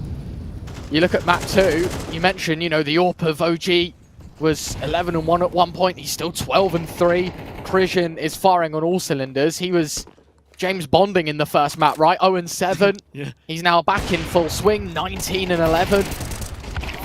And just when I start to hype up the players, it's the domino effect towards lobby. Let's see 2 players out, but it's not without weakness for Big either. Tabson, low, JDC, half. And they've given up a lot of control towards outside Christian. He's up in heaven. Yeah. Just seeing where he can plant a wedge in this so far solid defense. Great follow-up rifle play from JDC to shut down the A push. Now OG look to other avenues, but with Christian removed, you feel as if the round has fallen flat. Spook and Motto, the last ones left. To speak about this Big defense while we can, I think, a lot of people will be harsh on a player like QB who's come in to try and reinforce what we've got here, but you've got to look at everyone, right? All of the riflers on this team. It should be as capable at this level, and, well, it is actually QB, unfortunately, the timing of the conversation, who has potentially opened up A here. Spook still with plenty of work to do, though, of course. And without the bomb, nor time on his side. Oh, that's a ridiculous tap from Spook. Maybe there is half a chance. JDC locked in towards the silo. He's the next to go. 10 seconds. It is a mad dash for Spook to try and get anywhere near the bomb, which he can't, or hunt the kill, more importantly. He guesses wrong as Crimbo was clambering up behind him from the ladder. So this time, it is the clock which save Big for number 5.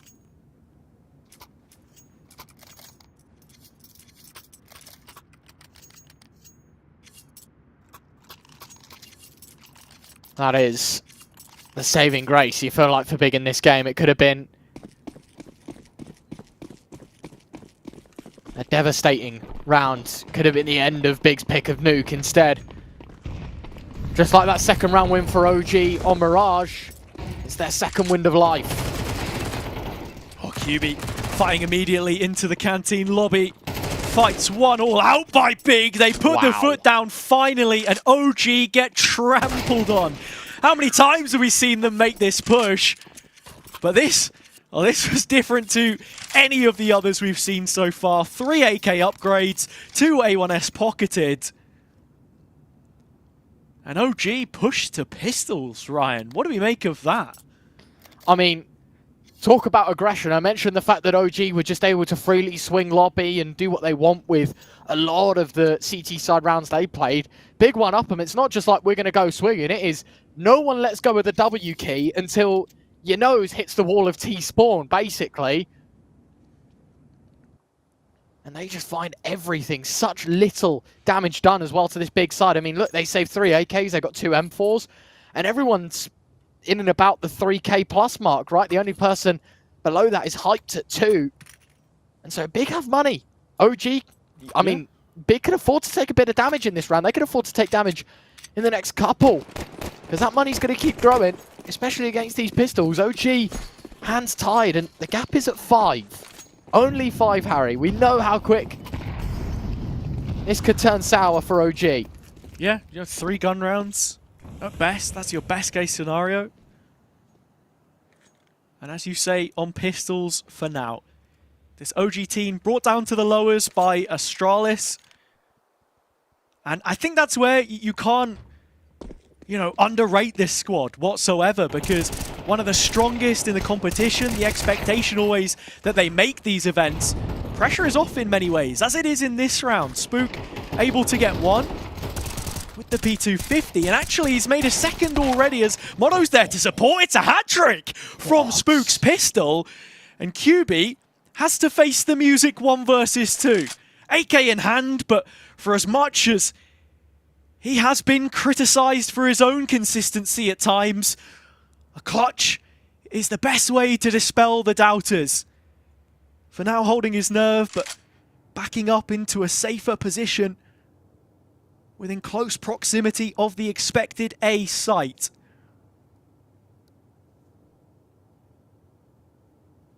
OG, just going to head straight into him here. Oh, smoke does plume in the face of QB. It's a buzzkill in every sense. They could be looking for the timing here. Buzz is the man in question. He's dropped back towards main. QB's got right in the midst of both of them, and maybe that's a bad thing because the guillotine drops to his head. Spook with the spam out. A quad kill in the end from Spook the Swede. OG map point. Ancients on the cards. I mean, it's so embarrassing that that is the round that you lose if you're Big. I mentioned that they could afford to take damage. That didn't imply you can go ahead and lose the round. You had M4s, you were playing pistols, little to no armor, little to nothing, really, for this OG side. Yet Spook the man to step up 21-10. New signing for OG. And I mean, look, we saw what he could do. Sprout days, even before that, played in a lot of European sides. Even Johnny Speeds was his team prior to this, and we said, he's not a bad player. He really is not. No. And single-handedly, he has just put OG to 12 and threatened the big pick of Nuke. Finally found his home and found form a month into signing for the org. Quick trade early on, and in fact, Big are the ones with their noses in front. They'll take it an arm's length now. Buzz gone, spam through the smoke. The Germans doing a good job to handle OG in most areas of the map. I mean, it really makes you wonder if we would have been watching a different game had the side started the opposite way around. Big so slow to get into this second map.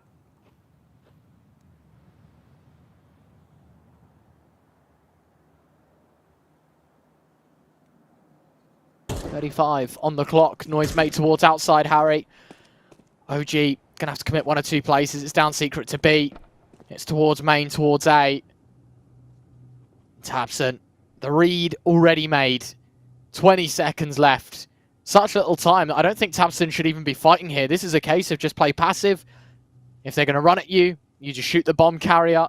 If not, Big might even be thinking about trying to hunt after time. I mean, they don't particularly have the money to do so, but every chance that they could still deliver some serious financial damage, and that's exactly what tabseN's gonna do. Walking on in. Yeah. Oh, and he's gonna find the kill as well. And an upgrade. Oh my lord. Just snatches it away like a thief in the night. And as this series grows on, Big don't seem to be done yet on Nuke. You have to remember, they picked into this. We questioned Mirage at the start just because of the tone in which OG fell. They've gone back into this game, but with all 3 timeouts now used, you can tell that there is sweat on the brow. Big are making them work for their dinner, earn that 3rd and final map, which has been promised to be quite the heater between these two teams, considering their previous track record. 5 rounds, the gap as it was before. Difference being OG only need 1 to make it over the threshold. They've invested heavily here. And that extra 30 seconds is just to incentivize, to consolidate on what exactly the game plan is coming into this round.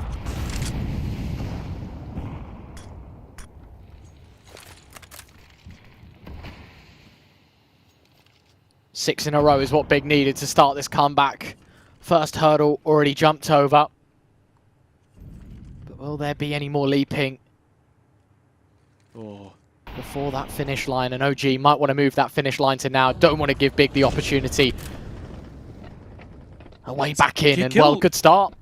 Spook outside, the first to take the duel. Crimbo's dropped back and has the info of the ramp push, the bulk of this push. OG, 4 men strong in this area.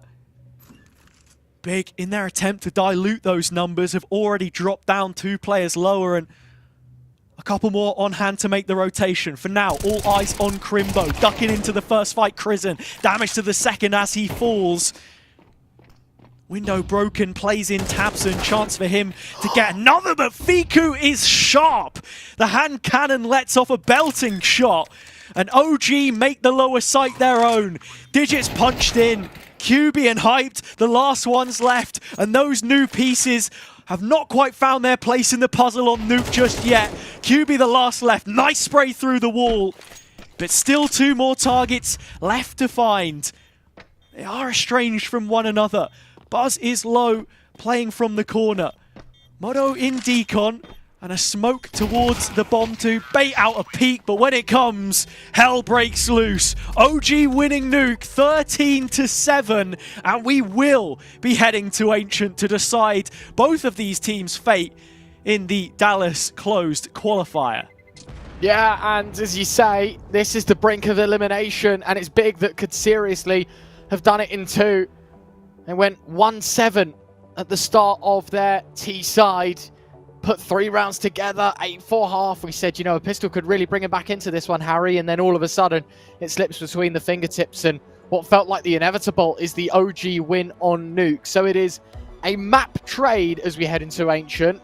Neither team looking seriously strong on their home turf, but both teams favourable of our decider. So an equal pairing for both on Ancient. And the real question is, are Big going to be able to mentally reset to bring back the force that we saw in map 1? Or is this just a case of OG being able to turn up in spades and sort of gain momentum as this series goes on? A 3rd map might be scary for them, but either way, both teams now equal and staring down that barrel of elimination. Yeah, you have to give credit to OG where it's due here. I think a lot of the narrative so far in this game has been focused on Big with the expectations they have coming out of Katowice. How have they improved as a team with time spent on LAN? But the story of their online matches so far is the potential of a 3rd successive defeat in a row if Ancient goes the opposite way. Looking at OG specifically, we got more from the individuals that we ask so much of. Spook, the highest rated player on this squad at a 1.06. 0-7. And coming into this map, I mean, he was just lights out, delivering blow after blow where they needed him.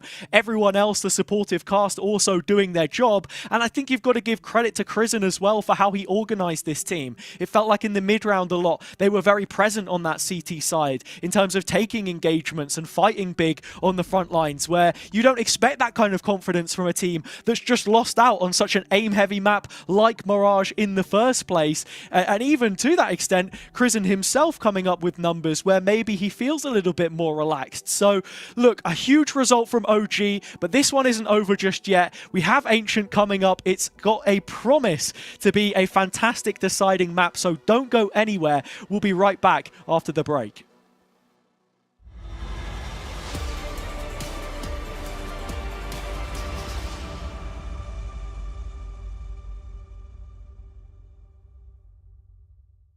What's your name? Lee. Lee, mate, nice to meet you. What's it like being part of the best crowd in esports? If you're not here, you're not living. Let's go, the boys! Hey! All right, for now, we're going to send it away. Let's show the world why we're the best crowd! You're champions!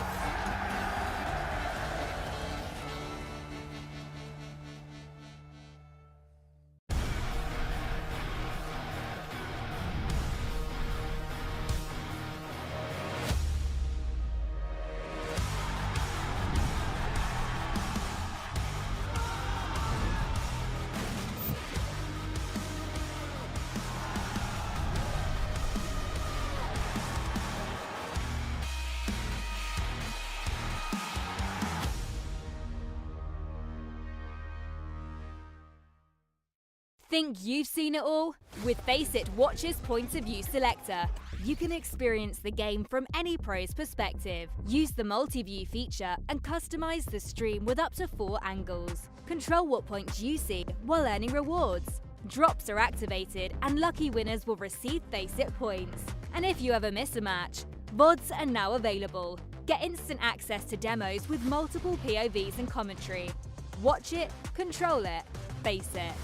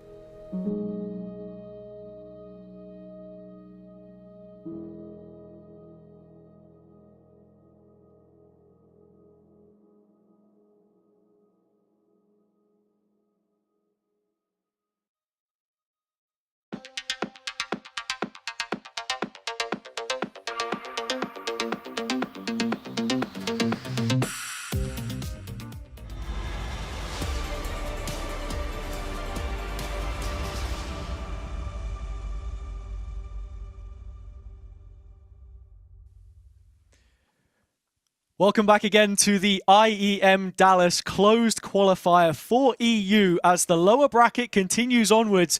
We're still here in just the first game between you and I, Ryan, and it is delivering so far. I'm Hester, and we're going to Ancient. Big, not able to convert on their own map pick. I think Nuke, to be honest, coming into it, we felt like this was their real opportunity to take it 2-0. Mirage out of the way, the front end of the veto, looking good for them, and Ancient just in the background, right? You don't think about it too much, but OG demand our attention, and here we are. Yeah, and I've got to say, we had a complete antithesis of the two teams between the two maps, right? Like, map 1 Mirage, we had an OG side that looked pretty out of shape, pretty you know, crooked in all aspects. They've got 3 rounds on their T side, 1 on the CT side. They lost 13-4. And then we head into Nuke, and it's the same OG side that looked pretty off kilt in map 1, just destroy Big at the start of map 2, 8-4 at the half, and then obviously 5 T rounds. And only 3 for Big on the CT side, leaving it 13-7. And it's the Big side with the recent downturn in form that is a little bit concerning. And I know that I stand by it. I said it in the end of map 1. I said, you know, for OG, it's an uphill battle. Even if they win map 2, we still got to look at Ancient, which has been the permanent pick of Big. I mentioned it at the start.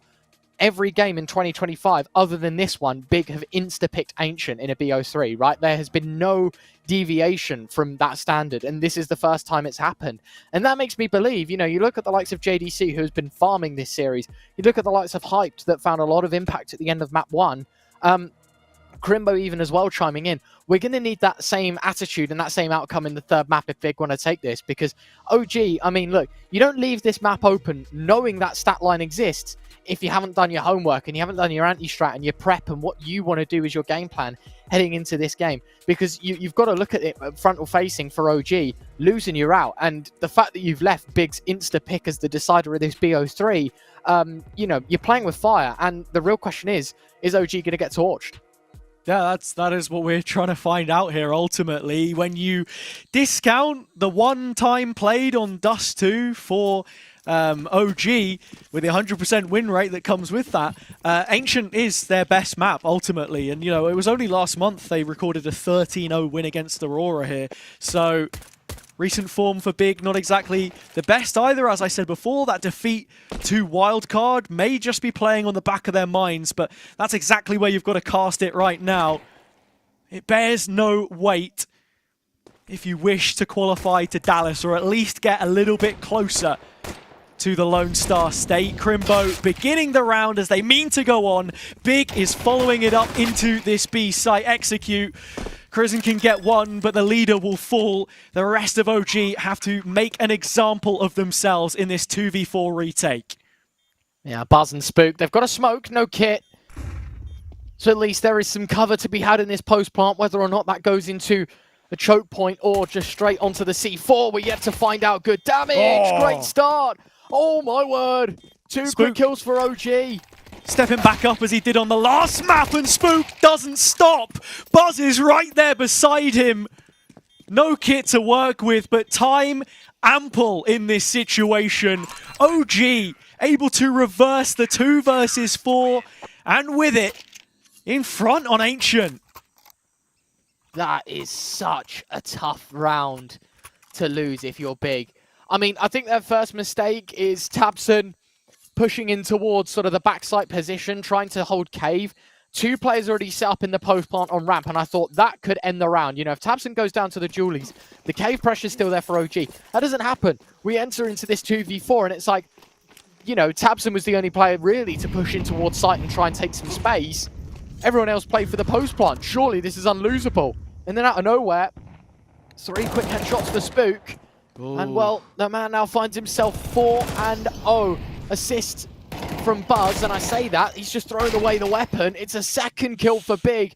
It's another 3v3. The Force Buy has some bark and bite to it for Big as they equal the numbers, but thin on both sides. JDC fighting through Red Room. New coat of paint from Crizzen.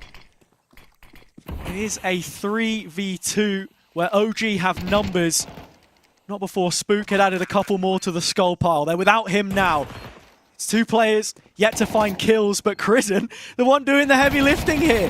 That's going to be his 3rd now picked up, and between the rest, Hype's giving it a damn good go. Crizzen in the end, the one who finds all of the kills, Ryan, and is just going to let Big know how he feels about that one. Yeah, got to be careful because you are on a 10-second stick, but the mind games have already begun, Harry. We're not even 2 complete rounds into Ancient, and there's already some body spam and some graffiti spray going on. And Crizzen, thank God you don't have to rebuy ammo in CS2 like you did in the older versions of the game. How old are we talking here, man? Oh, it was antiquity. Long time ago. Hello, like, oh, let's change the weapon prices depending on how many people buy the gun. Is this the era of CS you're calling back to? Yeah, exactly that. I imagine so. But the stocks and shares learning in Counter-Strike. All I want to say is let's just take a clip of that last round or the conclusion of it, and we'll come back to that. You know, at the half, other side of the half. I'll call your minds back to it. So, you know, for everyone watching, chat, this is homework. I'm sorry, but let's take a journey together and see where we end up. Right? Yeah. For now. Big forcing an investment back in, as they did do on the previous, doubling down. OG not exactly got cash in pocket here, or it was towards the B site. Boosted up over the smoke. Crizzen's just about got the angle that he wants. Won't be able to stop the bomb plant for now, but has at the very least given OG a man advantage. Flash goes back in. OG, decent odds of taking this one down. There's kits available, but no utility now. That's the only smoke deployed in on Cave, and I've got to say it's an effective one. 3 people locked out of position into this post plant. If they make this one quick, it's going to happen under the nose. Tapson gets the first, the second from JDC. The FAMAS only just emerging now, and all the damage being done. But it's a sea of blue in the kill feed. It's a must-win round for Crimbo in the 1v3. He'll pick up the gun, but no time to advance further. And it's OG that pinch yet another round away with another post-plant win. So huge there. Buzz just buying the kit, sticks it out fully. 5-second timer, not enough to give Crimbo a chance. A lifeline back into the round after he finds that first kill. Retake so decisive from OG. And even just to speak of the initial CT setup, I really like that boost to just snatch a first kill on the fadeaway before they wanted to give it a go, because that's ultimately what it ends up coming down to make it a 2 versus 1 situation. Modo with the AWP out for the first time. But Big meeting OG with yet another buy. How many times are they going to invest and walk away almost empty-handed as that loss bonus is hitting the heights now?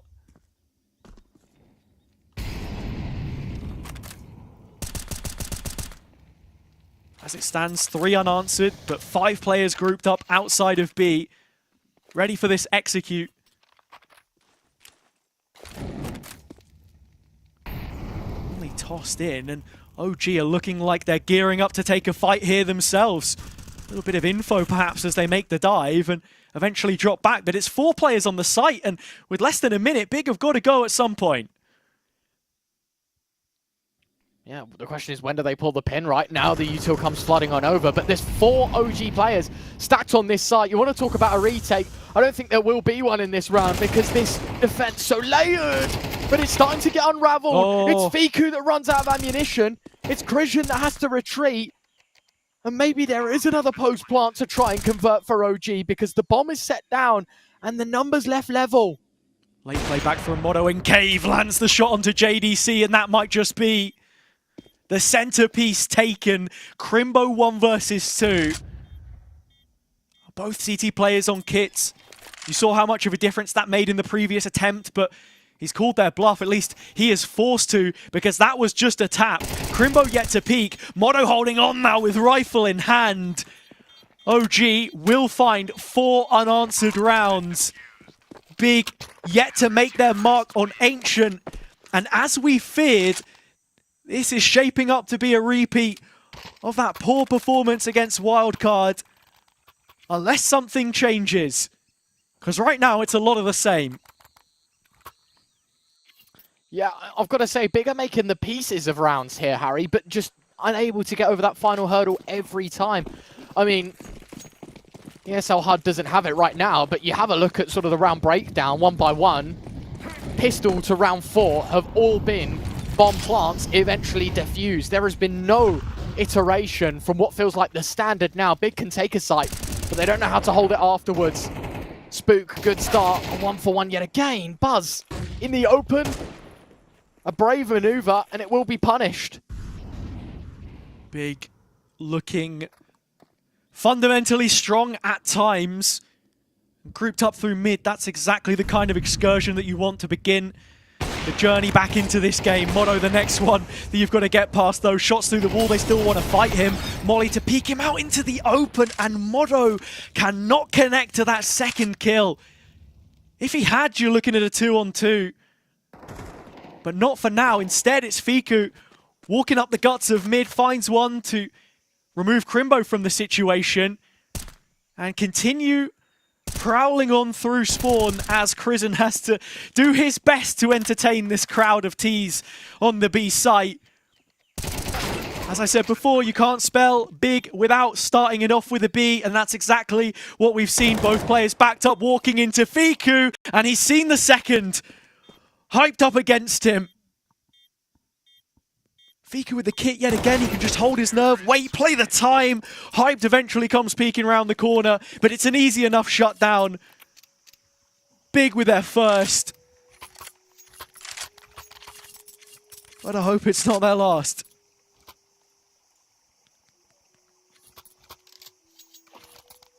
Good lord, that is another incredibly close round, but this time it's Big that get the better of the CT side. And the peak half expected from Fiku as well. We knew that the last player was coming from site. Whether that was going to be the left or the right side was the gamble. Right idea, but couldn't connect the shots. And with that, Big some newly found confidence because they know that they're going to have the better weapons in this one. Quick start to the rifle of JDC. Spook quickly removed.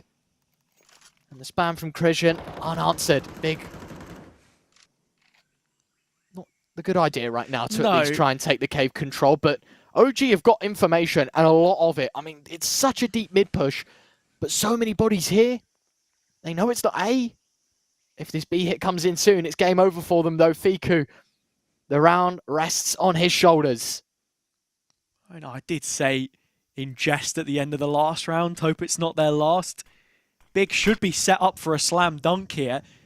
But OG have found a way into this round through this huge flank, which they're now grouping up. Will they play the discipline? No, Buzz just swung at it, missed. Crimbo connecting and JDC trading. Motto's position revealed. And as you said, it might well come down to Fiku. It has. And that's because the flank's fallen apart. Stepping out onto the site. He's forced to retreat as the smoke goes up in his face. No opportunity to save this for OG. So the CTs will digest successive round failures on the defensive half. Big carrying on as they mean to go on. But yeah, I feel as if they were lent a little bit of luck in that situation. Yeah. Could not be more thankful for that timing, could they?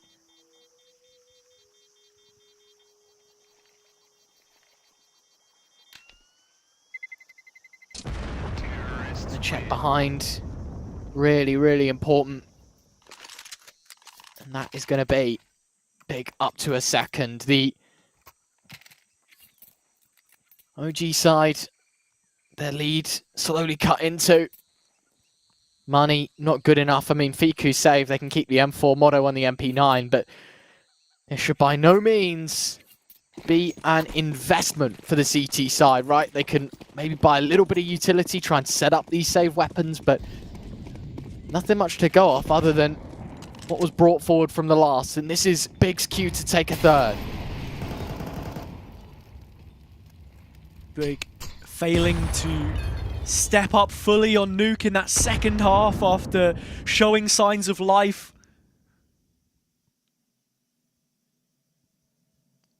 This time equipped on Ancient, an improved Arsenal.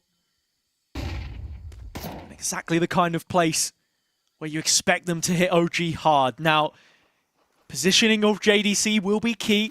He has fallen early in a couple of these rounds, but at the beginning of this one, clearing out the entirety of mid and just backfilling that space through CT spawn, finds the first kill onto Buzz, and Big able to shut down this CT Inquisition towards Cave as everything else is going on. Tabson finding another, Krizen trading out, and with that, actually, dropping the bomb at his feet.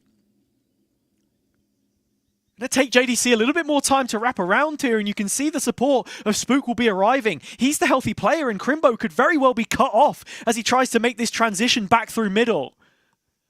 It's all about timing, of which it's not on Spook's side. He walks into Crimbo, 30 seconds left. Krizen only 4 points of health. The captain's got to come up trumps. But from Cave, he concedes possession of the bomb. Looking perhaps to gamble towards the other side of the map after that early positioning, but Big are going B, and he knows it not.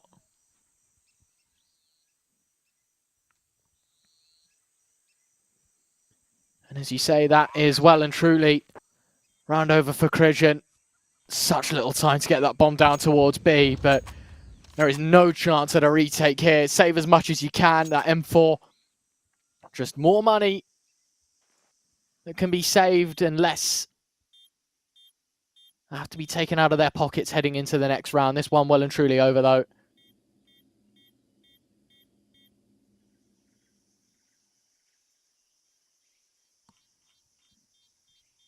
And Big, I mean, look, they got really unfortunate at the beginning, Harry. There's no denying that, right? They lost 4 rounds in a row. They planted the bomb 4 times, and I think, lost a 1v1 twice. Incredibly close stuff. Now that they've actually eventually got there, right? Got there first on the board, which was going to be the hardest hurdle to get over.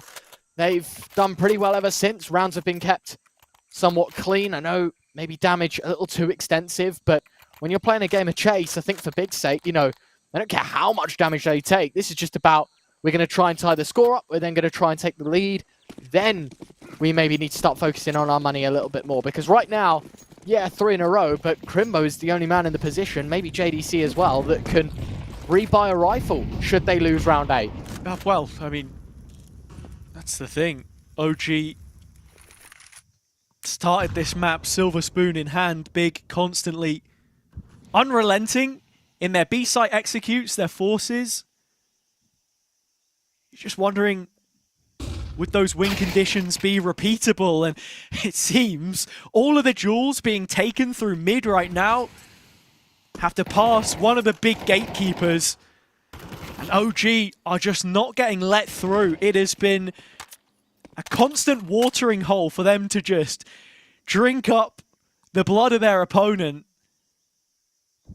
Find consistent entry frags more than anything else, which is then forcing OG to regroup, react. These kind of calls that Krizen has pioneered from Nuke, which brought them so much success, now coming into Crimbo, will not respond in the same kind of way. And sure, he'll fall at the end of the tunnel, but with 2 kills under his belt, it's a man advantage for Big, and they cast their banner across the map, yet time will not be on their side.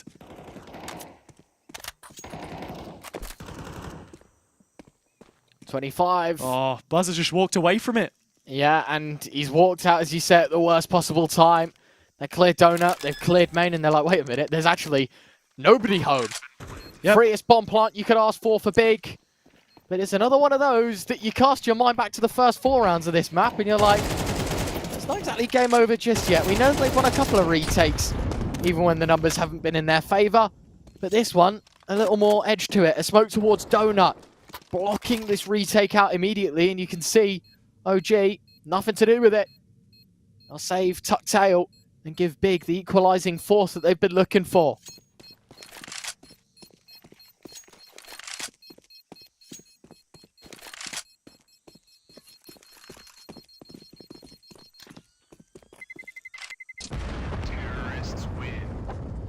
So with the scoreline tied, OG perhaps just starting to lose the scent of success here.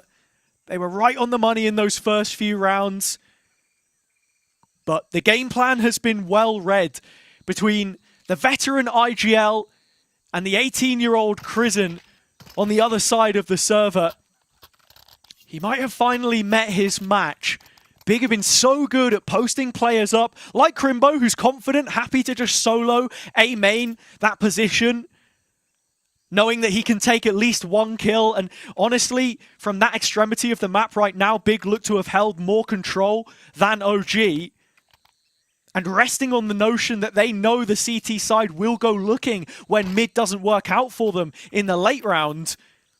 There are opportunities for the T's to build. This round, one of them. A big swing with the AWP in play. Hyped bringing it out. Buzz the solo AK upgrade. The rest rifles. Another mid fight on the cards.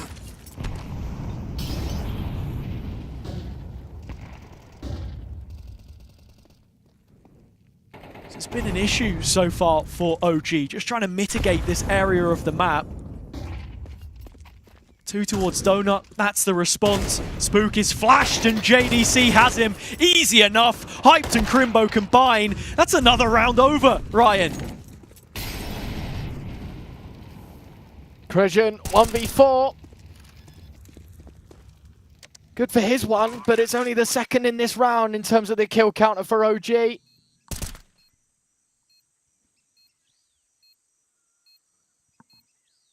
This would be one hell of a moment, and it is buried quickly by the hyped Big Green, and it is Big in front. And this is why they pick Ancient. They've been comfortable on this map for all of 2025 so far. As I said, I'll bring it up again because I think it's imperative to know that this is one of Big's strong suits, and that is obviously outside of, or heading into this event rather. They played 8 BO3s, they picked Ancient 8 times within those BO3s. This is their bread and butter. And OG, it's the classic saying that they gave them an inch and Big have taken it the mile. It's the priorities. Again, this mid-duel taken. And for once, OG have a moment's rest, or at least you think so. tabseN out of nowhere's picked up the B kill. Still pressure on Hype to call in this rotation, but QB's paving the way for him. One bullet at a time. The next player drops, heads continuing to roll. Look at the position of tabseN. While all this is happening, he set up the second layer. Big don't even want to go for the plant.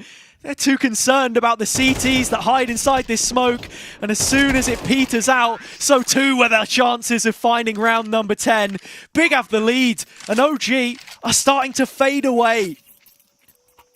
I mean, Harry, look, if you was someone that turned away after the first 3 kills of this round, you saw Big fight for mid, Big lose it. 3v4, they got no control, and yet somehow emerge victors in this round, right?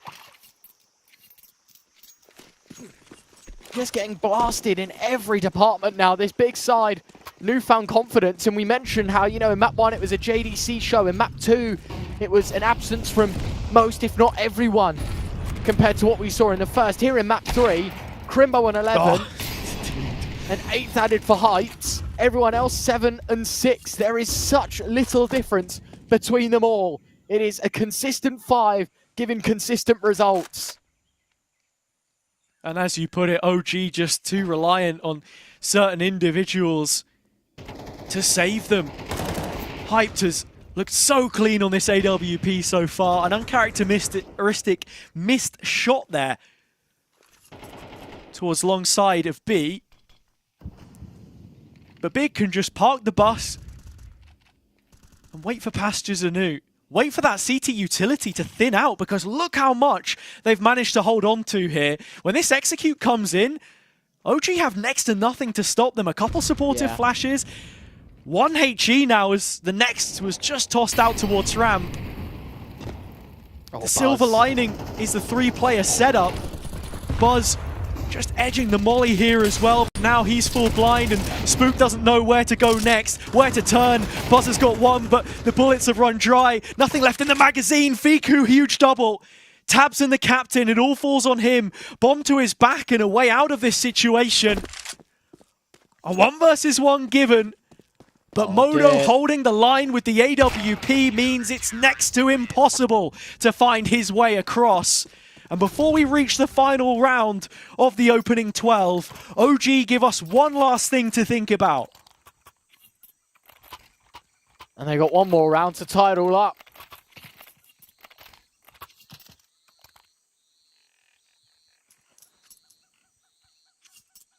The do or die, it feels like kill or be killed for OG. Earn your way back in to try and level the playing field after the first set of 12, but it relies on success in this round as well. To be honest, as you say, a fortunate double from Fiku is really what put this round in their hands. Instead, it's a faster play towards B. Look at the space! Yeah, and Fiku's burnt to a crisp in that initial engagement. So much utility from Big as they continue to barrel forwards towards B. Plant not yet taken in. And this smoke helping out Spook to just keep further forwards, have a favorable spam. Crizin eventually cleared from the cave, and JDC the one that does it. Buzz with the spam onto QB.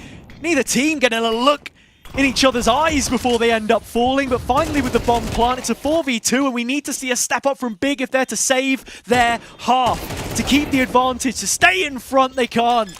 OG putting their feet in the cliff face, digging their heels in, getting a hold on this game at last. We reach a deadlock, even 6-6, with 1 half left to save your qualifier.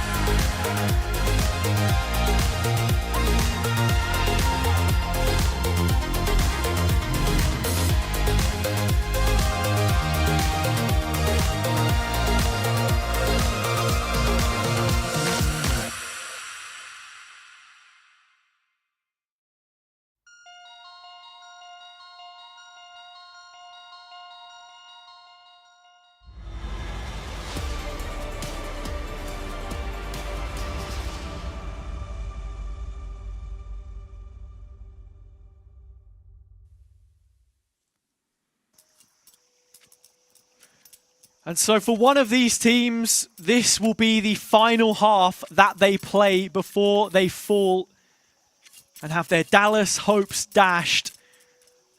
OG starting strong, but Big finding a way back into the game as you expect all great teams to do. Now onto the CT side. Setting up heavily for the B-pop early. It is only Crimbo to defend an A site, which will soon be under siege. OG grouping up. Motto the bomb carrier at the back of the pack, but the util's already flown over the top. And it's Crimbo under the microscope. The first test passed with flying colors. The follow-up's good enough. Crimbo, 3 heads with 2 Berettas. And a 4-on-2 as OG are stunted in this pistol round. Just when you thought they got let off the hook by winning back-to-back rounds, at the end of the first half, it is another couple steps back for conceding another pistol. Spook, it would be heroic if he could get up on plant and give that OG side some much-needed cash. But when there's 4 players against the only one left, the chances limited. And Tabson quick to take that. Big up to a 7th, only lose 1. A fair few players as well that bought armor into this round. 3 of them that can make the cheap upgrade, right? QB hyped JDC, all with half armor, took no damage, any of them. So it's 350 for full Kevlar plus helmet now. So a very cheap upgrade. It's going to be very util heavy in this second round. OG, I mean, they're going to answer with the weakest investment possible. 1 Deagle, 4 Glocks, hoping that maybe a bit of damage can accrue to Big's downfall heading into the gun buy, but you're not expecting much from 4 Glocks surrounding it. Yeah, already advanced positions in mid. Headshots traded through the smoke, and I think Tabson down to 55 is something, but he can just sit at the back, util in hand, and OG will have to wait a while before they can really do anything here. Finally, the promoted academy player is spotted, hyped, forced to move away. But he's not just a promoted academy player, he's one who has spent a year on loan at another big German organization. ATN, of course, shutting down their operations since. It's Crimbo, the A anchor, the lurker of the T half, now to be the stab in the back of OG on the CT side with his MP9. Plenty of players to contain, and he's only good for 1.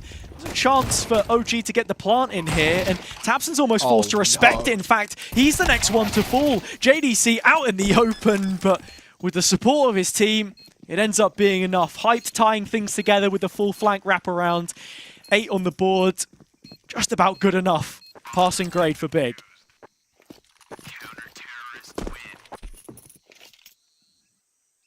Big second round, but as you say, doesn't come without the problems as well for for Big, right? OG get a plant, OG secure a couple of kills worth of damage, and you can see that they can somewhat neuter the investment made. QB has to stick to FAMAS. Crimbo back on an MP9. Tabson asking for a drop. He'll get an M4. But it's OG that have the 5 AKs, have the full util. Have a bit of confidence now that they got the bomb plant. Some chip damage done at the same time. Good HE, a second one. The spam through the smoke. The Spook will tap back blind. It's left 4v4 yet again. It's an early 1-for-1.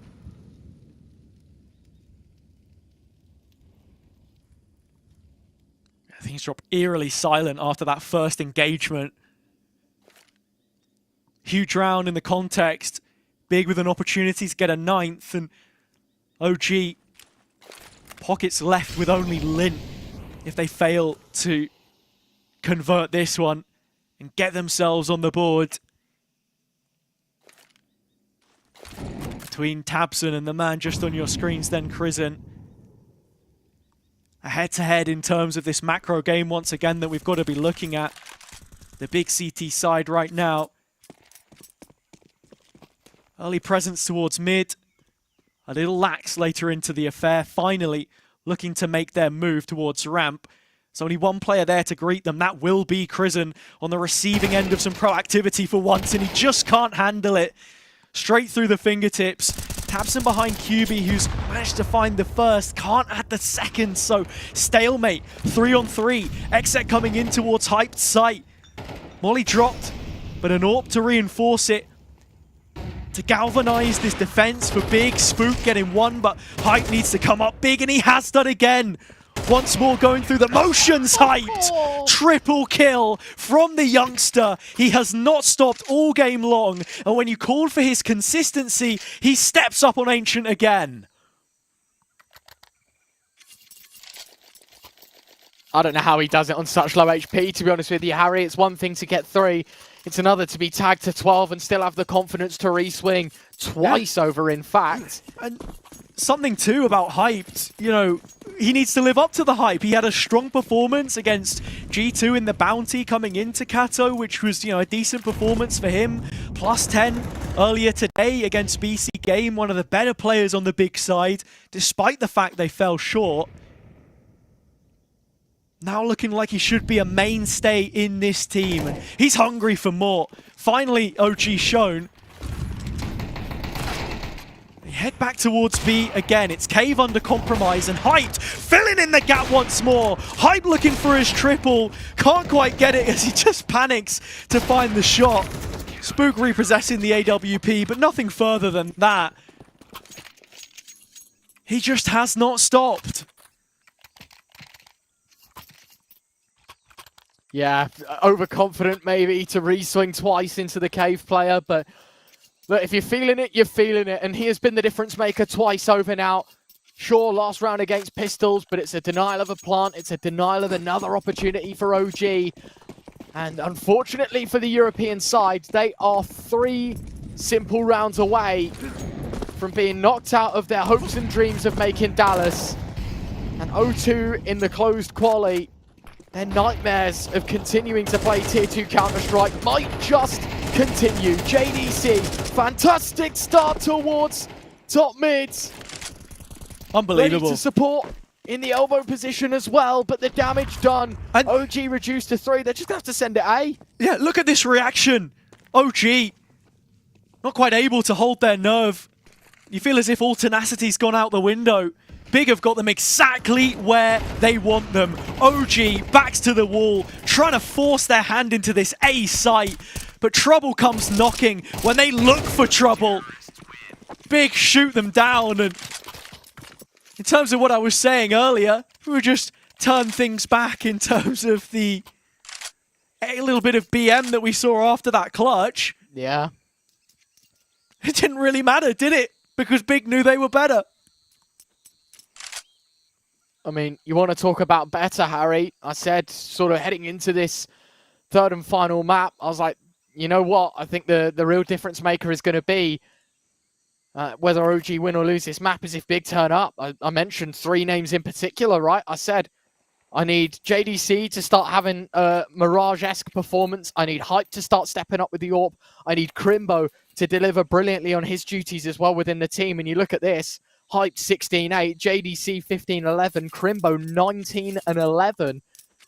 You've got 3 players shooting on all cylinders. QB happy to sit, play anchor, play the roles that may not be the most flashy, but get Big over the line. And with Tabson happy to dictate as and where Big put their pieces, it is working a charm. And Crimbo, early info towards A. He's going to have to retreat.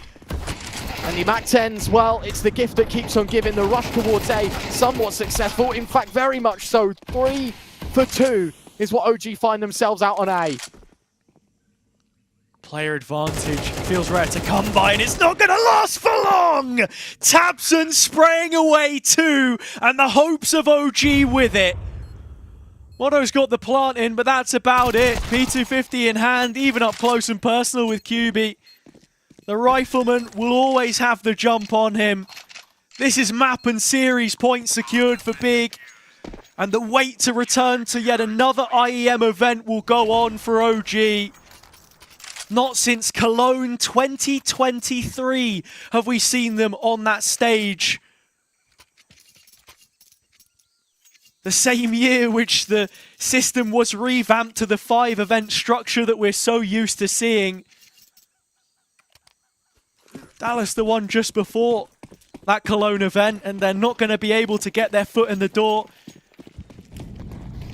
until it comes back around again. It's the German team that have put them there to deny any kind of homecoming, and JDC has already started off round number 19 and made it a double almost instantaneously.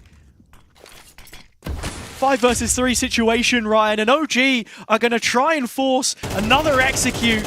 Big, not exactly in a position to react quickly here, but the reaction is damning. Another double from Tabson, and the captain will claim 13-6. It's all big in the final map.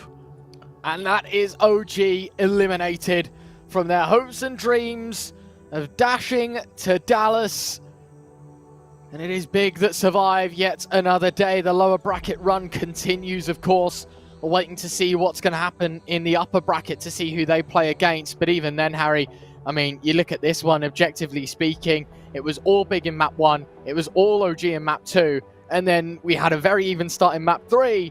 And then Big just continued to turn up the heat and continue to put on that pressure. JDC, what a best of 3. And I've got to say, I know Big as of recent have been getting a lot of speculation, maybe a bit of hate towards the team and sort of the progress that they're making.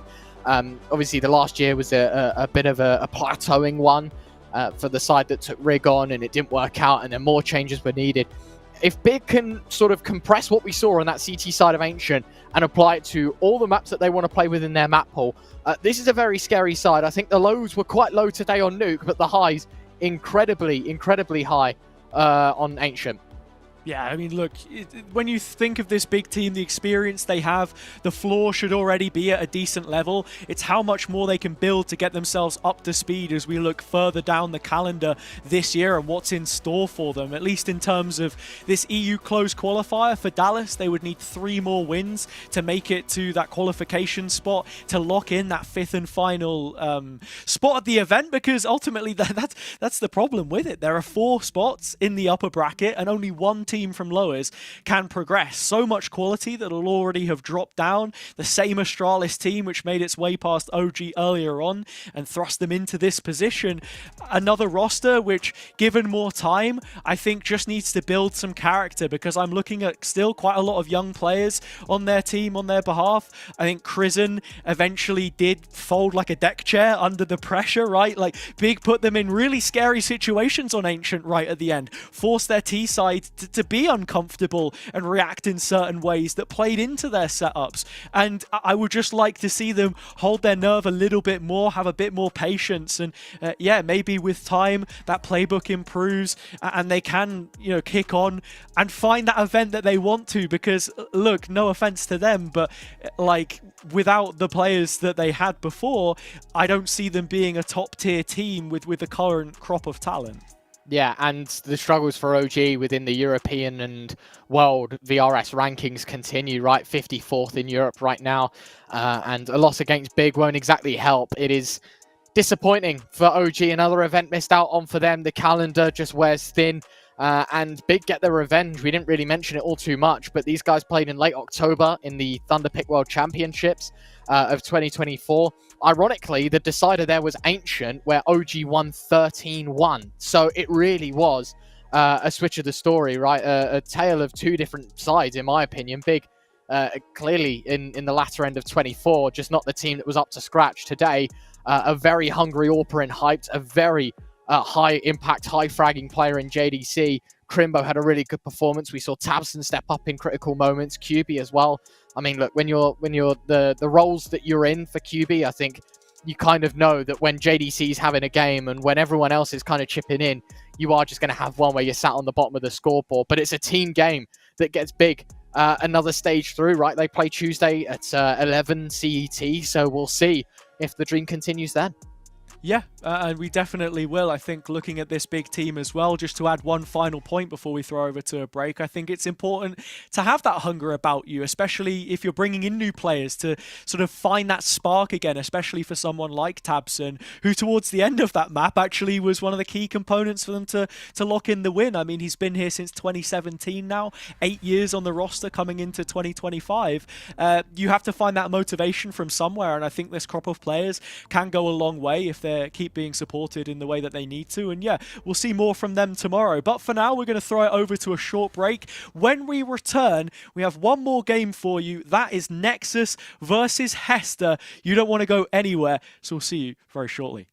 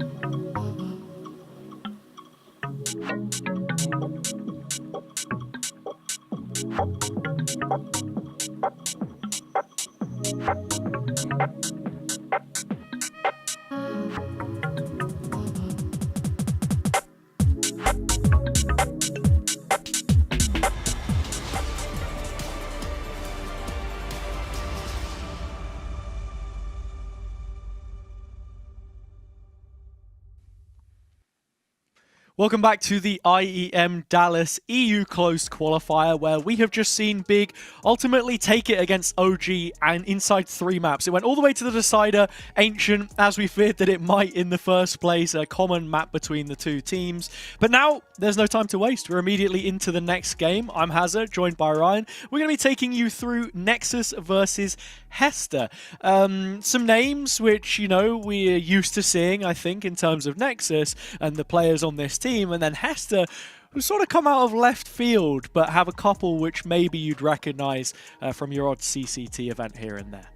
Yeah, as you say, on Hester at least, you've got Ants, who obviously came from Hotu. You've got Mukos, which came from Khazar, and that was obviously very early on mid-2024 to late 2024. Played for a team called Vaseline Worms as well, so I guess there's a bit of trivial information for you. And then you've got 3 players, Harry, who I have no clue about, and we'll have a little discussion later because the map's more of an interesting topic to me. Inferno removed, Train removed, and I thought to myself, at least for Hester's case, Dust 2 a choice, Anubis a choice that they would like in this series. They've gone for Ancient, in fact, which is one of Nexus's weaker maps, but one at least unseen to the HLTV eyes. Mirage, of course, the first pick for Nexus, just going for strength. Dust 2 the decider, should we need it.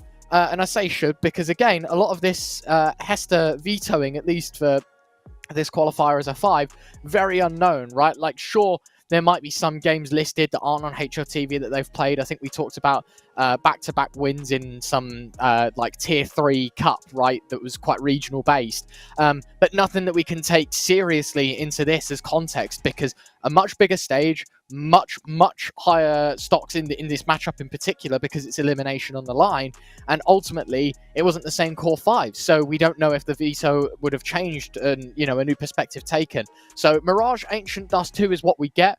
I guess it's up to you people at home to interpret what you see here. At least for the Hester side, for Nexus, right, you can have a quick look. Mirage, not the greatest of maps for them, but clearly Hester have played it once and they see some holes in that, or maybe they've improved it themselves in the last couple of nights. We've got Ancient as well. Not the most religiously played map for Nexus, but again, another blind one for Hester. And then Dust 2, as a decider, we saw Hester play it once, of course, in this quali, where they played LFO 3, which is the team that fell in the 5th, 6th decider game. And that was 23 rounds of Counter-Strike, so another close map. So, as I said, Harry, it's very much make of it what you wish when it comes to this veto. And to be honest, this entire BO3, just, you know, buckle up and get ready for the ride. Yeah, man, strap in. I think you're going to need it. Nexus against Hester, 2 teams which play this game on their own terms and conditions. When you think Nexa, you think BTN. With the support of Sound returning, he could not live with his own failure, and where did that bring him? Back to BTN. Years and years on this roster. He is very much the gatekeeper of all Romanian talent. All roads lead with him, and if you're to make it out of the local scene, then you've got to do your community service on Nexus, as you would say. But Edrin, first line of defense here for the CT side on Mirage to kick things off. Gets one, trades on the site, but Hester, the team in control, running it down here onto Zello. 1 for 1 might not be good enough because the CTs are split and this retake is a tough one. Yeah, they know about the kitchen player now as well. Sound activating from short start, can't hit the second. All on the shoulders of BTN. No Kevlar, it's the kick to his... Unfortunately, makes one step out of the kitchen area into the site. and immediately head removed off his shoulders. So Hester convert the pistol on the T side of their pick. You know, talking about the veto a little bit further. Hester's selection, as I said, you're expecting them to get off to a good start. We obviously saw them play Gamer Legion earlier on. And, you know, aside from before, I think their Mirage, they lost 13-7, but the first half was incredibly close, right? We saw how well they were able to compete with the Gamer Legion side, and whether that's going to be a recurring theme against Nexus, or whether Nexus have, as I said, maybe watched that game on Harry and realised, hold on, there's a few gaps that we want to exploit. We'll see. Time will tell. For this one, though, Pistol, Zello took the solo upgrade onto the Deagle, everyone else USPs, and Raga on the P2K. Hester pace in that first round. And, yeah, Mukos has a little look and walks straight into trouble. That's Zello shooting him in the face and picking up the MAC-10. It's the first responder on this B site. As you can see, Nexus taking the long way around the world to pose the question of a potential retake, but ultimately you are just trying your best with the hand you've been given. There is no Kevlar, there are no upgrades. So as it is just damage control for the Romanians, I'd like to continue that conversation about the veto. I think with as good as Anubis looked for Hester, I find it interesting that they opted to veto it out towards the latter end of this one. You know, potentially just because there is tape there now against Gamer Legion, if that was something to be thinking about. As they clean up this anti-eco here, because that was one of the maps which they put high priority on, you know, in these local events which they've been playing within CIS. And that's what we've got to hold them to here. Out in bigger competitions, same way that you saw Hotu with Ants last time around, they couldn't even break out in like the CCTs of the world. Do you know what I mean? They would win the play-ins, you get to the main stage, the Swiss stage, and they would fall off without, you know, really giving it a go. I think the best we saw from that Hotu side, for example, was, you know, in Yala with a win over the gaming side just before they disbanded and Sinners RMR bound. This team has a completely different feel to it though, with it just being Ants, of course. You can say he's the consistent piece, and right now he's doing pretty well. 4 kills deep. Sound betrayed by his view model. So Hester with another opening pick. Being very cautious of the ramp aggression as well. Dink, no frag. The downside of the Galil getting the better of Slaxajez. Down to 3 though is the Nexus side, while the ramp fight unsuccessful. Everywhere else seems to come up trumps. BTN, 10 HP, everyone else. Yes, sure, M4s, but ultimately, no utility with it. Noise being made. Zello being very careful of what's in connector, but the real threat is what's walking out ramp. Yeah, 2 players here. Connector as well. Like you said, Zello has no idea. Pops his head up for just a moment, and it caves in on himself. And good value from the lurk, catching Nexus in transition, and it's just the old boy BTN to save them here. He can't. Hester piling on the pressure, and with 3 rounds played, they have not looked back since the pistol. Yeah, it's exactly that, right? They have gone full steam ahead. Take the pistol, take the eco, take the bonus. And you can see already the money starting to pile up. Abaraju, 5k, Ants 4, Frontails 6. And I mentioned Frontails in the open quali at least, Harry, you have a look at the stats and he was, by and large, yeah, one of the most impressive in that. And as you say, on all cylinders it felt like as well. Early kill towards Palace, it's Laxajez that fills up the feed, Raga and Sound 2 kills back. There was light at the end of the tunnel. It's past tense though, because Hester get a grip of what happened in both Ramp and Palace. And it's all left onto the shoulders of Zello.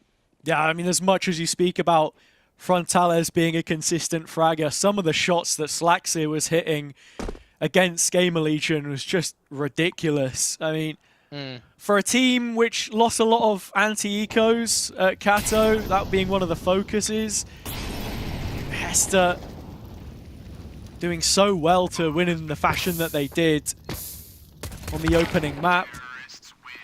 And that's what we're asking, really. You know, is this something that we're going to have to come to expect? Is this just the right mix of players, or a flash in the pan? Do they crumble in a LAN environment, for example? You know, is it a different version of the team that we get? Things that we're not going to know until they've got a few more officials on HLTV, I think it's important to say, Ryan, because this is even a fresh team regionally. They've played a few cash cups here and there, but nothing VRS regulated.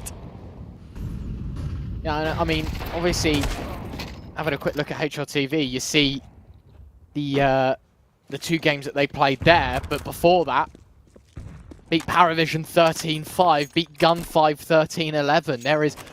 Yeah, and those are like some of the better CIS teams at the level, so this is the thing. Ant's in a new project. Is this where he can kick forward? Right now, they seem to be the talk of the town, and on this round, it's mid fully cleared.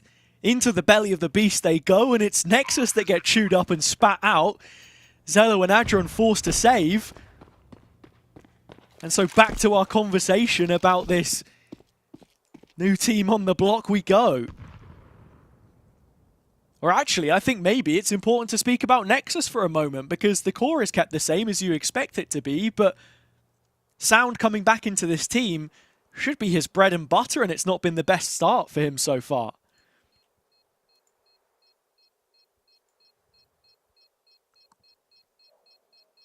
Another save, another disappointing turnout for Nexus. It was a full buy, and the reason we've just had such a relaxed conversation, there's just been no threat. Nexus stomped out on middle, stomps in on A. And we are 5 rounds in, and to be honest, yet to be impressed by any. Hester able to walk freely for the first 5. Even a MAC-10 being brought forward by Murkos. And to be honest, Harry, I've got to say, big fan of it. You have a look at the CT side, 4 players without head Kevlar. It is a dangerous, dangerous weapon. If you allow it to get close, it starts firing at head high. It's lethal. Yeah, Murkos stopped before he can get started, though.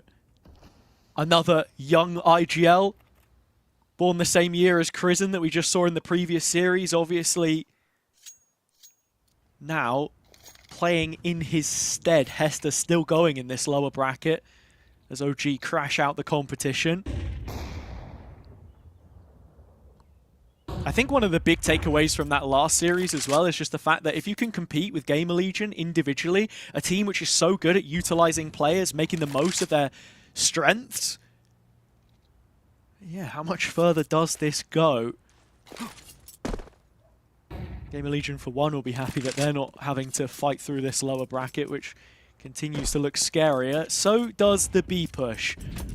Only a couple of Nexus players towards this side for now. Hester grouping up, and it's the captain with the MAC-10 at the front, but the smoke is well timed. Yeah, it's deflected a lot of this push. Hester are going to have to go running through or abandon ship and go underpass. They want the former, not the latter. It could have been huge from the M4 of Adron.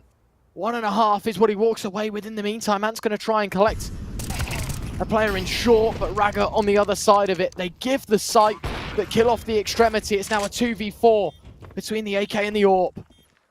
Flags on site, front Alice again. The combination that Nexus should fear, but they've managed to put it to sleep here. Docile in round number 6. It's the first opportunity that Nexus have had to get on the board. The first round where it felt like they've actually been able to set the tempo early on, get some kills, and find themselves in a position where they can convert, because for the most part, you've been looking at one-way traffic in terms of kills in the feed for Hester.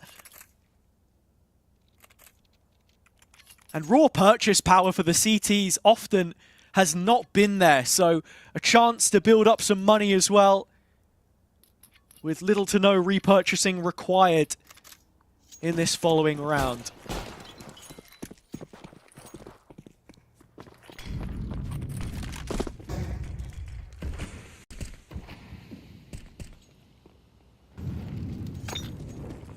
Volley. Straight in the dome piece of the AWP. Zello playing headers and volleys as he kicks the volley away from bottom con. Doesn't stop the opening kill going Hester's way though. Yeah, I wouldn't put your head there. Not ideal. Next player gone. Raga trying to fight tooth and nail here with the support of BTN to hold on to the site. They've done a brilliant job. It's only Mukos and Frontales less. But only shouldn't be the operative word in the statement, because Frontales, the first to reach double digits in the server, could afford himself an open plant to help support his IGL through connector. Now backs up towards ramp with the AWP. Yet to train on position. Nexus arriving from two different areas. Mukos has the coverage on the other side of jungle. As you can see, Raga starting to move through. Two kits, just one flash to incentivize this retake, but already halfway gone. And with Adron removed, the chances are fleeting. Raga gets another back. Missed shot Frontales. Half a chance, but once the molly is said and done, this should be it. Round should be over, and Frontales will make damn certain of it. 6 secured. And Hester reinforced their lead once more.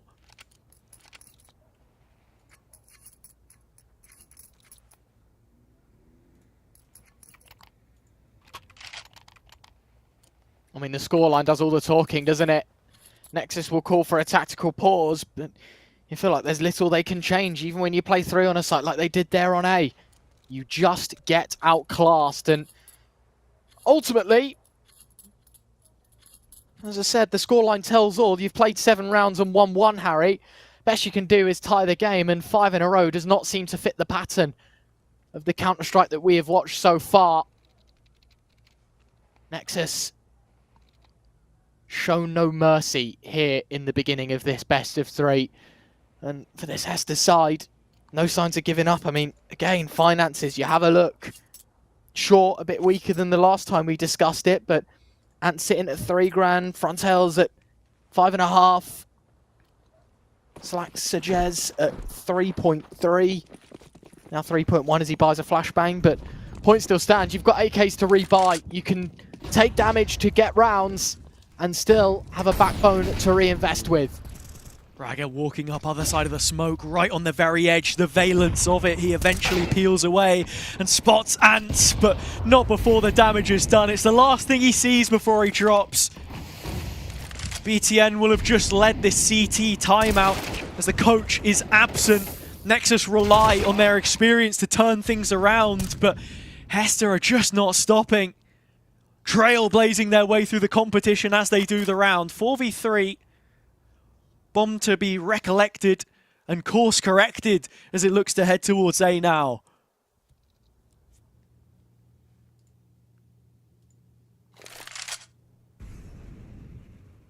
Advantage still sits in Hester's favour. And there is no budging for Slack-Sajez holding across towards Spawn. It's a laboured spray. The nade might finish the job. It's low HP. And a tag onto Zello as well. The rifle swings out from the Palace position.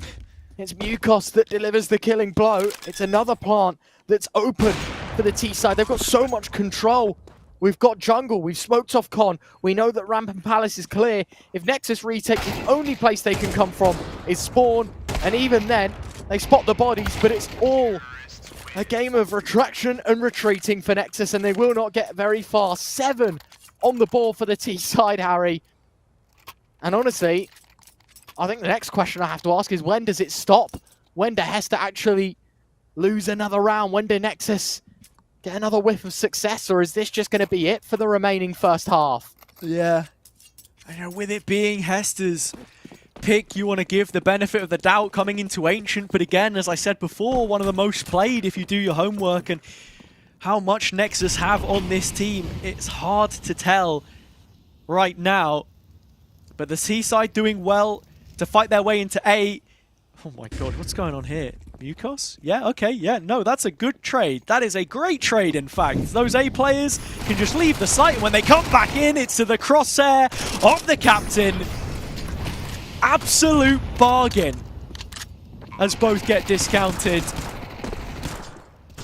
It's round number 8, whether there are any doubts about that or not, but as I was saying, just the players the positions that Hester are managing to get into is ridiculous. Now, a couple kills out of Nexus is decent, but with 23 points of HP left, Sound without a chance. You would feel. That is... It's like to say fair hands, of course, but yeah, look, I mean, wow, Nexus doing great damage on that round. Hasn't made the biggest of dents in this T-sided economy. Yeah. I think that's the overshadowing issue, Harry, right? Is like the most competitive round we've seen in the last few, at least, has been the one where they've played 5-7s and Deagles. Yeah, it's not the economy damage of their opponents they should be worrying about. The call's coming from inside the house. Pick up the phone, you know? You need a couple of rounds away to build some sort of momentum. But Zello's got the AWP back out. Rifles available. Another timeout used. I think that's all 3 now from Nexus. Definitely not happy with how this one has started. Yeah. And as you say, you know, even if it's 2, 3, it doesn't matter. It's the fact that we're 10 rounds in and effectively they're hitting the panic button. It's like, oh my god, what do we do next? It feels like we've tried aggressive mid, we've been torched. We've gone aggressive B, they've owned us. And so now quick. we try the Palace push. And Zello eliminated early doors. Another 5v4 for Hester. They just don't know when to stop. He's so quick on that peak. Must have had the spawn for it. Zello tried it. From the freeze time, they just thought what to do. It was another aggressive AWP peak. BTN repossessing the weaponry now, or at least juggling it back to the safety of spawn if they are forced to consider a save yet again.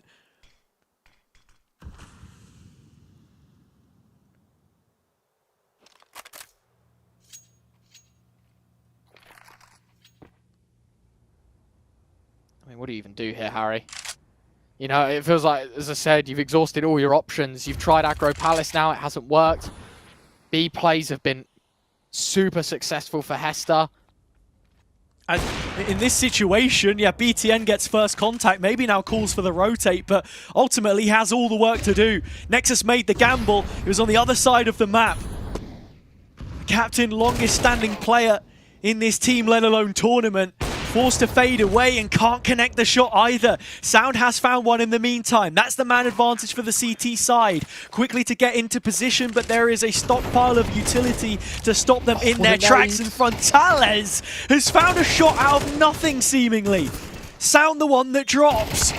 Now a 2v2, 2-on-2. Slaxer trading out, and Slaxer just weighing the weight over their heads. The hammer hits the anvil yet again, and as sparks fly, Nexus are just shut out. I mean, that round, you've got to hand it to the 2 individuals that are alive. Fantastic teamwork between them. Deliver the goods. As Nexus denied of another. We are 10 into map 1. At some pace as well, may I say. I mean, what, we're 15 minutes in, 10 rounds of CS. Has to have some velocity to their T side, and there is no stopping them, it seems.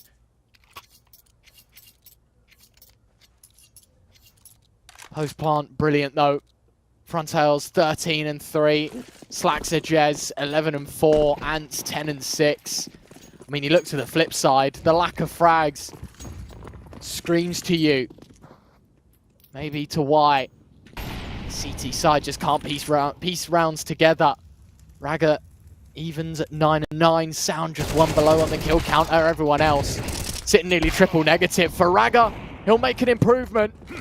But yet again, there is always an answer out of this attacking force. The rounds are so scrappy. I mean, Frontales is torching himself through the molly to just claw his way into any kind of a fight. Flash Romance gets the first, but Zello is right there. Nexus needed that so badly. Doubling their round count on the CT side just to survive.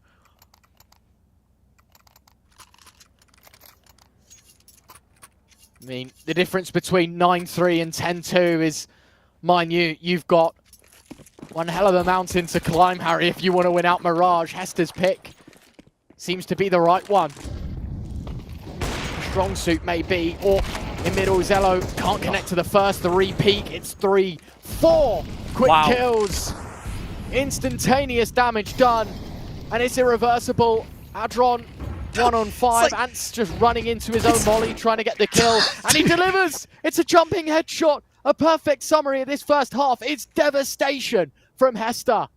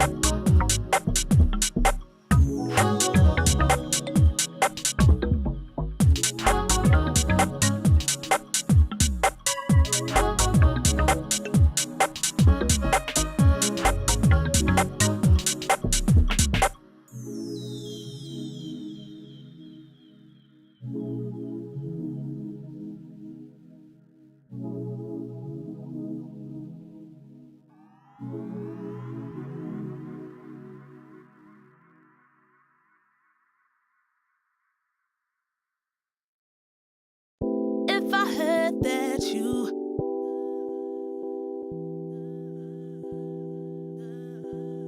If I heard that you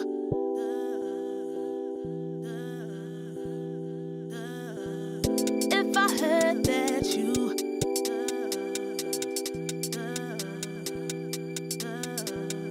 If I heard that you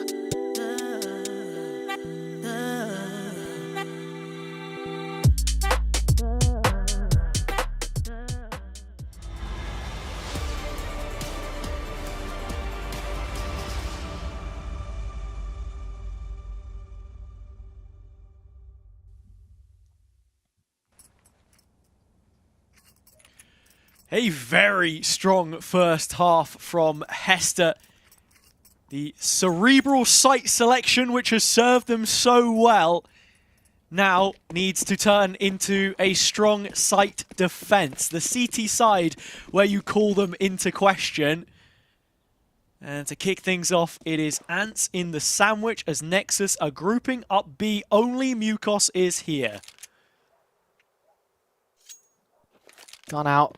Was ready for a fight, but actually turns away. The util's being deployed. They think this is an A rush. Zello has killed one, and that's going to sell absolutely everything. They realise quickly, though, no one's pushed through. We've just double swung ramp. Nothing is there. And now it's a straight B push. They get their kill back, but they sacrifice the site. Yeah, coming into the retake, Mukos smoking a kit, opportunities to get back into this one.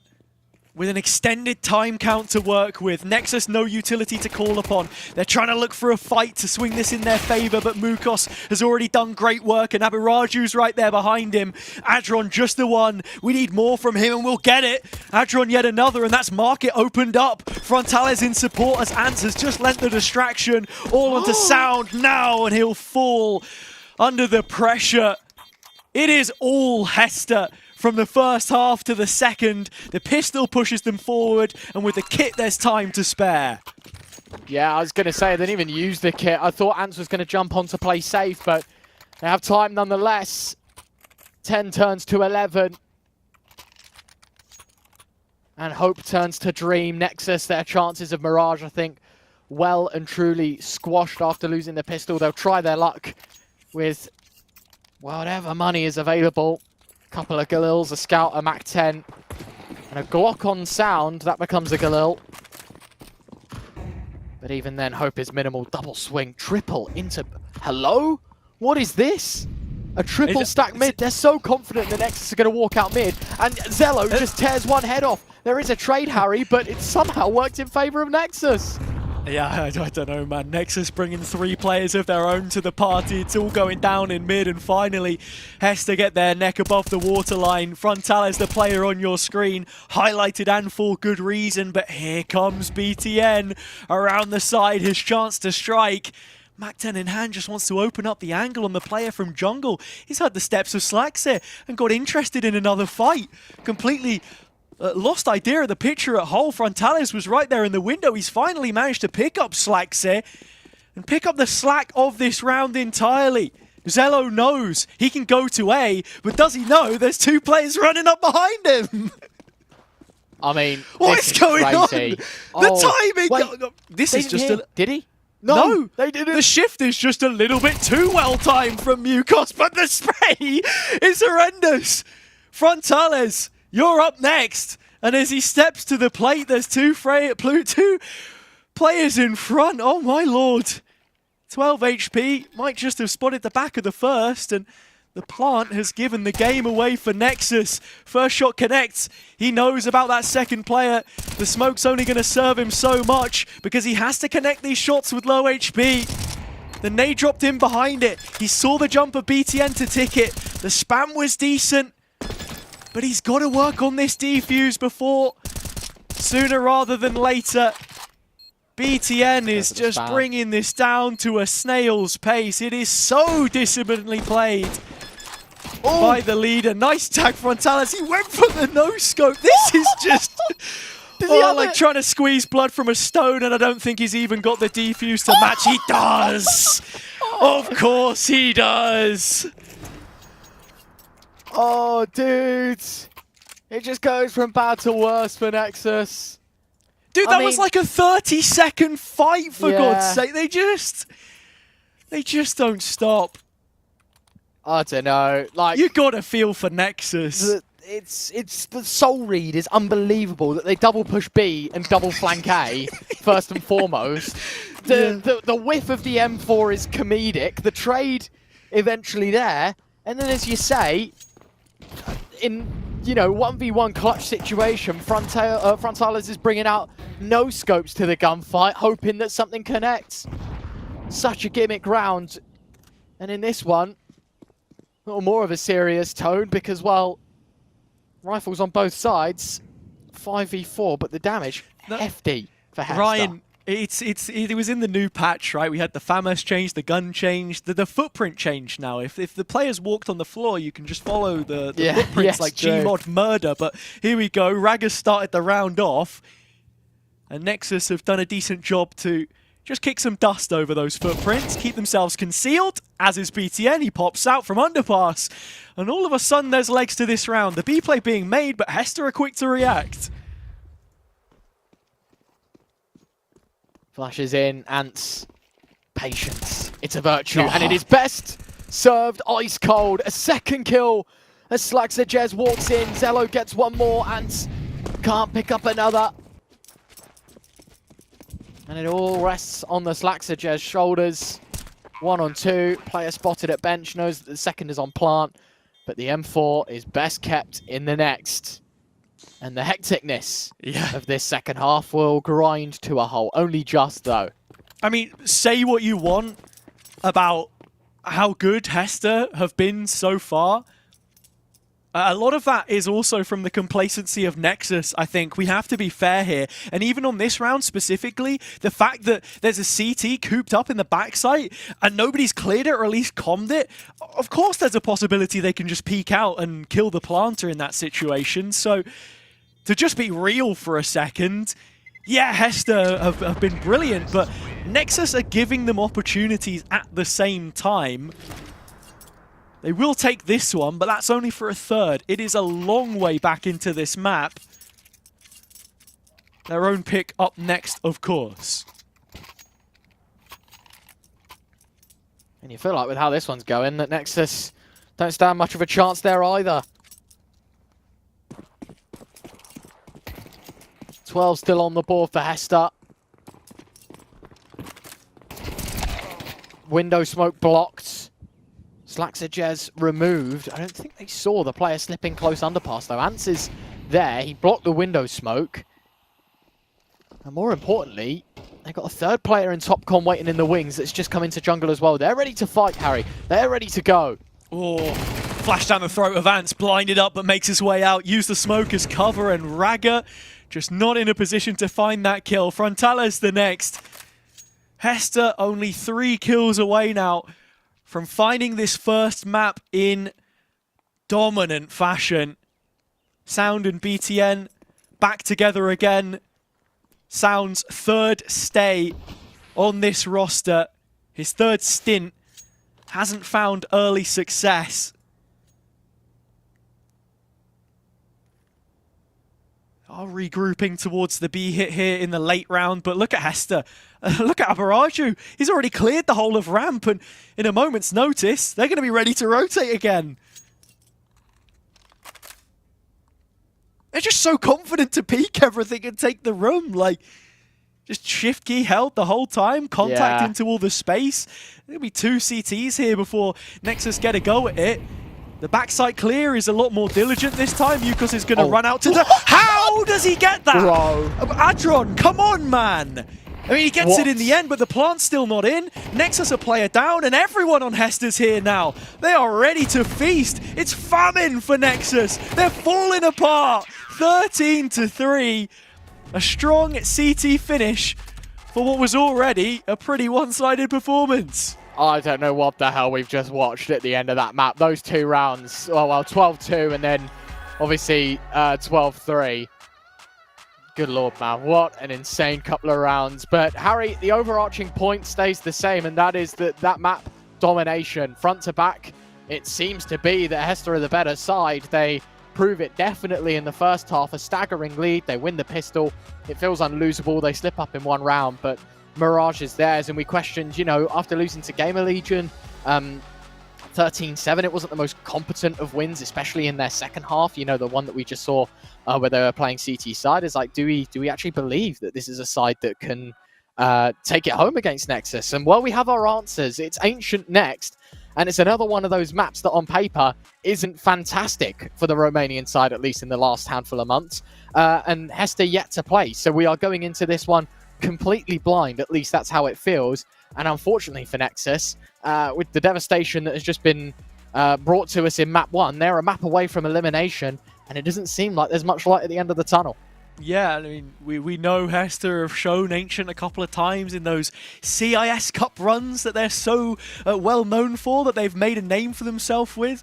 But, like, if you're Nexus, what do you do? I mean, we did see they have a coaching slot not listed on HLTV, and I guess the reason for those timeouts in the first half where they just got run over. But as much as we can credit Hester or whatever the story with those guys is I think you have to look a bit more introspectively at Nexus and the CS that they're actually putting out for us here, because you know, I talk as well about Sound having gone from this failed international European roster that we had on 9 and now coming back to a team where he was, you know, head and shoulders above the best player, the best rifler that they had, not looking the same. Like, as I said, he's been on this team a few times. That was his 200 233rd map. BTN's, by contrast, 1,674th. Like, you know, you're coming back to working with a guy where you know what to expect. I just think we need more from those players right now. I was impressed with Raga, but yeah, Sound on this team so far is just not sticking where you thought he would.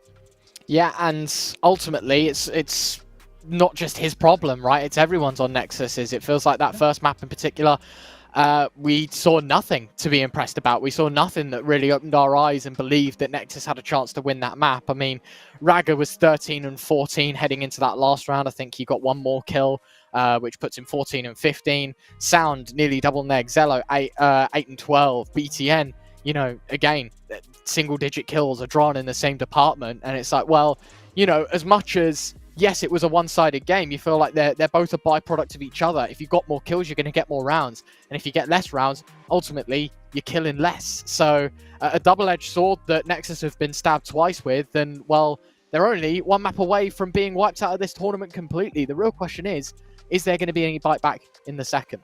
That's what we want to know, man. You put it down simple so Twitch chat can understand. Kills means rounds, so maybe more kills for Nexus in the next. That's what we're here to find out. We're going to throw it over to a short break. When we return, can they turn it on their head against Hester? That's what we're here to find out. What's your name? Lee. Lee, mate, nice to meet you. What's it like being part of the best crowd in esports? If you're not here, you're not living. Let's go, the boys! All right, for now, we're going to send it away. Let's show the world why we're the best crowd. You're champions.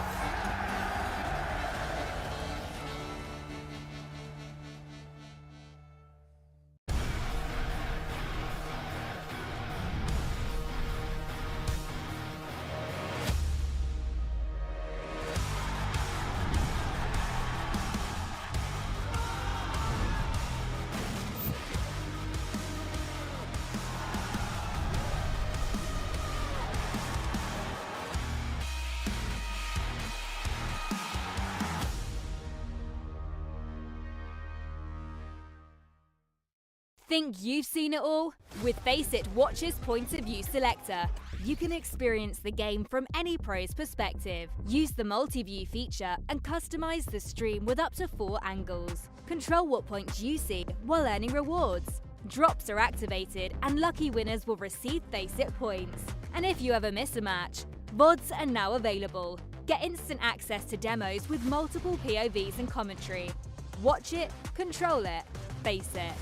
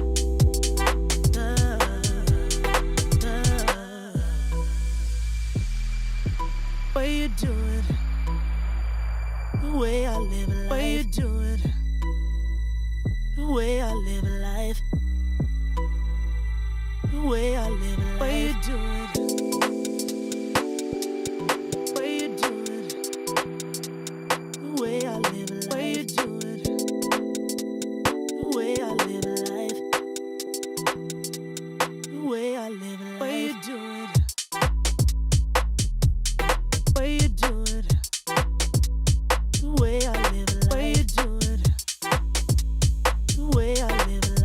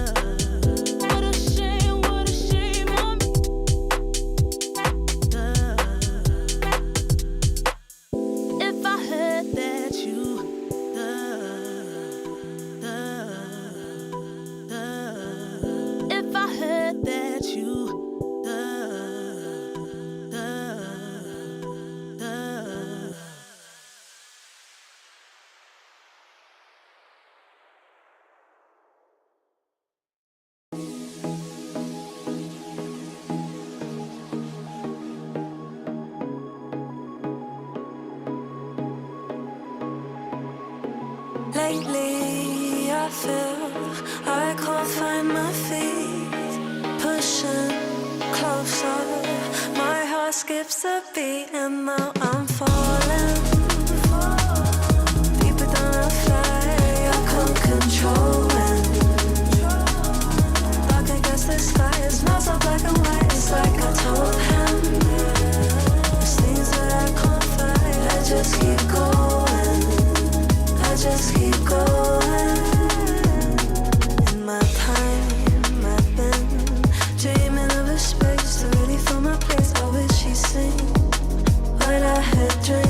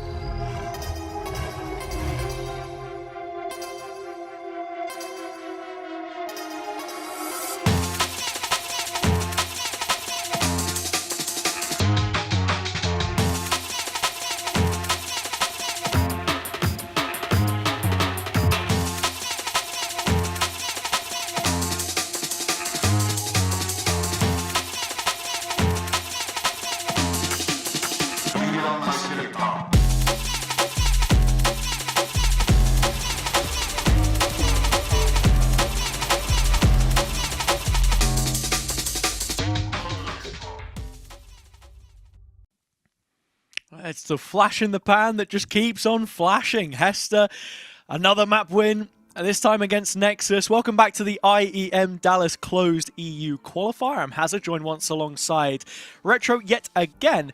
We're about to take you through map number 2 of Ancient. This one Nexus's pick, and so they'll be hoping that things get off to a better start than they did on Mirage. Ryan, just walk us through in summary. If you missed it, what happened? I don't know, man. A whole lot of right calls from Hester on the T side, a serious amount of gimmick, in some ways stupid plays on the CT side. Like, you think back to the two rounds towards the end they won. The 1v1 where he's going for no scopes with a scout. There's another one where a player pushes a molly and denies the bomb plant default. Like, outright, they were stupid, but it's what made the magic happen. They took the first map 13-3, convincing fashion, may I say. And now we head on to Ancient, and for Nexus, unfortunately, this is one of the maps where you come back from the break and it's like, okay, this is a map that we need to forget. A 13-3 loss isn't something you can easily put past the mental blocker that is going to be Hester now, right? You look at this team, they now start on the CT side.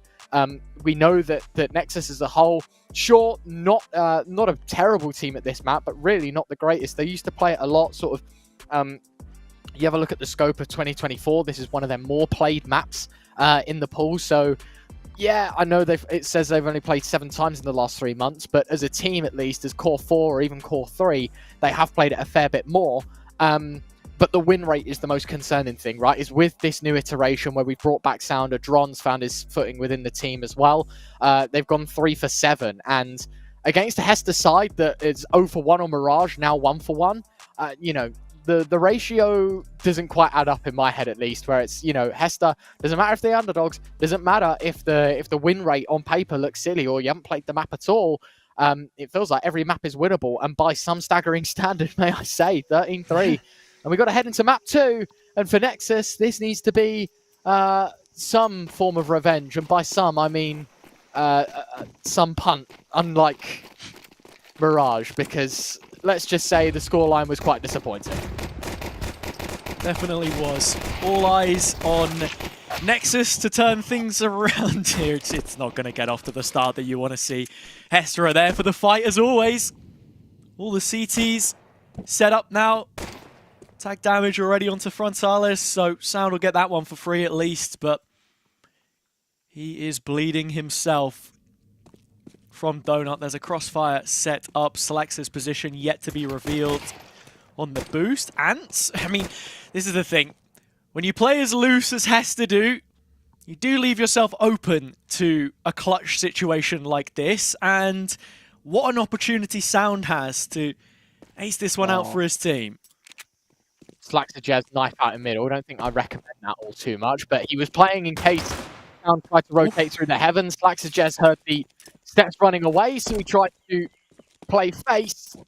Sound in the meantime, space on B. Well, he thinks there's space on B. Slaxajez somehow has been thrown towards this B site, and will get himself around nonetheless, but did facilitate a bomb plant, Harry, and that's obviously important for the next investment. Yes, they lose the pistol, but most of the time the buy is just below, if not equal, with the CT side into a second. Yeah. Yeah, that's the thing, right? Like, you just got to look at the duels themselves. Hester are winning the fights, right? Like, Nexa, this would be their 8th successive loss in a row. All online Counter-Strike. The last time we saw them pick up a win was on the 18th of December last year. It's a winless 2025 for the Romanian outfit. Well supported regionally, of course.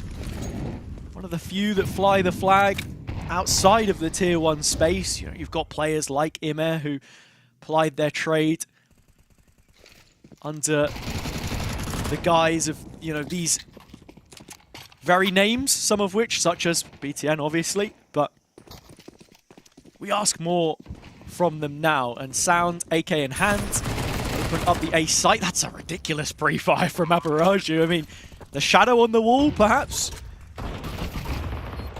Oh, wow. Just managed to find that kill, and the rest of the round, the wheels fall off. Really nice. Solid retake. Look, they get a bomb plant, but they only get 1 kill's worth of damage, and That's it, right? Second on the board, Hester, double up. The best weapon saved as well. 1 AK, double M4, FAMAS as well for Nikos. And heading into the third, I think for Nexus, this is just an outright eco, maybe a couple of upgraded upgraded pistols, but this is pretty much a done round before the ball even gets rolling. It does in many ways feel like, you know, again, you just discount the form that Hester are on. It's absolute phenom of 5 players. And Nexus are just not having the best run themselves recently, so I feel like that's also one of the reasons why this looks as one-sided as it has done so far. But hey, man, this is what we're here for. Nice shot from Zello. Ant's gone, edge of the smoke. Not quite able to conceal himself there, and so Nikos seemingly having the timing, moving away, and then back into cave. And Sounds made himself at home. So the rest of Nexus, fully blinded. Slaxer getting one, but nothing more. BTN drive-by. And like a flash, Nexus have a round. That is really sick from Nexus. Nice shot with the Diga Azello early on the cave push. And then that M4 monopolizes into another double kill. They catch the player on long afterwards. And then the drive-by Tech9, as you say, all pieced together to put Nexus on the board. And I mean, ironically, that's the round where I said, you know, this is a done round before the ball even gets rolling. Unfortunately, it's Hester that can't find their bearings in round number 3. And we'll have to force with whatever money they have. Triple M4, 1 Deeg, 1 MP9. It's the pistol removed first. And the premium rifle gone second. Here we go. Oh, Hester getting a couple back, though. Fighting towards ramp. Meeting the Nexus players there. And, well, Mirage was the last man left on the B site itself. He's gone down. Slaxer playing from spawn side. BTN just trying to sell this one a little bit further in the 3-on-2. A man to the good and making the most of that head count, Nexus. The bomb was heading towards A, but then going to wait for this plant until they've cleared out all of Donut. Some time for the rotation, but Hester just don't have an idea. By the time they do, I think, yeah, you just call the save. Yeah, this is definitely a save. I mean, they got the AWP on B. There might be an AK out on ramp that they can go and collect as well to the hands of Ants. But their hard work of winning the pistol quite quickly removed. Scoping on ramp. Just a double setup. It's interesting that the ramp anticipation is there. I think if you're Slaxer Jez, probably more concerned about CT. But a good read gives an AK drop on ramp. Bomb will go off. Second, as I said, for Nexus. There's no real wiggle room now for the Hester CT side. They're going to have to take an eco here. Sort of financially bend a knee to Nexus's force. And then in the next, they'll try and clap back with the AWP, the M4, or whatever combination they can get out of this one. Frontales takes the big green out of the hands of Slaxer Jez. And to be fair, I mentioned his performance in the Open qualifier, Harry, and you know, if you didn't know, he had a fantastic 2 games. At least notice on HOTV, his ratings at least. You have a look, player for player, the only person that's got a higher rating than him was Fiku, obviously of OG, who are now eliminated, but a 1.67 over the 2 maps played, which was unbelievable. He was farming in the Open qual, and so maybe that belief is stemming from his good form. I'll add one on to that as well, little sidebar. It's one thing to do it in the Open qualifier, but 22 kills in that first map against Gamer Legion. Slaxer can befit the AWP as much as Frontales can. He's picked it up in this round and found first blood. And now with the re-clear back through and just magnetic the crosshair to Ragger's head. Zello the trade. Okay, what? And it's just back and forth CS, but Hester stay in front. Adron will get this plant him. Spam nowhere near him. But just the one flash to consolidate in post, and Slaxer Jez has already found the space A main in behind. Switch of the guns. Glass cannon now for Newcastle BTN. Oh, this is ridiculous. Could be huge. It's so much damage, but 1 against 4. He needs to hit the shots. And the A1S, 20 bullets in the mag. Unfortunately, is the villain for him in that one. Said Hester will be thinking about the future and bending a knee to Nexus instead. They stand on both feet, plant their feet in the ground, and get one up to the good. You see, that's why the A1S stays at 2,900. You know, that's why it is the way it is. Not enough bullets in the mag.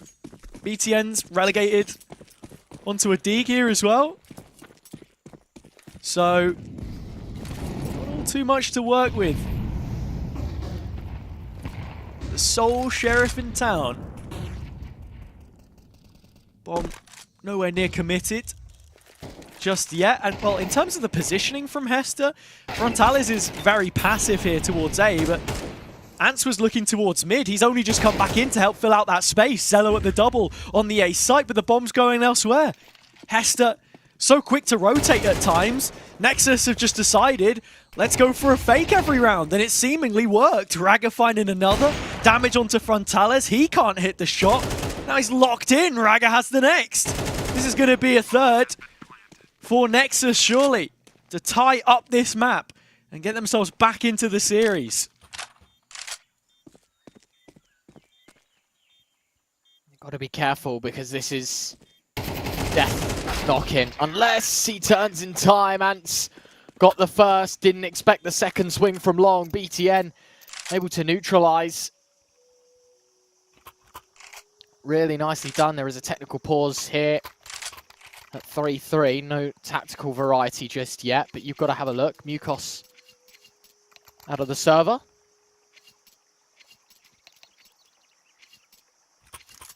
Man, I wonder what they're saying. You can hear the little sounds in the chat. Yeah, it'd be nice to know. Mukos is gone, so probably the reason, right? We'll get told in a second as to what's happening exactly. But the IGL, as we found out, so the one who I think we can give credit to for Hester's setup. Yeah, their CT sides have looked the stronger of the two.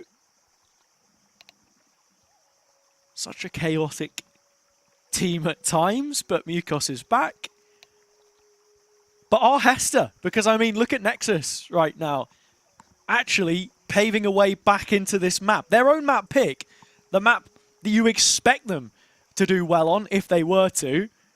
Despite that dip in form, this is your consistent piece that you've got to come back to. That, you know, every good team starts with building out that map pool and having one map where they say, yeah, you know what? This is where it all begins. And for them, the first stepping stone on the way to IEM Dallas, perhaps. I feel like it's a long shot right now, but one thing at a time. Fast-paced exec, at least. The silhouette of it towards B. Early smoke short. There's a molly out on long. Trying to apply the pressure. The counter util being deployed by Hester now. You see the deep cave smoke. Sound trying to give the tag through the smoke. Even the boost on top of the box. Isn't this a bit innovative? Oh, I like this. Just peering on over. I don't know, observer, if we can just see what's the view from the top of the tower. The high life, man. Put us up there. In the penthouse. Other side of the looking glass as the AWP continues to peer over. Adron's dropped down to 2 HP while all this was going on. Yeah. Hester had a lot of numbers on the CT side towards B early. They would have been prepared for a Nexus rush had it come in, but they have slowed down the pace a whole lot more. And actually, after that kill in mid, it's a rotation back towards B yet again. Flash is good. No spam from Mukos. Confident in the support the 5-7 from Mirage will do. And hold on, what is this? Crazy. Huge the full rotate. Clear from Mukos through mid, and all of a sudden everyone on Hester is ready for the A play. Zello shot out a donut without a chance. He can't even get to the site. That is ridiculous. perhaps some of the best CT-sided mid-rounding I've ever seen, Ryan. I mean, that is an insane gamble. I don't know. I wasn't too sure if they cleared ramp or someone jiggled for the info, but I guess when everything fell silent, they kind of just knew that it was going to be A, not B, or posted passive as well. Yeah. Huge impact towards the main push, and from there, it's as simple as that. They just catch the donut push and round done. The CT side are just so volatile. It's like every single round they play it as if it was their last. Really no fear in how they path through areas of the map. Here is Mukos again. An IGL involved is the best way to describe him. The guy has not shied away from a fight all day long. May live to fight another day soon enough. Frontales opening the scoring on this round. Hester looking to get back on track and establish their lead against the Eco.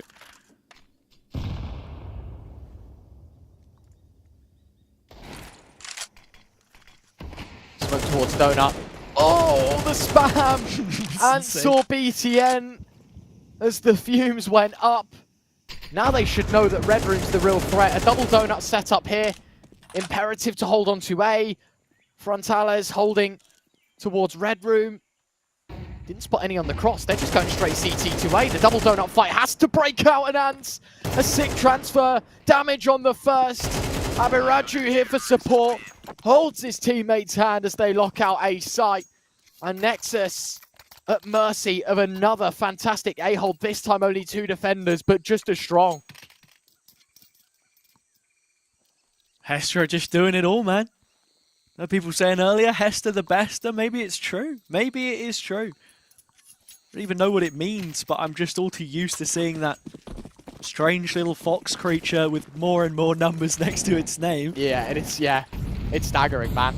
I mean, you look at the round distribution, and it's like, well, yeah, the beginning of this game, bit of a back and forth. There was some sloppiness in the force buys and what have you, but now that Hester have got premium rifles across the board, now that Frontales has been enabled on the big green, it's just felt like a new cut of Hester's defense. They know what they want to do. Bit of a miss smoke towards elbow, some weird bounce off the clipping. We know what the rocks are like in middle. You think a smoke's going to go straight and somehow pings into the stratosphere. Look at this. And the read from Frontales. The passive A setup yet again prevails. They take mid. They want to take towards B. So Frontales just sits passive. Abaraju reactivates in donuts. A dink. What is that shot from Frontales? Oh my god, dude. I'm seeing some of the best CS I have seen played by a team with like 4 officials on HLTV. Like, yeah, we got the brand new Donk and Monacy in the server at the same time. But to not take away from Nexus there, it feels like they're trying their best in most of these XX, but Hester have them read like a book, cover to cover. I was going to say... In fact, they're reading for pleasure at this point. They are just enjoying the classics. And here we go again! Ants is down A main, he gets one and he gets out. What do you do if you're Nexus in this position? And this is it, right? Like, it's just confidence. That's all they're doing at this point, is that they're so confident in taking B or A or mid or whatever it is that they just play guns out. They're happy to re-smoke whatever they need to, but they select their fights, they choose well, they take well. Slaxajez, unfortunately, breaks the train of thought that I was on. But a double stacking Donut Ragger. Oh, the timing around the side of Donut, but Sound lines them both up. And this is Nexus's chance to break the balance and get a 4th T round, which could be so important. He hit the no-scope! Frontales hits the no-scope and says, my work here is done. He swings the cape across himself and concealed behind the smoke. That's all that Hester wrote in this round. It's like, yo, just let him know. Just let him know you've got the AWP, but don't go for it.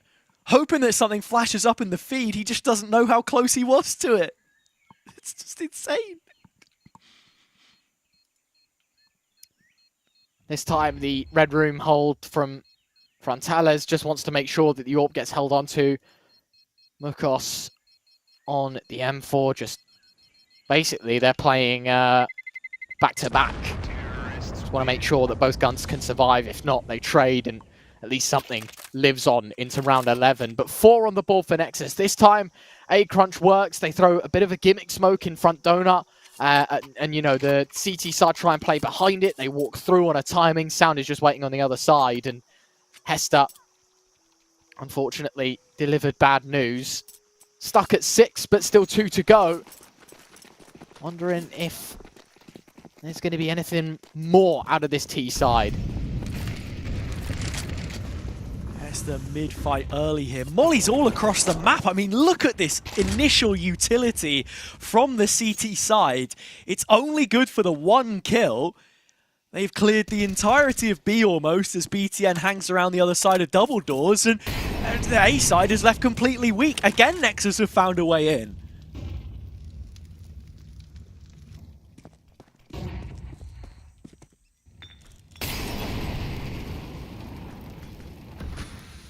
Util deployed, but it doesn't push away the AWP. It only neuters for a moment's notice. BTN on a wild flank right now, and you can see that Nexus aren't trying to prioritize a bomb plant. Now they'll try and lock it in because the contact's been found.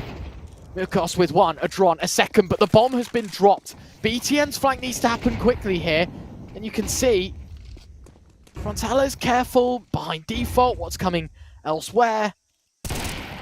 What? Oh, dude. He just checked! Frontales does everything and Mucos simply cleans up. Hester, every single time their back is against the wall, they just know where to stand and where to shoot. Nexus flattened and Mucos is gone again from the server. There'll be a round restart. And I think, by the way, just before people lean into the Twitch chat meme a bit, the reason that they check behind is because the donut play is so late. Like, it's so out of touch with the round and trying to retrieve the bomb. Like, there seemed to be no urgency about taking the site, setting the bomb down, and actually trying to play for a post plant. So they knew that something suspicious was happening, which is why they double stack main, or at least towards it, because they know, look, if anything, we've left B open for a little while. They're probably flanking CT. If not, it's a late main flank, and that's why they play back-to-back again. Someone's checking main and donut at the same time. Frontales is switching between default, switching between CT, just trying to clear angles, and by process of elimination, has to figure it all out. I think more critically, BTM probably needs to play a bit quicker there.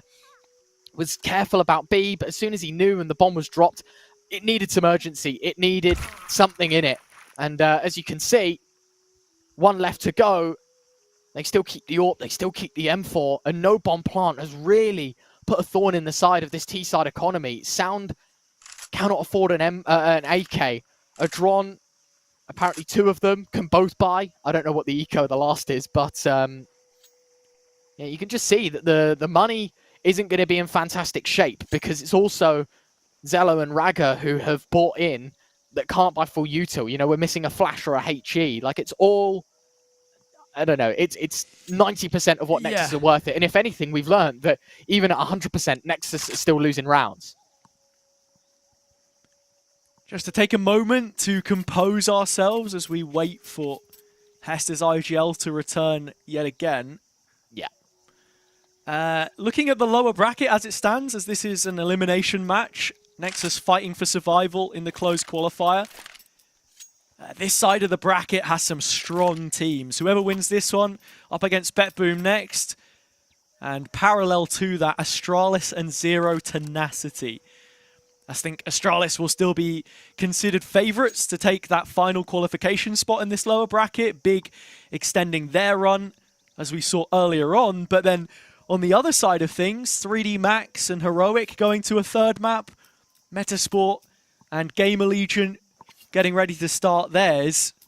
Yeah. Those ones for qualification. So, I mean, there is just so much talent here that we've got to funnel through a toothpaste tube to take these like final couple of spots. I mean, Intel Extreme Masters for a reason, right? You know, like, only sending the best out to Dallas.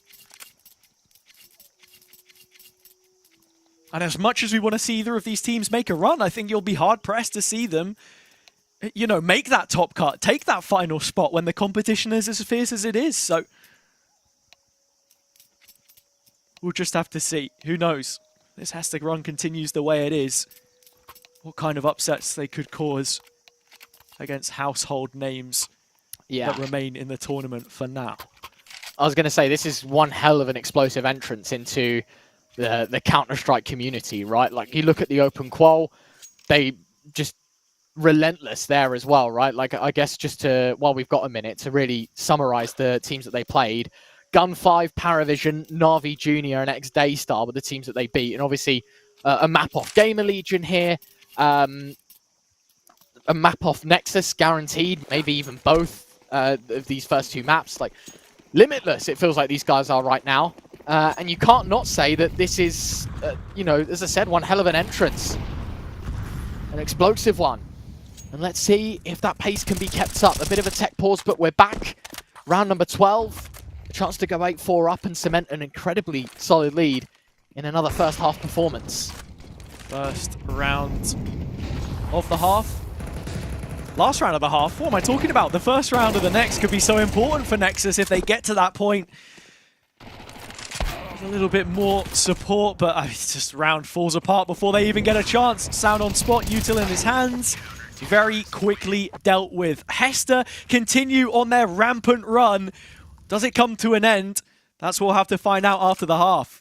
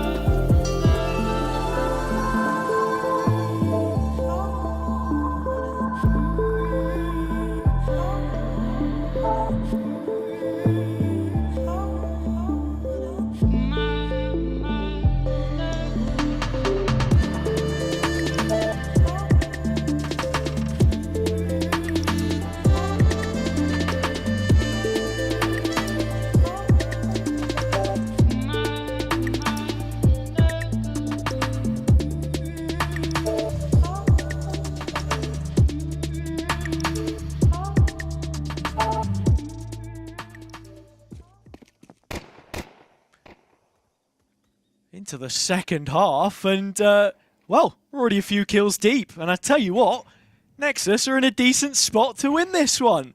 Yeah, Could be a fifth for them and a foothold in this map, let alone series. They were the ones who picked it, of course, and hey, the CT side does get off to the start predicted. And, well, with what we know, Ryan, about Hester's T side, we didn't get to see a little bit, you know, too much of it on the first map because of the dominant rampant CT half. It's all about Nexus now to keep their hopes alive. Yeah, and rightly so. You've got to have a look at it as is and just be like, well, winning the pistol was half the story. It was the exact same analogy I gave with OG, and they were 8-4 down, and I said, look, you win the pistol, it's only half the problem solved. If you win the pistol and the gun buy, you're even Steven heading into round 17. So that's what they're looking to do. MP9 spray, Zello out of the pocket comes a couple, Ragga another, and a quick dismissal. Only the one gun lost, and it was said SMG. No worries at all. And I guess to inspire a bit of confidence about a third map between these two, and that is that only 45% of rounds that Nexus have won have come from the T side, right? So 55.4, if you want to be specific, come from the CT side in terms of distribution for the Romanian squad, which does give you a bit of hope, Harry. You know, if there is side that they are better at statistically, it is this one. And having won the pistol, as I said, half the job is done when getting back into this game. The perfect storm for Hester. A potent blend. Teams with different trajectories, and Nexus have got off to the start that they wanted here as well. As the rifles come out, so does Abiraju. Onto the B site. 3-on-3 situation. The bomb plant going in. Cave could very well be overlooked here, and Sound has gone away with the first kill. The entry fragger dismissed. Frontales trying to line them up, he can't. Hester down to their last man. It's Slaxer versus Ragga, and Ragga ain't gonna miss this time. That'll be number 7, and Nexus within touching distance. A huge round out of Ragga and Sound. Double each, and a double up. Pistol and gun buy now converted. Hester have to take the half. It'll be an anti-eco round from Nexus. Expect something fast, expect something pacey. You know that this buy is going to hold a lot of value when it comes to Tech 9s, to Deagles, to Mac 10s. This type of investment is one that can catch you off guard. So they need to be cautious. Tread carefully in round number 16. You can see Ragga, yes, same mid-util, but wanted to tuck into Donut in case any contact was made. Deep Ollie goes to elbow. A fight breaks out in middle, and Ragga gets one, slips away. Brilliant from Ragga. Wax on, wax off. Guy has been in and out of fights the whole way through this series. Did a great job to hold up Nexus as much as possible, and it's Adron's turn this time. Double from him through Red Room. Hester coming into this not with all too much. Utility included. Nexus have managed to keep a monopoly on that into the late round as well. Chances are few and far between. Frontales will give away the steps towards the A side of the map, and Ragga cognizant of it. No real over-rotation called just yet. In saying that, I mean, Mucus has already cleared so far a spawn and will only just now consider getting the plant in. I mean, money is money. Happy taking it, Molly at the feet. Forced to wide swing. They're going to hear the steps on long. He tries to get into cover, but unfortunately low HP already. Drops the AWP. Continues to circle around, giving us a bit of a dance. Ring around the rosy. The B ring, as you say. Bit of fun and games, but a bomb plant is the important takeaway. Money in the pockets for this T side. So it won't just be AK armor. They can afford an AWP if need be. They can get the utility required. Another scary round that Nexus have to play into, and this one is, well, to bury the hatchet of an embarrassing first half and start leading this map and maybe even the series. So here we have it. Nexus have us all tied up on Ancient. Chance for them to get back into this series tournament. As I said before, it will be their 8th consecutive loss in an online match. And well, BTN does have luck on his side this time. Mucus catches a headshot, and Ragga has been just dishing them out all map long. His 11th now. He's not even the top fragger on the server, but it just feels like he's been right at the forefront The Raga resurgence as Nexus get back into this game. Bomb dropped outside of B, but far from committed so long as Frontales is excluded from this push. Nade towards long. Pretty weak. Sound takes 7 points of health to it. Hester just trying to cause a bit of a ruckus on B. And I like this mid-rounding from Hester. They're basically doing everything that a player would do if they were solo on the site and trying to bait for the other site, right? Like, if they were going to hit A, they would try and make a bit of noise on B and keep some players over, which is why Nexus have had some hesitancy. It's finally basically 5 CT, just a completely passive setup, treating this one as is. Great flash! Great setup from Mukos. Ants gets the kill, pushing a short smoke. It's a fantastic hat trick. The Hester players combine, and Nexus crumble under the pressure. Bomb plant, and it's looking like 9 on the board. But it's the unconventional team that will get away with it. Oh, Nexus, they had bodies, but all 3 fall in the same position, the same square foot. Hester already advanced so far as Cave. That's not real estate that you're willing to give up late into the round. You want to execute off it, and they do, in fairness, using those last dregs of utility to make the play, the flash, the catalyst. And now, this 4-on-2 is how the round ends. Hester on the hunt. One player floating around was Slaxir, but he'll be hard-pressed to find this AWP and AK combo, which Nexus will be banking on to find success in the next. Yeah, now the panic button's going to get hit for Nexus here. Not so much in terms of taking the tactical timeout, but more so looking at the finances and being like, okay, we need to buck up our ideas. You know, if we lose this round, we're financially reset. We're 8-10 down, probably 8-11 after the eco goes through. We've got no room for mistakes if we lose this round. This is a must-win for Nexus to stay in this game. Or at least in the map. Maybe not so much the series just yet. Yeah, you know, cross that bridge when we get to it. It's been Raga in the opening duel so far, but he's just a tag damage that tees up Zello. Nexus keeping it close. Abaraju melting under the pressure of the heat. The fire and flames that he follows through is met with further Nexus results. 2 players backfilling the space in the site. This HE should be a slam dunk, and it is. 1 clawed back for Hester, and Slaxir's picked up another, so a little bit more damage. To just clear out backside, there was nobody there, and Hester are going to make damn sure of it before they get this plant in. What a shot. The final bullet from Mukos lands. But he's going to need to find more now, because it's a 2 versus 1. Oh, he's so cautious about CT, but cannot connect. BTN digs in another round next to that Nexus name. And this is more like it. This is the Counter-Strike I wanted to see, and we were so desperately missing on Mirage, Harry, is this back and forth. You know, Nexus might win a round and then lose the one after. It's about the responses that we were looking for. On Mirage, we had none. Here on Ancient, we have everything. And after 18 rounds, these 2 teams inseparable on the Nexus selection. Barely anything in it. The kind of rounds which, oh, can give you nightmares. And it's a nightmare again. Hester prowling the B site.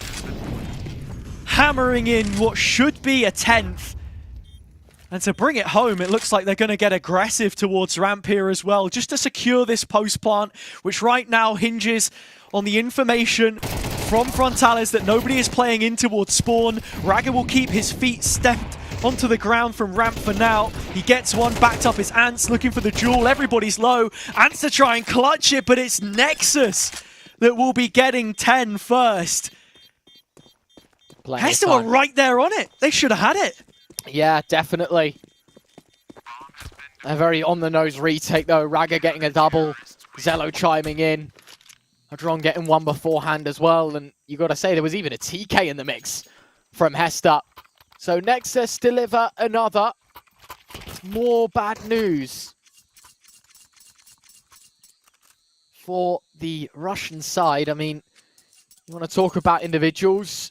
You mentioned, obviously, Mukos being the IGL. I mean, Ant's having a great game, despite at least speculation from the open qualifier, Harry, was that this was going to be a Frontales show. It's nice to see that the pieces around the AWP aren't exactly lacking. It isn't just the one-man show that maybe people thought when watching the open qual bracket. Yeah. And the only exception would be Mukos, but calling well above his years. Seemingly a key component. He is removed first. Hester looking map wide for an opening. How many times have they just deposited Slaxy over this side of the map? And honestly, it feels like it's been their downfall at times. They've not had him in the mixer as a rifler to just get things going. That's where they've fallen short. Nexus 3 players over towards B for now, 3 on the other side. Just under a minute left.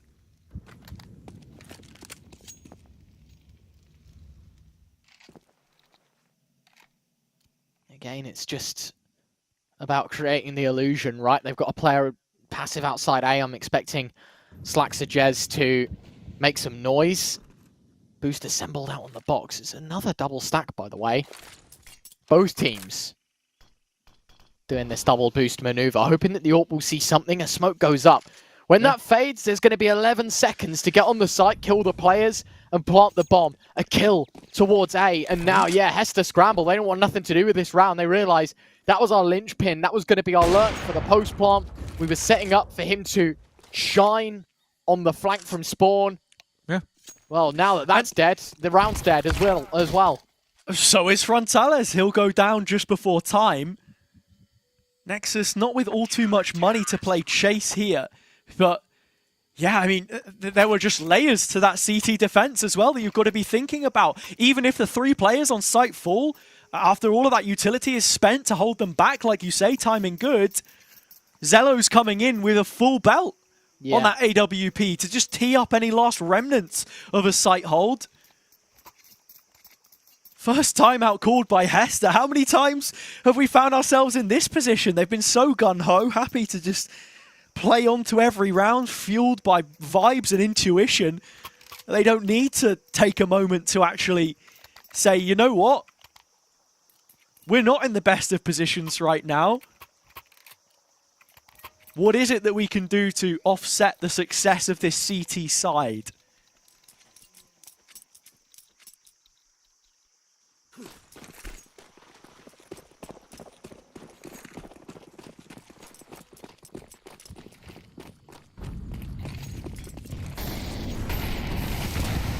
Round number 21.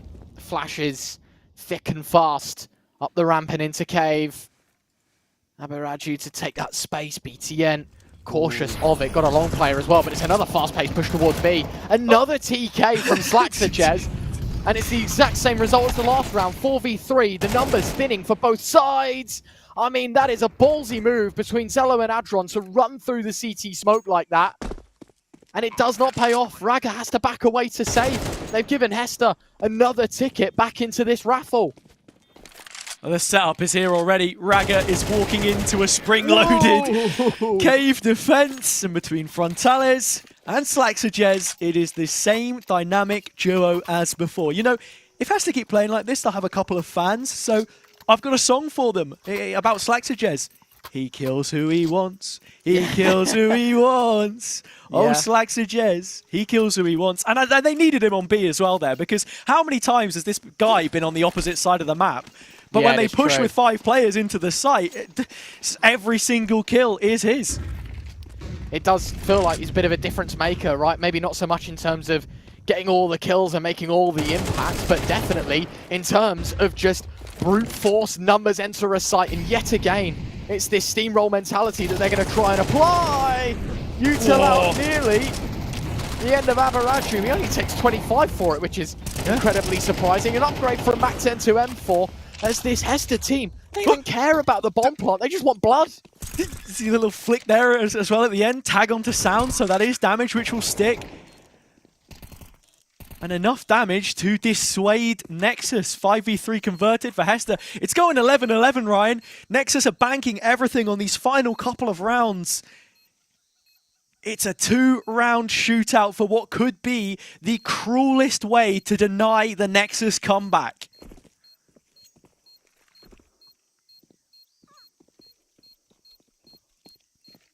So close, yet so far now. Feels like a dream that they had a few rounds ago.